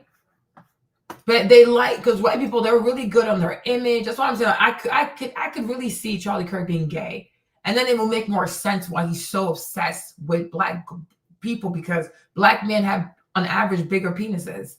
They have bigger muscle mass. They have fuller lips. They have nicer butts. They have bigger penises, right? A lot of gay white boys, fetish, just like white women, they have a fetish for black penis. I've always told y'all this. I'm like, they're both attracted. The white man and the white woman are both attracted to the black man's penis. I've always told you that. So maybe that's what it is. Like, he wish he could be gay, freely be gay. And maybe that's why he really goes crazy against black people and LGBTQ people, because one of the black people he's in love with and the LGBTQ people, he wish he could be part of their community because he's probably one of them. But he doesn't want to join those people because he's not going to make money that way. Right? But I think he had an attraction to black men because it's weird. I'm like, this dude has to be gay. Look up on the screen. Of the 1,169 defendants charged with any of the 3 types of human trafficking in 2020, 92% were men, 63% were whites, and 18% were black. And keep in mind, black men have the highest number of exonerations, which means that we are charged with crimes that we did not commit at the highest rate. So we have a bunch of false stats on our rap sheet. So for us to still be such a low number and a low representation, that probably means that we're probably at like 10% or even lower than that. So, and considering these guys get overlooked because the propaganda is the black man is the criminal, and they're not, apparently. So for them to be so high, that means they're just blatantly committing just outrageous crimes where the government is just snatching them up at. So I feel like these numbers also show black children are safer around black men. Black men have a very, very small attraction to children. Okay. White men have a high attraction to children. Okay. As far as kids are concerned, if you leave your kids around most black people, most black men, your child's not going to be sexually assaulted. If you leave your child around most white men, there's a very, very high chance that your child will be sexually assaulted. If they're not sexually assaulted, they might get recorded while they're taking a shower, going to the bathroom and things like that. Because if they're not going to touch the child, they will record the child for sexual pleasure later on. So it's something to consider if you want to be around white people and have kids with white people. There's a chance that your child might get molested. Like, these numbers don't lie. Okay. Outrageously high rates, right? Like, just goddamn, bro. Like, how are you not even 30% of the population? And you are the majority of human traffickers, child pornography traffickers and receivers and manufacturers and brother, come on now. We got to have a conversation. Like, listen, the conservatives love talking about, the single mothers in the black community, the black man, this and that, the black man, this and that. We got to talk about the white community as well, though. We got to talk about what's going on with the young white man. What's going on, bro? What's going on? Stop looking at the kids, bro. Leave the kids alone, bro. The kids are watching Coco Melon. The kids are watching SpongeBob. Why are you looking at the kids like that? Come on, what's wrong with you, dude? Let's continue. Take a look at this headline. Back in June of this year, 3 sisters found dead after leaving their house for a planned visit with their father, right? So I'm wondering why these victims were not worthy of getting the presidential, press release, the presidential announcement, right? Like, how come their deaths were not on the same level of importance or didn't pull on the heartstrings of America as the unfortunate tragedy that occurred in Charlotte, North Carolina? Not minimizing what happened. Like I said, my heart goes out to her. My heart goes out to the victim. I'm not even defending the criminal or the perpetrator. I believe that he should be locked up forever. He's obviously not fit to be amongst us in civilized society. Obviously, mentally, he's not right. His own family came out and said, listen, he been has screws loose in his mind.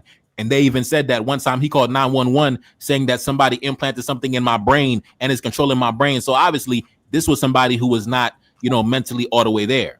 Right. But of course, they're going to paint the propaganda, the narrative, the black boogeyman, when in reality, like I said, the first man on the scene to help the victim was a black man. If you watch the entire video, right, it was a black man that came, took off his own shirt to put pressure on the wound to make some attempt at saving the life of the victim. But of course, the black man that came to save the life of the victim is not going to be the topic of the conversation because we're going to use the schizophrenic idiot, the schizophrenic lunatic as the vehicle for the propaganda.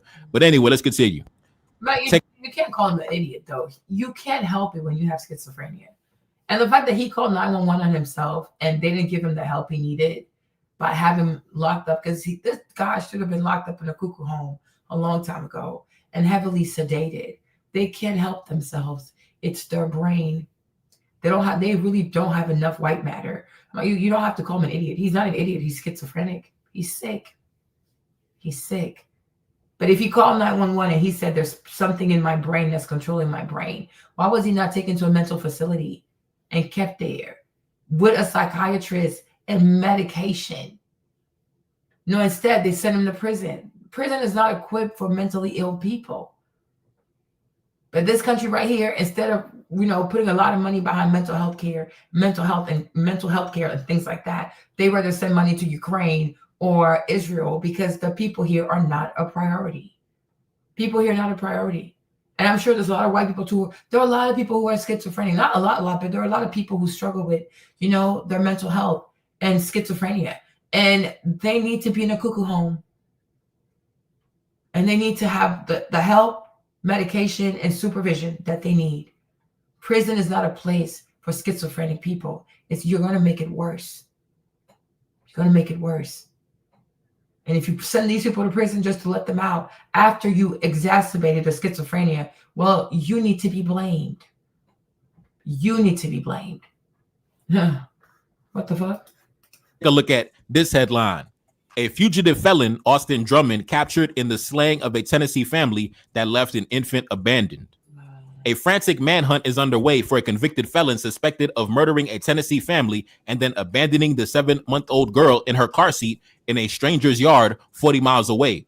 Authorities blasted out Austin Robert Drummond's photo on Thursday, warning that the alleged killer was likely to be armed and dangerous, right?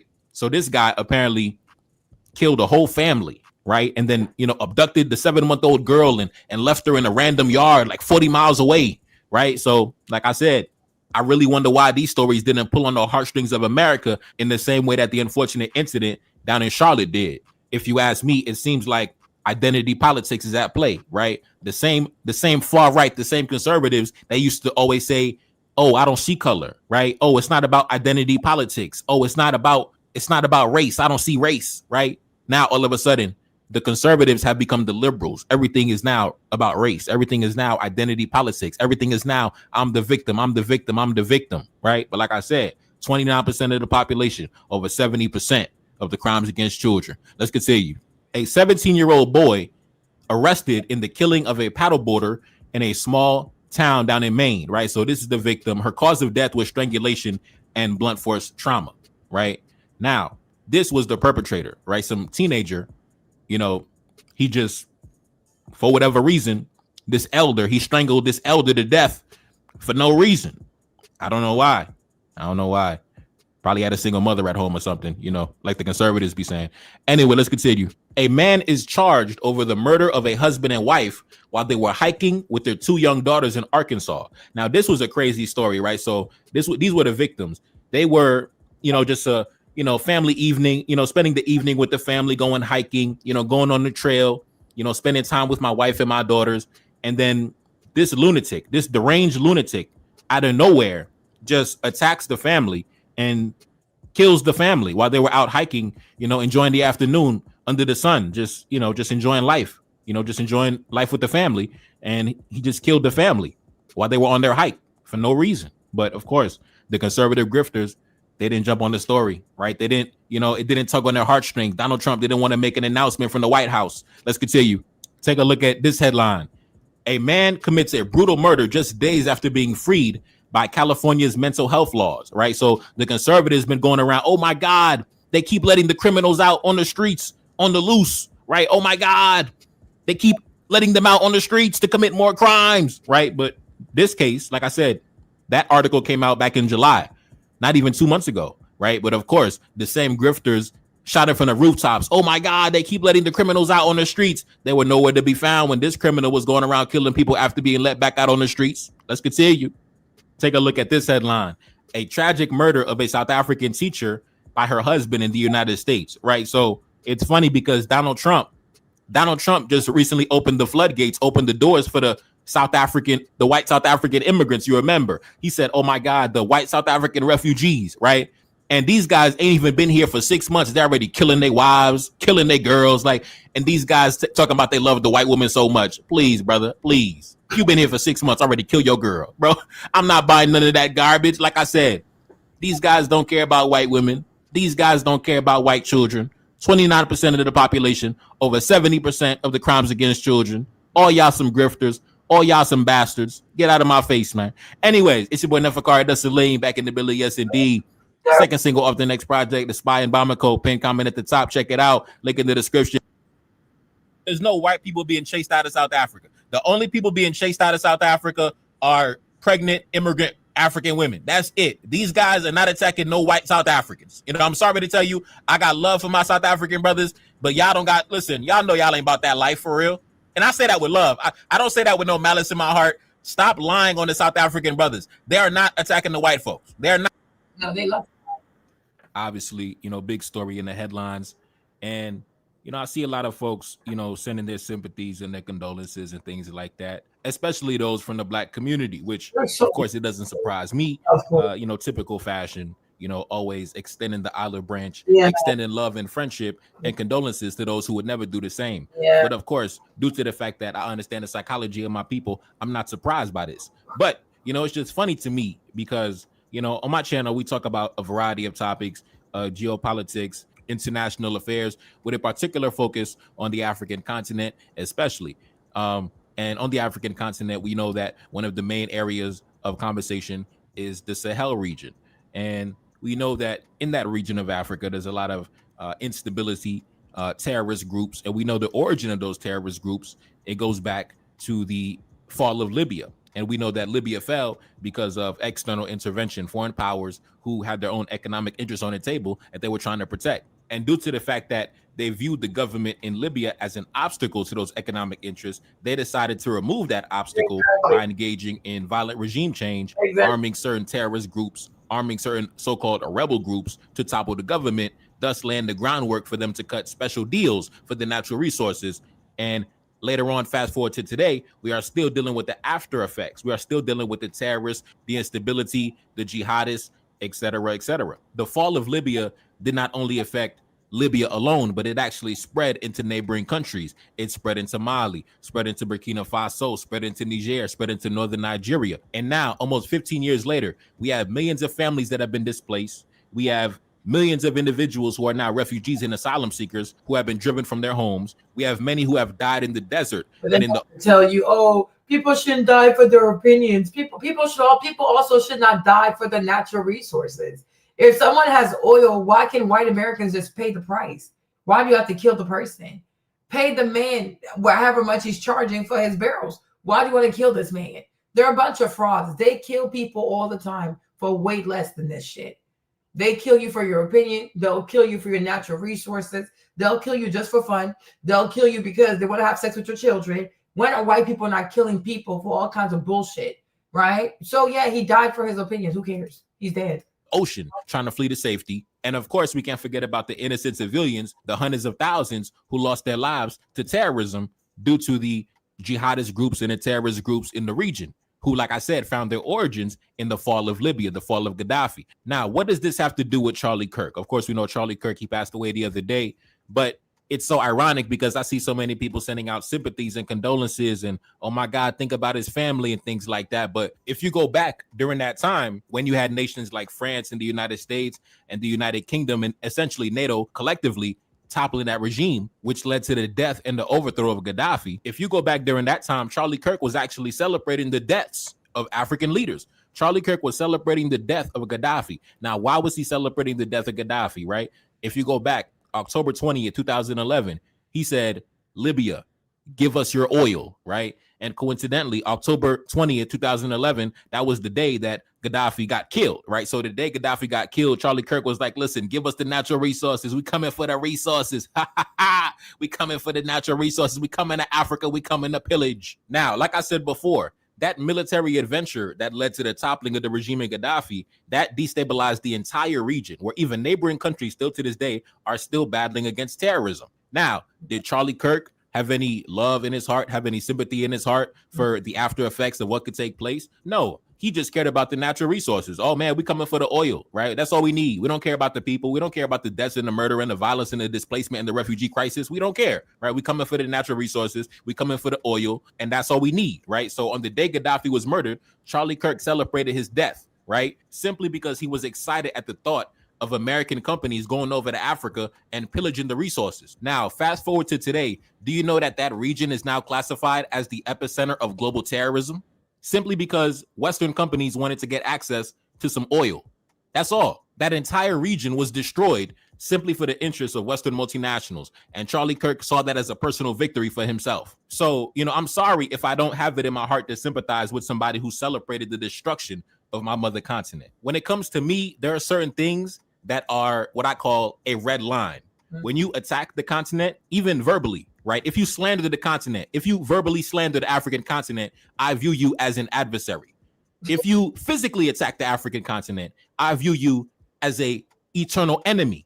If you celebrate death, murder, violence, and destruction and bloodshed on the African continent, listen, I don't want to get my channel removed, but I'll just say this. I'm not exactly going to feel any type of way if you happen to fall victim to an unfortunate accident. And it's so ironic, right?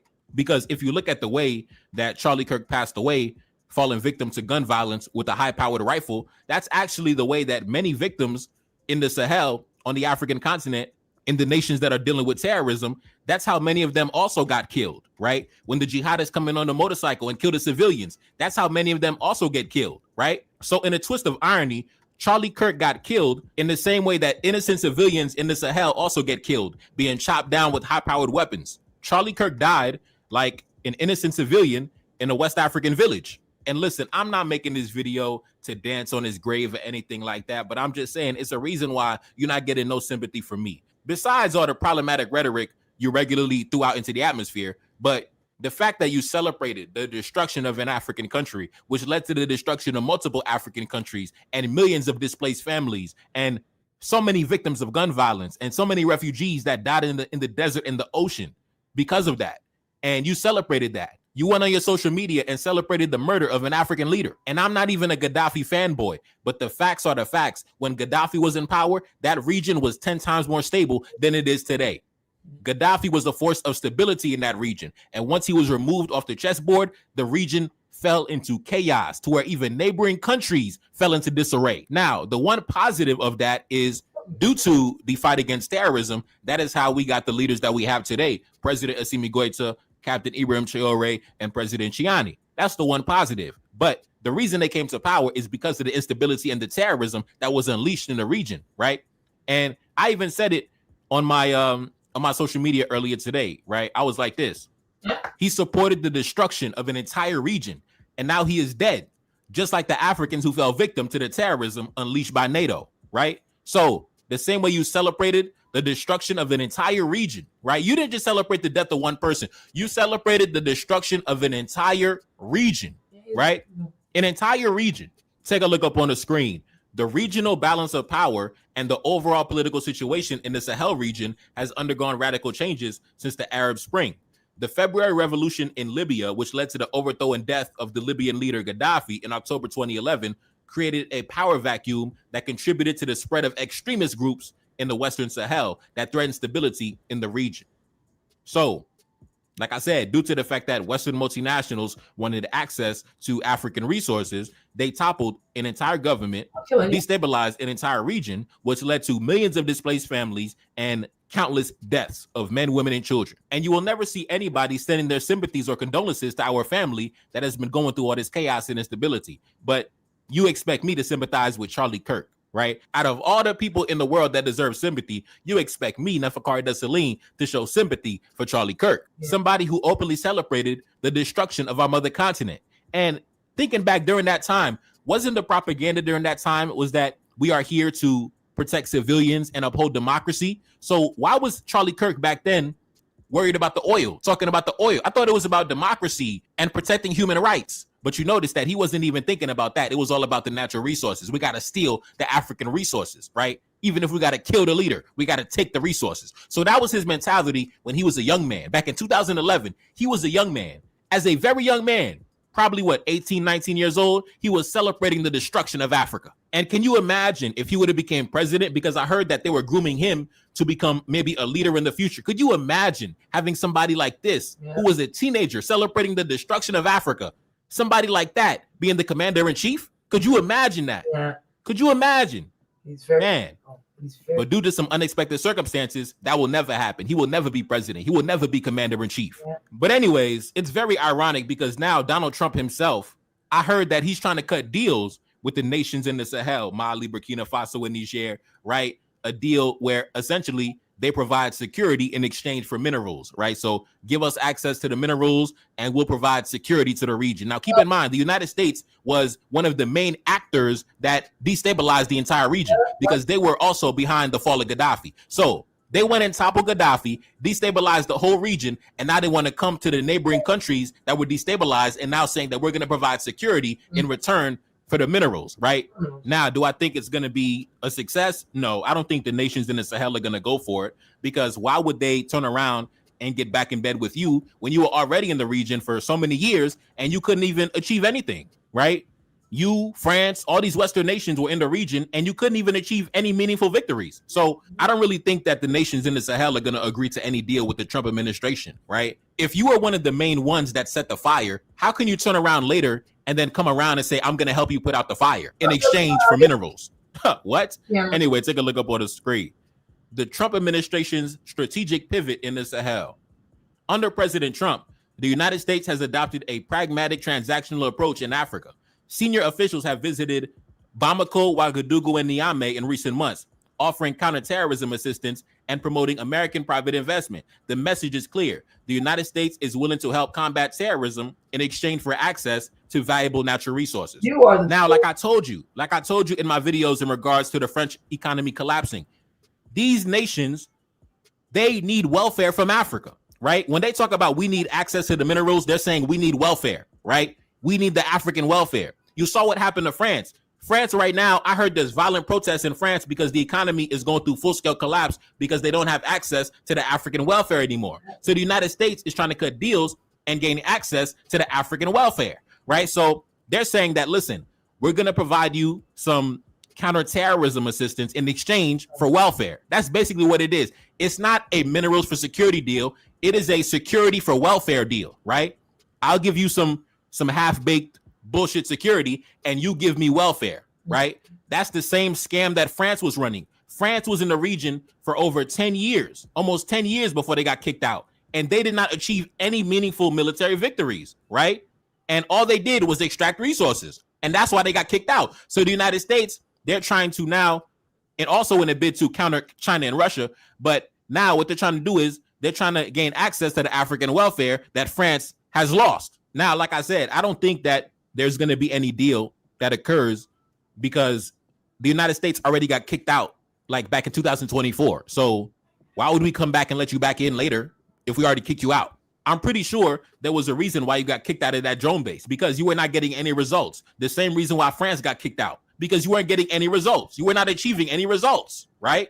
All these guys do when they come to Africa is destabilize the continent, assassinate leaders, and beg for minerals. So I'm honestly, I'm glad he won, because as a woman, does she want to have that on her conscience? Because Bibi was going to kill all those children. So I think for a woman, no woman should even want to be president of this evil nation.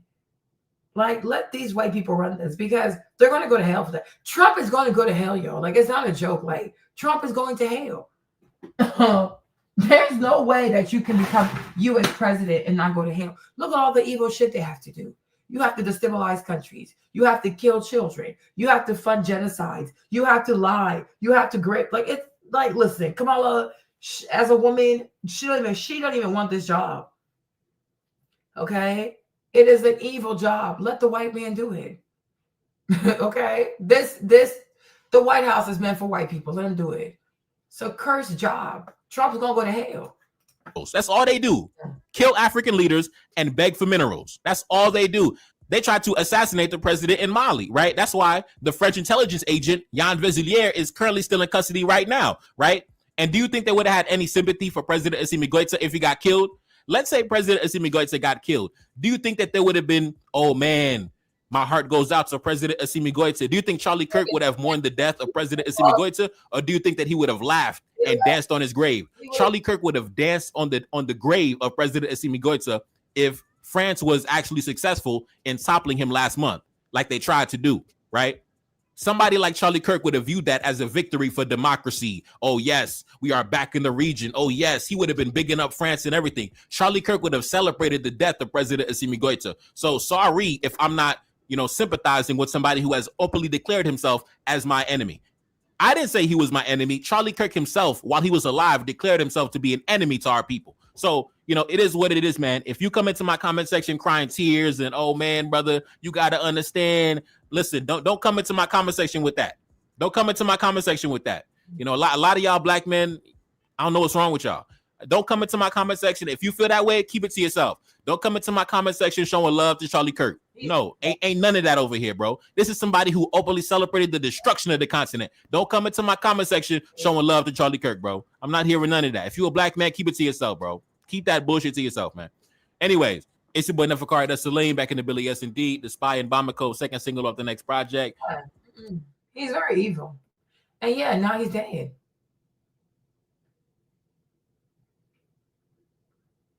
Oh, they're already going to bury the man? And if you are just joining us, we heard from Lindsay Regis, who is there right now, and she said about 200 to 300 people have showed up, and they're on the left there. And we're trying to see who's coming off the plane right now. We're not sure just yet. There's Erica Kirk, the blonde right there. with the sunglasses coming off the plane. Behind her are the Vances right there, the second lady and the vice president behind. Yeah, President Trump today said that she is just devastated by all this, and rightfully so. These kids will not know their father. President Trump did say that he had heard that the funeral will likely happen in about a week or so, probably the next weekend. And probably here. And probably here is what he said. Again, just what he said today. Nothing is set in stone as far as the funeral goes just yet. And of course, when that does happen, when we hear anything, we'll pass that on to you. Yeah, I think, you know, we talked about the horror of seeing this on social media. To see someone's life taken so violently on camera and seeing that, I think it shook a lot of people to see that image. Yeah, and you know, it spread quickly, and it was not censored either. No. You know, and this is the world we're living in. And that's the world we're living in now, John. That is the world that we are living in. I mean, it took years, literally, to finally the public to see the Zapruder film of John Kennedy's assassination. While not as graphic, this was equally violent yesterday, and we saw it within minutes. Mm-hmm. Yeah, and you know, with wherever Charlie Kirk goes, honestly, where any person goes now, if they are speaking at an event, whether they are an activist, whether they are an elected official, everyone has a phone now. And everyone is recording. And so that is why we're seeing this video is out there. And it's unfortunate because the video is out there. My sense is that maybe Charlie Kirk's casket is going to come out of that door. Mm-hmm. It seems like they're trying to coordinate it right now. Yeah. You know, and maybe Erica, it's hard to know, his wife did not want his casket placed in the cargo hold out of respect. Correct. To put him in the airplane and ride along with him on the way home. We will see if that's how this all unfolds. Yeah. You talked about the cameras, and this has materially changed these investigations now into whoever did this. To try to find the person. That investigation is ongoing. We're actually expecting a press conference sometime this evening. Kash Patel, the FBI director, Dan Bongino, assistant director, they're on their way to Utah. They're probably there now. So we don't know what's going to come out of that press conference, whether they have somebody in mind, they're ready to release a name, we don't know. But these cameras have made much easier trying to track down somebody because you can't seem to avoid detection. Right. And whether it was the cameras at the school, that looks like that is kind of where these two photos have surfaced from, this person of interest that they're looking for wearing a t-shirt and a hat, or video cameras or cell phone cameras that have captured this person running from the scene. Ring doorbell cameras. Yeah. And then also there were surveillance cameras in a wooded area and also in a neighborhood nearby the school where family members have said, we think we got the guy running through our neighborhood. They also have video of that too. I mean, it's like wherever you go, you are going to be caught on video somewhere, typically. And then if you're at an event with thousands of people, everyone has a phone. Yeah, I think we've got an honor guard here. I think Charlie Kirk's body casket will come out of that door shortly. And we know that a number of the Turning Point team members are also on the plane here as well. So I'm wondering if they might be helping with the casket too, which that's serving almost as pallbearers. Correct. Yeah. And they were with the Turning Point team, they were there. Let's see here. Yeah, I think this is the casket that's coming out.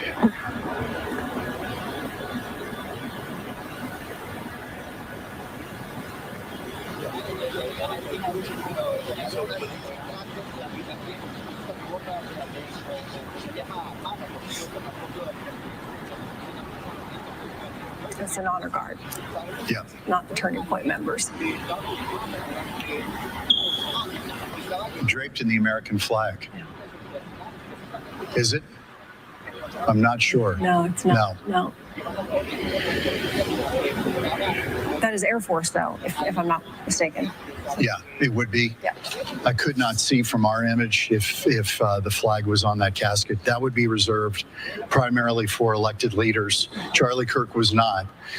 That's what made this a little different. Somebody who was not elected to high office, taken out in an assassination. That's what the FBI is calling it. That's what Utah officials are calling it. And somebody targeted who's not an elected official. I mean, we've seen it in American history, certainly. Martin Luther King certainly comes to mind. Yeah, a political activist. A very voice. outspoken Yes. political activist. Yes. And, we spoke with a former Secret Service agent who has protected President Trump, President Bush, actually the entire Bush family. And he talked about the difficulties of an open air environment protecting someone. And that goes for an elected official, let alone a non-elected official who has the Secret Service protection because by law they do. And, Charlie Kirk did not. Now, he had 6 police officers and he also had his security team, but he did not have Secret Service and whatnot because he was not an elected official. Nobody there to sweep rooftops. And then you also had just the difficulty of an outdoor venue of trying to manage that. And he talked about that. That was very, very difficult to keep an area like that secure. Especially from 200 yards. Right. There was no one there to sweep that building. No. And not like you would have with Secret Service, even though Secret Service failed in Butler, Pennsylvania, in the attempt on President Trump's life. Nonetheless, you just would not think, I think most people would not think Charlie Kirk would necessarily be the target of this. Right. Yeah. Yeah. And it happened just over 24 hours ago when, you got word that he had been shot. And then shortly after that he had died. We're in the 5 o'clock hour now. Charlie Kirk is back home in Phoenix. We believe, at least the president has hinted, that he will have a funeral next weekend. In the Phoenix area, correct, right. And that President Trump will attend. So if that goes as planned, we will probably have a presidential visit in our future. Yeah. And we just witnessed, if you're just joining us, we just witnessed Erica Kirk, his wife, walk off Air Force 2. She was holding hands with Usha Vance, the second lady, and then Vice President J.D. Vance walking behind the 2 women off of the plane down the stairway. And then we know that about 200 to 300 people have showed up at Sky Harbor Airport to pay their respects to Charlie Kirk, to welcome him home here to Phoenix after the assassination in Utah. Out of respect, I think, to her children's privacy, we did not see the children come off that airplane. Right. Yep. And we know that they have a 3-year-old daughter, a 1-year-old son. We've never known their names. We've never seen their faces on social media anyway. And the Kirks have been very open about keeping that private. They don't want to reveal the children's names or their faces on social media. They feel like it's something they want to keep close to them for security reasons. Smart. Smart move. Yeah. And I think, so we don't know where the body is going now just yet. We haven't gotten official word what funeral home he will be taken to. That would be the next step, logical step anyway. And we have not been given that information. So that is something that we will, hope to learn. But we just don't know. So, and there is the casket being lowered right now into, we assume that it will be lowered into a hearse. Into a hearse, yeah. Can we go to Lindsay Regius at all? Is Lindsay available to kind of give us some information about what's going on? Lindsay, is there a hearse there to take Charlie Kirk's casket somewhere? What are you seeing right now? Yeah, Yeah, John and Ellen, we saw a hearse hours ago. We expect that hearse to come out of the gates right in front of Air Force 2. Unfortunately, this bus is blocking where that hearse, we believe that hearse will come out of. But if my photographer pans to our left, you could see about 8 motorcycles ready to go. So we do believe they will come out this way. We have another photographer here, Rick, who will have another angle of that, and then a third photographer who will follow that hearse.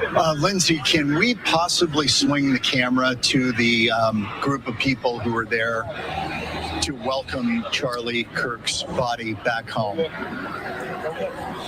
John, that's going to be a little difficult, but if we can take Rick's shot, we can show you what that looks like, because he's actually right next to them. Yeah, we have about 12. Okay, great. We have about 12 camera crews to our left, so that's all you would see if we turned our camera. But there is a large gathering here. They started gathering here, I would say, 3 hours ago. Everyone has their phones up. You can see flags here, and we spoke to them a few hours ago, and we'll speak to them again once the hearse passes. And we heard that sound earlier today in our newscast.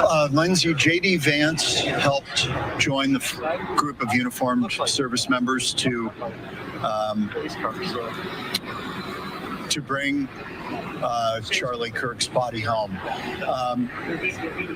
What is the sense out there? What's the emotion from the people there on the ground? Sadness, quiet. That's how it's been all day, especially when Air Force 2 came down. You could hear a little bit of chatter, but right when it landed, just silence. People are heartbroken. We were at Turning Point USA, the headquarters, last night, crying, bringing their family members, so many flowers, candles, balloons, so many people coming out to show their support. Can't believe this happened. A lot of ASU students also showed up there, and they came ever since the news broke. We were out there until around 10:15. People were still coming, dropping off those flowers and looking at the signs that were recently put up outside the headquarters. Do we know where Charlie Kirk's wife is right now? Is she in a car that will carry the body? I am going to assume that is what is going to happen in just a few minutes. I don't have eyes on her right now. Once she walked down the stairs, we really don't have any visibility. You see the gates, you see buses, and they're behind all of that, unfortunately. Yeah, I know that they obviously want to keep we actually heard too that there were some sweeps happening for security reasons at the Turning Point headquarters, just based on kind of what's been going on, kind of the temperature just happening right now across the country. And so you can see right there, you have buses, you have, just security in general. So kind of no surprise there that they're keeping everybody back right now. Yeah, I'm sure people are watching this, and there are people who say, why so much coverage and kind of the trappings of a head of state passing away? I think, the sense is, in the Republican world, Charlie Kirk was a huge force. And that's why there's so much attention on him and all of this, riding on the vice president's plane to bring him home. Well, and the fact, too, that President Trump actually was the one to announce that he had died. I mean, he was the one that informed the country that he had died. It wasn't Turning Point. It wasn't the Kirk family. And, you can see that President Trump had also ordered the flags to fly at half staff, too. I mean, you can see that that's what's happening right now. Republicans really, really respected him. And some even credit Charlie Kirk for helping President Trump get elected, too. I think there's no doubt about that. He turned out the vote. He turned out people. They did. They turned out young people, and especially young men. And some people questioned, Charlie Kirk's tactics, whether it was going to work. There were questions going into the 2024 election, whether he was really going to be able to deliver, because they put a lot on him. And I think the conclusion was, and certainly within the White House, that he did. Yeah. That he delivered voters. Yeah. Yeah, and a lot of it was done through social media, through podcasts. And, you know, a lot of people are saying, well, why aren't you knocking on doors? Why aren't you? Yes. And this was a little bit unconventional. it definitely was unconventional, and it worked. And it certainly worked in the last election, but that was where we really kind of heard the chatter of, why aren't you seeing, you know, these young people from Turning Point who have these big contracts right now with some of these candidates knocking on doors? And they were focused on podcasts. That's where they were reaching younger people, especially younger men, to get out and vote. And that was kind of their strategy.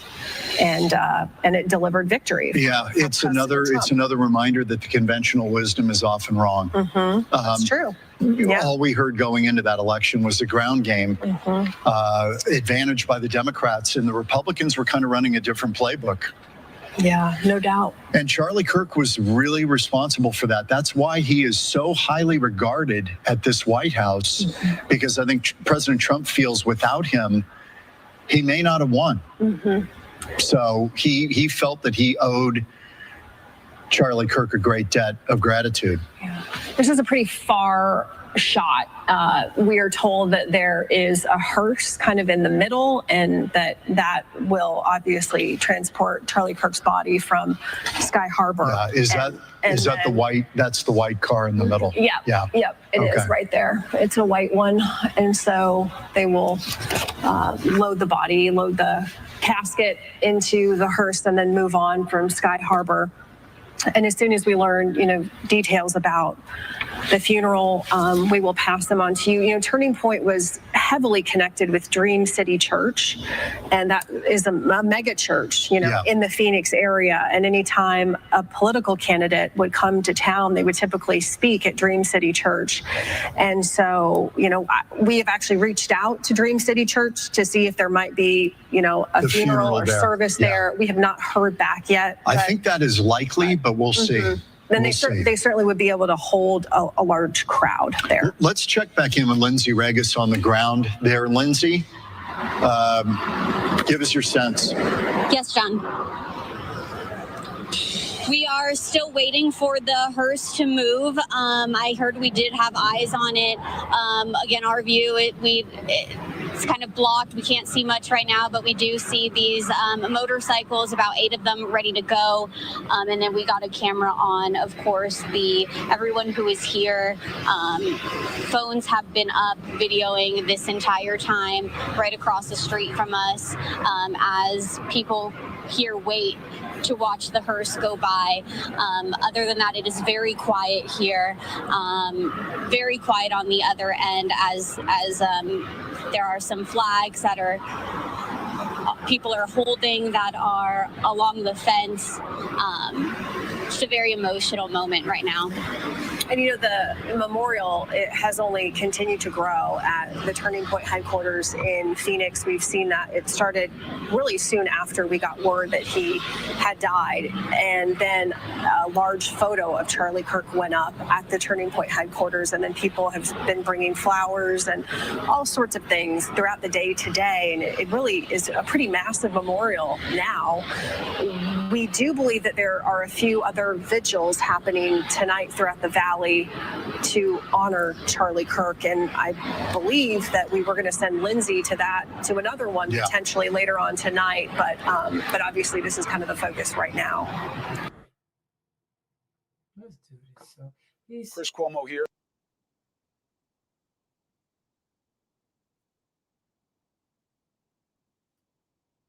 Washington now, where police say they seized 23 guns from the home of a 13-year-old who appeared to be fixated on school shooters. Police arrested the teen after finding some disturbing social media posts.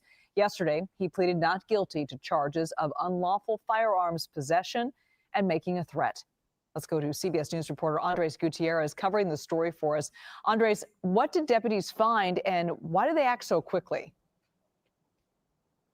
Well, Elizabeth, a possible tragedy was averted all because someone saw something and said something. Let's take you back to Friday. That's when Pierce County Sheriff deputies received a tip that a 13-year-old was online making threats that he had guns.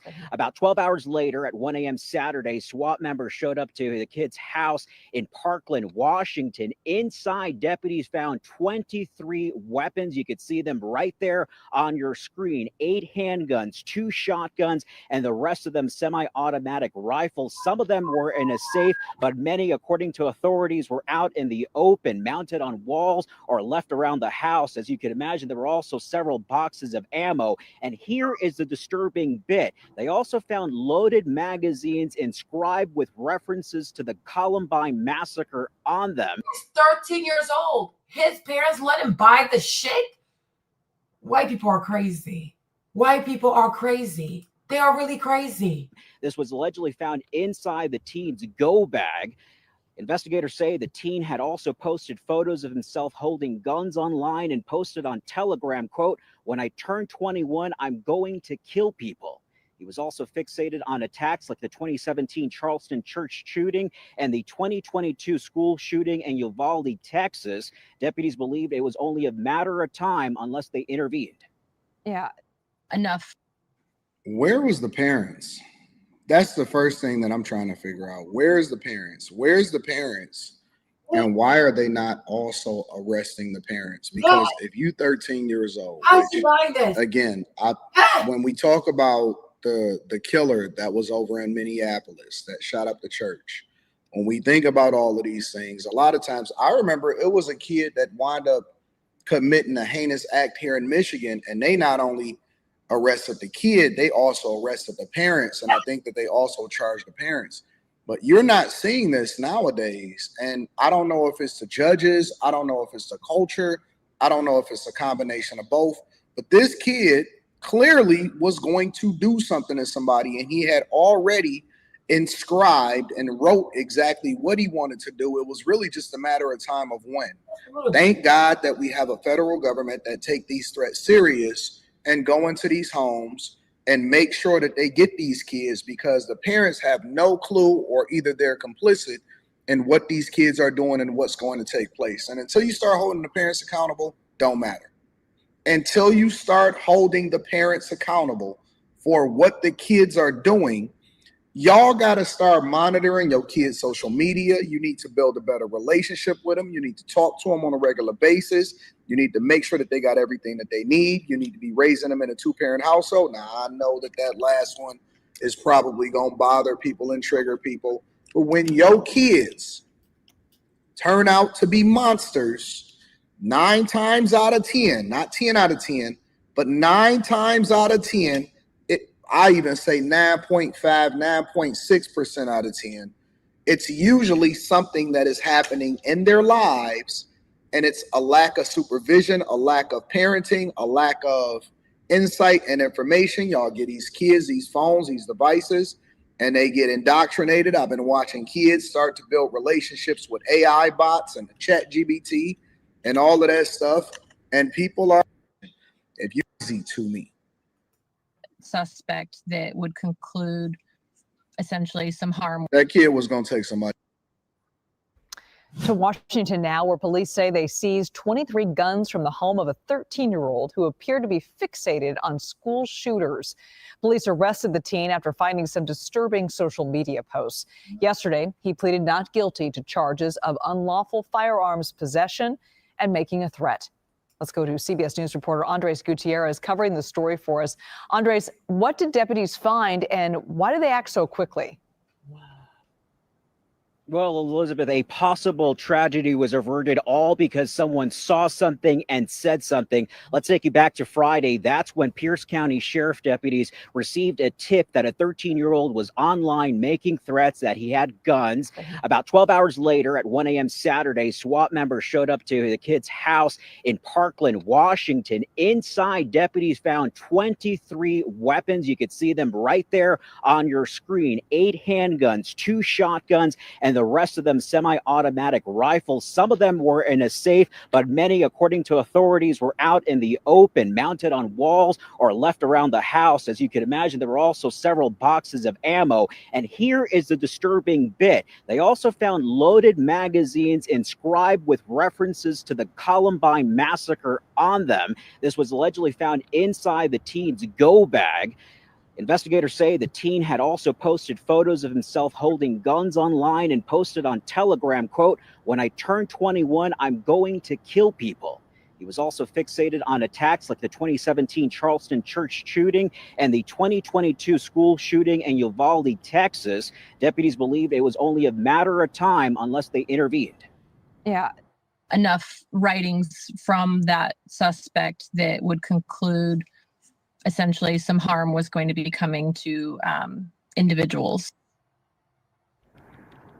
And now, while this boy did reference school shootings online, investigators say he did not have plans to attack a specific school. Get this, he actually himself has not been inside a school building since 2021, since he was 9 years old. He's been homeschooled since then. Right now, he is sitting inside a juvenile detention center there in Washington State after, as you said, he made his first court appearance yesterday afternoon. He will be back in front of a judge for a detention review, is what they call it, later this month.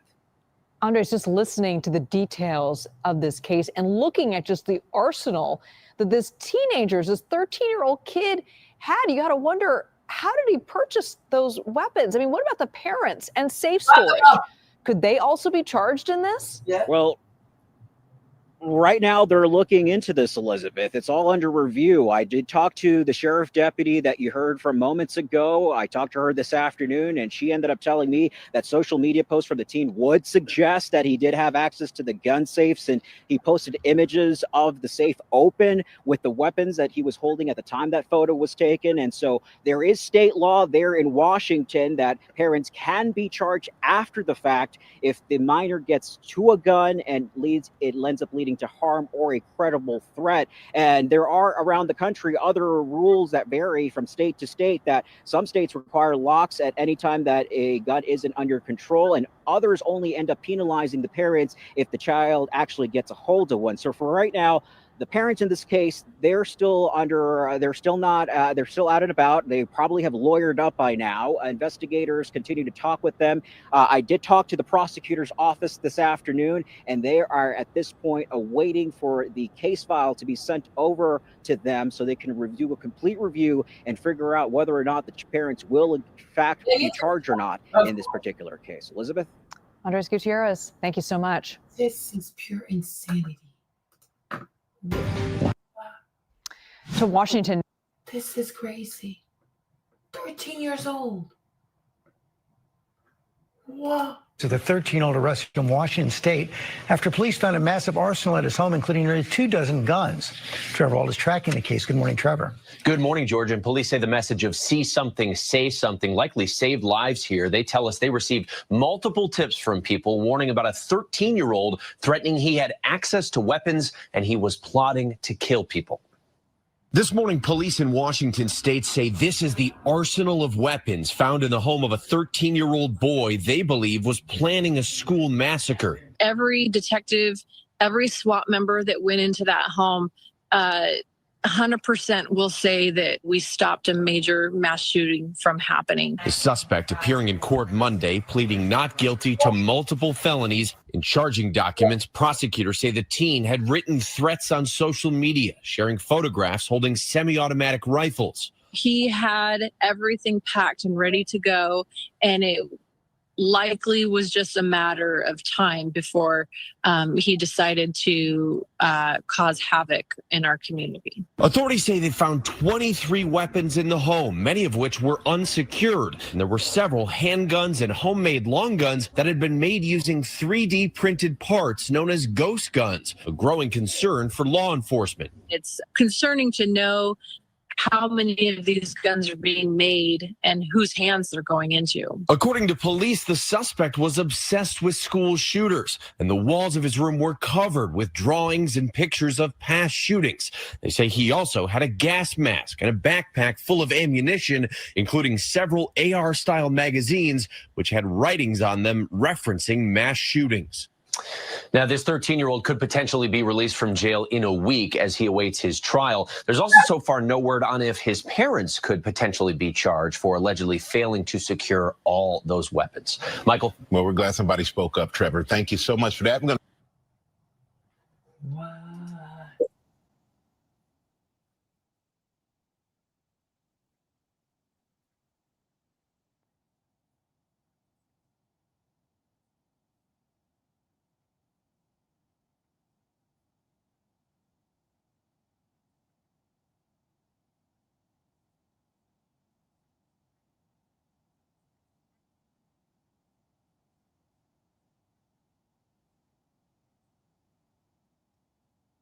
All right, guys, so we're just going to come right into it. Yesterday, I went live on this channel, and I was going to clip the live and kind of spread it out, but for some reason, YouTube won't let me download my own ish. Who knows? Definitely not complaining. This is not the worst situation that could ever happen, especially in a time like this, okay? So what's up, everybody? Welcome back to the channel. I did put the live on members only, though, so if people want to go back, it is on members only. But we are, of course, talking about what happened to Charlie Kirk. I want to start off with Nick's tweets, at least one of them, saying pray for Charlie Kirk.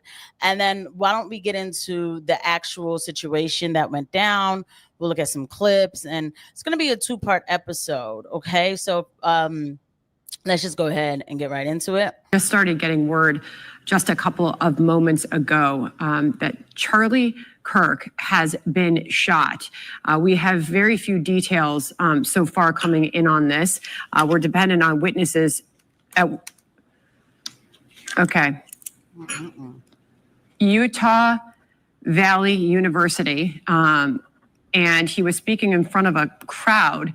And in that moment, and correct me if I'm wrong, he was speaking about obviously trans issues in the country today when a shot or shots rang out. And we can now confirm via Jason Chaffetz, who was at the event at Utah Valley University, that shots rang out as Charlie was talking about transgender mass shootings.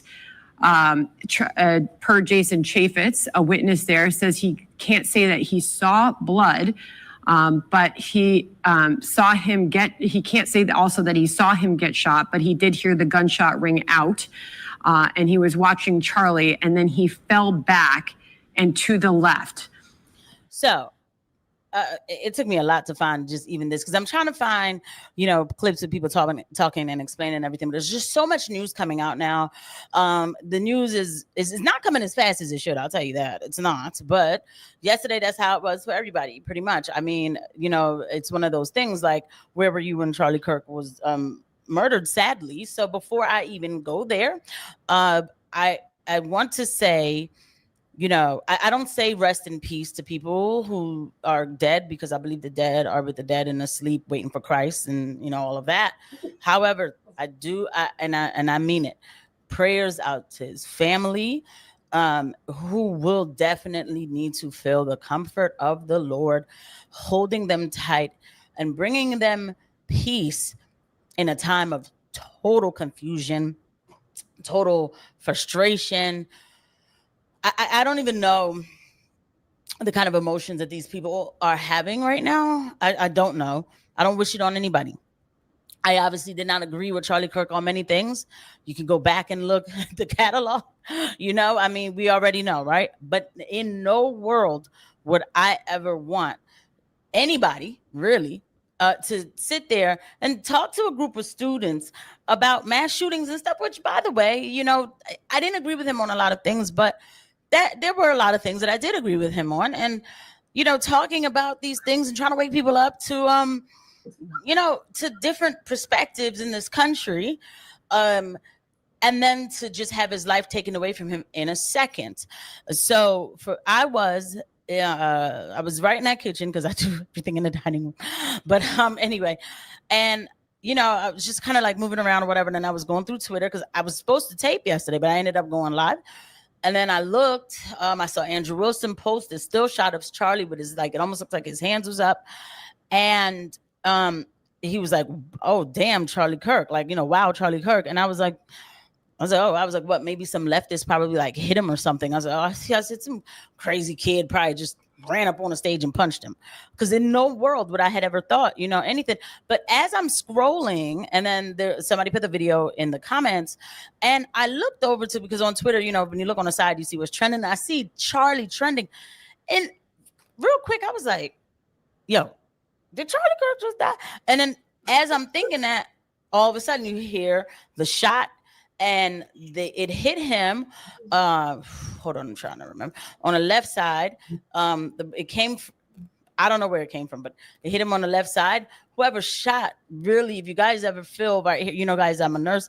Not that I'm a nurse, but when you feel your carotid, your carotid is here, your jugular vein. This is how we check for a sign of life. If somebody needs CPR, we usually just kind of put our, the fingers, the 3 fingers here, and then you wait to feel the pulse. Okay, so that means that there's a bounding pulse there with a lot of blood just pushing through. To hit that artery, it is going to give that not appearance, but it does give it, well, the blood leaks out. That is exactly what happens. And that's what happened yesterday. And the minute I saw it, and then he locked up into what we call decorticate, a decorticate position, which shows that, now there's like a brain infarct, which would happen because there's a lot of blood coming out of that artery. And we went into decorticate, and I just could see his life going out of his eyes. And that's just what it was for me. I've seen that look plenty of times in my life. And I started screaming.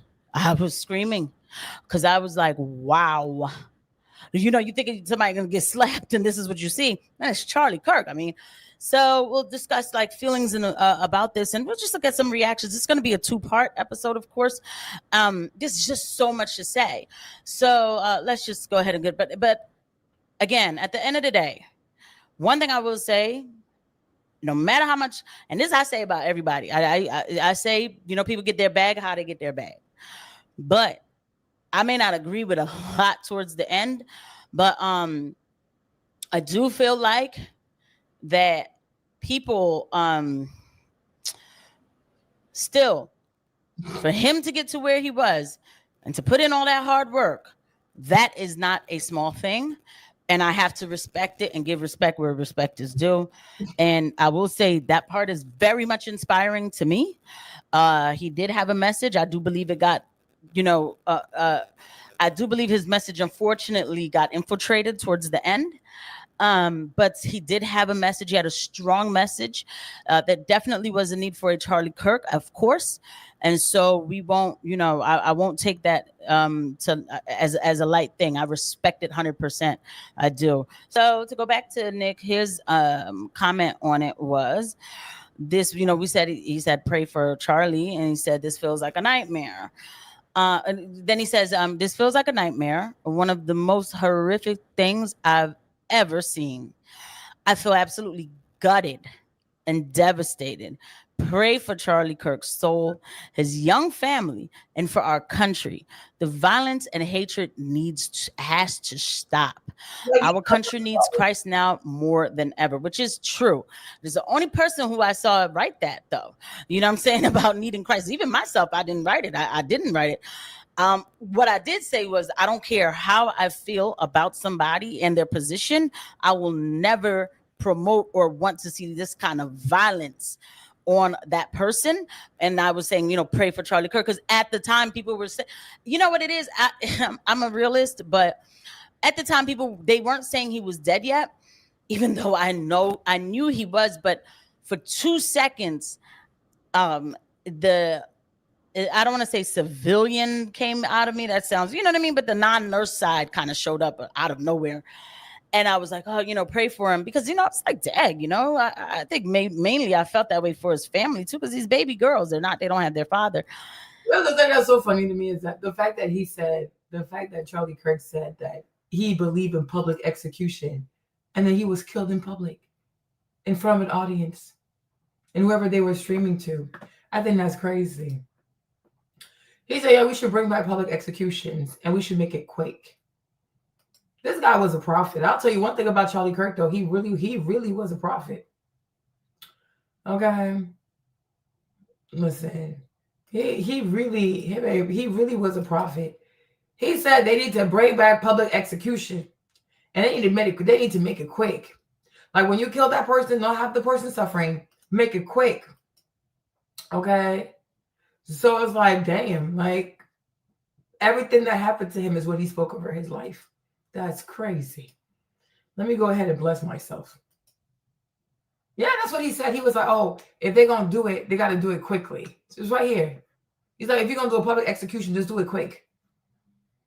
They feel more sorry for the person on death row than for the baby in the womb that never had a chance to live. And so for me, I think the person that, I think the death penalty should only be used very rarely, very sparingly, and should be done quickly. In fact, I even think that we should bring back, public executions on certain people. No, but think about it. I think that, and you guys should laugh, but it should be done. You guys should laugh, but think about it. Some of these crimes are so heinous against humanity that it must be done as a statement and not say that, we're gonna make you a sympathy. So for example, I think that Luigi Maggioni guy, I think he should get the death penalty.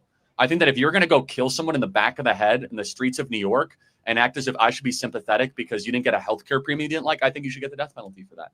I think if you take a life, your life should be taken, and it should be done, obviously, through a jury of the peers. So anyway, that's how I... Who knows? Who knows if he didn't have a part to play in somebody getting killed or somebody getting wrongfully convicted. This dude had bad karma. His karmic load was horrendous. He had bad karma.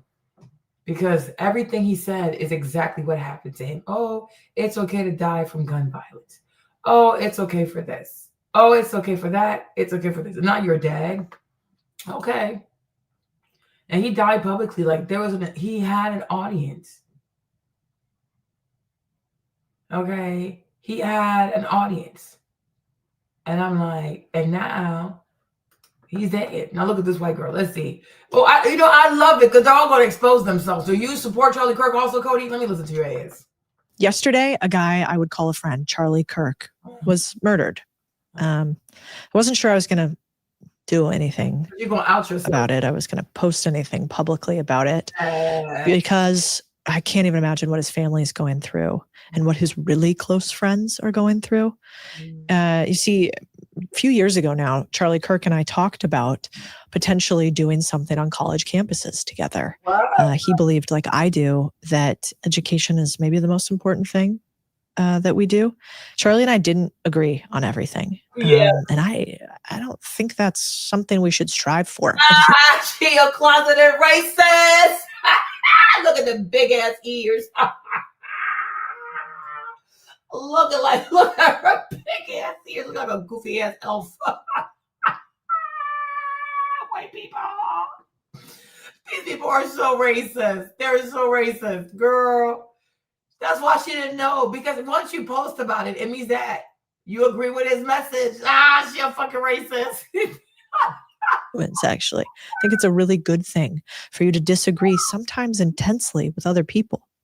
But we were talking about, or really I was trying to convince Charlie that we should talk about business and economics and making money on college campuses, because it felt like kids had no hope there anymore. Like they thought that the generations before them got it better than they did, and they did not have economic opportunity. And I wanted to talk to them about how could we change that for them. And then time got away from us, and Charlie kept going until he became one of the biggest speakers on college campuses all around this country. And the reason I'm doing a quick podcast on it is because it has rattled me so deeply. I think that freedom of speech and the First Amendment is one of the most powerful things we can have as a country. I'm a former journalist. Our entire profession is built upon that right to speak.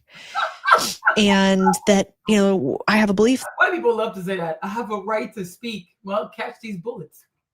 Okay, they have a right to speak. No, you want to be. White people want to. The thing about white people, they want to have the right to just. They want not a right. They want a privilege. It's not a right. You don't have the right to say whatever the fuck you want to say, right? They want to have the privilege to say whatever the fuck they want to say to your ass. But then they want to gaslight you to say, it's just my right, it's just the truth, I mean, don't forget, I'm a Christian. If you're a Christian, your first fight is not going to be for the right to freedom of speech, right? If you're a person of faith, your main concern should be how do I move as a great Christian, right? How do I lead with love and compassion?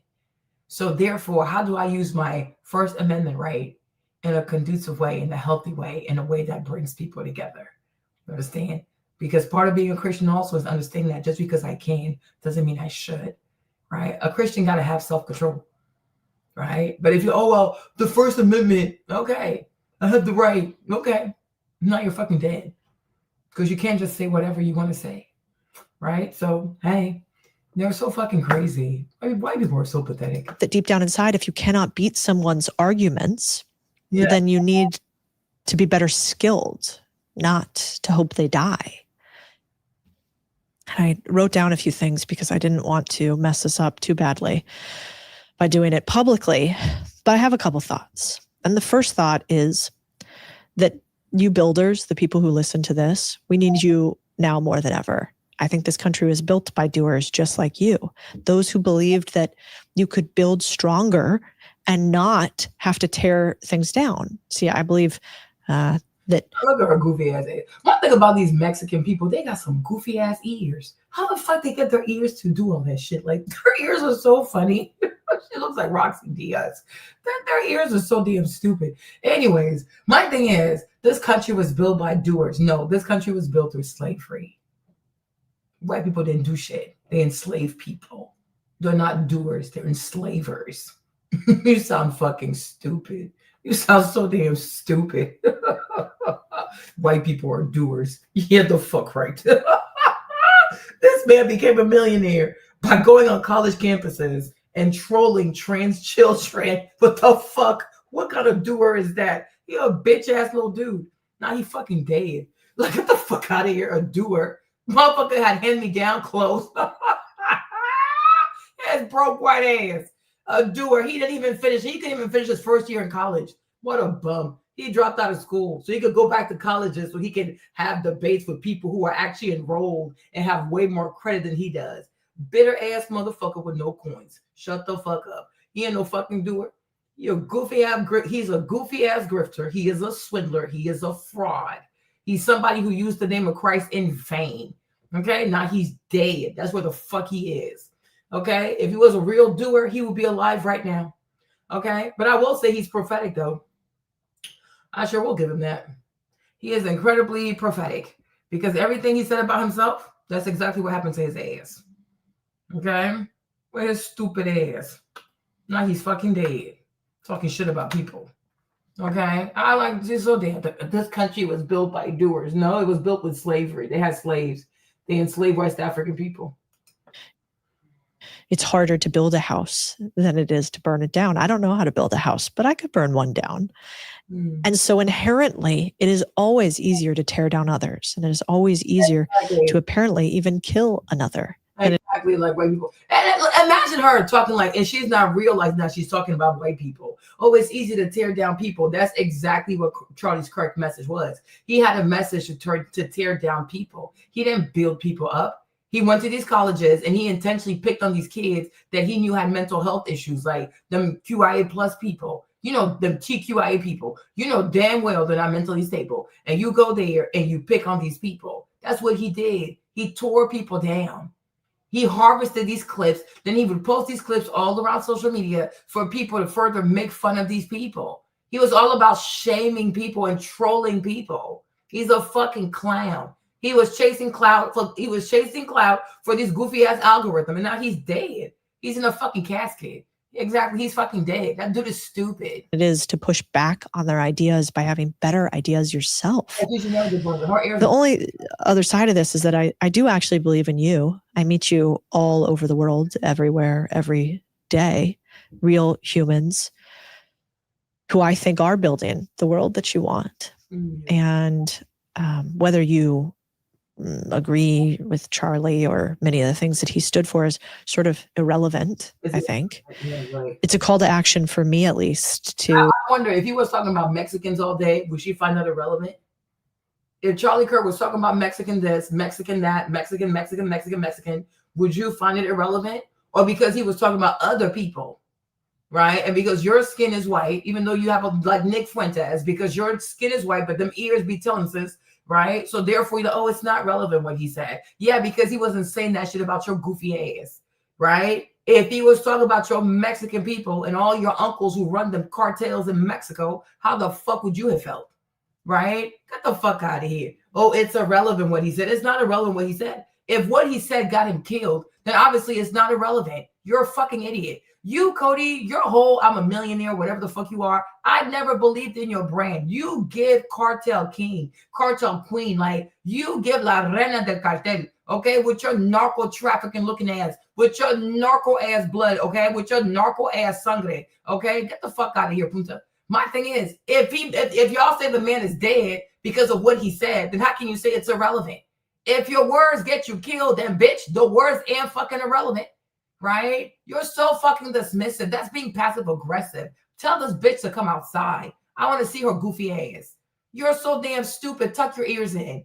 Let your hair come out. Girl, it don't look good on your goofy ass. Like she sounds so damn stupid. She's a fucking fraud. Like most of these goofy ass white bitches who come on social media try to tell people they're billionaires, they're worth 100 billion. Bitch, shut the fuck up. Probably a sex worker for all I know. Probably sleep around with all these goofy ass white politicians for a little bit of bread. You're a goofy ass bitch. Show us your business model, bitch. You're a dumb ass. You are really a stupid ass. If the words got this man killed, how can you say his words are irrelevant? They're not irrelevant. They're relevant. And they were so relevant and hurtful that it got this man killed. So therefore, y'all should learn and not repeat whatever the fuck he said, because then you might be next, bitch. Right? Te quiero Taco Bell. Dude, shut the fuck out of here. Like, look like a whole chalupa, bitch. Like, what the fuck? Them nacho chip looking ass ears. Your ears look like nacho chips, bitch. Donde está mi guacamole? Break me some guacamole, bitch. You dumb bitch. Most of these white people, they saw you outside, Cody. They think you like you. They think you were made of some shit. Get the fuck out of here. You people think because your skin is white that these white people see you as Europeans, bitch. You belong to the Mayans. They say your people's cannibals. Okay, white people say your people cannibals, and they ate people when they came to the Americas. They saw your abuelito eat a child. They say your people cannibal. Comer el bebé, that you eat babies. Okay, comer el bebé, that you people eat comer los bebés. White people say you people eat people, bitch. You fucking cannibal. Okay, go, bitch. If you don't go and purchase a fucking Taco Bell real quick, get on my face. Matter of fact, go apply for a fucking ass. What's that place called again? What's that place where you get your freaking burritos? Chipotle, yeah. Go get a fucking Chipotle franchise, you dumb bitch. And give us extra give us extra guac, bitch. Give us extra carne, okay? Yeah, exactly. Her people Mayans. Allegedly, the white people said that her people eat babies. Comer los bebés, okay? They eat babies, all right? Her whole bloodline. Her entire sangre is full of people that eat babies. Te quiero Taco Bell. Your ears are built like nacho chips, bitch. Want to take a dip? Get the fuck out of here. You unattractive hoe. Está muy fea. You're ugly. You are an unattractive bitch. Get the fuck out of here. Is she slow? Is she really dumb? She must be stupid. Stand up and stop playing small and to keep building bigger and to get in the arena and to allow the competition of ideas to expand and to be thrilled at the idea. Shut the fuck up. White Americans cannot sustain competition of ideas. If they did, they would let the Chinese sell their cars over here. Don't nobody hate competition more than white people because they're mediocre. Nobody hates competition more than white people. They're fucking mediocre. Okay, they're always cheating. Okay, yeah, exactly. Poor woman. Yeah, go sit down somewhere. Like her dumb ass, looking like nacho. Like I'm like your ears look like nacho chips. Them big ass Dorito chips. Bitch, want to take a dip? Shut up. Yeah, she got to do something with her ears. Like, let your hair down. Like, what the fuck is this? Like, girl, you look like a fucking elf. You look like an elf in a goofy ass Mexican ass enchanted forest. What the fuck is this? Bunch of weirdos. Okay, they say your people ate children. Okay, they say hi, your niños and Cody's ancestors are outside. The Mayans. What the fuck? That another human could have a debate with you, like an old school style debate in which ideology could combat against one another and see what the best for humanity could come out on the other side. You're right. You're right. I think it's a tragedy when anybody passes. I think it's a tragedy that we lost multiple youth as well. He's such a fucking idiot. No, let's have debates. Bitch, shut up. When you go to the G4, G6, G8, do white people allow anybody, are any third world countries allowed to have their say? They're not. White people don't welcome ideas. Okay? Look at the United Nations. Which countries are part of the Security Council? Bunch of white people. Like China had to fight so hard to be part of like the Security Council, the UN. Security Council, the UN, and none but white people. European think they know everything. White people open to ideas. Yeah, the fuck right. They're terrorists. They're fucking terrorists. Okay? White people say things that sound noble. That's the thing with these fuckers. They say things that are noble. They say things that are aspirational. Motherfuckers don't follow through. These people ain't shit. Ain't never been shit. Security Council full of white people. At the G4, just white people. G6, European people. I guess sometimes Korea is Korea part of that, and Japan, right? That's about it. I don't even know if China's part of the G6. So what the fuck do I know, right? They don't invite third world country people. They have no say so. They bully people. They sit here in Washington, D.C. and like, okay, who do we want to have as president of Venezuela? Who do we want to have as the president of Argentina? Who do we want to have as the president of Mali, right? From D.C. I went to Harvard. I know it all. I went to Princeton. I know it all, right? This is how white Americans function. They don't welcome the input of other people. This is why Libya is a fucking mess. Did they consult with Libyan people? You know, what do you think about us killing Gaddafi? Of course not. They don't speak the language. They're not from the region. Don't know shit, but they think they know it all. Hey, they're white. They're white. And all they do is fuck shit up. That's all they do. They fuck up Wall Street. They fuck up the housing market. They fuck up the US dollar. They fuck up retirement money. They fuck up Medicare. They fuck up Medicaid. They fuck up education. They fuck up even our morals and values because everything white people touch goes to shit. Some mediocre people. They're fucking mediocre. And that boy Charlie Kirk was so damn mediocre, he couldn't even spend the money to have the right kind of security. What kind of goofy ass motherfucker who built his entire career by being a fucking troll, gonna go to Utah, tell 1,000 people to come, and not even tell security, y'all gotta check who comes in this bitch. Only 6 police officers for 1,000 people? What the fuck? He's a fucking idiot. And he had his wife there and children there. And he only had 6 police officers. She married a fucking pookie, this Erica. Erica, you're not ambitious, bitch. You got low self-esteem, bitch. Okay? But I don't know, girl. I don't know if you can level up because, child, you married a damn pookie. You married a YW. I will never stop saying it. This boy was a YW. Okay? Oh, goofy-ass bitch. He out here riding with his girl and his children, throwing gang signs in the air. You damn stupid. About to turn your children into collateral damage. What a fucking idiot. What a fucking idiot. Like, yeah, well, he's a fucking dummy. His wife was there, his kids were there, and he only had, you only had 6 police officers. Well, he's a fucking clown. He's a fucking bozo.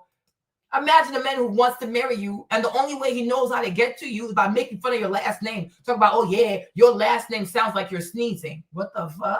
And you married that? Bitch, you like to be abused. Get the fuck out of here. Get the fuck out of here.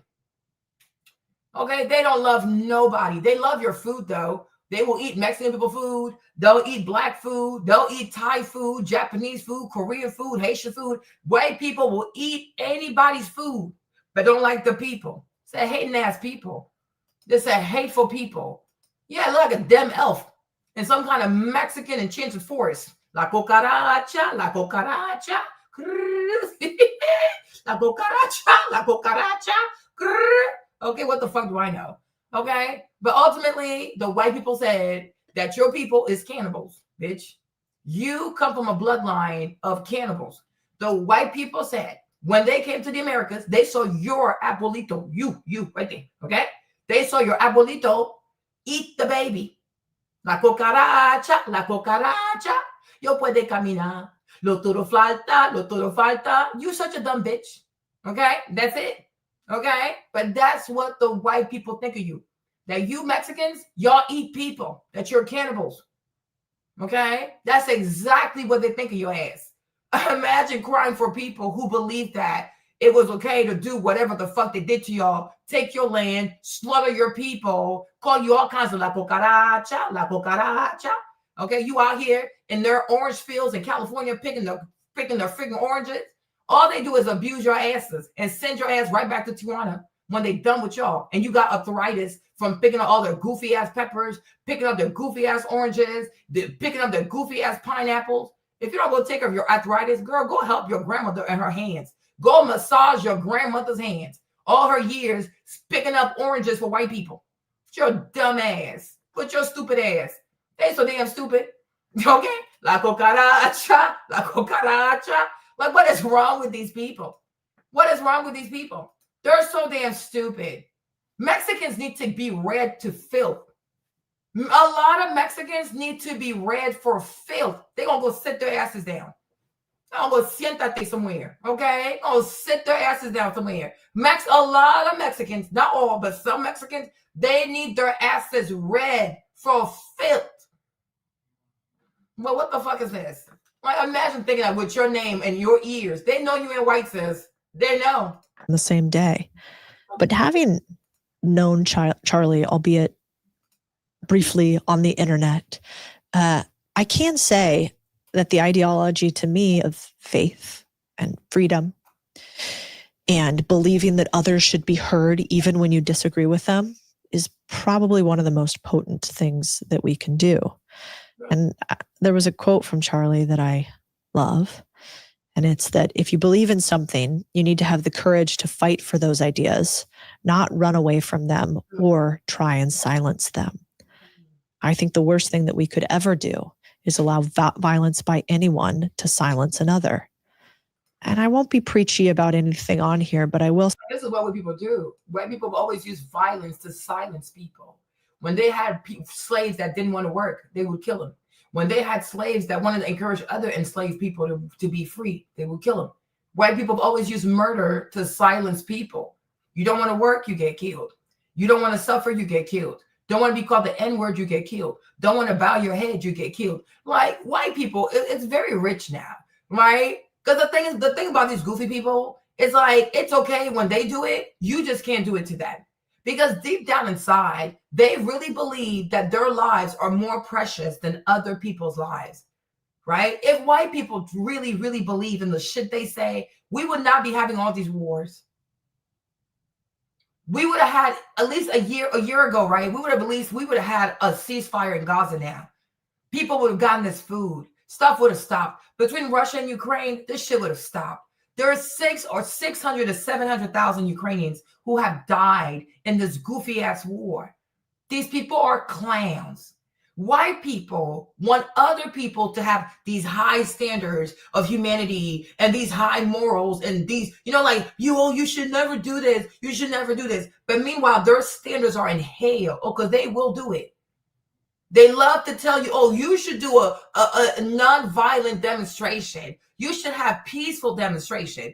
Have you ever seen white people get shit peacefully? They always get shit done by force. They're a bunch of fucking bullies.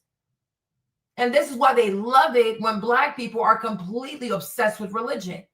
Because they feel as though religion makes you submissive. Religion makes you pray for your oppressor. Religion makes you feel like, you know what, it's okay, it's okay. No, the fuck is not. No, the fuck is not. Right? There's a certain kind of religion that white people love for people they bullied to be down for. Because they know, hey, as long as you believe in this, I can keep whooping your ass. Right? Their own personal standards are in the fucking gutter. Matter of fact, they're non-existent. Everything they tell you not to do, they're going to do it. It's a bunch of hypocrites. It's the hypocritical people.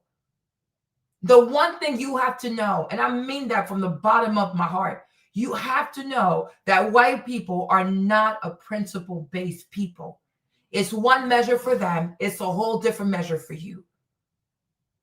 Listen to what I say, but don't do what I do. That's how it is, because they don't want to feel what it is to be bullied. They like bullying other people, but they don't want to be bullied. They believe in the free market as long as they're the only ones benefiting from the free market. As soon as anybody else starts to benefit, oh, no. Tariff. Oh, you're my enemy. Who's your enemy? Shut up. You're your own enemy with your fat ass.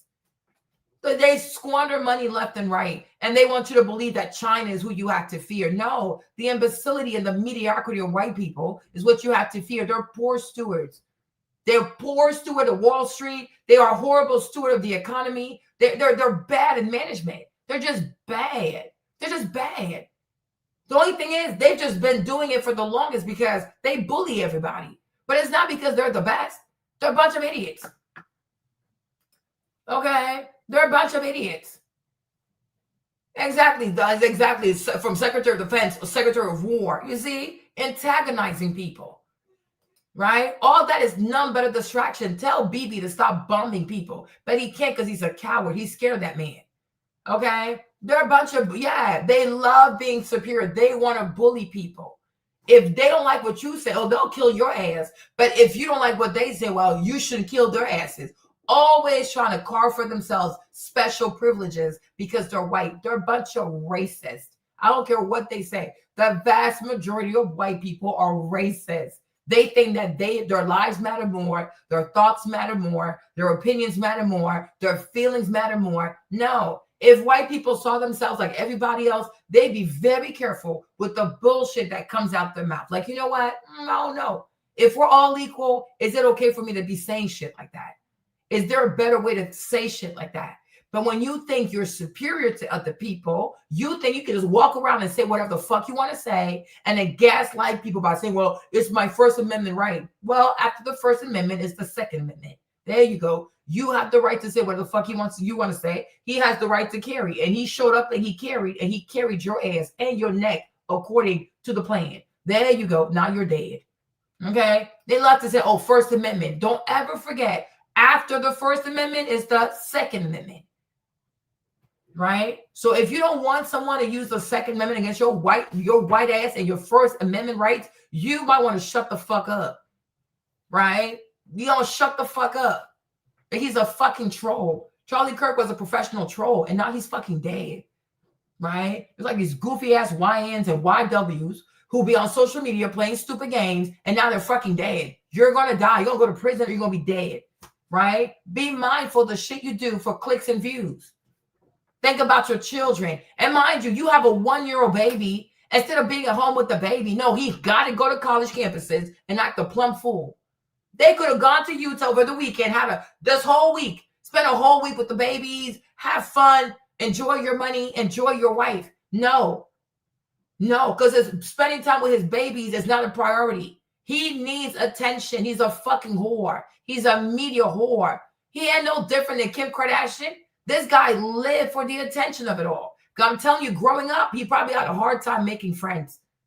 Probably was socially awkward as fuck with his gay ass, his closeted gay ass. Get the fuck out of here. You think I'm going to go to Utah and see all these beautiful mountains? I'm going to be out here worrying about a fucking debate and arguing with trans people. I don't got time for this bullshit. You want to be trans? Trans away. What the fuck do I care? Not my problem. I don't give a fuck.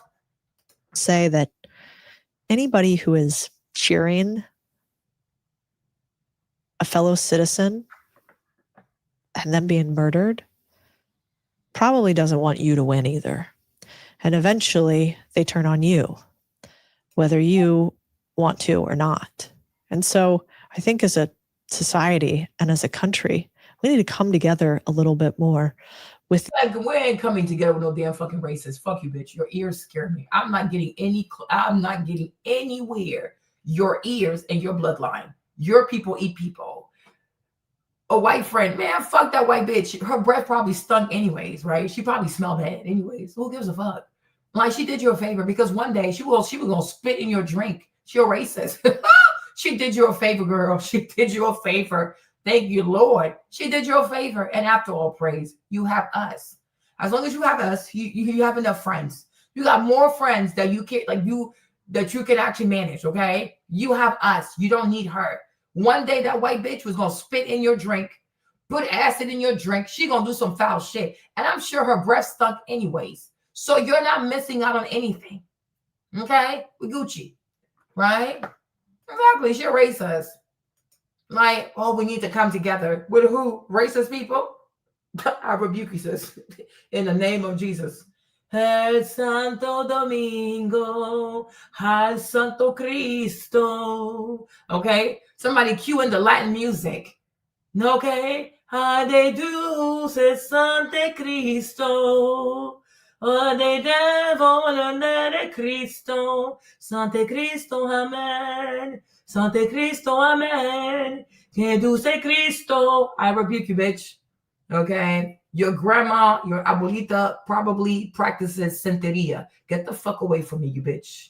Okay? All right? With your weird ass holidays where y'all come around dressed like dead people and shit. Like El Días de Muerte. Bitch. El Días de Resurrección. Porque I believe in Jesus Cristo. Okay? Okay? El Día de Muerte. Oh, no, mami. El Día de la Resurrección. Porque I believe, you believe in Jesus de Cristo. Okay? Jesus de Cristo. Okay? Like, what the fuck? What is wrong with these people? What is wrong with these people? Okay? Okay? What is wrong with these goofy ass? Yeah, her breath probably stink. Jesus de Cristo. Ave Maria. Amor de Dios. Okay? I rebuke you, bitch. I ain't getting close to your ass.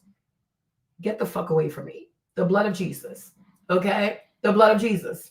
What the fuck? We need to come together as a country. With who? With you people? No. My country is the body of Christ. My country is the body of Christ. Oh, okay? I rebuke you, demons. Okay? I heard that your people eat babies anyways. And I have a 14-month-old or 15-month-old. I can get close to you. You might want to eat Maverick. He's really cute. He might be actually quite delicious. Oh, I'm giving you ideas, you dumb bitch. Get the fuck away from me, you demon. Are these people crazy? Okay, exactly. Like, what? Your people eat babies, bitch. Get out of here, you weirdo. The idea that it's not a good thing for people to be assassinated in this country. I called my parents last night, actually, because I was really sad. And so I called my dad and said, do you remember when assassinations happened in the US when you were a kid? And he said, but it was a different time because social media isn't around you constantly. So, you know, their family members didn't have to see people celebrating and dancing on TikTok when they passed. You know, they didn't have to hear jokes and puns about it immediately following. Girl, was your dad even in America or was he in Mexico? You sound stupid. When MLK died, white people were rejoicing in the streets. Okay, so I don't know, was your dad here? Tiene su papel? Does he have papers? Was your dad even here? Or he's telling you what he heard on the radio from Tijuana? Like, we're confused. Like, was your dad actually here? When Dr. King got murdered, white people were celebrating. When Malcolm X got killed, white people were celebrating. Matter of fact, when even Rodney King got beat up on camera, white people were dancing. Be quiet. They're always celebrating when bad things happen to black people. Okay? Shut up. Now is their time to cry. Wumpty wump wump wump. There you go. They need to know what it feels like. There are a bunch of Palestinian people who are getting killed. Do you ever sit down for a second and think about Palestinian Americans and how they feel? Seeing people call their people Hamas supporters, seed of Amalek, that they deserve to die. Do you ever stop for a second and think about the pain of Palestinian American? Or you drinking too many margaritas? Like, what the fuck? You drunk bitch? Okay? Make it make sense. All right? Like, you sound stupid. White people are always rejoicing. When Libya got destabilized, Charlie was rejoicing on his Twitter. They're always happy for other people to get killed. They love to see wars in other people's countries. They love to see people get killed. They love to see people get blown up They love that shit. White people love to kill people. They just don't want to be killed because white people believe that their lives are more pertinent, or their lives matter more than other people, and their lives just don't. They're not more important than anybody else. And that's what they're having a hard time with. Oh, does that mean we're just like everybody else? Yeah. They're not special. They're not God's chosen people. They're not people. No, a bunch of Nephilims. Okay? They're regular people. Right? And like the days of yesteryears are over. White people are no longer going to walk around thinking that they're special. They mean more. They matter more. The life of one white person is worth 1,000 lives. No, the fuck it's not. Most white people don't bathe. So what the fuck? It's not even worth the bar of soap. Shut the fuck up. Okay? Shut up. Shut the fuck up. Charlie Kirk made a choice. He's a fucking idiot. He's a fucking idiot. He knows dang well he about to go debate people that are not mentally well. And he chooses to trigger people over and over and over again because he's a whore for the algorithm. And now he's about to be a whore for the termites in the sand that are awaiting his casket. There you go. There you fucking go. Okay? There you fucking go. And I hope he's happy to meet his father, the devil. Okay? There you go. That's it. Mind your mouth. Mind your fucking mouth. Mind the things you say about people. And I just think that maybe a little bit of kindness would be something really useful both sides could use right now. Yeah. And if you take nothing else away from this and what we're talking about, Dumb bitch. I hope maybe you take this, which is your ability to defend your ideas and then change your mind once you find better ones is the single greatest reason you will succeed in life. Our democracy, this country, and any other country.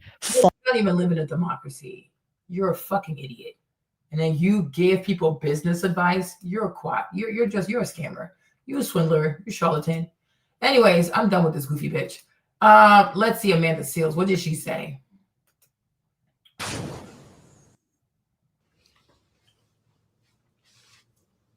Amanda is stupid as fuck. Amanda is crazy. Oh my Lord. Let's go. Now I know.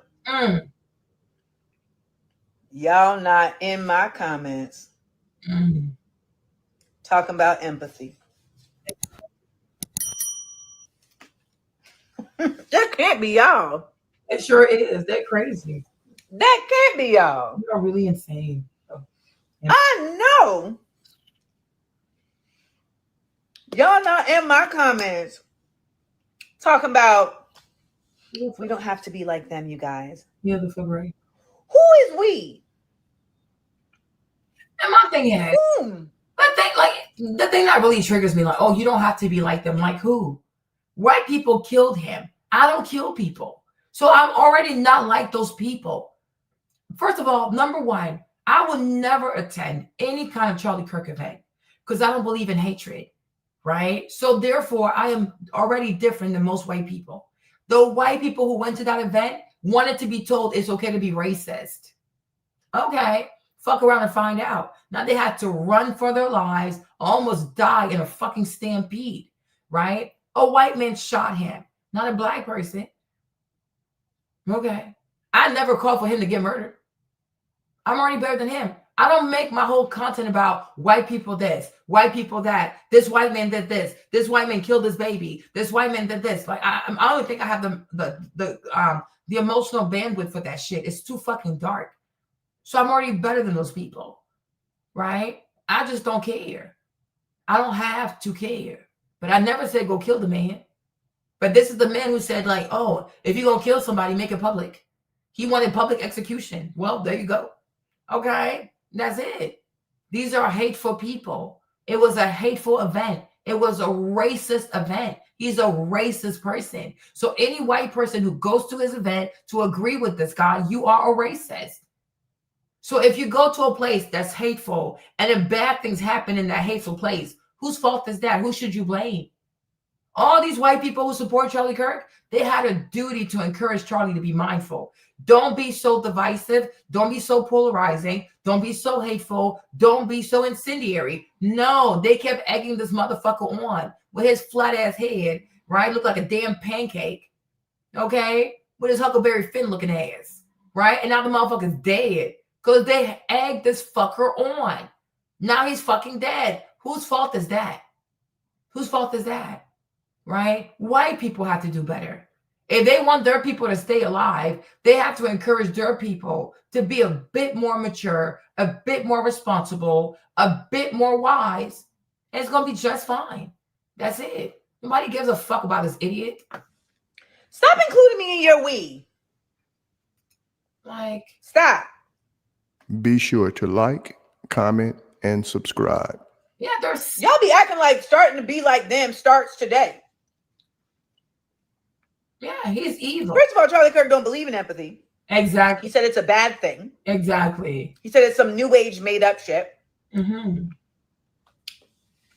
He also said people got to be sacrificed in order to protect. Second Amendment. Okay. Okay. Now he's dead. Who cares? If he was saying that while fighting for reparations, I may have a little bit of empathy. But this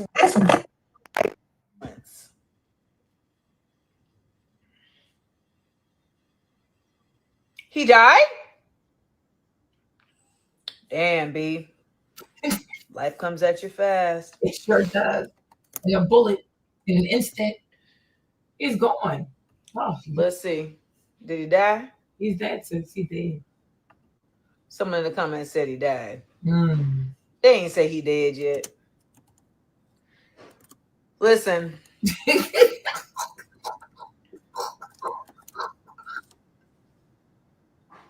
He gone? Wow. Now he's dead. That's a tough break, bro. Yeah. Yeah. And I feel like, and because they're such racist, they really want to feel as though no matter what I say to you, do to you, because I'm white and you're black, you should always cry when I die. Like, we're no longer on a plantation where we all had to fake boo-hoo-hoo cry when the white slave owner died. Okay, the plantation times are over. We are in 2025, right? Once upon a time, yeah, if an evil white man died because they were indeed evil, you had to fake act like you were sad. Oh no, massa, is you dead? No. Right? Those days are gone.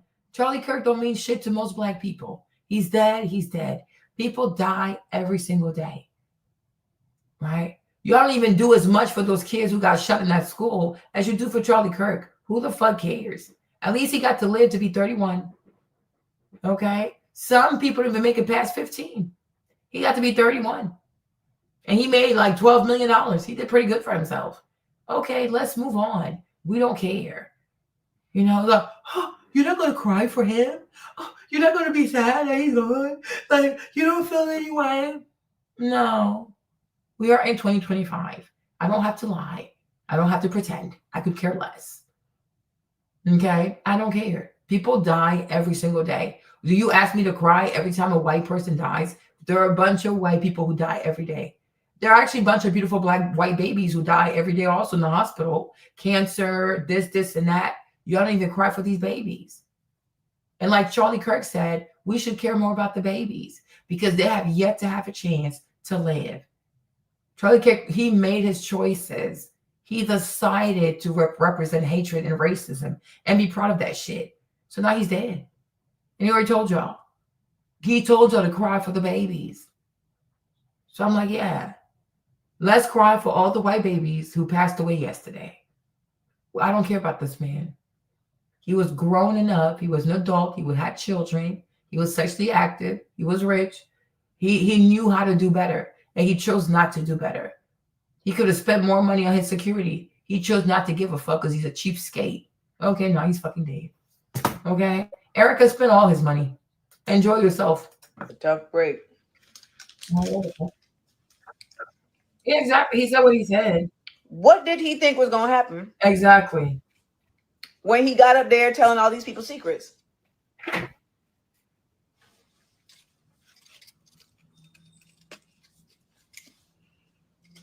What did he think was going to happen?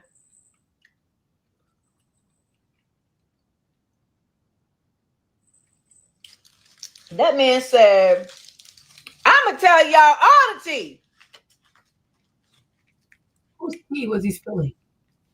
That was like the other day. What? That was like the other day.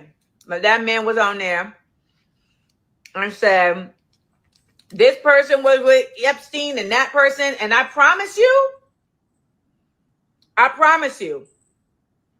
Hold on, let me block this fool. Oh, so they did that shit. All of that was probably over some capitalist bullshit. Like they didn't give him a job that he wanted or something. Yeah. That's it. Wow. So, what are y'all talking about?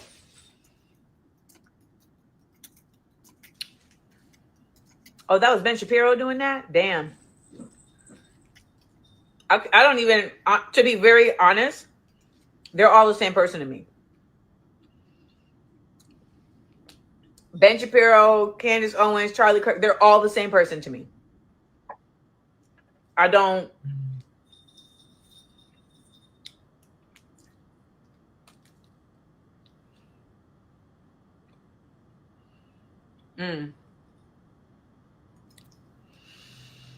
Well,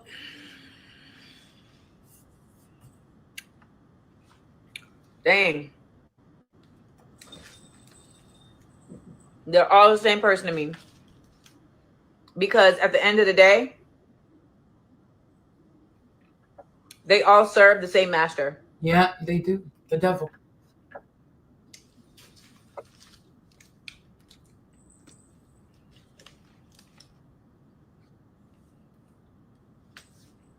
He said busted. Why would you feel bad about it?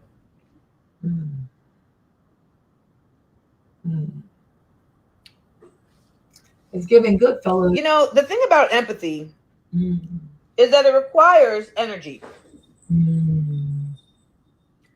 It requires connectivity, right?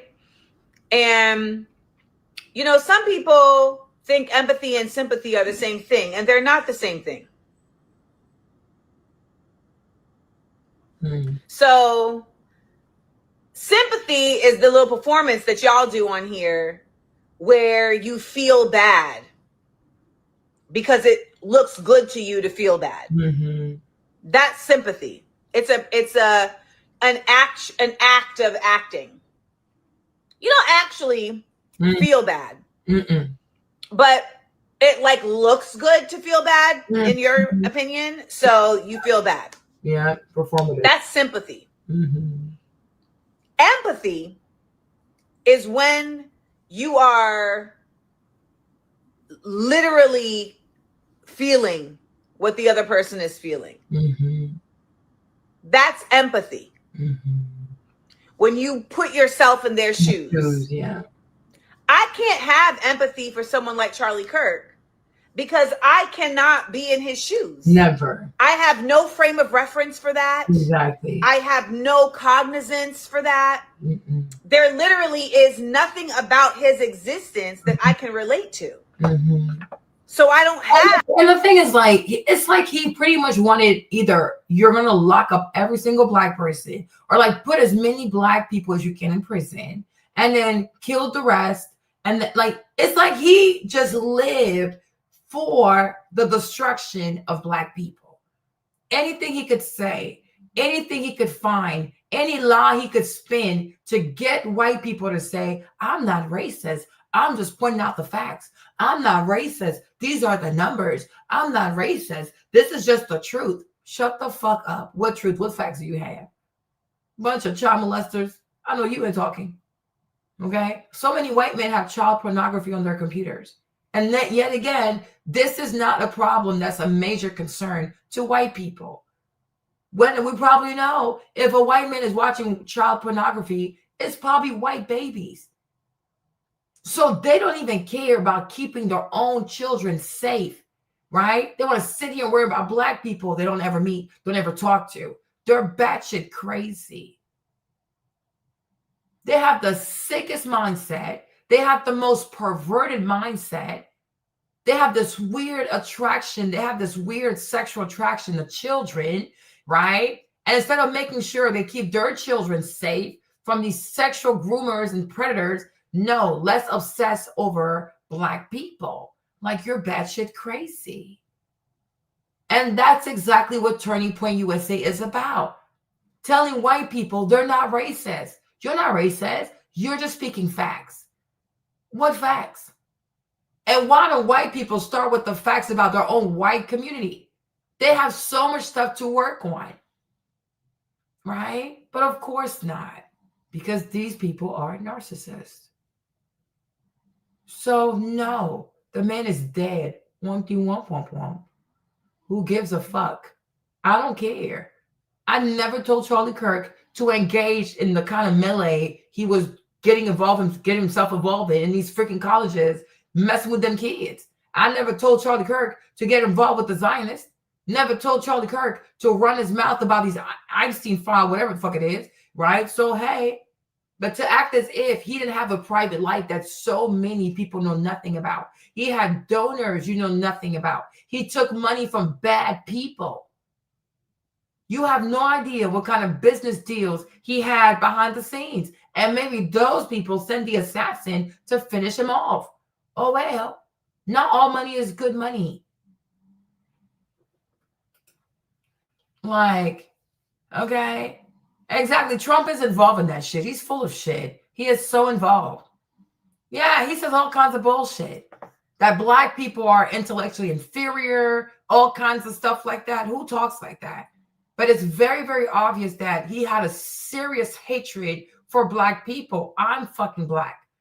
Why would I feel bad that somebody who hates me, my people, my children is dead? I actually feel relieved. Charlie Kirk could see Trey Stefan or Maverick walking down the street, and he might get them arrested, or he might even shoot my kids. He hates black people. Why? Why would I want this man to live? He does not belong in this society. He needs to go somewhere else. He belongs in hell. Because in that place, you can hate as much as you want. So he got exactly what he wanted. And he can be as hateful as he desires, burning in hell, surrounded by the devil, his father. Nobody gives a fuck. He's fucking evil. Have any empathy because I have no connectivity. He's fucking evil. I have more connectivity to someone who is a complete stranger that dies of a drug overdose than I do to someone like Charlie Kirk, because life is hard. And I understand that, because it takes very little for someone to end up committing themselves to an existence of numbness. I understand that. You know, some people think that they are an elevated being for having compassion for those that have none. And I don't see myself or measure myself against that. I don't imagine my soul within the context of this, this bullshit realm. At the end of the day, there are people, humans, if you will, who are incredibly harmful.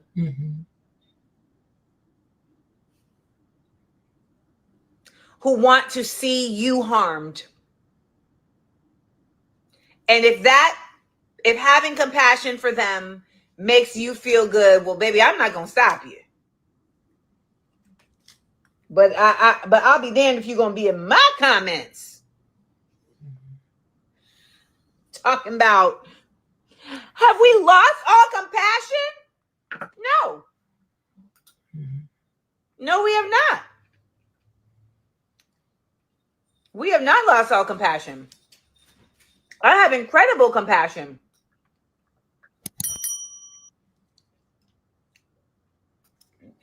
massive amounts. I didn't feel bad because I'm like, to me, had this young man kept on living and got bigger and bigger and bigger, only God knows what would have happened to us. So yeah, I felt relieved. I'm like, yep, thank you, Jesus, because we've been through enough. Black people have been through enough. It's just like, this is not a joke. Like, no.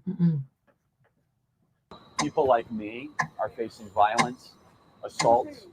The left, yes, the campus Antifa. I've been stormed out of restaurants. See, he's a troll.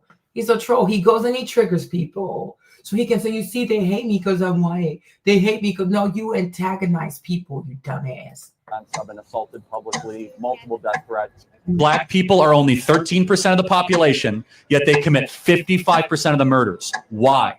On September 10, 2025, Charlie Kirk was at Utah Valley State University in Orem, Utah. This was a public appearance, a part of his American Comeback tour. And Kirk was standing under a tent, and then all of a sudden, the crowd went into terror. And authorities believe that the shot came from a building approximately 200 yards away. Ultimately, he was hit by a sniper. And after being wounded, he was hospitalized. And later, he was pronounced dead.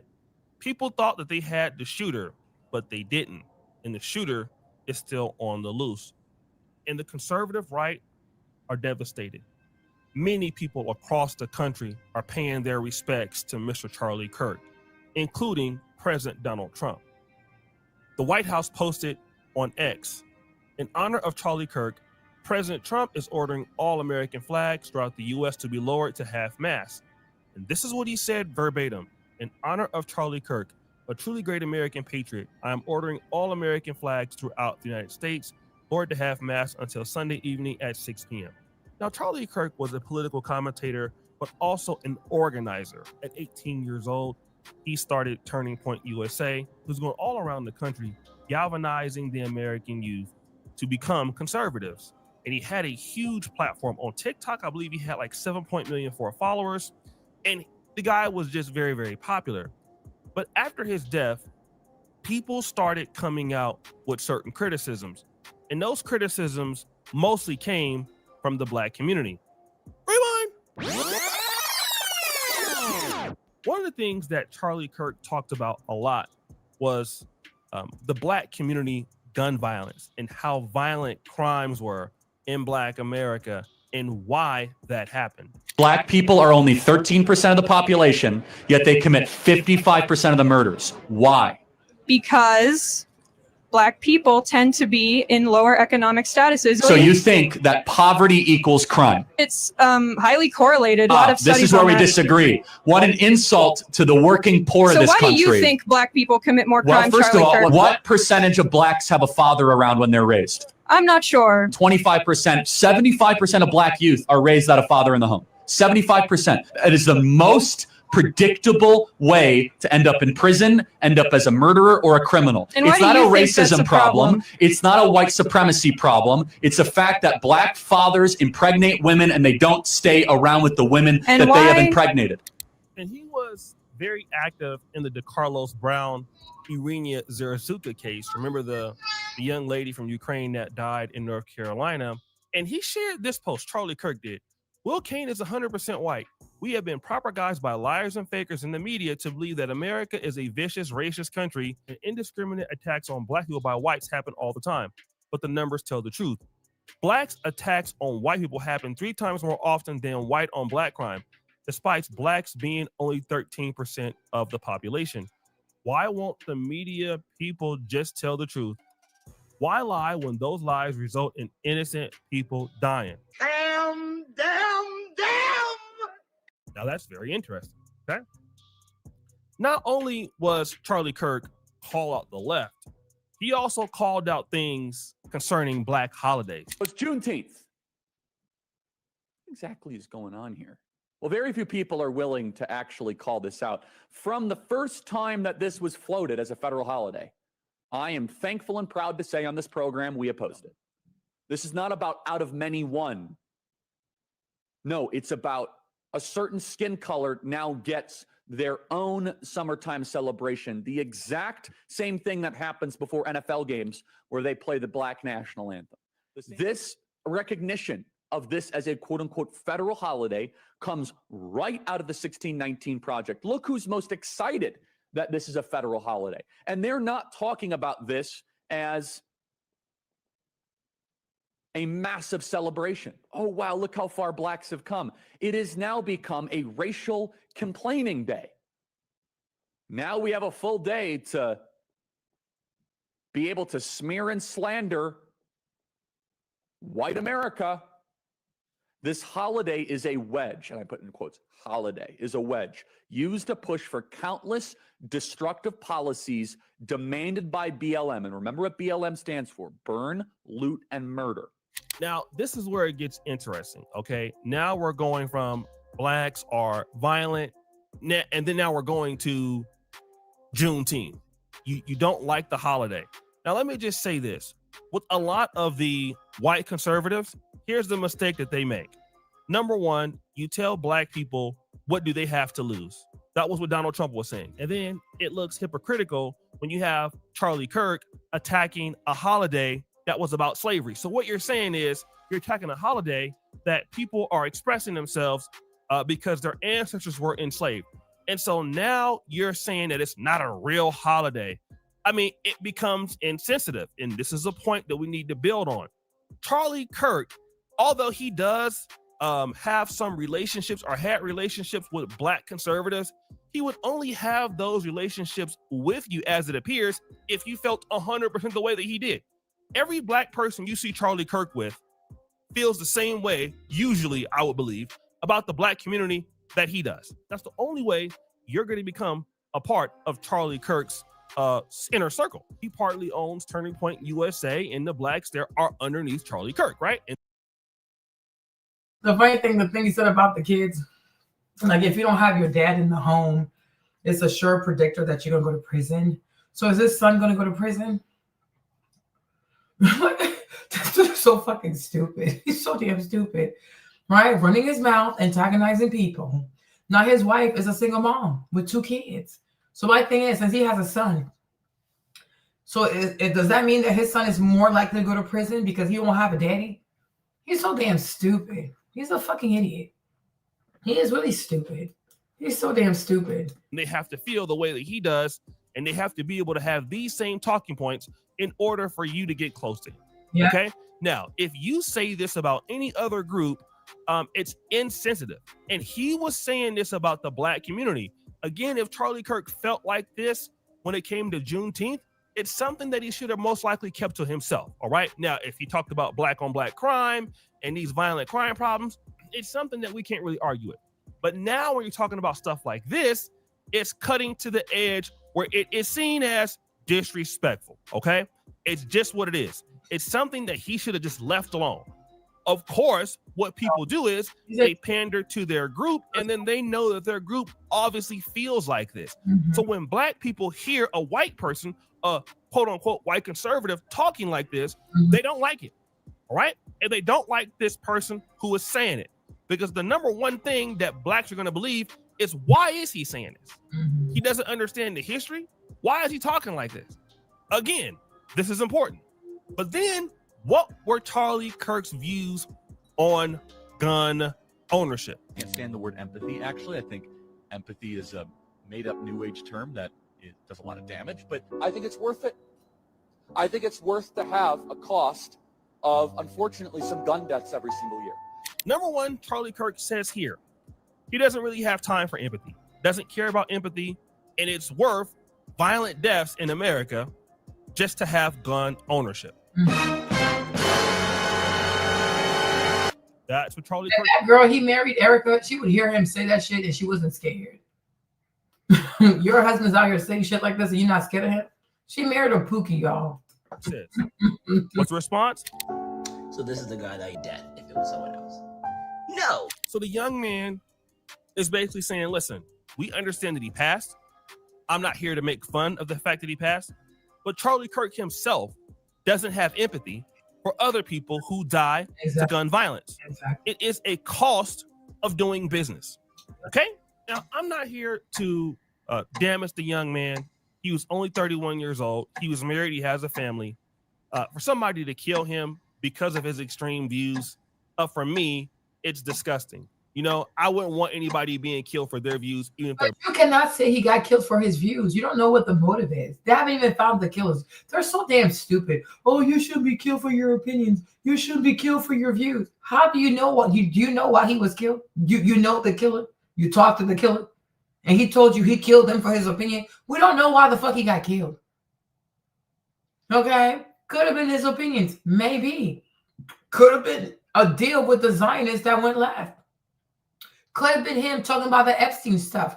It could have been many things that got him killed, right? But you're not going to know until you know. We don't know why he was killed. So stop making this man like, oh my gosh, he's a martyr for freedom of speech. Like, no, he's not. Nobody knows why he got killed.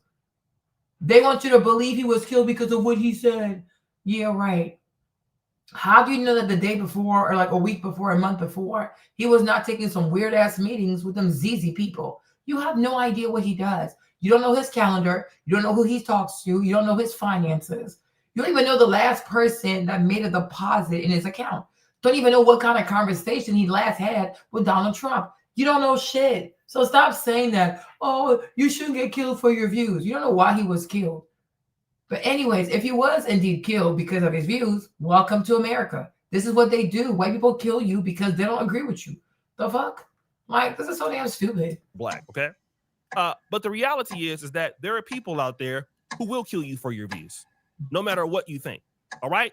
And then at the same time, when you want people to have empathy for your community, in your group, and you have evidence of not having empathy for their group, when you pass away, people in this generation, it's not like it was before, especially with the youth now.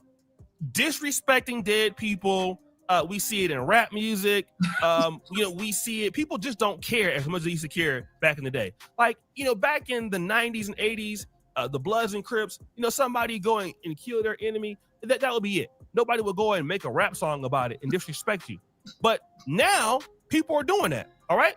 So when Charlie Kirk passes away, nobody is going to be thinking about the fact that he's offended. Well, he has 2 kids. He has a wife. He was 31 years old. He had time to change some of his ideas. He was really changing the world. He was really a political activist for the right. He actually wanted to see the right things. Ain't nobody gonna think about that.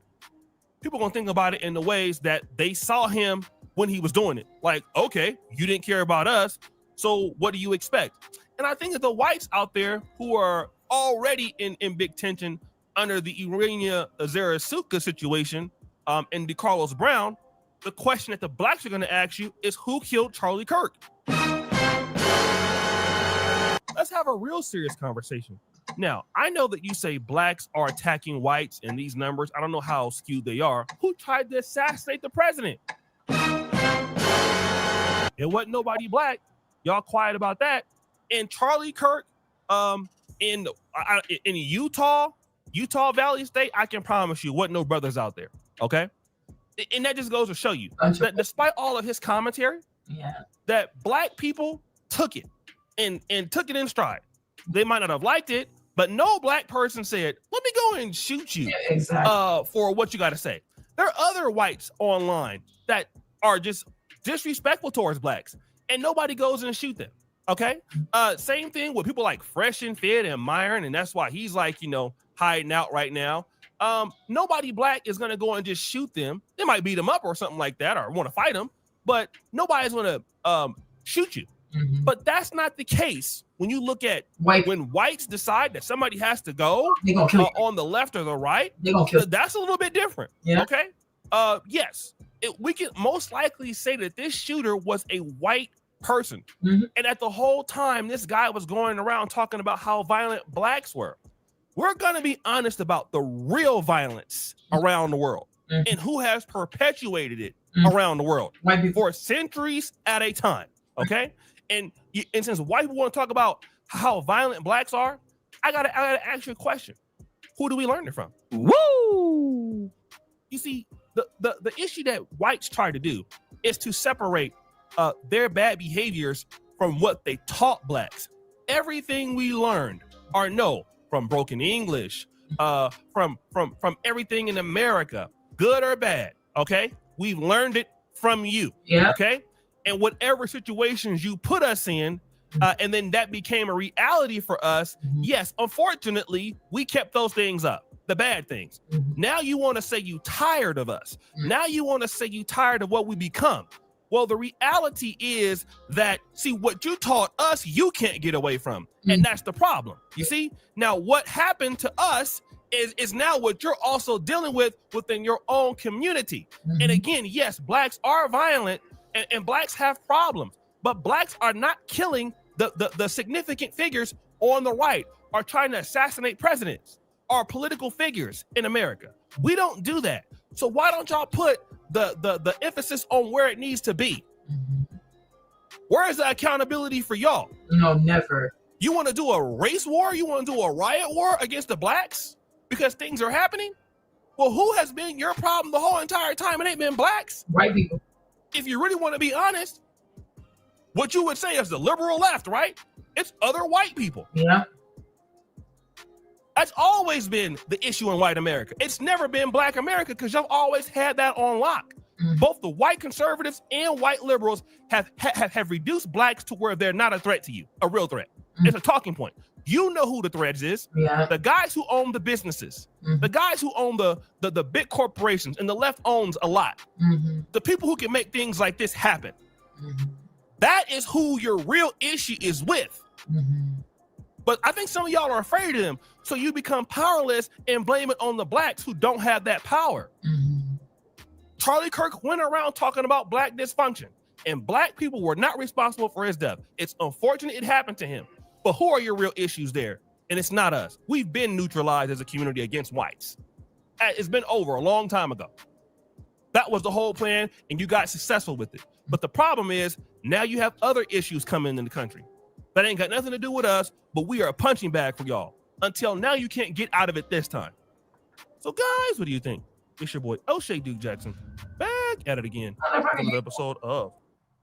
They are fucking evil. They want to do whatever they want to do to people, but nobody should do anything to them. Yeah, that's not how life works. This is not how life works. This is really not how life works. Okay? What is this? They claim it's this guy. And that's not how it goes. And now you're dead. Okay? And I'm like, and the fact that the guy is still out there on the loose and stuff lets you know it's an inside job. Like, child, please. The people are tired. Okay? People are tired. People are seriously exhausted. Let's see what ABL said. Let me listen to what he said. What you say? There's so much I need to say about my friend Charlie Kirk, and there's some updates into his assassination. Let's talk about it. Black and call a man who believes that black people are intellectually inferior a friend. These people are weird. How's everybody doing? My name is Anthony Brian Logan, and today we got to talk about the assassination of Turning Point USA founder and one of the most popular people in the world, one of the best humans in the world, Charlie Kirk. He was age 31. He had a wife and 2 small children. And before I go any further, may he rest in peace. Prayers out to his family. Prayers out to Turning Point USA. Prayers out to anyone who is affected by this tragedy. This was really terrible. Seeing it on video, the 2 different angles, the first one from far away, and then the second one from up close. It's traumatizing, really. I mean, and really, when I saw that second shot, I knew it was over. I was holding on to hope that he would pull through, but I knew that it was over right then. And it was so many emotions that went through me. I don't even know how to describe it. It was really crazy. It was really a surreal experience. Now, y'all know normally I stream on Wednesday night for ABO Live. I'm sorry for not being there last night, but I think y'all understand. I almost went live to speak about Charlie, but I was not right. I was not in the right state of mind. I was not going to be good for the show at all. Not only because you got emotional things going on, but also You don't want to say the wrong thing. You don't want to be in the wrong state of mind while you're streaming. I think now I've been able to relax, and now I'm better able to speak about my friend Charlie. Now, we got a few things. We got updates into the assassination. We have a potential suspect identified. We have some potential things that were written on the magazines. Spoiler alert, transgender stuff, of course. We'll talk about that in a moment. But first, let me just show this picture right here. I got a few pictures that I'm going to share with you guys, but this is probably my favorite picture, I think. And if you guys were here, because we got quite a few people who were here, I'll name some names, but not everyone who was here is in this picture. I think this might have been the first BLS back in 2018 in Phoenix, Arizona. That's the Black Leadership Summit. Charlie put that on alongside Candace, alongside Brandon Tatum right there. You see me right there in the back. My man right here, I forget my man's name, but I know who that is. That's David Harris Jr. back there. There was quite a Terrence Williams was there. Amazing Lucas back in the day, he was there. A lot of us were at this particular event. Charlie put us all together. And I don't think if Charlie was uninvolved, we would have gotten together. Not at least in this way. This right here. Hear himself. So a white man had to put on a Black leadership conference. So you Black people are not competent of doing it. And you see what I even feel like when he says that Black people are intellectually inferior, I really think he's talking about these people. Tatum, Candace, Anthony. I think he thinks like, what the fuck? Y'all couldn't do this? Oh, we would, without him, this wouldn't have been possible. Without him, we don't know how to come together. Without him, we don't know how to put in a conference. Like, what the freak is this? These people are crazy. I can see why. I really can't see why he felt the way that he felt about Black people and their intellect. It's embarrassing. The guy is younger than all of y'all. He's a college dropout. He only had 1 year of undergrad. He went to community college for 1 year. And you don't know how to put on a conference by yourself? Like, it's not that fucking hard.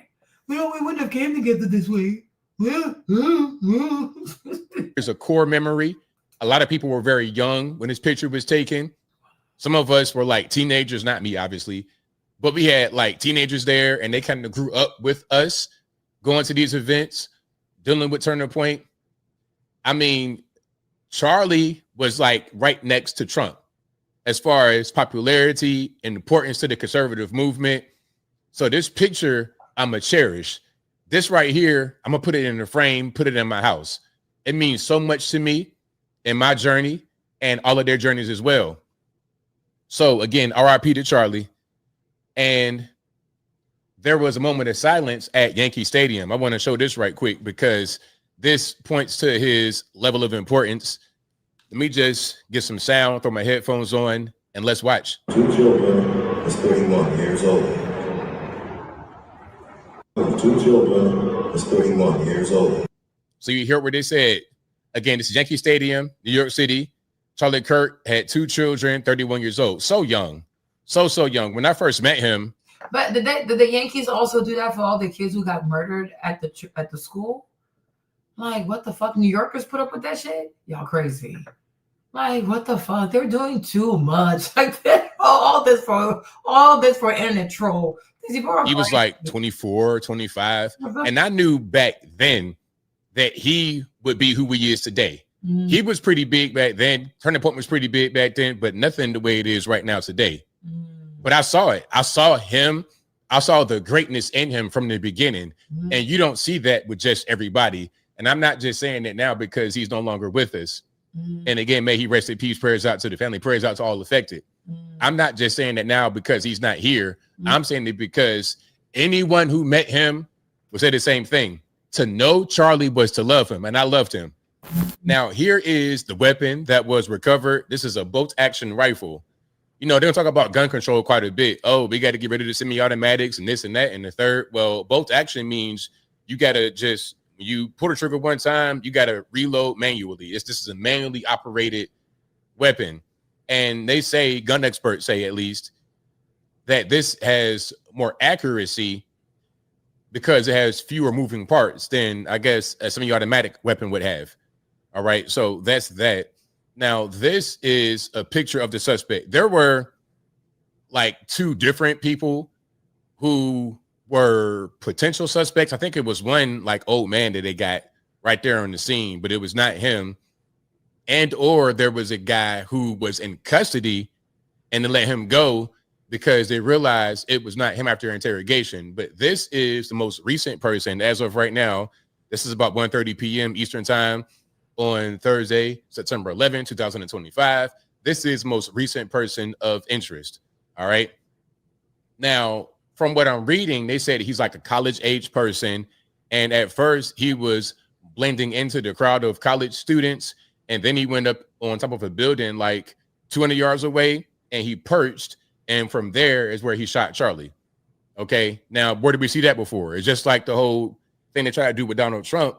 So we got a potential copycat here. This is violence from that side. And you know what? I don't even want to say left versus right at this point. I want to say good versus evil. I don't want to say right versus left. I want to say good versus evil, because that's what it's about at the end of the day, in my humble opinion. And I think that it just so happens that most people who are on one side stay to that side. Like most of us who are good stay on the right. That's kind of what's going on. Exactly. Now, as I was saying, you can see this right here in New York Post. And I first saw Stephen Crowder break this story. So I don't know if they're using him for a source. Crowder said that somebody from the ATF had emailed him and told him what you see right here in the headline: gun recovered in Charlie Kirk assassination revealed, and ammo bore pro-trans anti-fascist messages. So the ammunition had stuff written on it, pro-transgender stuff. Didn't we just see this with the shooting out there in Minneapolis with a transgender person who had stuff written on the magazines, maybe even the ammunition itself? It's the same exact pattern over and over again. And Charlie Kirk himself was one who would identify that pattern. You know, a lot of these school shooters, violent people, that's what they're into, the whole transgender ideology.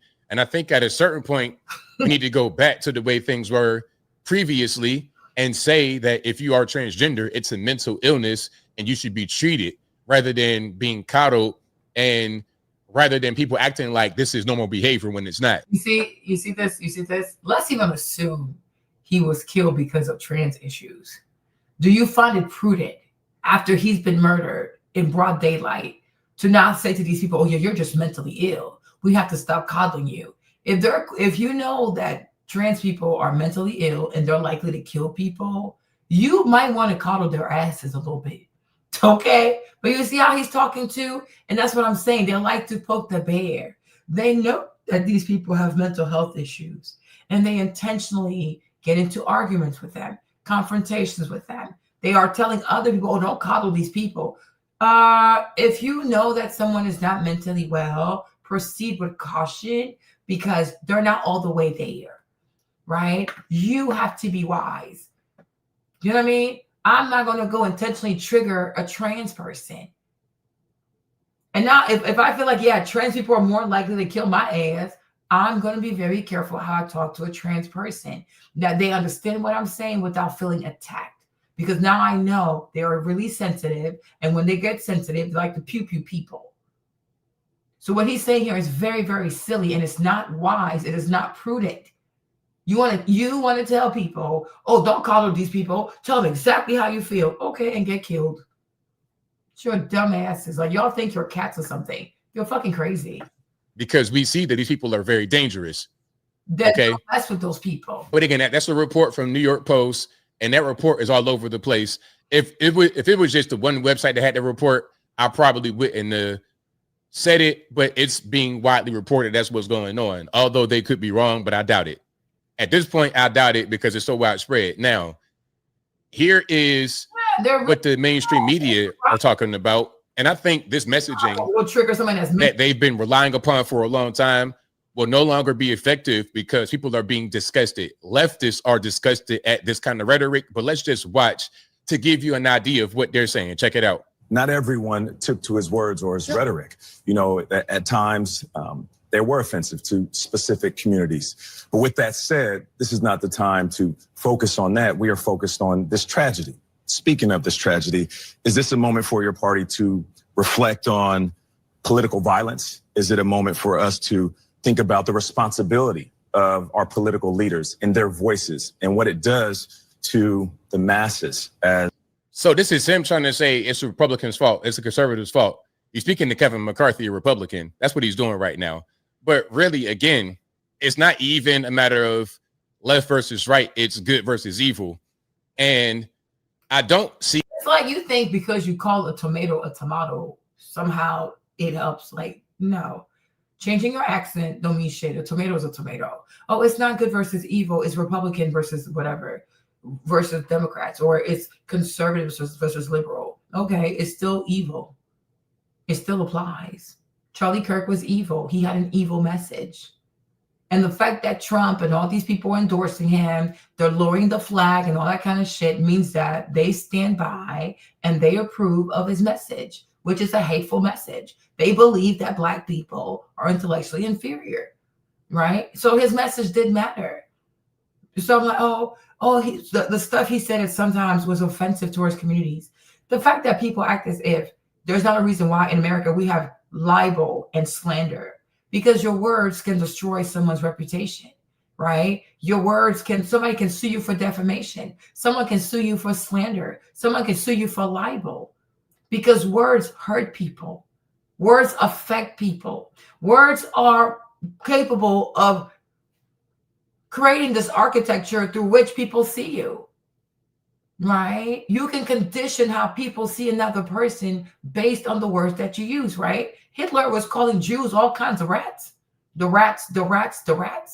And so it dehumanized them. And because of that, some people felt comfortable doing certain things to people, right? Today, the Jews are calling the Palestinians not Palestinians, but they call them the seed of Amalek, or they call them, what is it called? They call the people Hamas supporters.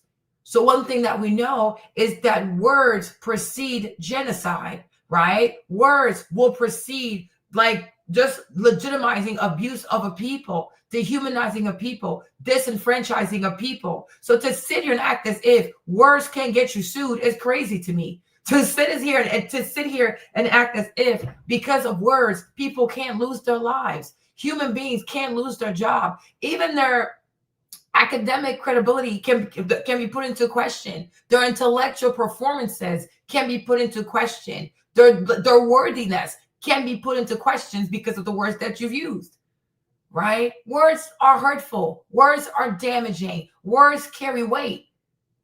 So we gotta stop acting like the only kind of abuse that matters is physical abuse. No, verbal abuse is real. Emotional abuse is real. And a lot of people, Black people included, have received like continuous verbal lashings from Charlie Kirk, the KKK person.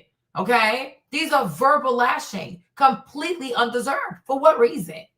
We're not hurting Charlie Kirk. I don't even know this fucker. They even know he lived in Arizona. The fuck, right? But when you use your words to dehumanize people, demean people, debase people, ridicule people, we're not gonna sit and act as if I was a brand, I could sue this fucker for defamation. Because what the fuck are you even talking about? Right? What are you even talking about? So no, words can really hurt people. They can empower other people to feel as though they have more rights than someone else. Right? Hitler was known for calling the Jews rats. And they had to wear the Star of David, all kinds of weird shit. And we saw this man, he put these people in Auschwitz and nobody cared because by using words, he had taken away their humanity. And that's what Charlie Kirk did to Black people. And I'm sick and tired of people glossing over the fact that he was using his words to dehumanize Black people, disenfranchise Black people, to make it seem as though Black people have no protection under the Constitution. Is he batshit crazy? Well, I guess now he's dead, so I can't ask him. Okay, so I'm like, no, it gets on my nerves. Like, what the fuck? Words are really, really damaging. And he caused a lot of damage. So now he's dead. Many good people on the left at this point. I think the evil people have decided to take over the left. That's kind of what's going on. And a lot of people on the left. ABL, you sound stupid. So there are no evil people on the right.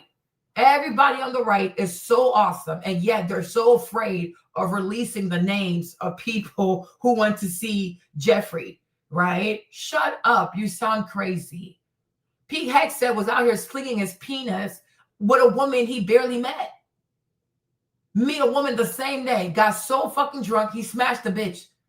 Almost didn't get nominated. He drinks, he's an alcoholic, right? Matt Gaetz out here having sex with 17-year-olds. What the fuck are we talking about? What are we talking about? Right? Like, let's be so for real. There is no evil on the right. Please stop. This is America.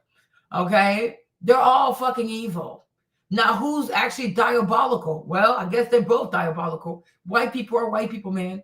The same bloodline. It's like, stop playing with me, right? There's evil on both sides. There are demons on both sides. They're both evil. Because whether it's white conservatives, it's white liberals, what they want is absolute power, absolute control. And Marlene, I believe every single day, more and more, that Charlie Kirk was murdered by people on the right because they want people to look at trans people like they're batshit crazy. He was killed by his own people. It don't make no sense that a private citizen is dead and Donald Trump, the president, is the one who announces to the world that the man is dead. That is weird.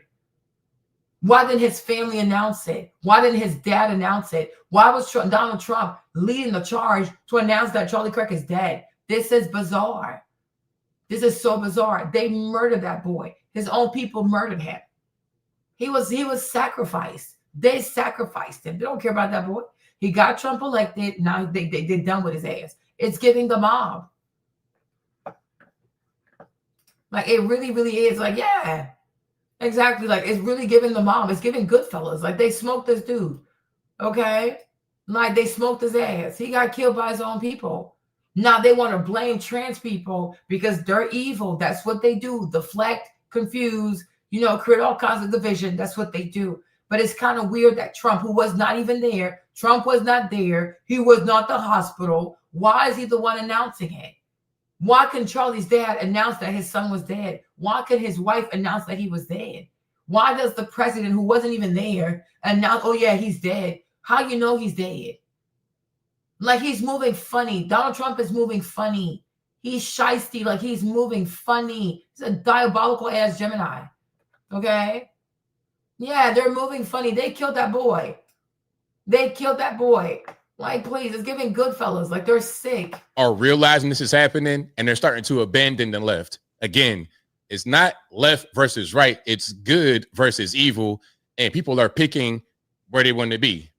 Here is Greg Gutfeld's reaction on Fox News. And even him, when he says that good versus evil, because he also knows you can't say it's bad white people. That's how they play semantics, these people. Oh, it's liberals. Oh, it's good versus evil. Nah, it's bad shit ass white people. Just say it. He can't say it. Because that's how he makes his money. He panders to white people. Charlie Kirk is my friend. Shut up. A man who thinks that you are intellectually inferior because you happen to be black, he's your friend. You sound stupid. You were his employee. He just made you feel friendly. That's all he did. You people sound like Cassie's sex workers. Oh, she told me I was special. Yeah, because you got good dick. Shut up. She don't love your broke ass. Yeah, I know that it's somewhat object of mockery to say thoughts and prayers, but thoughts and prayers for his family. And they need it from all of us. And Jesse's right. If they could do this, they are capable of anything. I think that was the message. I believe that was the message. Oh, thoughts and prayers for his family. Shut up. If his family was prayerful in the first place, they would have told their son to pipe down. Okay? If his wife was a praying woman, she would have said, husband, don't do it. It's just not worth it. Right? So I'm like, these are not praying people. Because praying people would have seen this shit coming. Because his entire job was to be hateful. Turning Point is a racist organization. I don't care how many black idiots he hires because they self-hate and they broke as fuck. And they need something to do, right? He's a hateful person. He's a hateful person. So this is not it's not a prayerful family. Imagine me if Jimmy had a job where he goes on college campuses to shame freaking 18-year-olds. Like, fam, what the fuck are you doing? That shit is so fucking embarrassing. Right? Can this motherfucker even sumo squat 100 pounds? Okay? Can he bench press 200 pounds? His weak ass. Look how small his arms are. He has the smallest arms. He got the smallest forearms. I would love to see his legs. Bunch of puny ass white boy like this. Okay? Go grow your chest, bitch. Grow your fucking chest, motherfucker. Right? No. Let me go